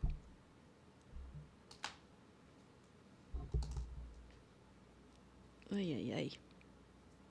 All right. I gotta say, chat, I appreciate you letting me know when someone is trying. Like, part of me is like, I think I'm going crazy when I'm like, this is entirely different from how I remembered it. There's something so helpful to having a chat. during conversations like this, because part of me is like ready to just assume that like I'm misremembering something, but you know, are you heading out too, Scavenge, or are you just saying goodbye to them? Yeah.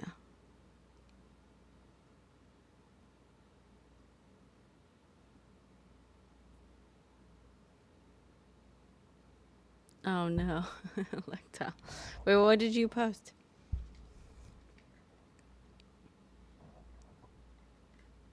I gotta go find it. About Trump. Ooh.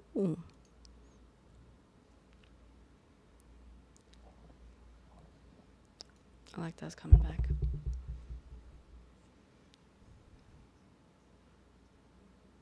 Yeah. Let's hear it.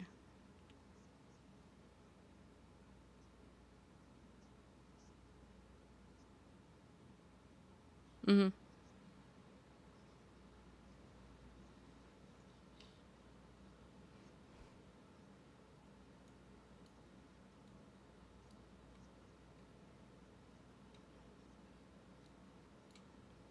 Mm-hmm.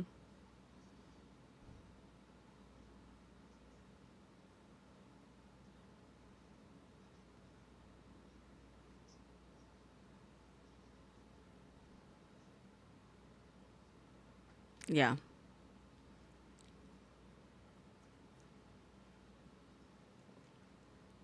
Uh-oh. Uh-oh. Yeah. There's something like a little bit terrifying about opening up an app and having like way too many notifications on it. You're like, fuck. What did I do?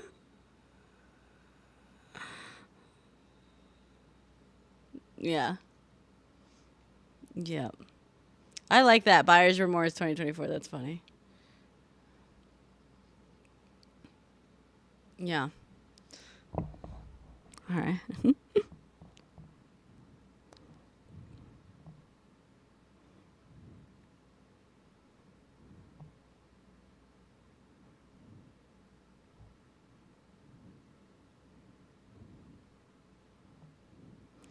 No, it's fine.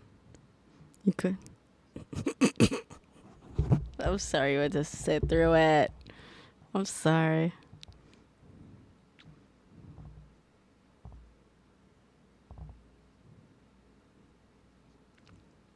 Yeah, right.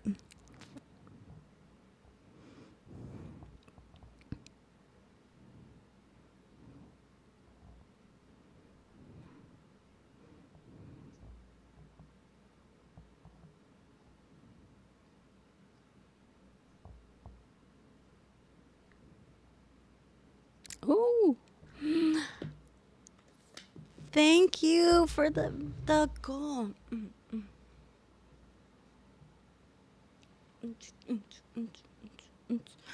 We brought back the do a little dance reward for my goals.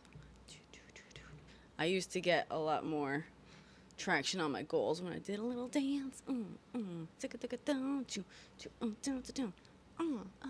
Oh, you know what? We gotta bring back the person who's like the main, contributor to the goals. Should get to choose the song that we dance to. Contributors. Maybe next time. I'm just saying, wait, 2 contributors. But that's weird. Thank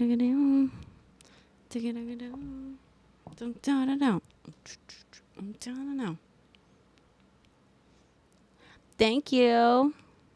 Thank you all for contributing to my.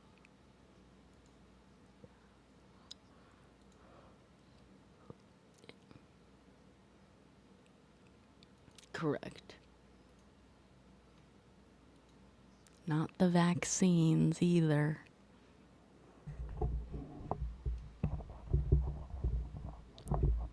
Oh, thank God. Yeah, we are. Yeah. Thank you, Claudia Stormy, for making me feel Same. Oh, good. Ay, ay, ay. Ay, ay, ay, ay. Canta y no llores.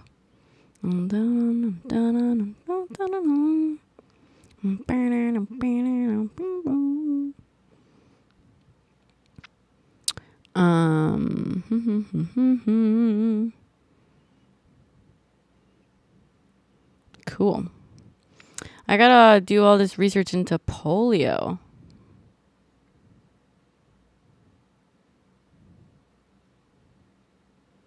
Yeah. The one thing I'm worried about, I feel like because I'm gonna obviously mention a vaccine, I feel like the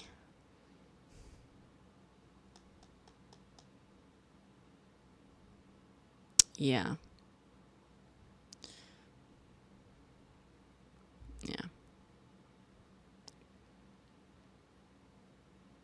Is he really?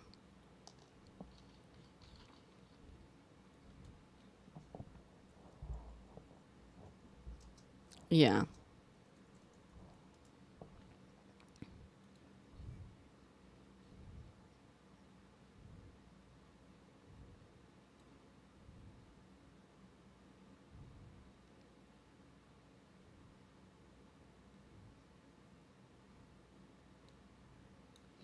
Oh my God.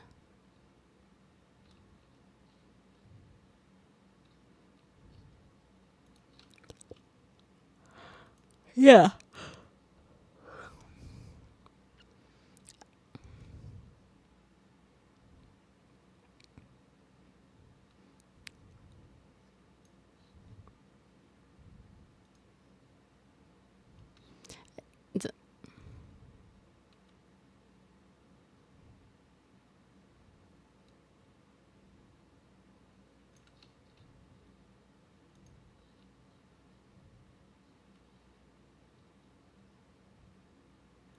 Yeah, well, he's making but he said once to reporters while he was walking into the Capitol that he's all for the polio vaccine.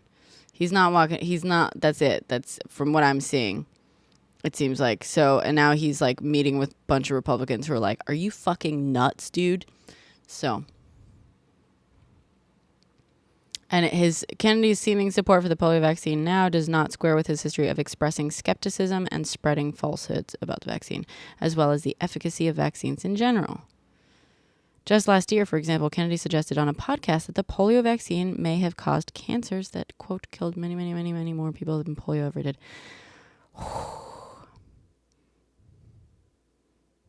Yikes.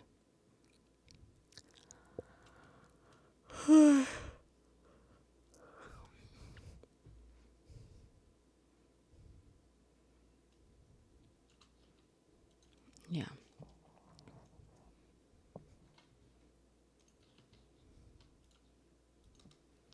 Yeah, right? How many people used to get,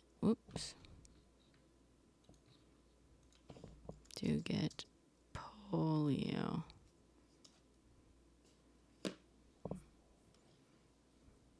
Ooh, 1952, so that's right before the vaccine rolls out. 60,000 cases in the United States.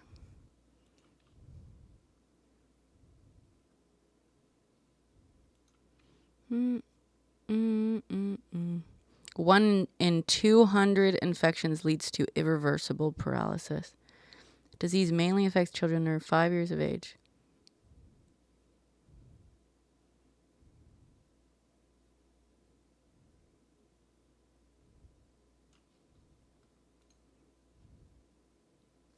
Became the most feared disease in the world. Major outbreak in New York City killed over 2,000 people.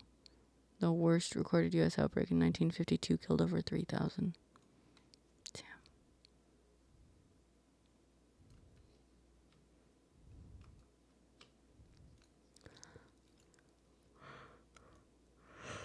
Yeah.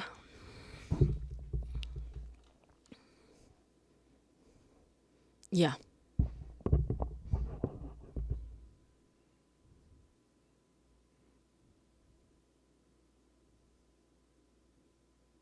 Yeah. Yeah. You think that there is some upside to his nomination?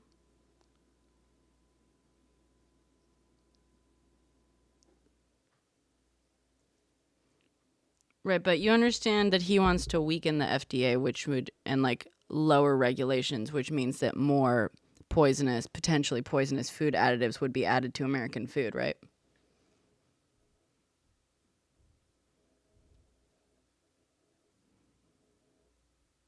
He's proposing less regulation, which is how more poisons end up in food.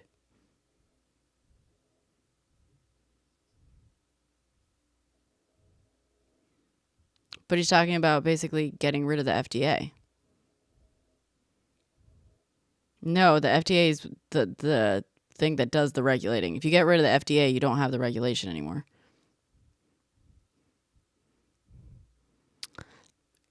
Gutting it, making it much weaker and incapable of regulating things. Like the end goal is less regulation.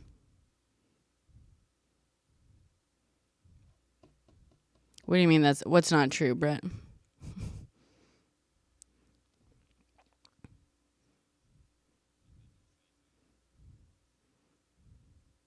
Right.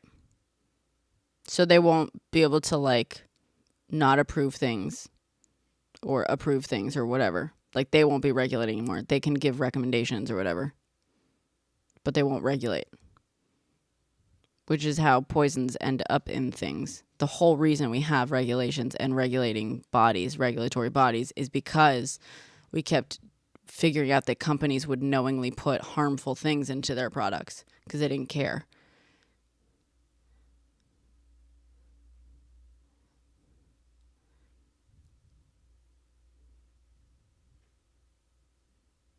Yeah. You cannot poison our food any more than it is now. You want to bet, Mechanix? You want to bet, dude? You really don't think that there's...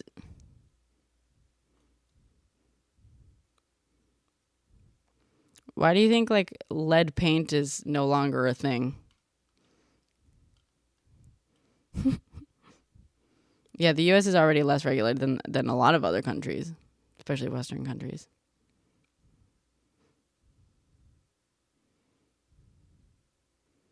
They're gonna put more. They're gonna put heavy metals and everything. Just wait.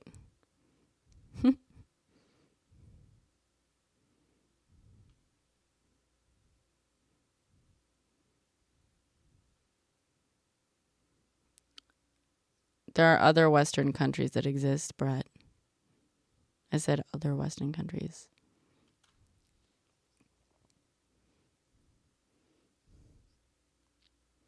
So you want more regulations? Me too. I do too, dude. I do too. Gutting the FDA is not the way to fucking do that. I agree. I want more regulations on shit because I am European. I grew up in Europe. We had way better regulations. Kneecapping the FDA is not the way to do that. That the literally by fucking design means fewer regulations.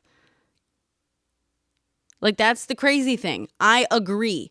More regulations, please. Why elect a party that is all about deregulating shit and a guy who wants to gut the fucking regulatory body that ensures that at least some poisons don't get put in our food?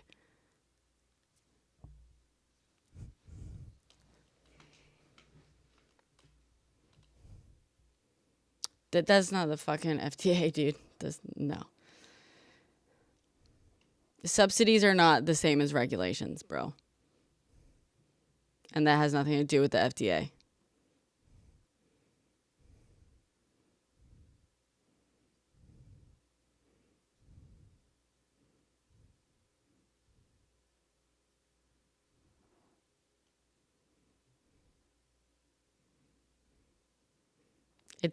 It's already labeled on shit, dude.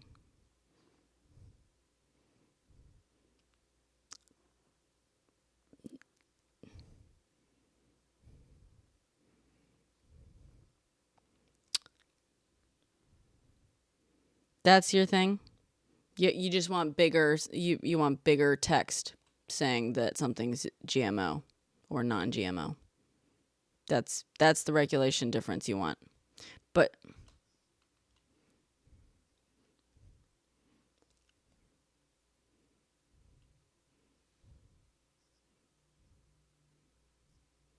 what do you mean? What are you talking about? What is that based on?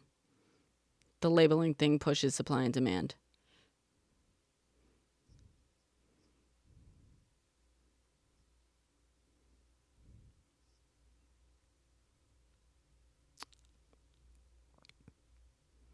But there are already labels on the foods indicating, like on the fronts, if I'm not mistaken.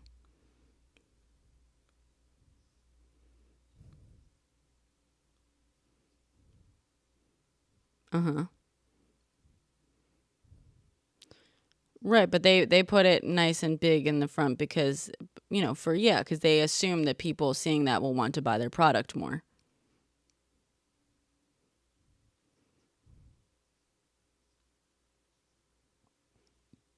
Okay, but that's not coming from regulation at all. And regardless, you want less regulation.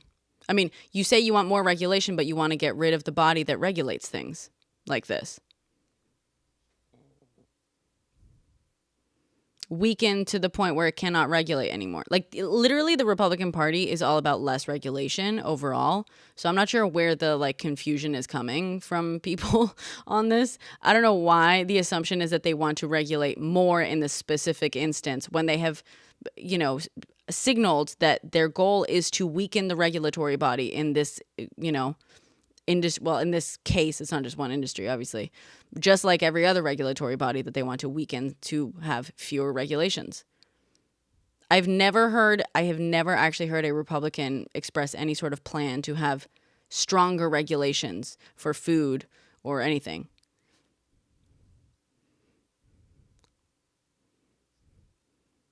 Was it because he wants to get a nomination? Yeah.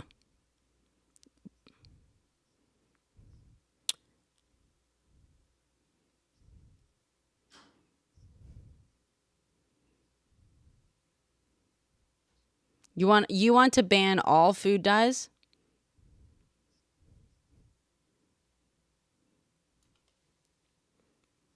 Okay. Who would do that? Scavenge. Right. So if you remove the FDA's ability to control, to ban things, to regulate things, then who does it?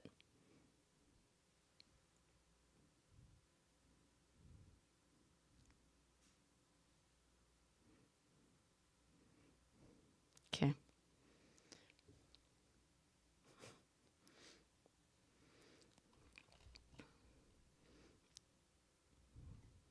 Yeah, but it would be under his purview, I think is the whole point, right? Which is why his plan for kneecapping the FDA is important if you want more regulation. I agree, Goobus. Listen, I am all for more regulation, like I said. And I've said that before, by the way, before it was even cool to. Europe has, I think, a much better process for regulation of, medical devices and foods and stuff like that, in my opinion. I will say Europe doesn't ban all food dyes. I think people assuming that all food dyes are dangerous is a little bit wacky, that there's no evidence of that, like zero fucking evidence of that. And a lot of food dyes are natural, but fine, you don't want any food dyes. Okay, whatever.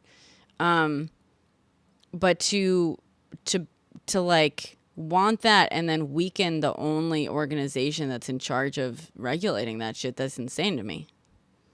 That's fucking insane.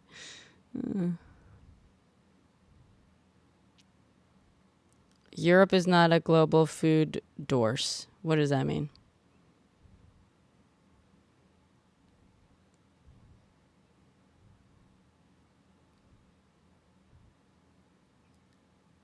Are you saying Europe has no farmlands? Are you kidding me?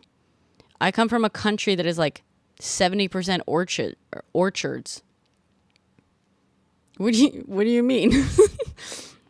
Ukraine is like the breadbasket. Ukraine provides some fucking crazy percentage of the grain in the world, of wheat to the world. What are you fucking talking about? You have no idea what you're talking about. You don't think there's any agriculture in Europe? No, I'm not from Ukraine, correct. But Ukraine is in Europe. I'm from another country in Europe that is heavily, heavily agricultural. No, Brett. Oh, Jesus.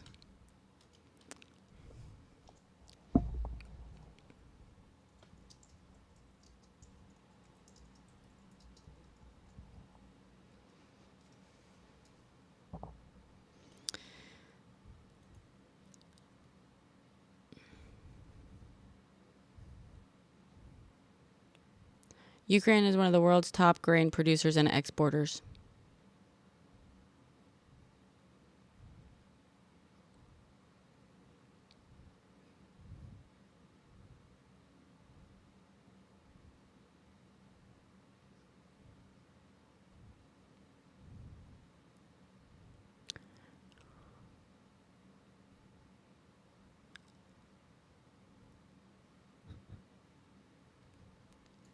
Sorry, what? Sorry, can you repeat that? I'm like trying to respond to Brett, who's making weird claims about Europe not growing any food.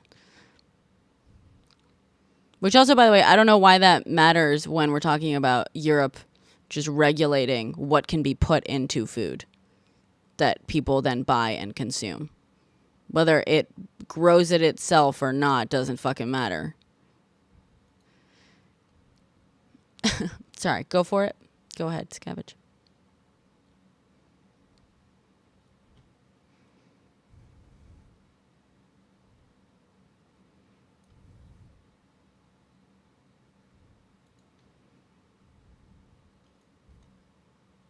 Mm-hmm.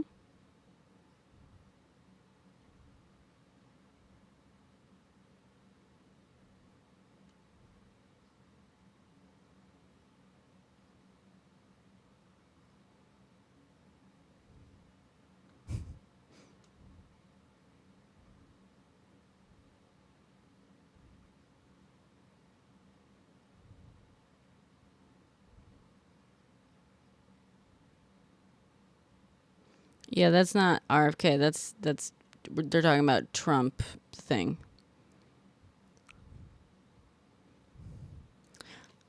Okay, sorry, one sec.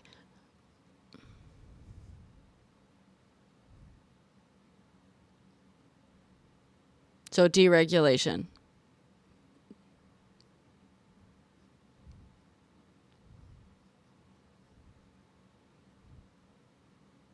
Right, but again, you understand, okay. But they are contradicting themselves by saying we want to set stricter regulations on what can be put in the food, but we think that the goal is deregulation. They're lying. They're saying both of those things. It's doublespeak. They're literally saying both of those things so that people hear what they want to hear. Brett, they can't set global regulations. No one's saying that they can, Brett. Maybe you should try listening a little better. I'm saying that they set better regulations than the United States. They set stricter regulations. Food in Europe tastes fucking phenomenal compared to food in the United States. You should try it. Like, I'm talking bare, basic ingredients. A tomato in Spain tastes 1,000 times better than a tomato in the United States. Chicken, just basic chicken in Spain, 1,000 times better. Even without any seasoning. It is just a better texture. It feels more like natural. It's just better. It tastes like chicken. It, like, I don't know how to fucking explain it beyond that.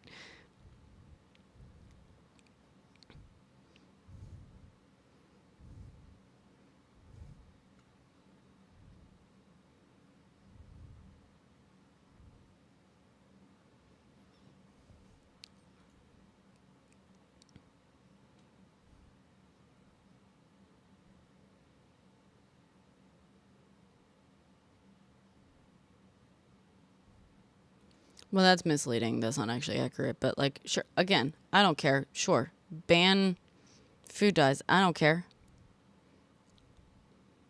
Yeah, no, I absolutely. There are more. Here's the thing: people get hung up on food dyes. I think there are absolutely food additives that the U.S. allows that Europe doesn't.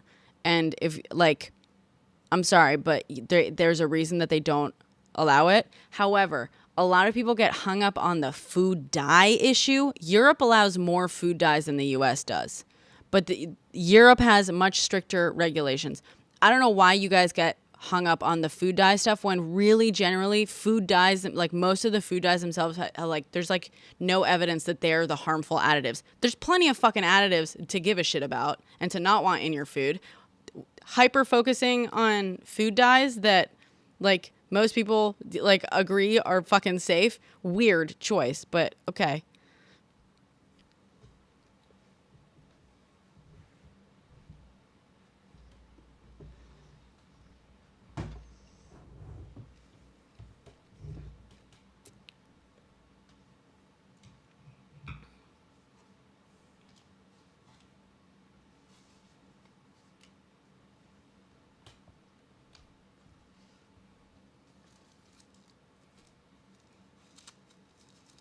It just seems fucking, I don't know.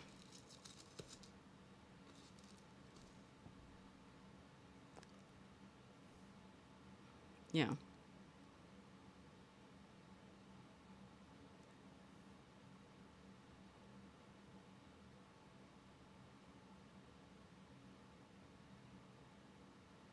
Yeah.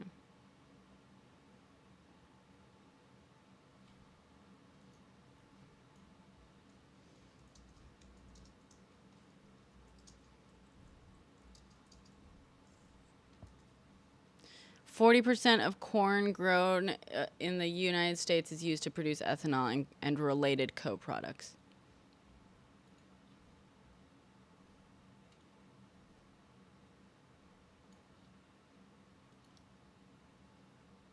Yeah, so 40% said.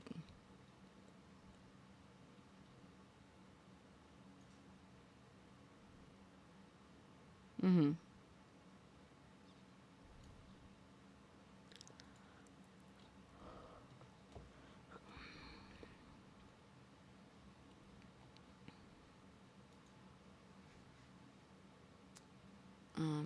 Yeah.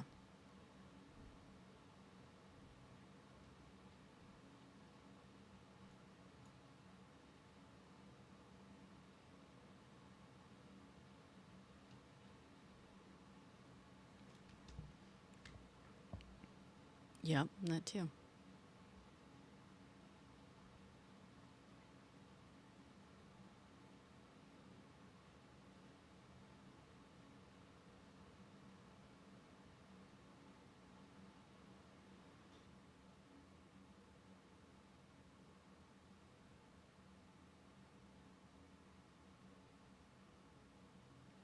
I don't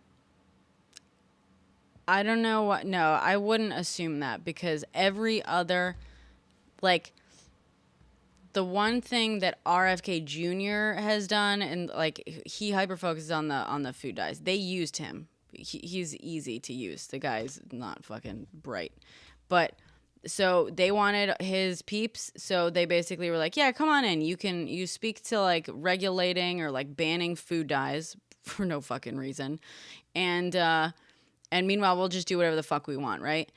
The Republican Party has never been about stricter regulations, except when it comes to women's bodies. Like literally, they the only things that they regulate are like actually like human rights. That's what they want to regulate. But everything else, they want to loosen regulations on everything. They literally just want to make it easier for corporations to fuck you over and poison you at like every way they can. They do not give a shit about you. So for RFK Jr.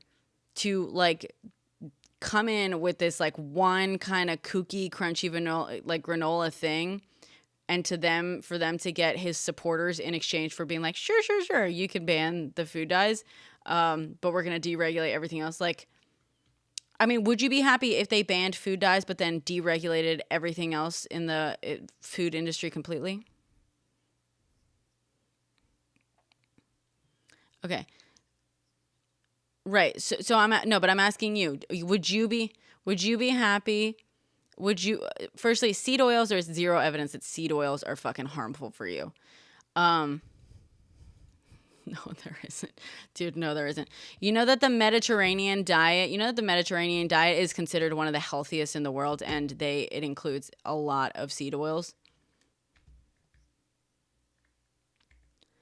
Yeah, okay, I can, yeah, headlineusa.com, right? Colon cancer? Yeah, you can say that. Headline, Jesus. Okay. Jesus.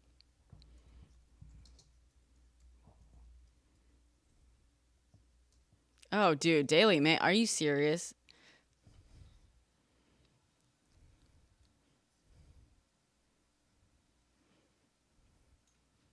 Okay, Fox, also not a good place.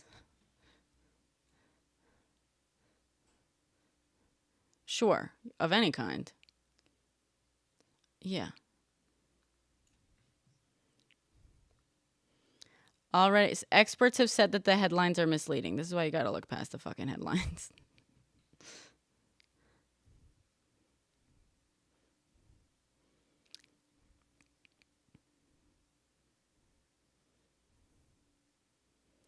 When you look at the evidence, intake of seed oils instead of fats like butter and other animal fats actually improves blood cholesterol levels and lowers risk of diseases like heart disease and type 2 diabetes. Everything in moderation. Yeah.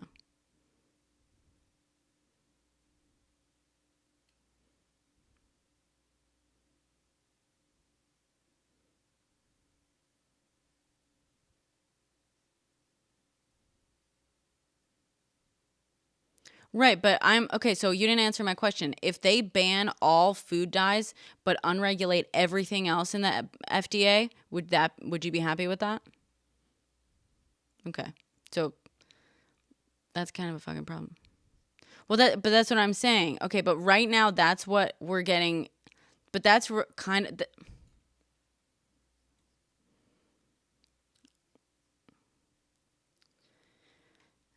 okay, but you understand that that's basically what they're saying. They're like, we want to deregulate, and we'll ban food dyes. So if they do what they promise, they're going to deregulate.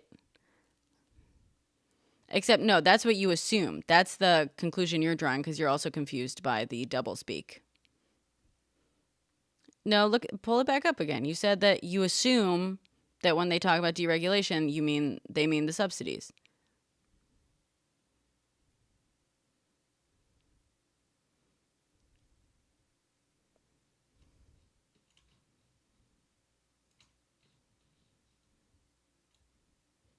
Literally.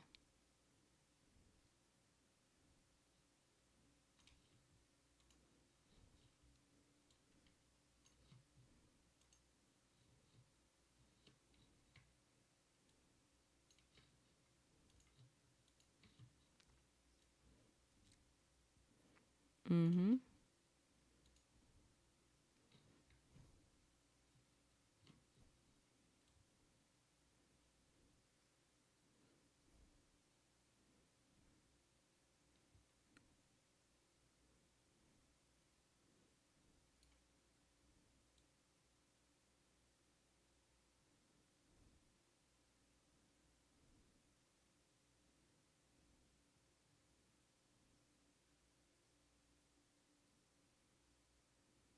Which part? Sorry.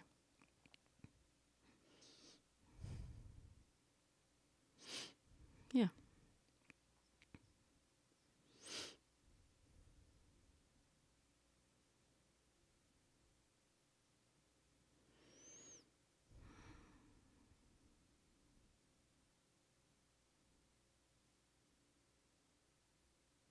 Okay, so the study, by the way, I just want to point out. So the study that everyone, okay, one of the headlines I'm looking at from Scientific American says ultra processed foods high in seed oils could be fueling colon cancer risk, right? That's the like headline that's like that people read and they're like, oh my God, seed oils could be fueling the colon cancer risk, okay?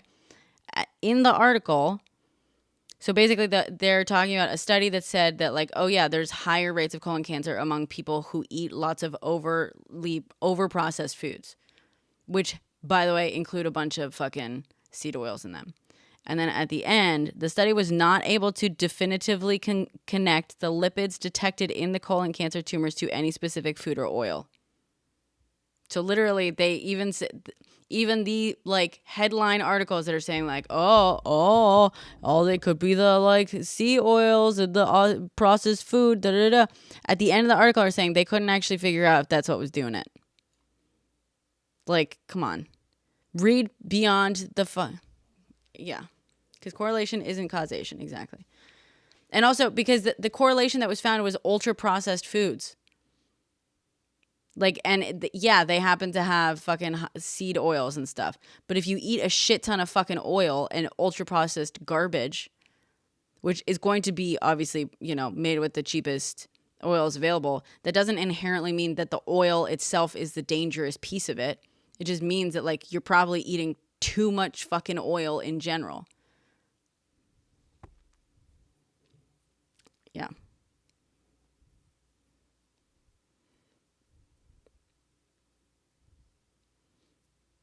And, you know, and like cholesterol increases with animal fats.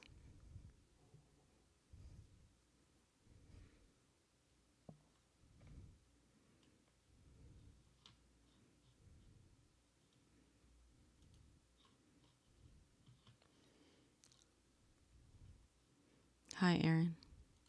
Good morning. Hey, Aaron. Hey, Aaron.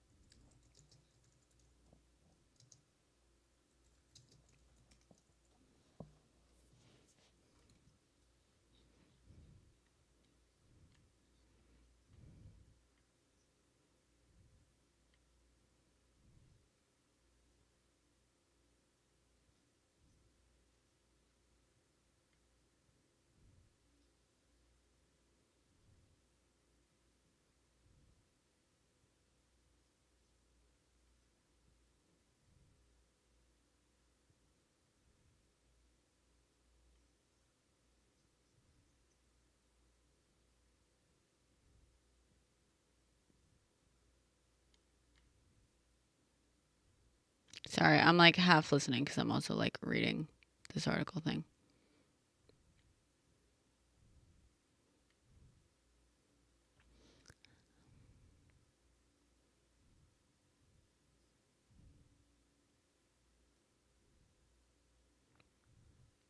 Also,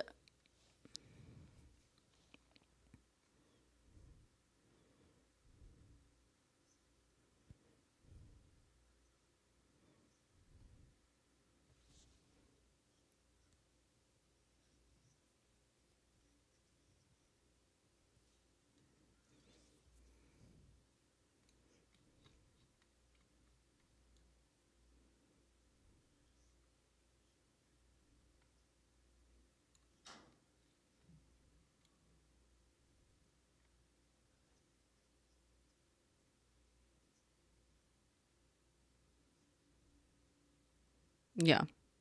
Sorry, I wanted to pull up, I'm going to let you go in a second, but I just wanted to pull up this specific New York Times article that you keep referring to where you're like, it's just funny because they tried to fact check him and they accidentally proved him right. Okay, I just want to point, you understand that fact checking someone doesn't inherently mean trying to prove them wrong, right? Scavenge? Okay, so the New York Times was not like fact checked him and they said what he gets right and what he gets wrong. And so they went point by point and they were like, these are the things that he said that like has some evidence. These are the things he said that has no evidence. Okay. So just the way you characterize that being like, it's just funny because they tried to fact check him and they accidentally proved him right. No, that's not what fucking happened. Okay. I'm reading it. The one thing that they said, there's small, on food dyes. The section on food dyes is food dyes cause cancer and ADHD in children. That's his claim. what the research suggests. While some small clinical trials have suggested that certain synthetic food dyes may increase hyperactivity in children, which, by the way, I have heard of these studies and stuff, and it is a very, very narrow sort of subsect. It's not all kids with ADHD, and I don't even know if it's like all, you know,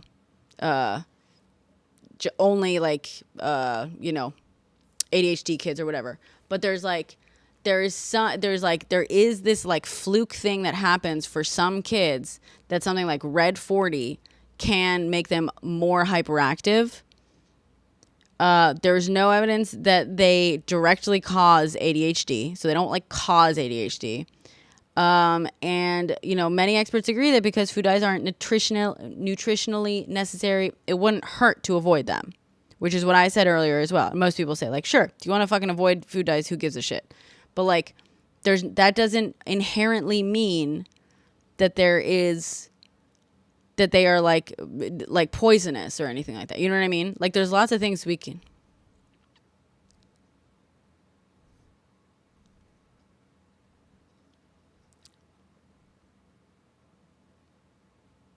I just read it to you.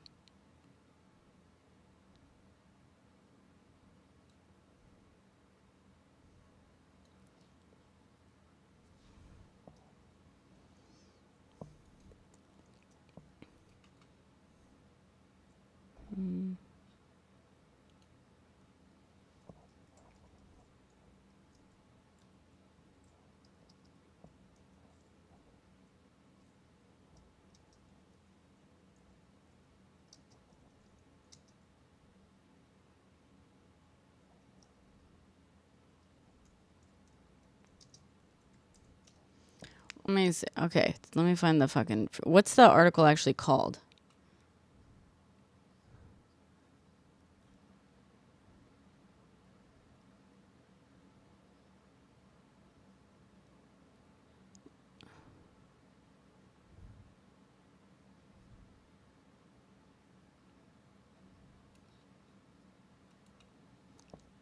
Oh, I agree. Yeah.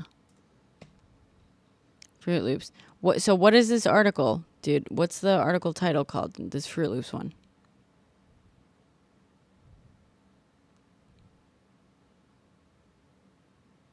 What's the title name? You just read something. So where's that? Oh, New York Post. Dude, New York Post is fucking trash. So they should, I mean, New York Times dragged for hilariously botched facts check.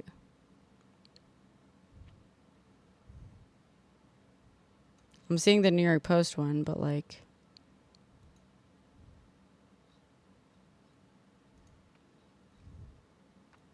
they should have the link. Otherwise, I would just not. Okay, ran a story. I see there's a link. Okay, here. Kennedy's vowed to take on big food could alienate his new GOP allies. See, this is what I'm saying. Kennedy's vowed to take on big food could alienate his new GOP allies. This is what I'm saying. The GOP doesn't give it, like, wants to deregulate everything it can. They brought in RFK to get his supporters. So they might be like, sure, you know, they might not even do it in the end, but I'm sure they told him, yeah, we'll let you ban food dyes all you want. But everything else we're going to deregulate. And that, to me, is like, okay, how is that a win? You know, even if you want food dyes banned. Also, by the way, it's like not that hard to avoid a lot of these things. You know what I mean? Like when I'm being more, obviously it depends, right? Like I'm lucky. I live in a city, so I don't live in a food desert where I'm like forced to always have like ultra processed things.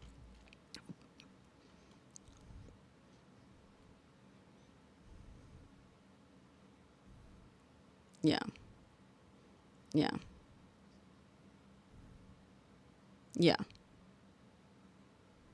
Let's see. Let me see if I can find this.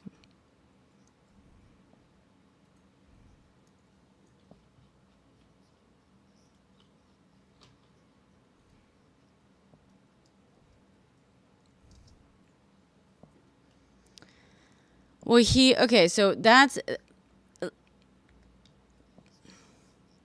they can be sued.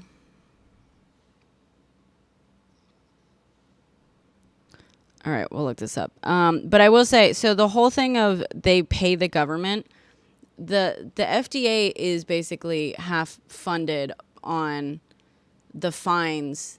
Like, the reason they have to pay the government is because that's part of like the fucking agreement. Otherwise, the taxpayers would pay the costs of regulating these giant fucking pharmaceutical companies. You want pharmaceutical companies to pay towards their own regulation. They should. That's not proof of anything. They have to, like, otherwise we're going to be paying even more taxes just to ensure that they don't fucking put poison in everything.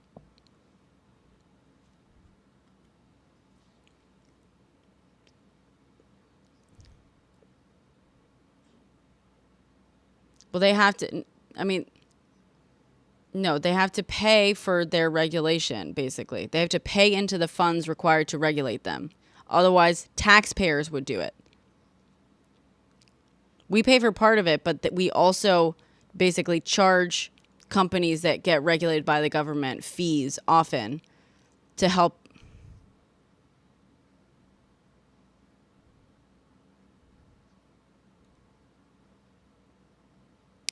Okay, sure. But what does that have to do with the fact that saying you're acting as though it's suspicious that pharmaceutical companies pay the government when they develop a vaccine? And I'm saying, no, that's part of the fucking, like, you want them to pay the government because you don't want taxpayers to foot the bill for regulating them.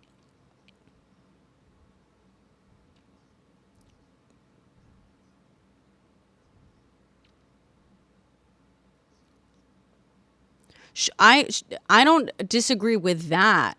Absolutely. Let's talk about how fucked up it is that, yes, we help fund the research and then they get to, we socialize the costs of research and then they privatize all the profits. Abso-fucking-lutely. If we're going to socialize the costs, let's socialize the profits as well, for sure.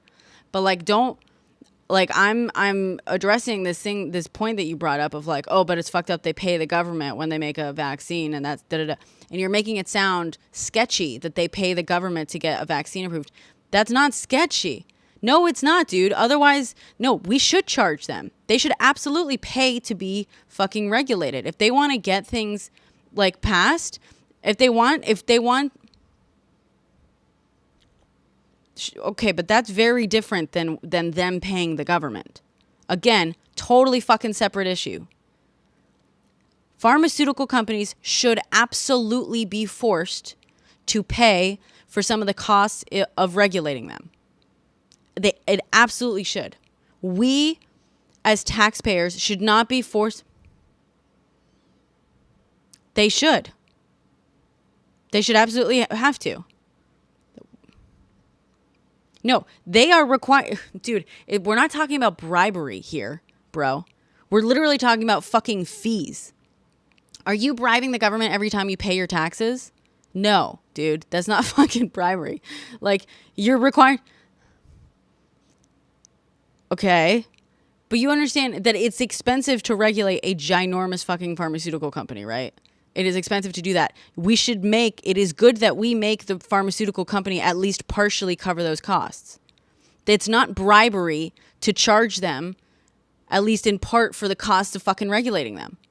Thank God we do it. I don't want to pay for that shit. As a fucking taxpayer, I pay for enough bullshit with my taxes.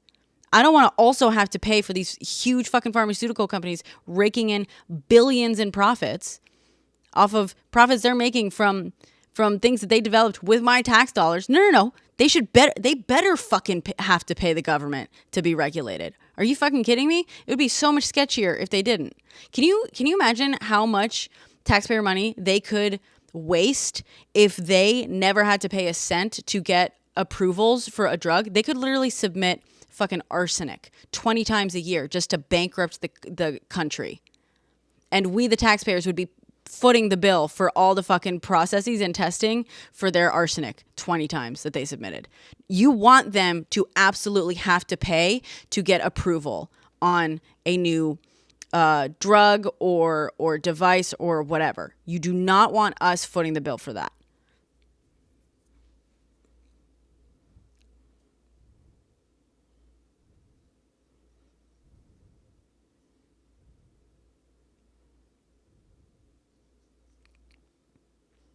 I'm cool.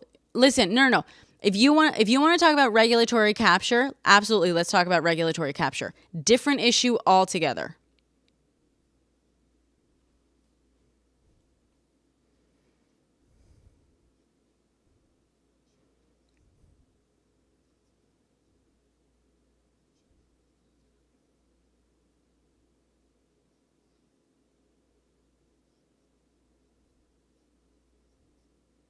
You're talking about regulatory capture. Absolutely. That's a different conversation we can absolutely have. That is very different.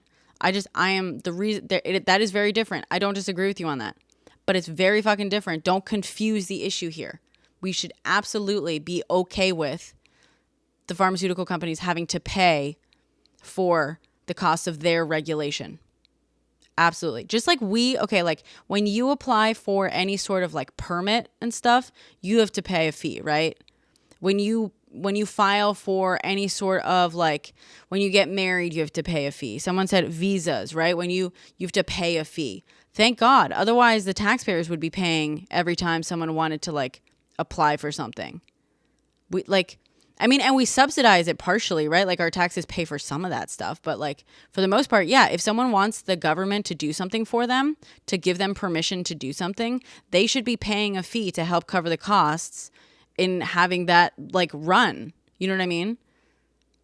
Does that make sense?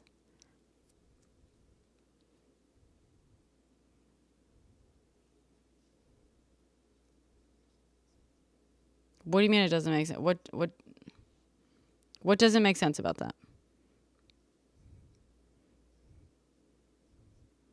Sure, in a more like ethereal sense. Yeah, absolutely. I agree. We spend too much money on our fucking military. We don't spend enough on education, on infrastructure, on we should be paying for healthcare. Absolutely. I agree.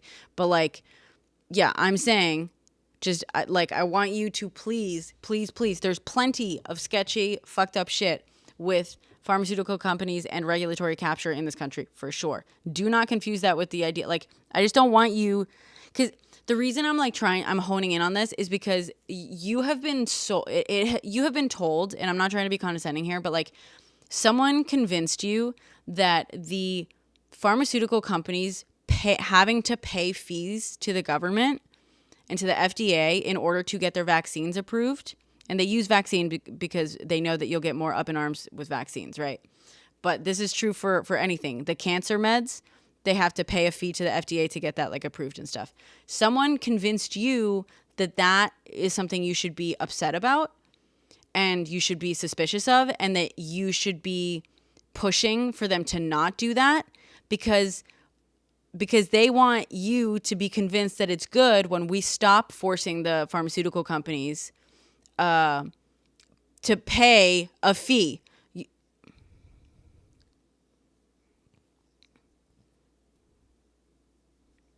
Different issue, Aaron. Different issue altogether. We can get to that in a second. I want to be like so fucking clear about this, okay? The reason you come in, no, because you're not the first person to say this, okay? I know, like, there is a line that is being parroted right now, especially by people on the right, that is like, oh, can you believe that, like, pharmaceutical companies pay the government for their vaccines and, like, pay the government to get their vaccines approved and da-da-da-da. And it's like, they should. But the reason you have been told it's a bad thing and you've been convinced that that's a bad thing because it is very convenient if we, the American people, think that that is sketchy to not want the pharmaceutical companies to have to pay those fees, which means that they can stop paying those fucking fees, the costs to regulate them, and then that bill is put on us, the taxpayer.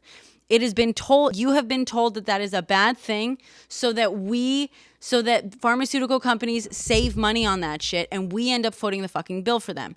There's other things we can address. Absolutely, Aaron. We can absolutely talk about other things.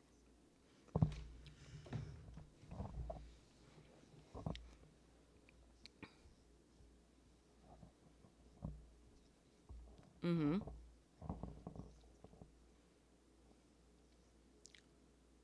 Mm-hmm.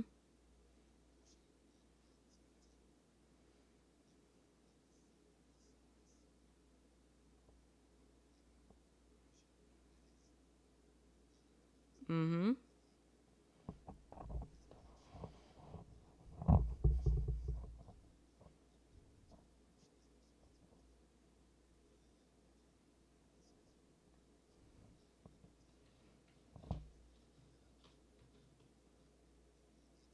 Careful with that word.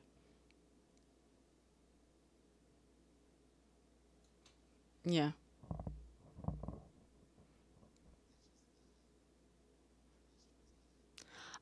Aaron, you're not listening to me. You're not listening to me at all. That is a totally separate issue. I agree with you on this. I agree with you. The big pharma is fucking shitty. Terrible, terrible, evil companies. And we can talk all about how they are not regulated enough. Absolutely.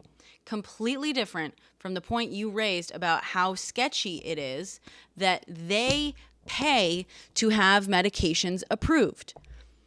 And I'm trying to drive this home because you have been fed some bullshit. And I want to point this out to you because I don't want you to get fucking fooled by this shitty. These are Purdue Pharma benefits from you thinking that it's sketchy that they have to pay to get a medication approved. Okay? So if you mistrust them as much as I do, which it sounds like you do, I want you to understand this. It is good that companies like Purdue Pharma and every other pharmaceutical shitty fucking evil as fuck company is forced to pay the government to get their products approved. That is good because it is expensive to run an organization like the FDA. And in fact, they should be paying more, if you ask me. They should be footing the entire fucking bill. Right now, they pay like half, I think. We want them to have to pay the costs that are incurred by our government to check and verify that they are not going to like poison us and do something sketchy, okay? That is good. Those shitty companies have done wonderful marketing to convince people like you that somehow it's sketchy that they have to pay fees when they ask the government to like approve their next new fandangled, medication.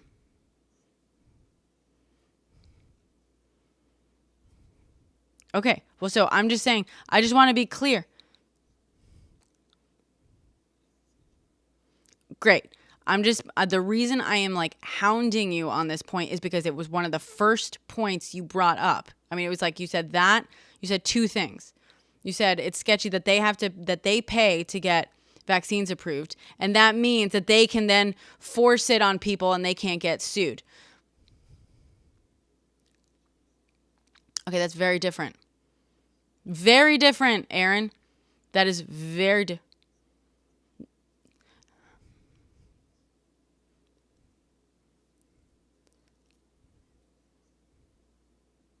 Yeah, so we're against lobbying. I agree.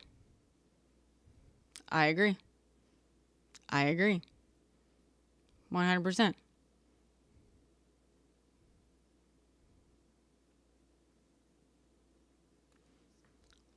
Yeah, that's Republican policy again.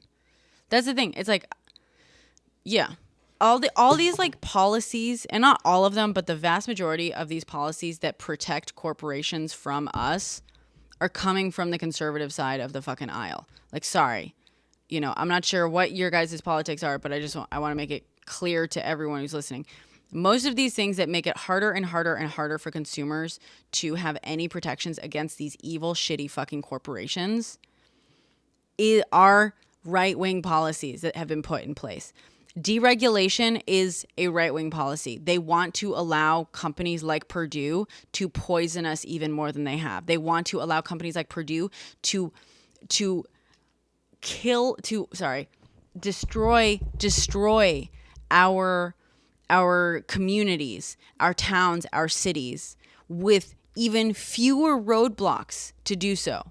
They want to do that because they get more and more wealthy when they do that, because Purdue Pharma and companies like it line politicians' pockets during lobbying. Very different from Purdue being forced to pay fees to the government when they have a new medication that they want approved for sale. Very different.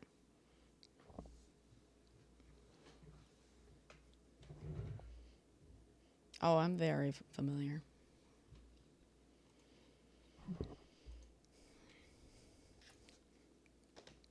Yeah. Yeah. Yeah. Even though they had evidence from the very beginning. By the way, this is, again, why we need more regulation. I'm sorry.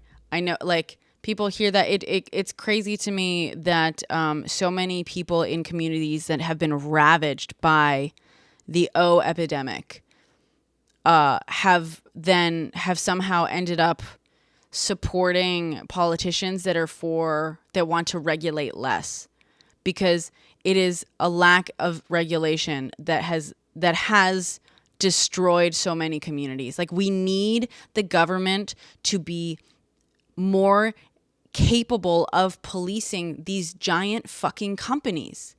The weaker we make our government in terms of regulation, the more these companies are allowed to poison us and our communities. Like, yeah.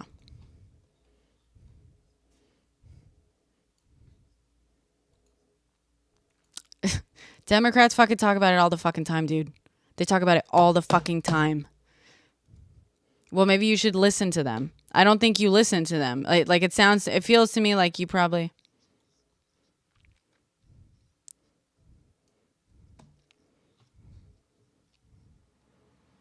Yeah.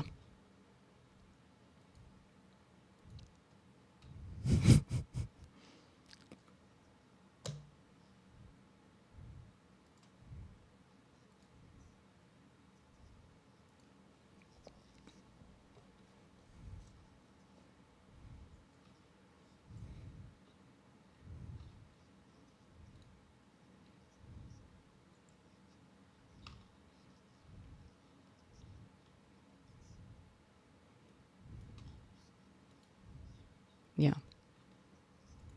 Yeah.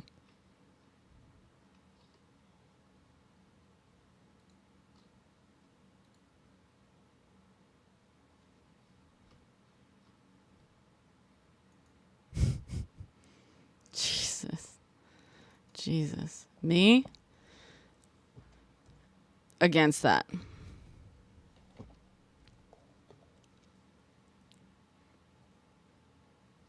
Mm-hmm. Mm-hmm.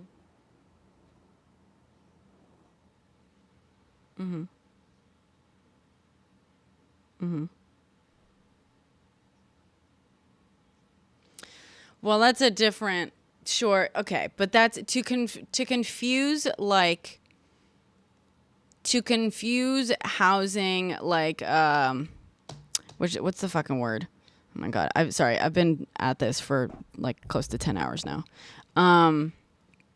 To confuse 9 hours, 17 minutes. To confuse, oh my God, what's the fucking word?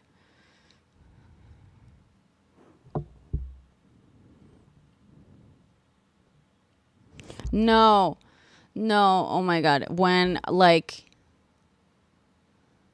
no, like, I'm in a residential area and then there's zoning. God, sorry. Fucking brain. This is what happens. We're coming up on 20 hours awake right now. To conflate, like, zoning stuff with all other, like, regulation, when in reality what you could have is more, like, housing regulation that literally mandates affordable housing with increased, like, purchases and, like, other development and stuff. Like, that's not a good enough argument. Sorry.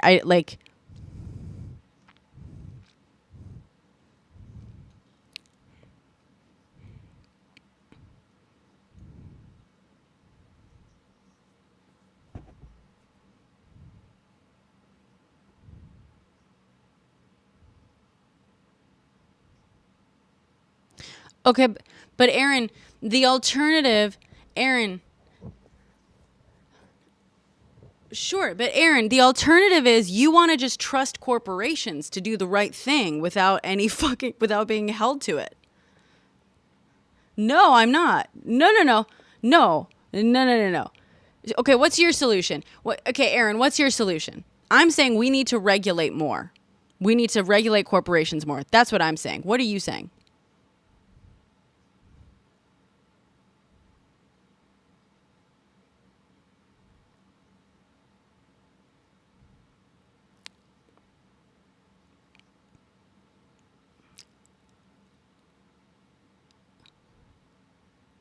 Okay.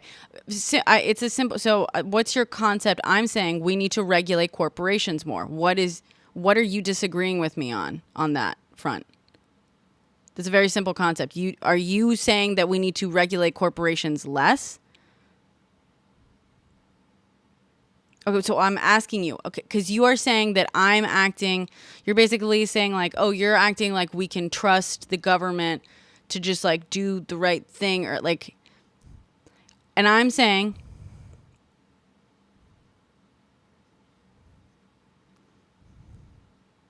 what? People don't pass estate taxes down.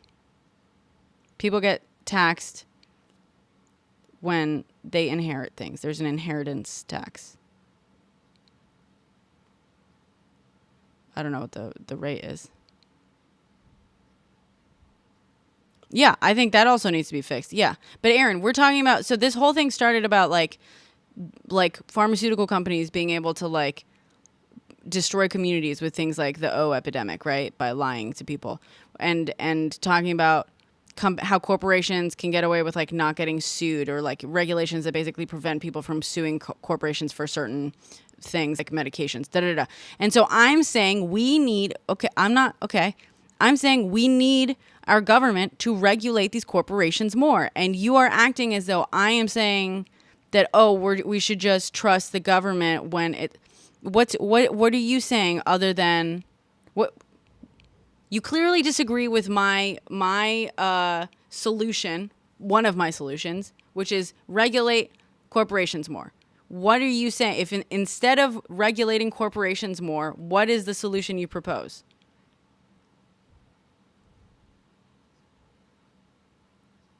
Okay. Well, so I mean, you kind of just jumped into to act as though that was highly naive of a solution that won't actually work because I'm somehow just blindly trusting the government to do what's right. And I'm saying, no, you're kind of trusting corporations to do what's right.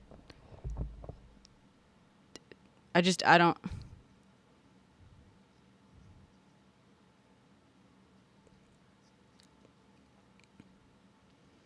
But we also agree, I mean, earlier we agreed that we should not, like, lobbying should be outlawed. Absolutely.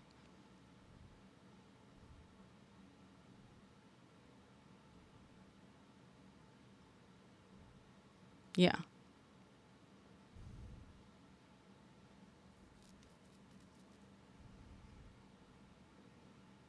No, there should not be. I also don't think we should have a for-profit fucking healthcare system. Very simple.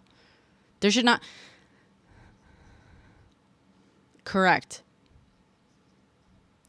Yeah.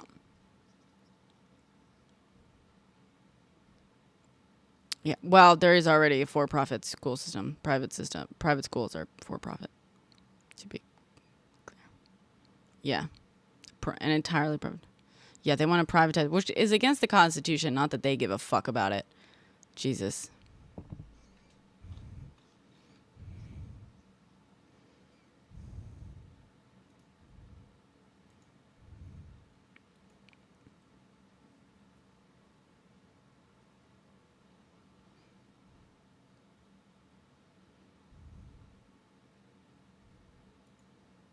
Damn.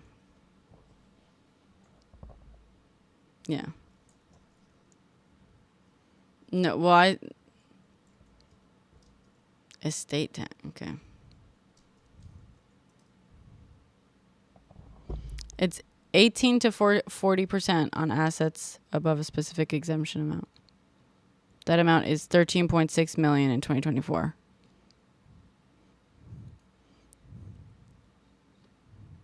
Wait, okay. Inheritance tax versus estate tax. So estate tax is imposed directly on the decedent's estate before the assets are distributed to beneficiaries. The federal government imposes an estate tax of 18 to 40% on assets above a specific exemption amount. Okay.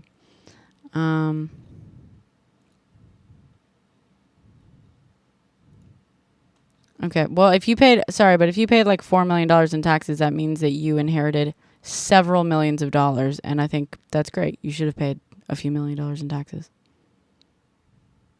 Personally.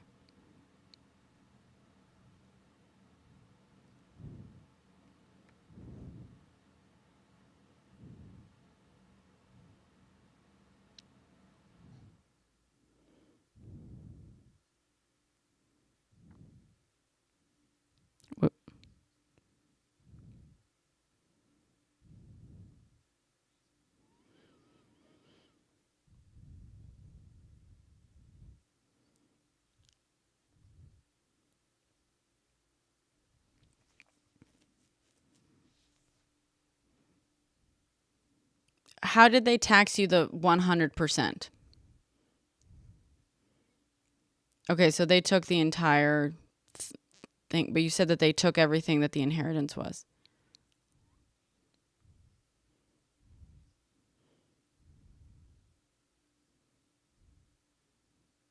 Mm-hmm. Mm-hmm.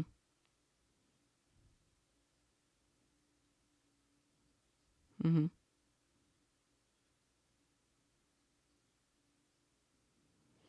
So money was already owed to the estate or to the government by the estate. So yeah.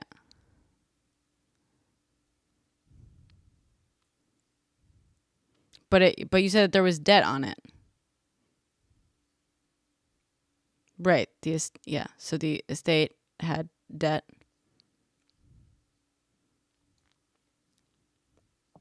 Mm-hmm. Mm-hmm. Right. That is what an estate is. Like the estate is just like the assets to.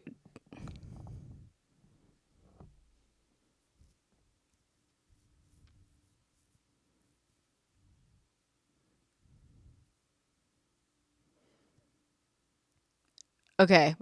An estate, I don't know if in an estate, I don't think I've ever heard that term personally, but an estate, as far as my understanding has always been, is an estate includes basically a person's estate is everything that they left behind when they passed away.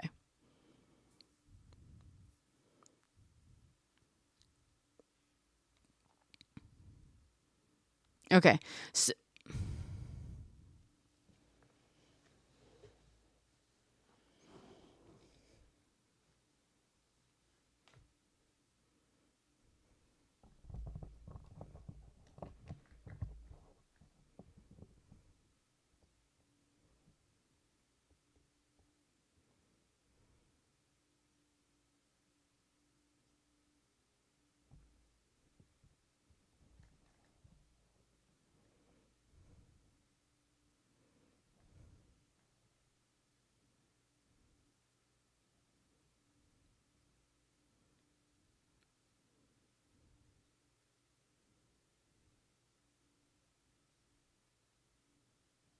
right.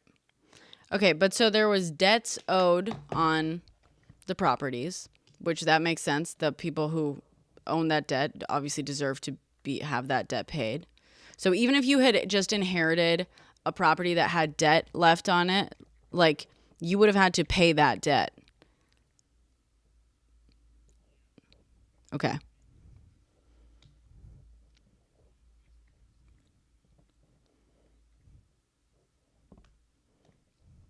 Mm-hmm.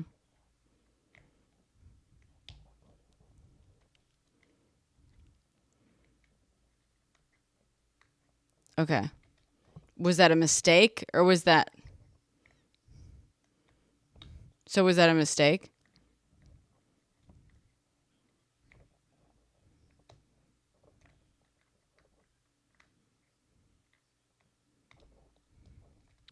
No, okay, I know, but I also want to cuz personally I think yeah, I will literally and I'm sorry Charlie. No, I'm not sorry. I don't feel bad for people paying estate taxes. Um but I guess you're saying but I'm also trying to like figure this out because it sounds like you were paying taxes on something on an amount you didn't inherit. So that sounds like someone made a mistake.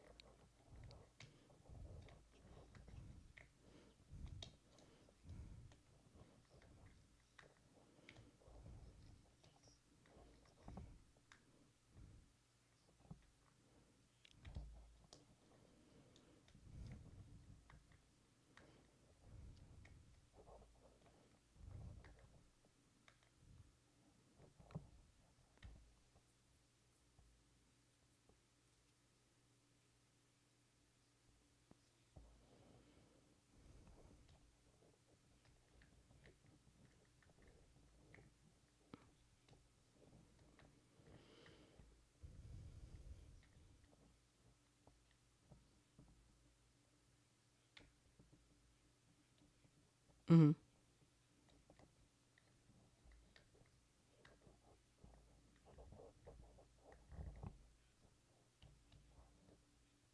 $13 million worth of properties, but most of that was still was debt. Like none of them were owned outright. It seems $13 million worth of properties with that were only like 50% owned, basically.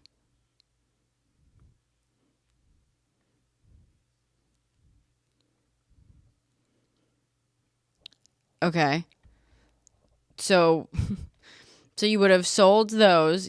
So you didn't inherit 13 million, correct? You inherited like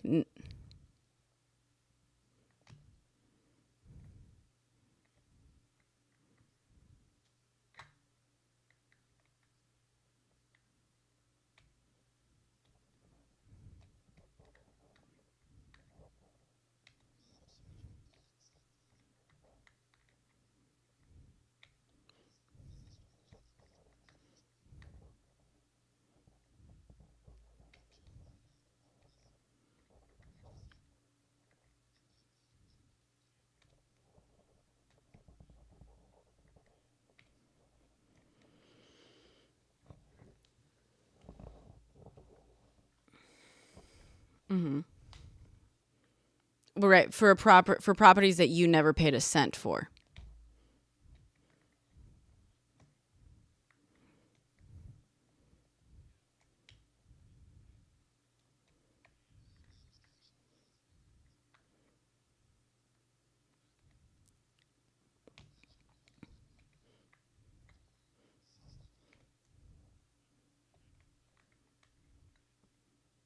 Right, but you did nothing. You received a bunch of properties because someone passed away, right? You inherited a bunch of properties that you didn't pay a cent for, right? And then you had to pay taxes on the value of the property that you inherited that you did nothing for. You did no work and paid nothing for. This is very normal, right? A lot of people will inherit like a house from their parents, and if they don't have the cash, the liquidity to pay the inheritance tax on that house and don't inherit any cash themselves, they will have to sell often their childhood home to pay part of the taxes. You were lucky in that you inherited multiple properties, had to sell most of them to pay whatever the taxes on it. And yet, sure, that too. And so you ended up with a property that you got you ended up with equity that you did not pay for, you did not work for, that you inherited. And I'm sure, yes, you invested in it more after that because you chose to do that as a property owner. You could have just sold it and walked away with the cash and that would have been it. But you chose to take the risk of holding onto an investment that, again, you paid nothing for at the start. And yeah, part of that risk was that you ended up having to pay for the rest of, pay off part of the debt, pay off whatever the costs are to run it and stuff. And part of the risk in being a landlord is that sometimes a global pandemic will hit and there will be rent freezes and you won't collect rent for a year and a half. That's part of the risk in owning an asset like that. And yeah, is that the situation?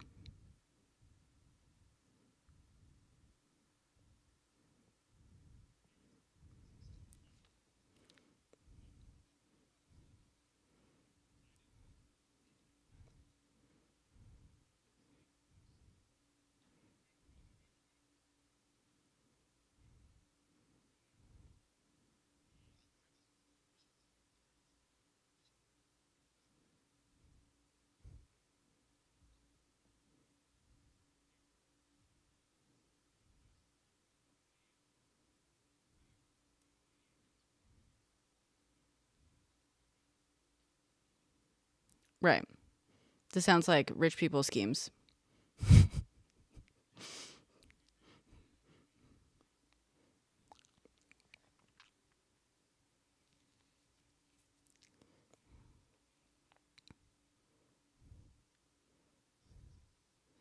I mean, well, Charlie, I know the point is you came in here to kind of You kind of came in here. Someone was talking about like inheritance tax that a poor person might pay, and you came in here just to be like, no, no, no, I paid so much more in inheritance tax, and it's like, yeah, because you had wealthy fucking parents, and that's why you ended up paying a much higher percentage on millions of dollars worth of properties that you inherited that you still now benefit from. And I'm sorry that the property for a while was a bad investment. I'm not sorry. But like, there's a reason you ended up paying $4 million in whatever, inheritance tax. And that's because you inherited millions of dollars worth of assets. That's more than most Americans will ever get to say.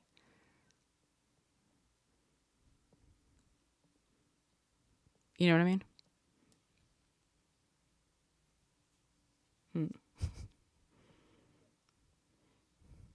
Well, it depends entirely on how much you inherit, Charlie. Inheritance tax depends entirely on how much you inherit. It is not just 8%. I mean, it starts at 18%, granted, but it's not just 18% for you because you inherited a hell of a lot more.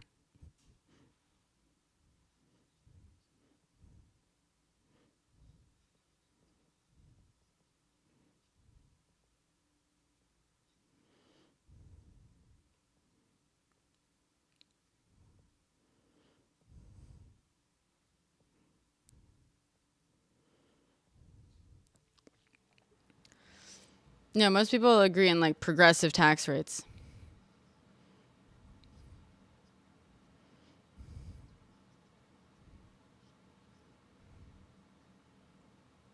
Sure.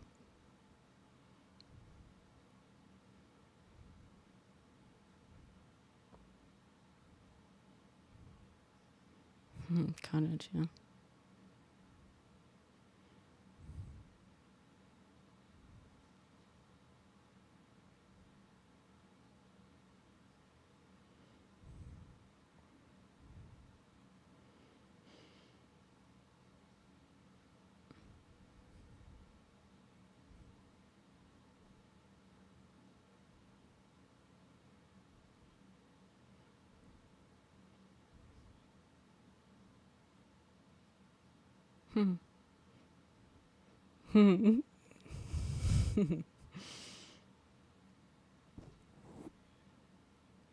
Yeah.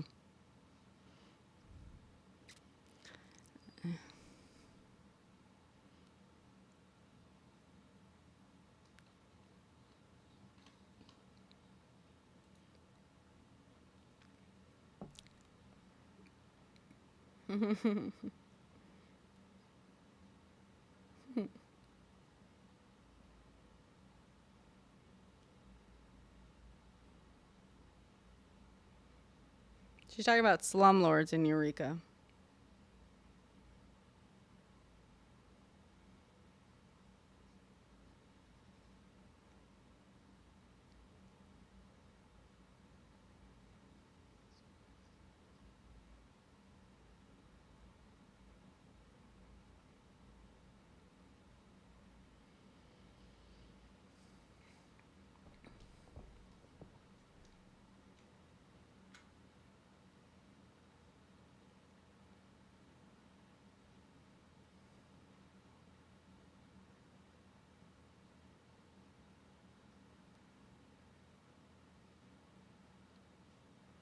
How will they come up with money to buy an apartment building if they're putting like, I don't know, 50, 60%? Yeah. Yeah.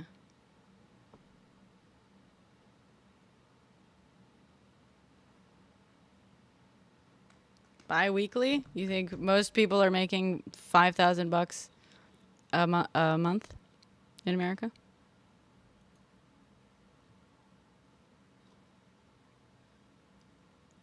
Let's see. What are most people making in America?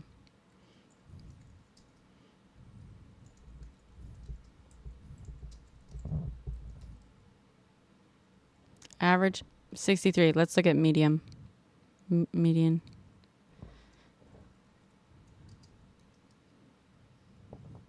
In California?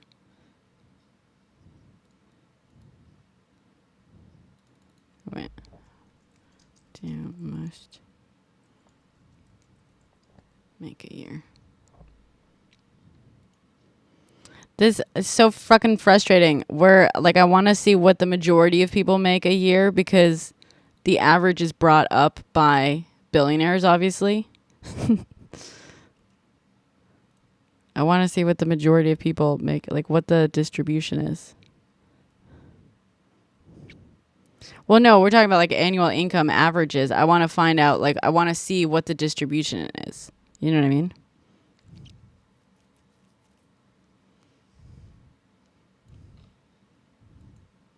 Well, because that's the average salary is $63,795. But I'm trying to figure out the average. That's not liver. Yeah. But I also want to know what the distribution is. You know what I mean? Because, like, for example, Brian Thompson, that fucking CEO, $10 million a year, and he's not very highly paid compared to a lot of CEOs.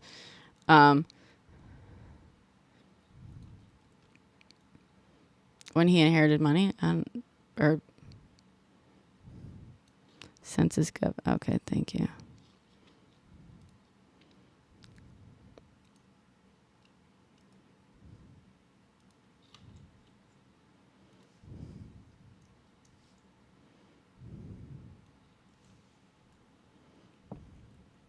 Well, okay.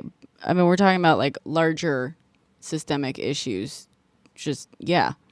No one can afford to buy that apartment building because they're busy paying rent to landlords like yourself and never amassing any fucking wealth.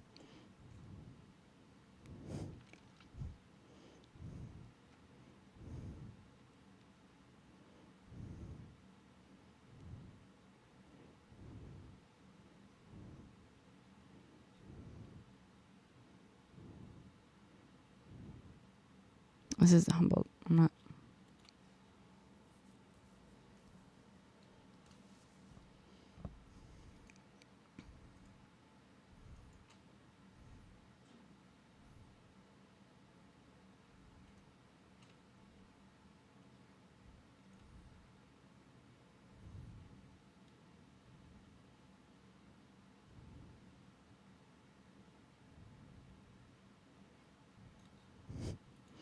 Sorry, I'm like going through my fucking windows right now. All my tabs open.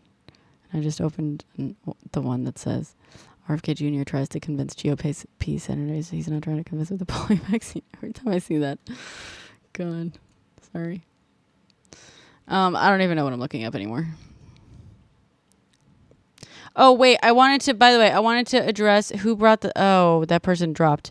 To the person who was in here saying that it was very funny that the New York Times like fact checked RFK Jr. on the Fruit Loops thing, and they were like, ha, they got called out because they like accidentally tried to fact check him and they proved him right. Actually, so I read it. I found the article, and they actually fact checked him. He said that Fruit Loops had like 18 or 19 more ingredients than Fruit Loops in Canada, and they said no, the number of ingredients is pretty much the same. And then they listed the different types of ingredients that, like, yeah, Canada has more like natural dyes and stuff, whereas the U.S. has, these things. But they fact checked him. He said that the part that he said wrong was that the U.S. Fruit Loops had 18 or 19 more ingredients than Canadian ones, and that's not true. They have the same number, but they're just different ingredients. So the whole gotcha thing is like not. But of course,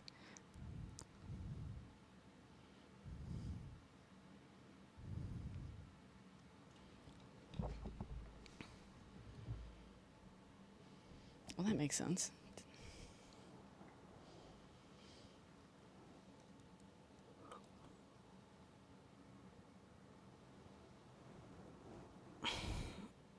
I mean, that's literally capitalism, but everything is chemicals. Water is a chemical. But I'm just saying that someone in here, they left, I think, at this point. But, yeah. Okay, thank you. Savage left. Try to remind me next time he's in here. I want to explain that to him.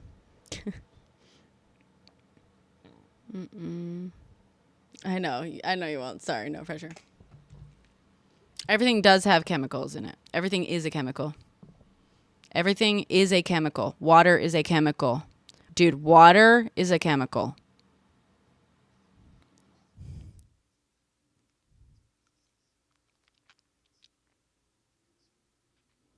Sure.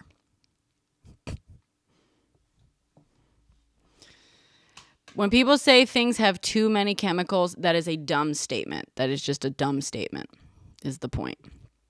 Everything is a chemical.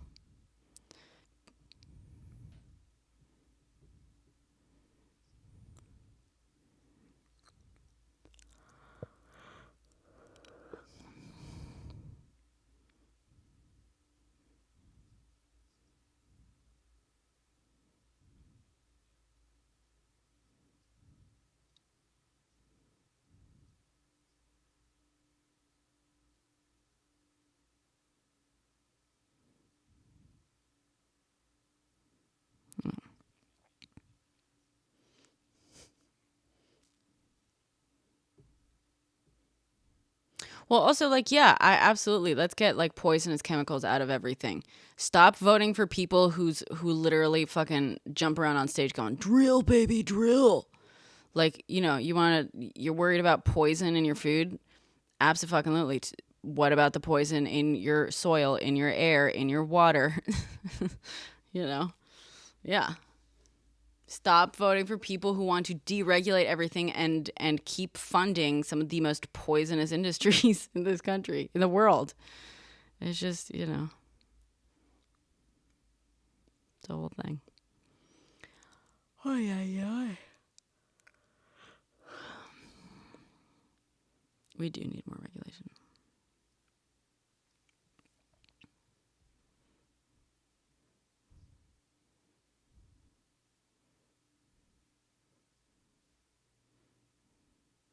Oligarchs need to survive, though. That's true. Won't someone think of the CEOs? Oh my God. Did you guys see this whole thing with Hochul setting up a fucking CEO hotline?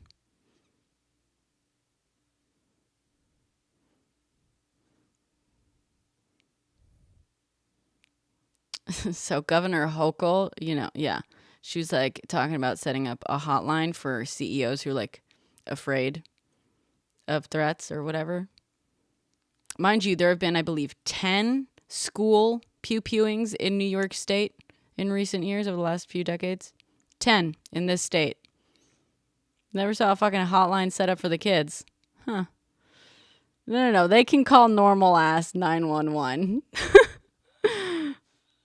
No.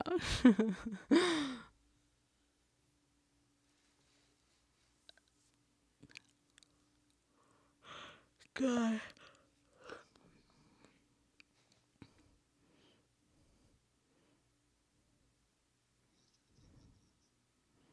Don't use the G word. Don't use the G word in here. Keep them. I don't give a shit. I mean, are you planning on going after kids with them? Okay.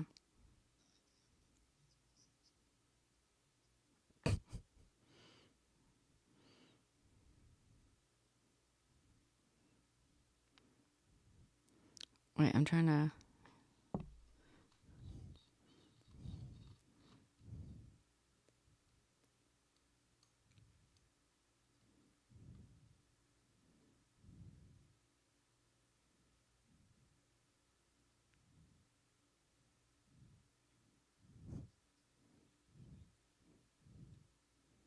Oh, the pew-pews? California might have a lot. State has the...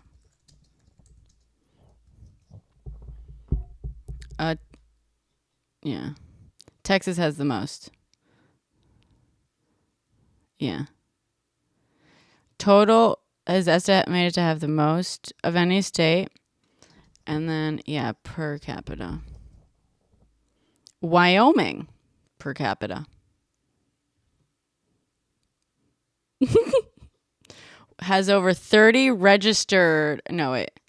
Has Okay, with 245.8 arms for every 1,000 residents.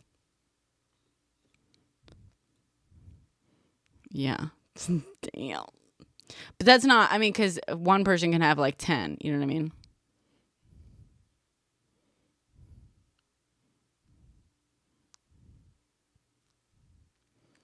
Yeah, but again, that's per capita doesn't like tell you anything about the distribution. Like we should see the percentage of people. Wow. Okay. Let's look up. Yeah.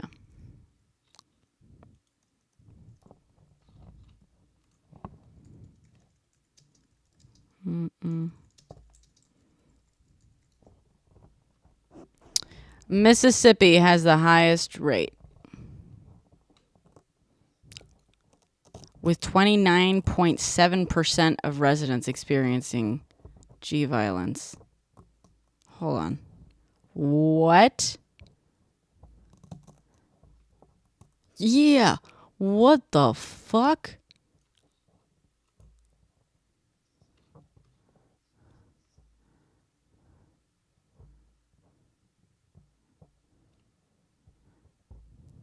Oh my lord.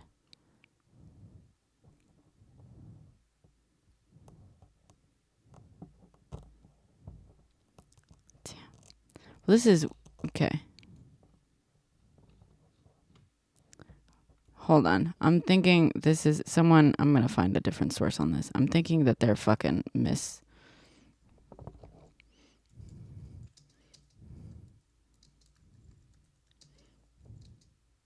I wonder if that's just incidence. You know what I mean?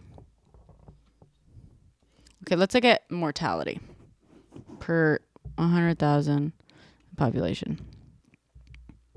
Okay, so mortality. No, Mississippi. And I don't know if this is rate. Okay. Pew pew rate. Mississippi number 1. 29.6 per 100,000. That's what that fucking number was. Someone was misquoting that. Pfft, got it. Well, but it's between 29.6. The second one was Louisiana, 28.2.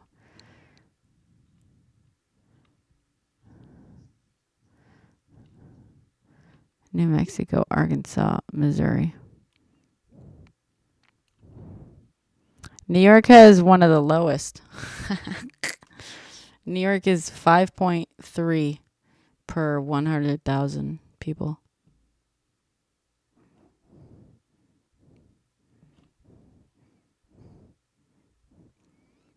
Ooh.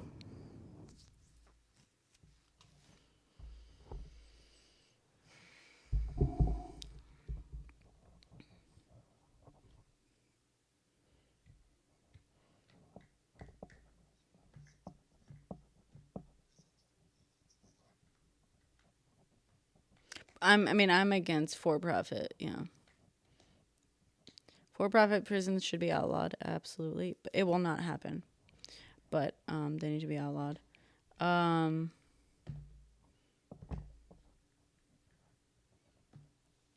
don't know, because a lot of the state-run facilities were super fucking abusive.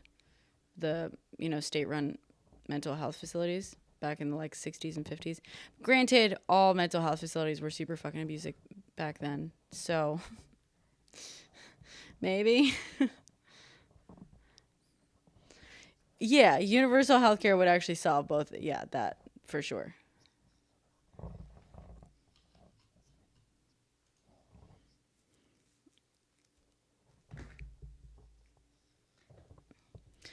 But not everyone who is experiencing homelessness has mental health issues.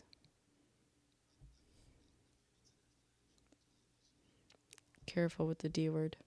No, but still, you understand that a lot of people are experience homelessness without being an addict and without having mental health issues, right?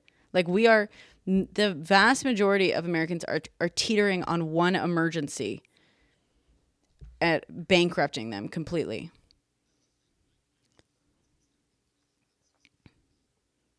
What's that?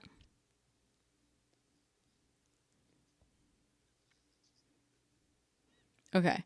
But that's not okay, but I don't care. Like this is, and by the way, this is, and no, Charlie, that's not inherently true. There's a hell of a lot of people experiencing homelessness in California who are like living out of their cars, who are not addicts and do not have mental health issues. That is not fucking true, dude. A lot of them, sure, yes, absolutely. But this is, and by the way, this is like some fucking right-wing propaganda that like, and it came up recently. JD Vance basically only thinks that like people who experience homelessness are only addicts and people with severe mental health issues. Are you nuts?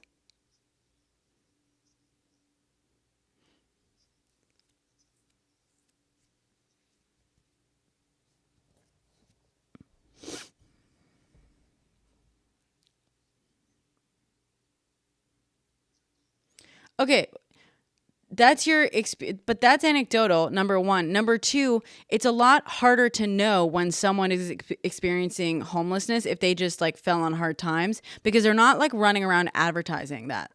They just fucking aren't. So like most people that you just like encounter walking down the street, you're not going to be like, oh yeah, that person who, you know, is maybe showering at a gym and like still working. They're homeless. They're living out of their car. You're not going to fucking know. How the fuck would you know, dude? That's the point. Like the only ones that are obvious, like you're only going to notice the ones that are obvious. But that is just fundamentally not true, dude. There's a hell of a lot of people who are experiencing homelessness, who are not addicts, are not having crazy, you know, extreme mental health crises. They've fallen on hard times and they're not advertising that fact.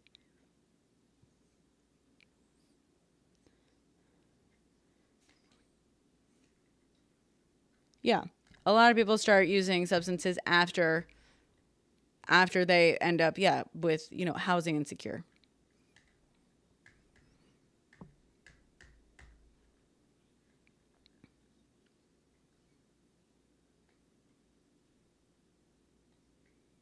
That's not a good way to exist. That's not evidence of anything.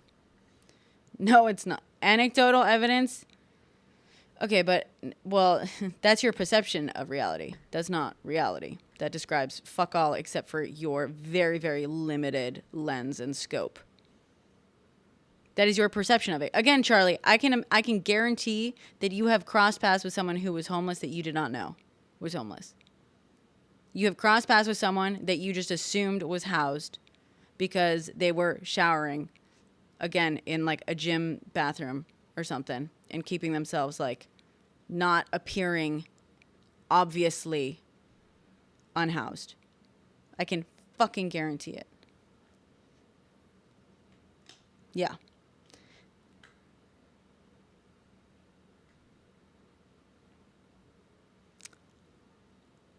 Okay.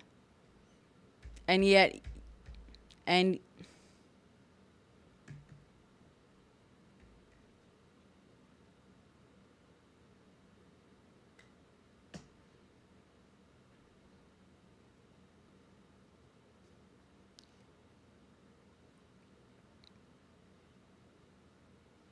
John's in here. I was a clean homeless person. There you go. Now you met one, Charlie. 2.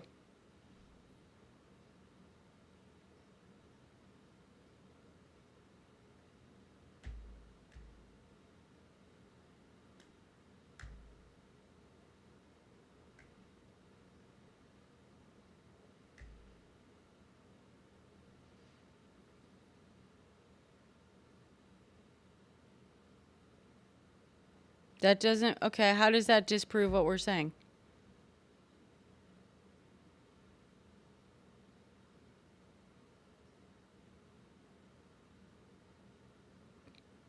That's not a control. No. Charlie.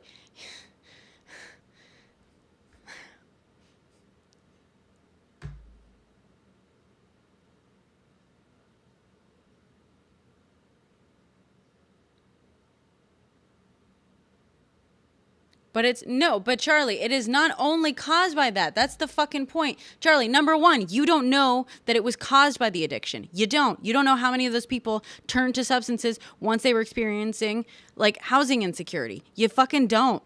And number two, looking at one encampment that you had physical proximity to is not a fucking sample size. That is not like an actual all-encompassing fucking sample size. A lot of people who experience homelessness have cars that they live in. And those are often the people that are able to disguise their status a lot more easily. And that has nothing to fucking do. It has nothing to fucking do with substance abuse. Jesus.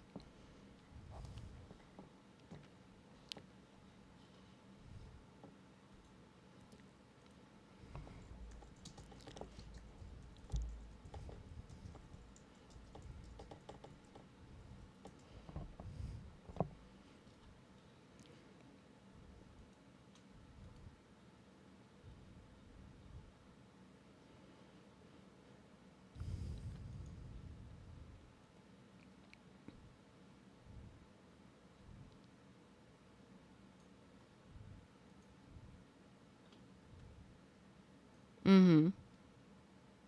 Great.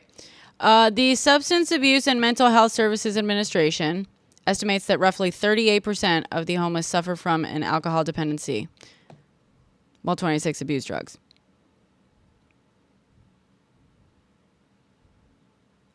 No, because a lot of people who suffer from alcohol dependency abuse drugs. That's crossover.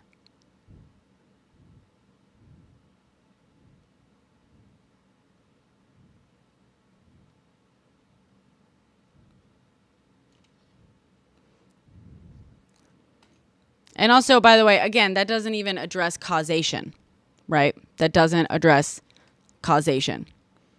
A lot of people become addicted because they are experiencing homelessness. And Charlie, I don't give a fuck. Your myopic view. You said you base all of your knowledge based on like what you experience in your daily life. That's not worth anything. That is anecdotal evidence. There are a lot of people who experience homelessness who are not addicts. Stop erasing them. You are a landlord. You inherited millions of fucking dollars. Like we literally just walked through that like this whole thing. You complaining about how much of your inheritance was taxed. Charlie, there are people. No, Charlie. No, I'm saying, Charlie, your experience is not reflective of the average fucking American is what I'm saying. Your experience, doesn't mean shit when we're talking about homelessness. It doesn't mean shit when we're talking about homelessness. You inherited multiple fucking properties. You are a landlord. Your experience cannot speak to the experience of people who are unhoused in America. And when you come in here and proudly say that you get all your information from what you experience in your daily life, like I fucking know for a fact that your awareness of this issue is going to be limited. Your understanding is limited, dude. Like by fucking definition. Have you ever been unhoused, Charlie? Have you experienced homelessness? Okay. So you were an addict. You moved out because you were an addict, is what you're saying. At 16. So you were an addict? Were you an addict? You moved out because you were an addict? And you lived on the street because you were an addict?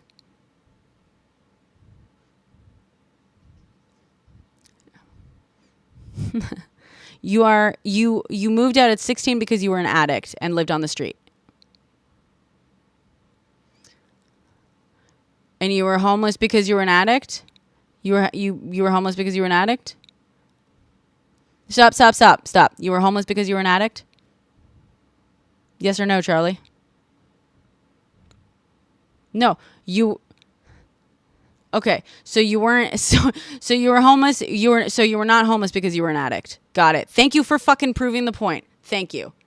I mean, Jesus Christ. You're sitting here.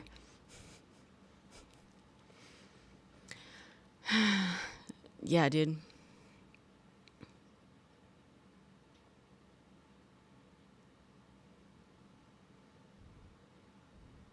Okay.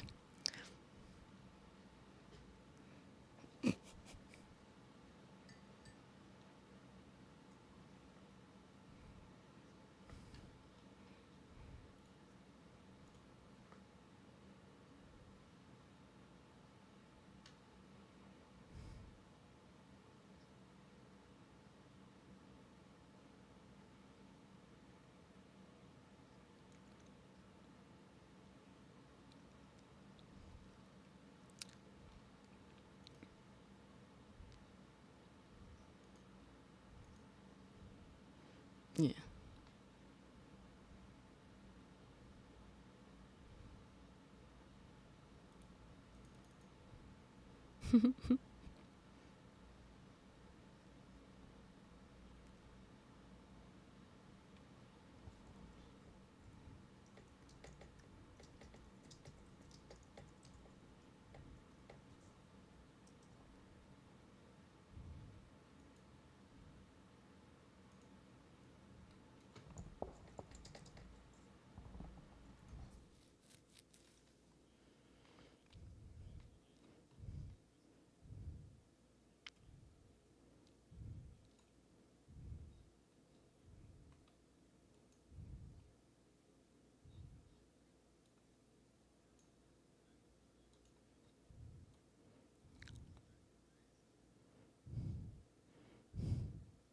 Yeah.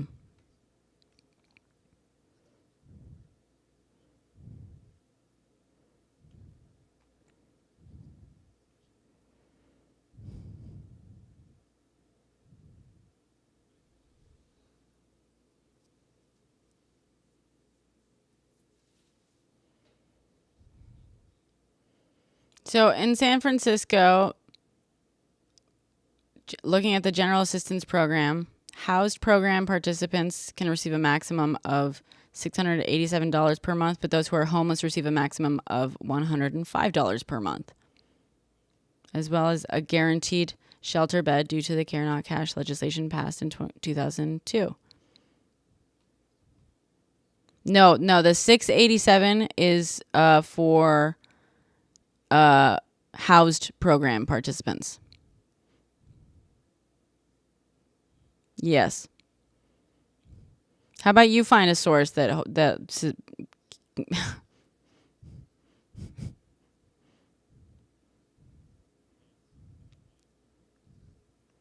homeless people who received general assistance are required to work 12 hours a month in exchange for the money. Okay. Those who are unable to work must instead apply for Social Security benefits.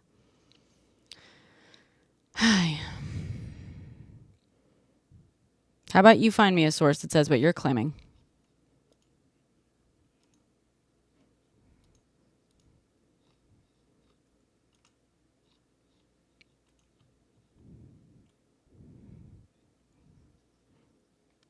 Yeah.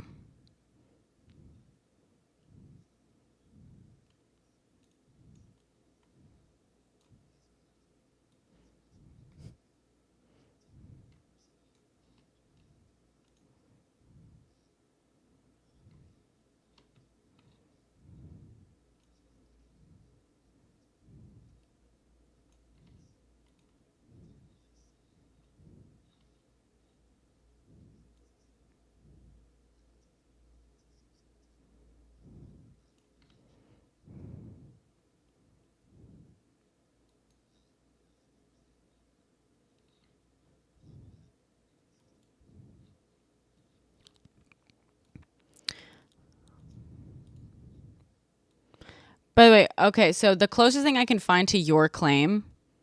Wait, did he just drop? Is that you? No, Charlie, you're here.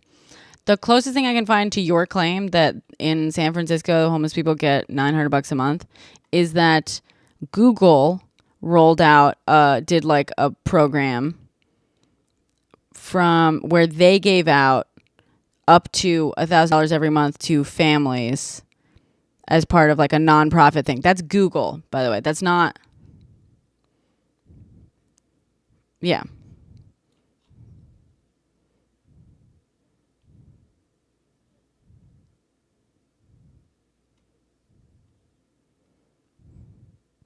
Okay. But yeah, find me your program because I can't find anything. All I've seen are pilot programs. I saw another pilot program where they tried giving like a select few families $750 a month. I don't know why they would test out a program of giving homeless individuals $750 a month if they already gave them $900 a month. You know what I mean? That's not.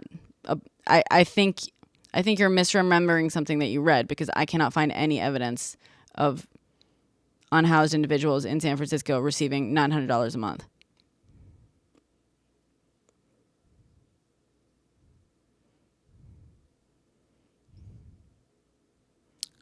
So it was the UBI. So it was a pilot program. Yeah, it was a UBI pilot program. Okay. Great. I gotta get to sleep soon.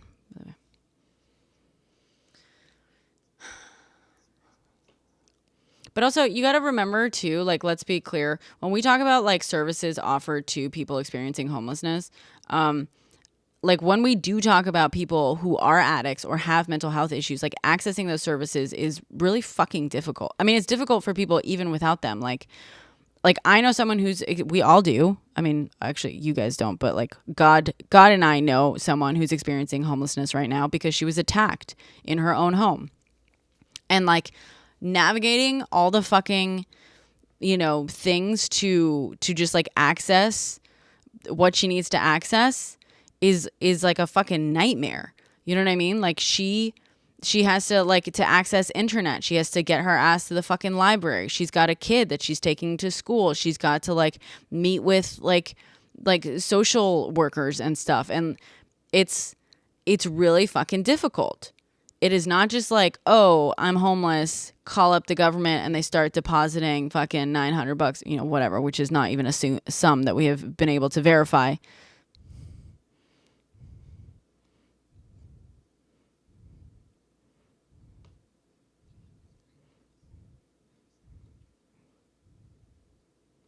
Mm-hmm.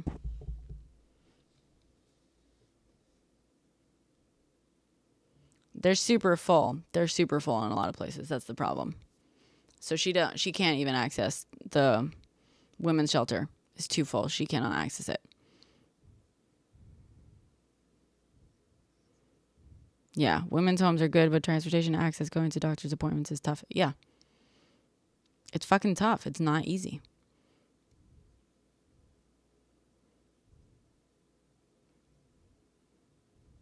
Yeah.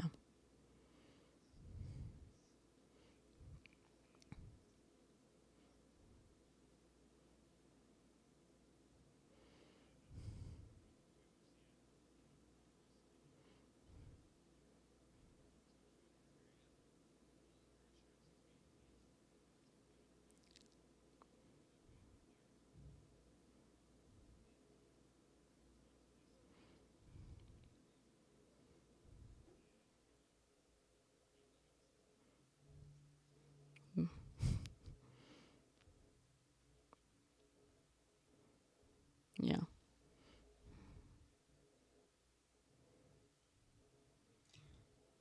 Yeah, most people most people in America barely fucking break even going to work full time.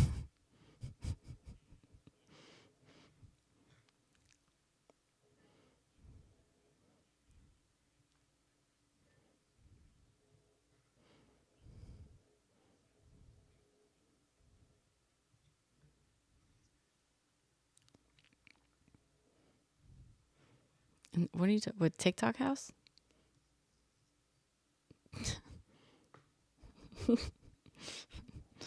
What are you talking about?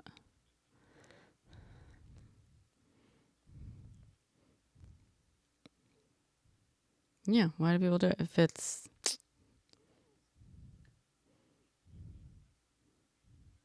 right?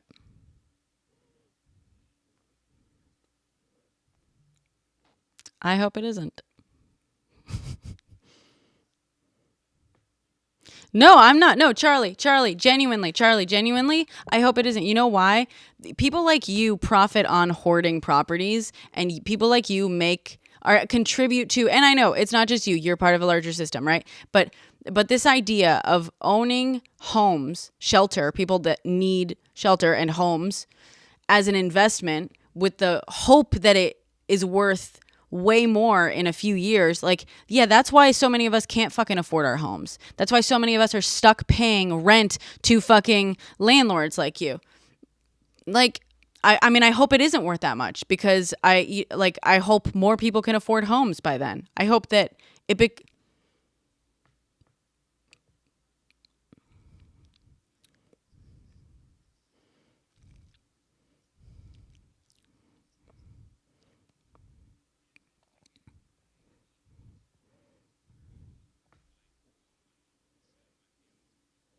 mm-hmm.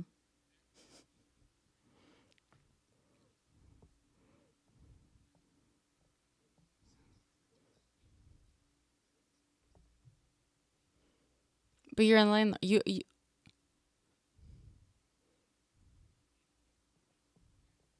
uh-huh. Okay, but you what the fuck does that matter? You're a landlord. You own a property that rents out to tenants. That's you that makes you a landlord. Congratulations. It's not a dirty word, Charlie. I mean, like, it is to us, but like, it's you are a landlord. Charlie, if you hate yourself, if you hate being a landlord so much, just fucking sell the thing. But you are a landlord. You own a property that you rent out to tenants. That makes you a fucking landlord by definition. Okay, I don't know why you're so upset about it. Like, if you hate that, if you hate it that much, no one is forcing you to be a landlord. Sell the fucking property, dude. Like, Jesus.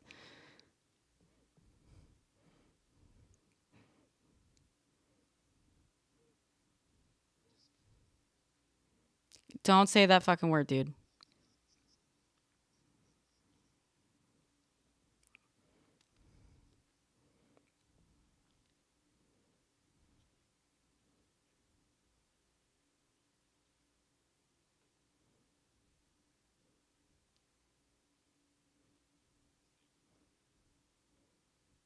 Hmm.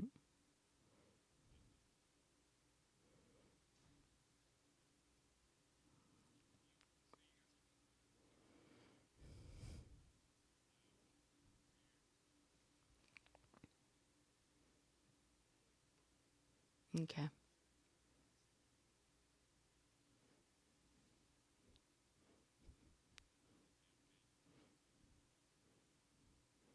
Yeah. That doesn't mean he.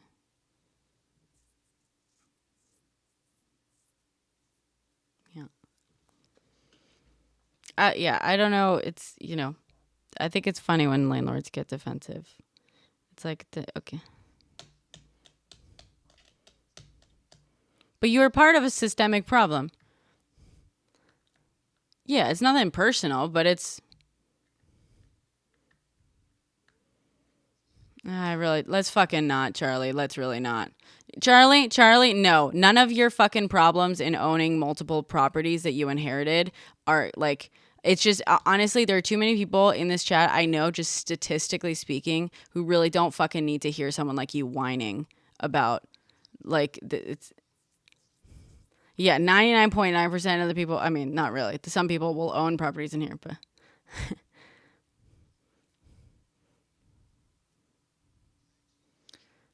Okay.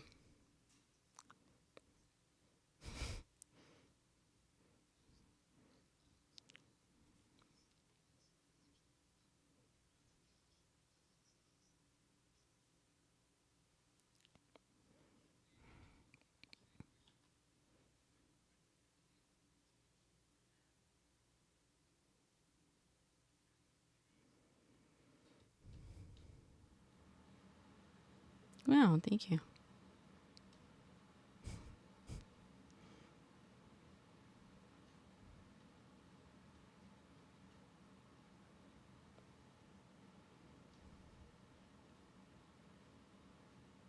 Correct.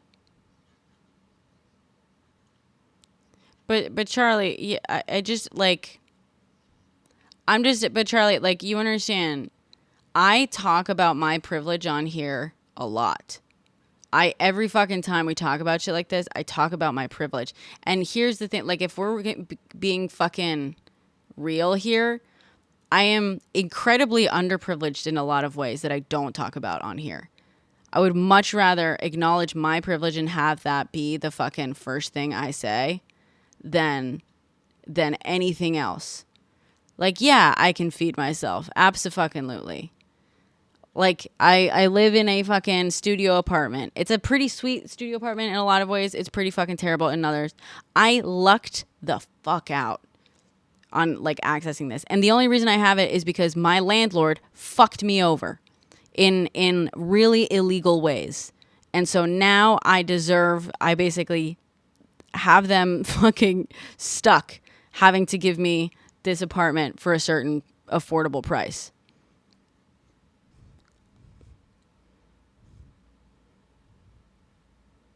No, I have an NDA. I can't even say how much I pay for this.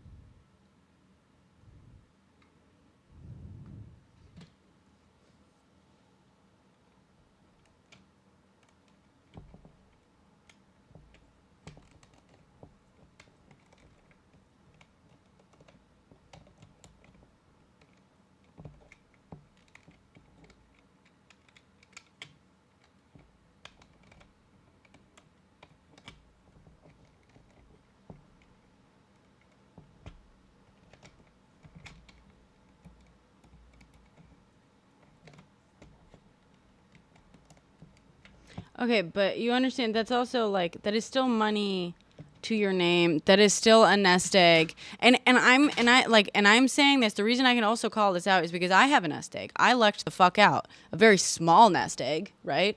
Very, very small. But I like inherited, I don't know, something like 20 grand in like Coca-Cola stock that like sat for long enough that it was like, okay, small chunk of money. And I traded for a while. I was, a fucking swing trader, which like grew it a little bit. And so I have a teeny tiny little fucking nest egg. Teeny tiny. But it's there.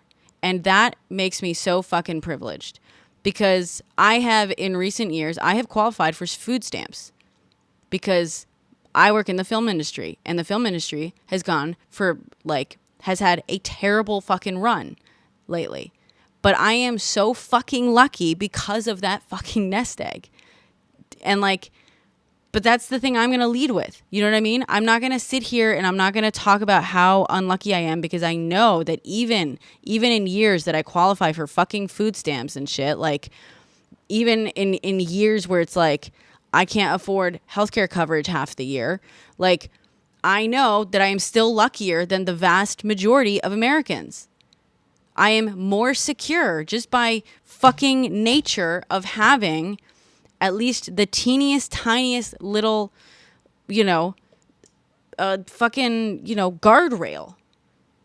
And that is peanuts compared to you, dude. And I'm not saying this like you're not a bad person for having that, but also like Charlie, I'm sorry but I can't have you sit here and complain about all the woes that come with being a fucking landlord for a property that you inherited to a chat that I know for a fact has a significant portion of people who aren't even as privileged as me. And I'm not among the most privileged in this country. You know what I mean? Like, I can't fucking,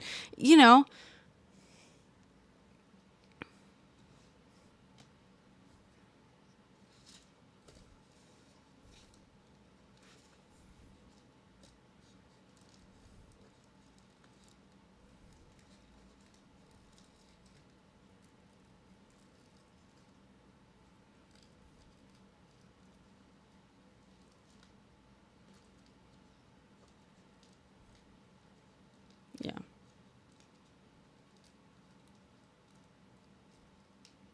No, I'm saying, but your last, I know, I'm not even talking about that. I'm talking about the most recent time when we like cut you off because you were going to talk about, the woes of renting and all that kind of stuff. Yeah, yeah.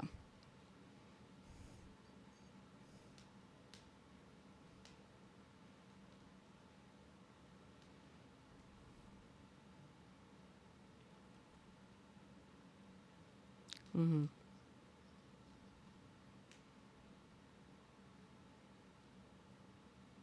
You didn't graduate high school, dude. You can't go to college like that.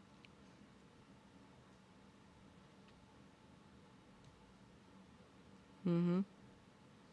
And Charlie, I'm just going to point out, sorry, but I'm going to point out, Charlie, the fact that you make good money, according to you, and own a rental property without even having a college fucking diploma is because of privilege.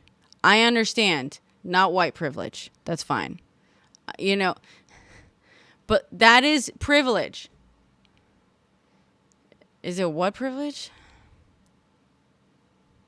No, dude. You understand economic privilege is a thing that you can be no matter what fucking ethnicity you are, right? Economic privilege,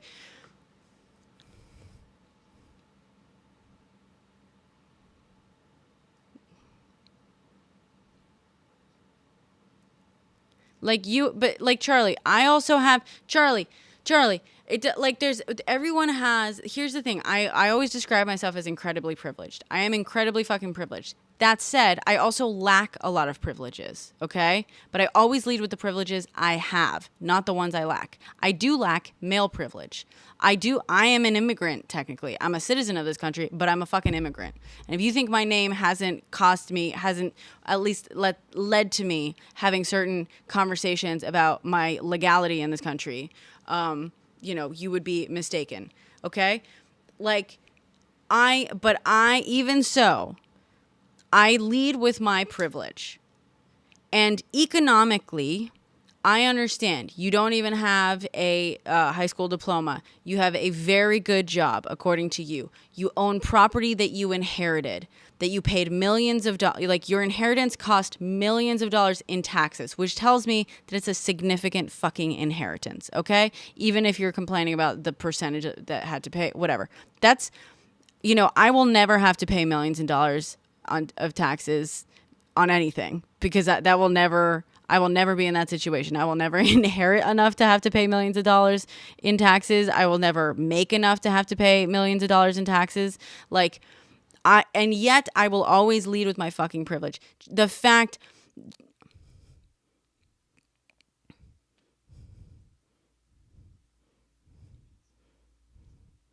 Who are you talking about? Me? Charlie? Well, no, he explained it. It was like multiple properties and stuff. Yeah.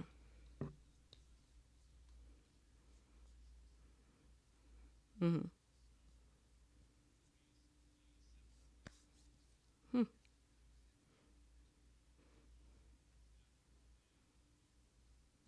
Mm-hmm. But so the point is, Charlie, my point is, I have one of the most expensive degrees you can get in this country.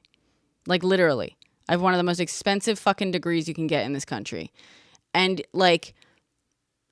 yet, the fact that it's not your fault, but you don't even have a high school diploma, and according to you make good money at your job, and you inherited, a shared estate of millions of dollars worth of properties, and you now own and manage a rental property with, you said something like 80 tenants or something like that?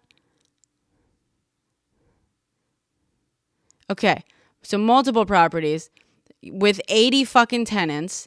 That, the fact that is incredibly fucking privileged, dude. You have an insane amount of privilege. I get it. You're saying, well, I'm not white and I don't have a high school diploma. That just proves how fucking economically privileged you are also. Okay.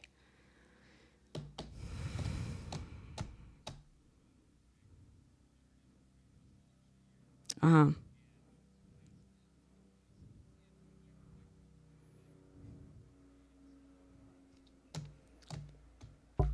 Dude, this isn't... Again, Charlie, I'm trying to explain how to you should lead with your privilege. Stop pulling... You keep leading this conversation. Everything you are putting forth is all the ways in which you are not privileged. We have just illustrated all the ways in how much more privileged you are than me, and yet every fucking time I start talking about this, I lead with acknowledging my privilege. And this is why I cut you off before when you were about to like complain about stuff, because like I know it's going to be triggering for a lot of fucking people, like to hear you complain about the 80 tenants you have across the multiple properties you inherited, that and the trust you share with your siblings, all inherited because, you know, in a life while still making $140,000 fucking dollars a year without even so much as a high school diploma. It's like read the fucking room sometimes, Charlie. And in this case, I mean, the United States of fucking America is the room, okay? Don't sit here and complain to a lot of people who are probably struggling and having issues with their fucking landlords. Again, remember how I said that the only reason I can afford this place is because of how thoroughly my fucking landlord fucked me over?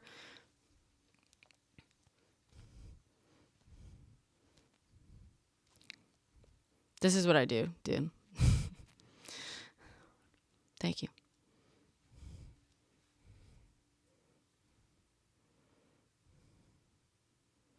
Okay, it doesn't matter, Charlie. Yeah, and my life, and Charlie, my life before COVID was completely different as well. It doesn't matter. That's the place you're at right now. What do you mean? My life before COVID was also incredibly different. COVID, but like honestly, I had a lot more privilege before COVID. A lot more of it. And I also still fucking led with my privilege in those conversations.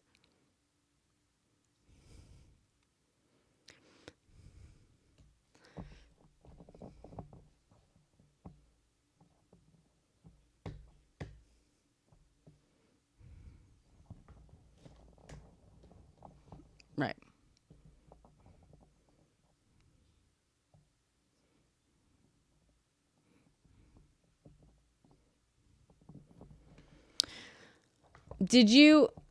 How do you have a job making, when did you start, I guess, yeah, you don't have to tell us exactly your job, but you somehow, how did you get your job, let's say?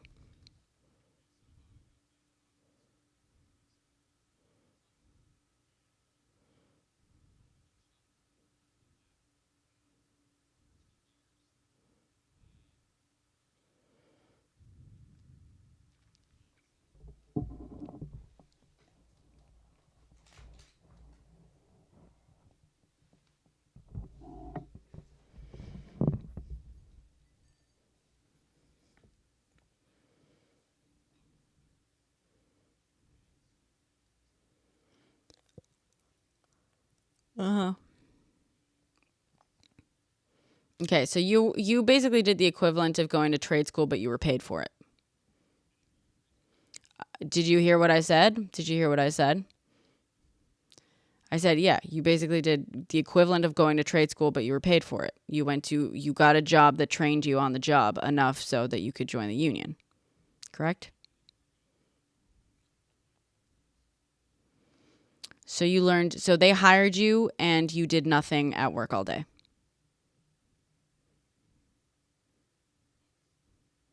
Okay, so were you learning things while you were working all day? I said you did. I said, no, I didn't say you went to the equivalent of the trade school. I said you did the equivalent of going to a trade school, but you were paid for it. So you got a full-time job, plumbing, where you were learning as you were going, getting paid for it, so much so that a few years down the line, you could take your union test and join the union. Great. So yes.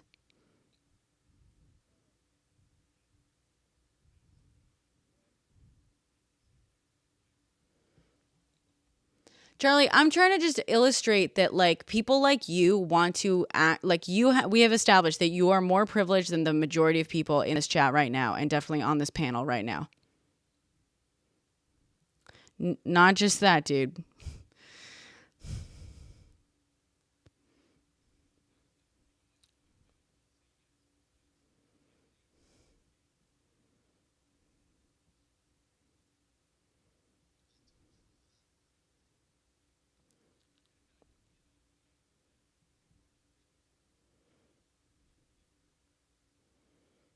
Okay.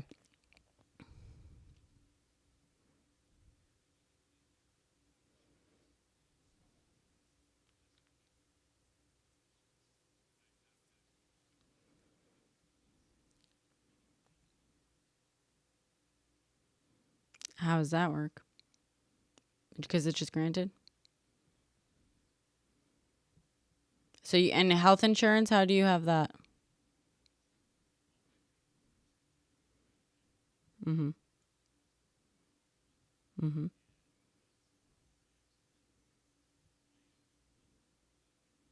Mm-hmm. And before that?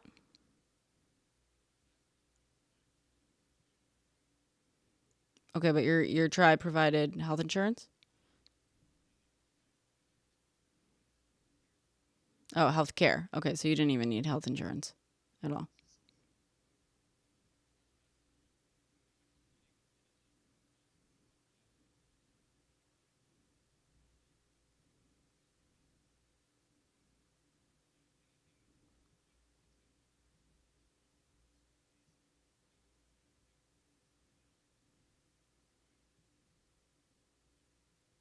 Okay.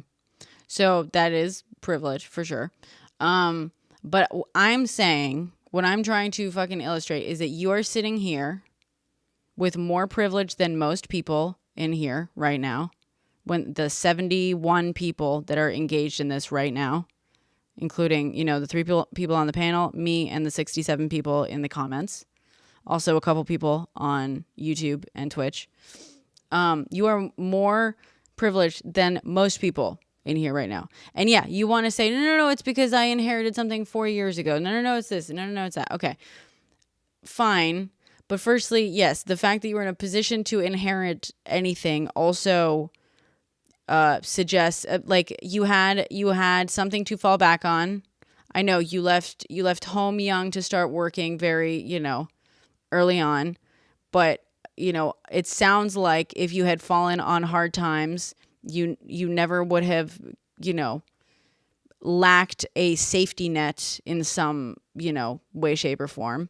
And now you are, and also on some level, you understood that in the future you were going to inherit several properties. Doesn't fucking matter. Sure.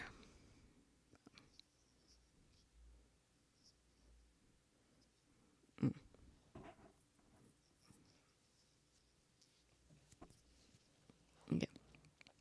So, and regardless, it doesn't matter. 4 years ago, fine. You have inherited more assets than the vast majority of Americans will at any point in their lifetimes. We're talking in the millions of dollars, and you have more to your name as a result of nothing that you did than most Americans ever will as a result of everything that they do.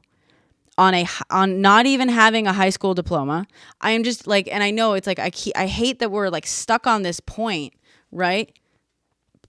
Who's Yes.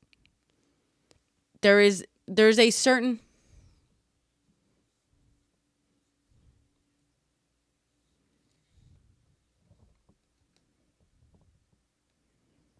We are not giving you power. You have fucking power. You have privilege. We are not giving you shit, dude. They give you, yeah. There is you are in a position. You are in a privileged position. I don't know why you're getting so fucking defensive. Why are you so afraid of you have privilege. Congratulations. You're better off than most people here.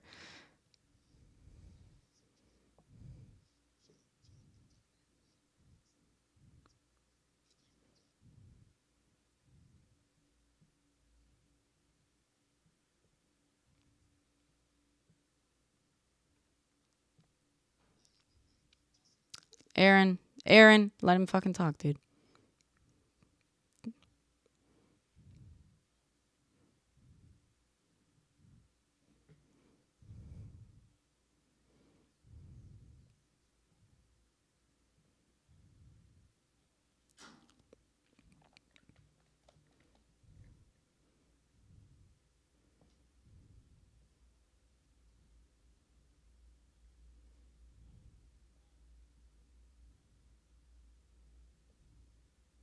Yeah. This is what I was trying to explain earlier by saying, listen, I am very lucky in having a teeny tiny little nest egg. Tiny. Minuscule. But I know if that little nest egg has kept me safe through the ups and downs of like the fucking film industry and the years that I have qualified for food stamps, SNAP, here in New York City, like I know for a fucking fact how privileged and how secure you are right now, but like on some level have been for a while, right? On some fucking level. Because like at one point, my family, when I was growing up, had money. At one point. At another point, I was the one in my family who was making like more money than anyone else in my family. And I was the one sending people money. Like I know. Okay. And my point is, I'm not going to let you fucking sit up here and complain about all the difficulties that you have in owning these properties that you inherited in a chat where the vast majority of people can't even fucking begin to understand the safety net that shit provides. It is tone deaf, dude. And to hear you complain about all your lacks of privilege without recognizing that you have the ultimate privilege in this country. Because like, here's the thing. Yes, this country is like runs on fucking hierarchy and privilege and these different levels and access that people have to privilege. Abso-fucking-lutely. And there is racial inequality, there's gender inequality, absolutely. But the number one fucking thing that this country runs on is capitalism. And the number one privilege in this country is economic privilege. Like we're watching it go down in the most extreme fucking ways right now in our fucking government. We just saw fucking 41% of the country has been cheering on the whole Luigi thing. 41% supports what he did. 41 fucking percent. 40% doesn't support what he did. But like, think about that. And a big reason why is because of the economic struggles people are dealing with in this fucking country. And the biggest, and some of, I don't want to like boil it down to this, but some of the biggest examples or results of racial inequality and problems that come from racial inequality in this country are economic, are because of the historic inabilities and inaccessibility to certain levels of or certain aspects of the economy, right? This country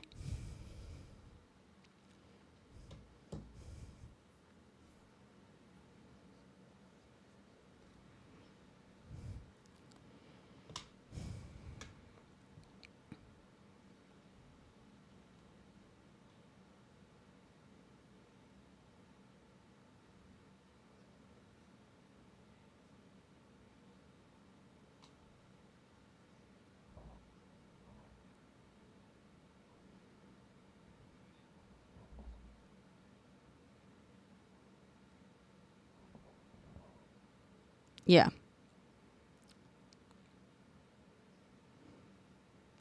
I'm just saying, Charlie, like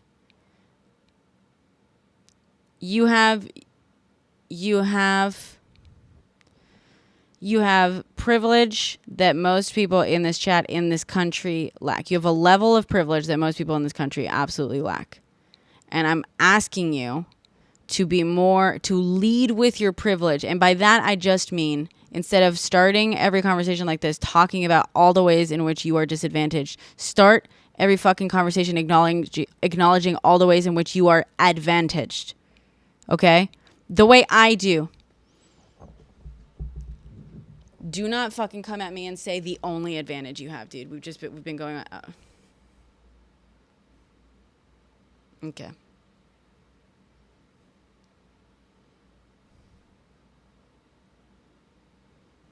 Okay.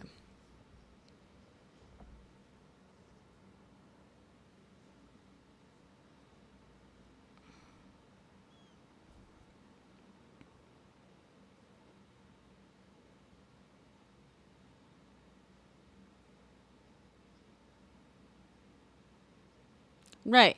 But you also, yes, that's how the subject started. But, and I'm going to point this out. You came in here to basically act like, no, it's not, it's 18%. No, it's not 18%. It's 40%. Like, it's way worse than that. And again, to the chat who's new here, who weren't there for that, the only reason his inheritance tax was 45%, I guess, in the end, is because the inheritance total was over the threshold of $13 million.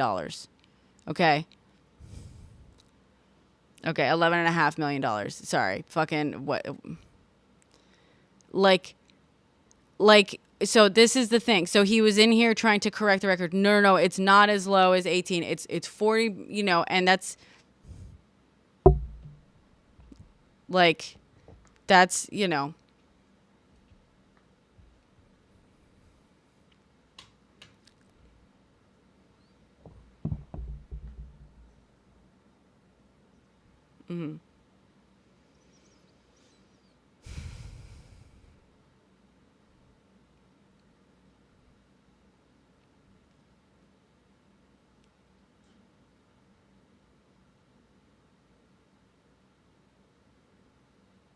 Yeah.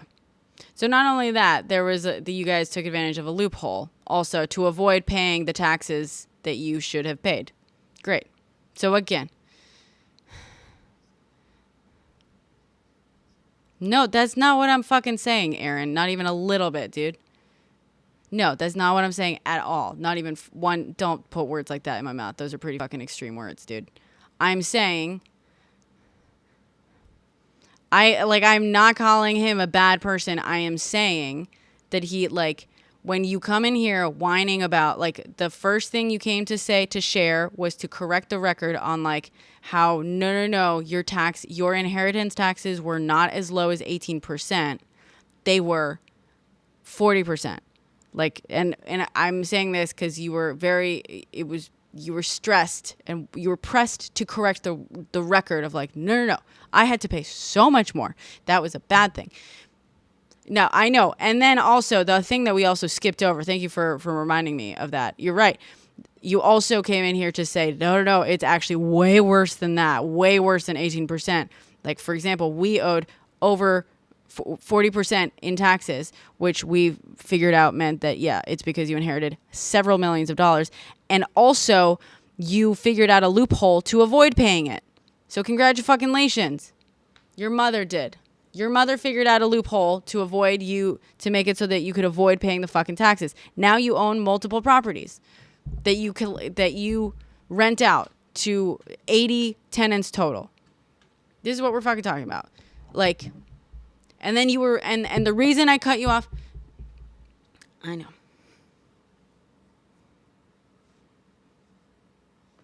Mm-hmm. Yeah.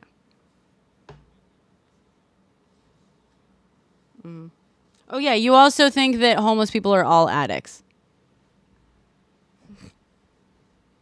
Yeah, that's what got God riled up. Uh-huh.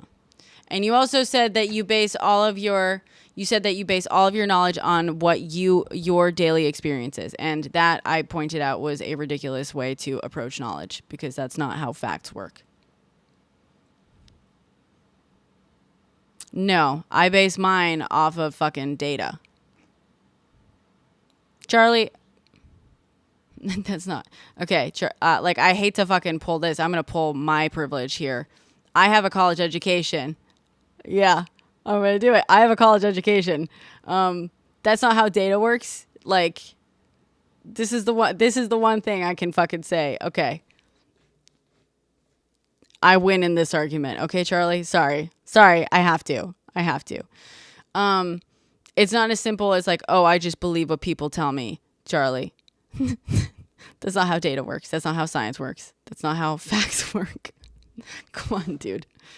Come on. Oh, God.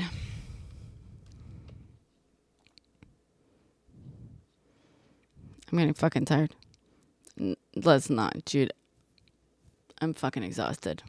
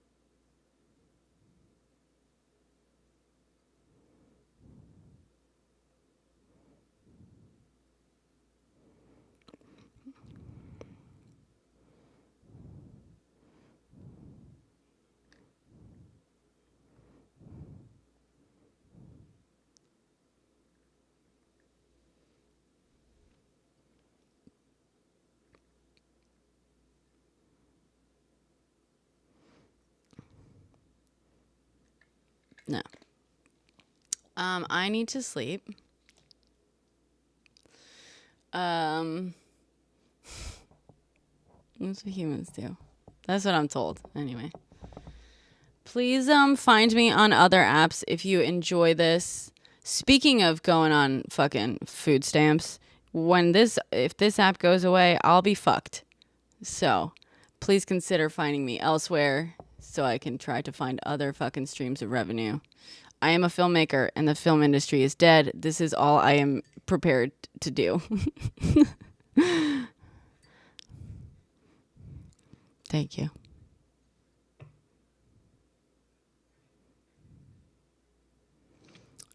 No, SCOTUS. The Supreme Court is going to take a look is going to hear oral arguments on January 10th. By the way, I will be live streaming those oral arguments if you guys want to join us.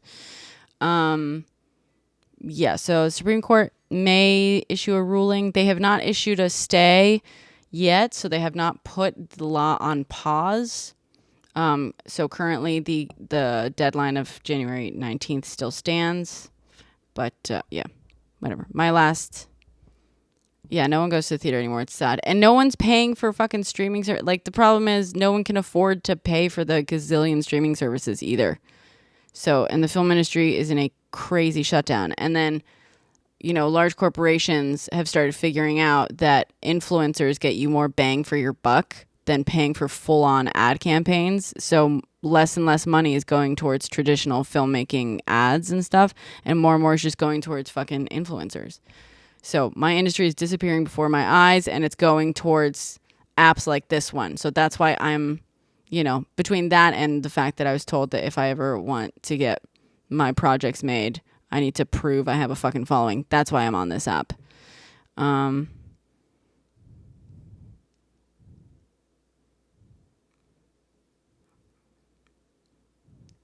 Amazing. Thank you.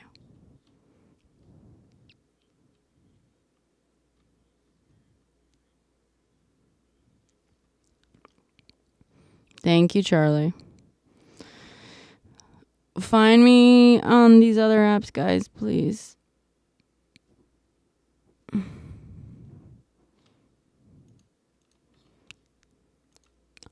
yeah. Fuck, I'm tired. Okay, thank you all for hanging out. We appreciate you. I appreciate you. We'll be back. I'll be back soon. Okay. Be good, everyone. Lead with your privilege. All right. Good night. Thank you, God. Thank you for keeping the peace. Cracking the whip.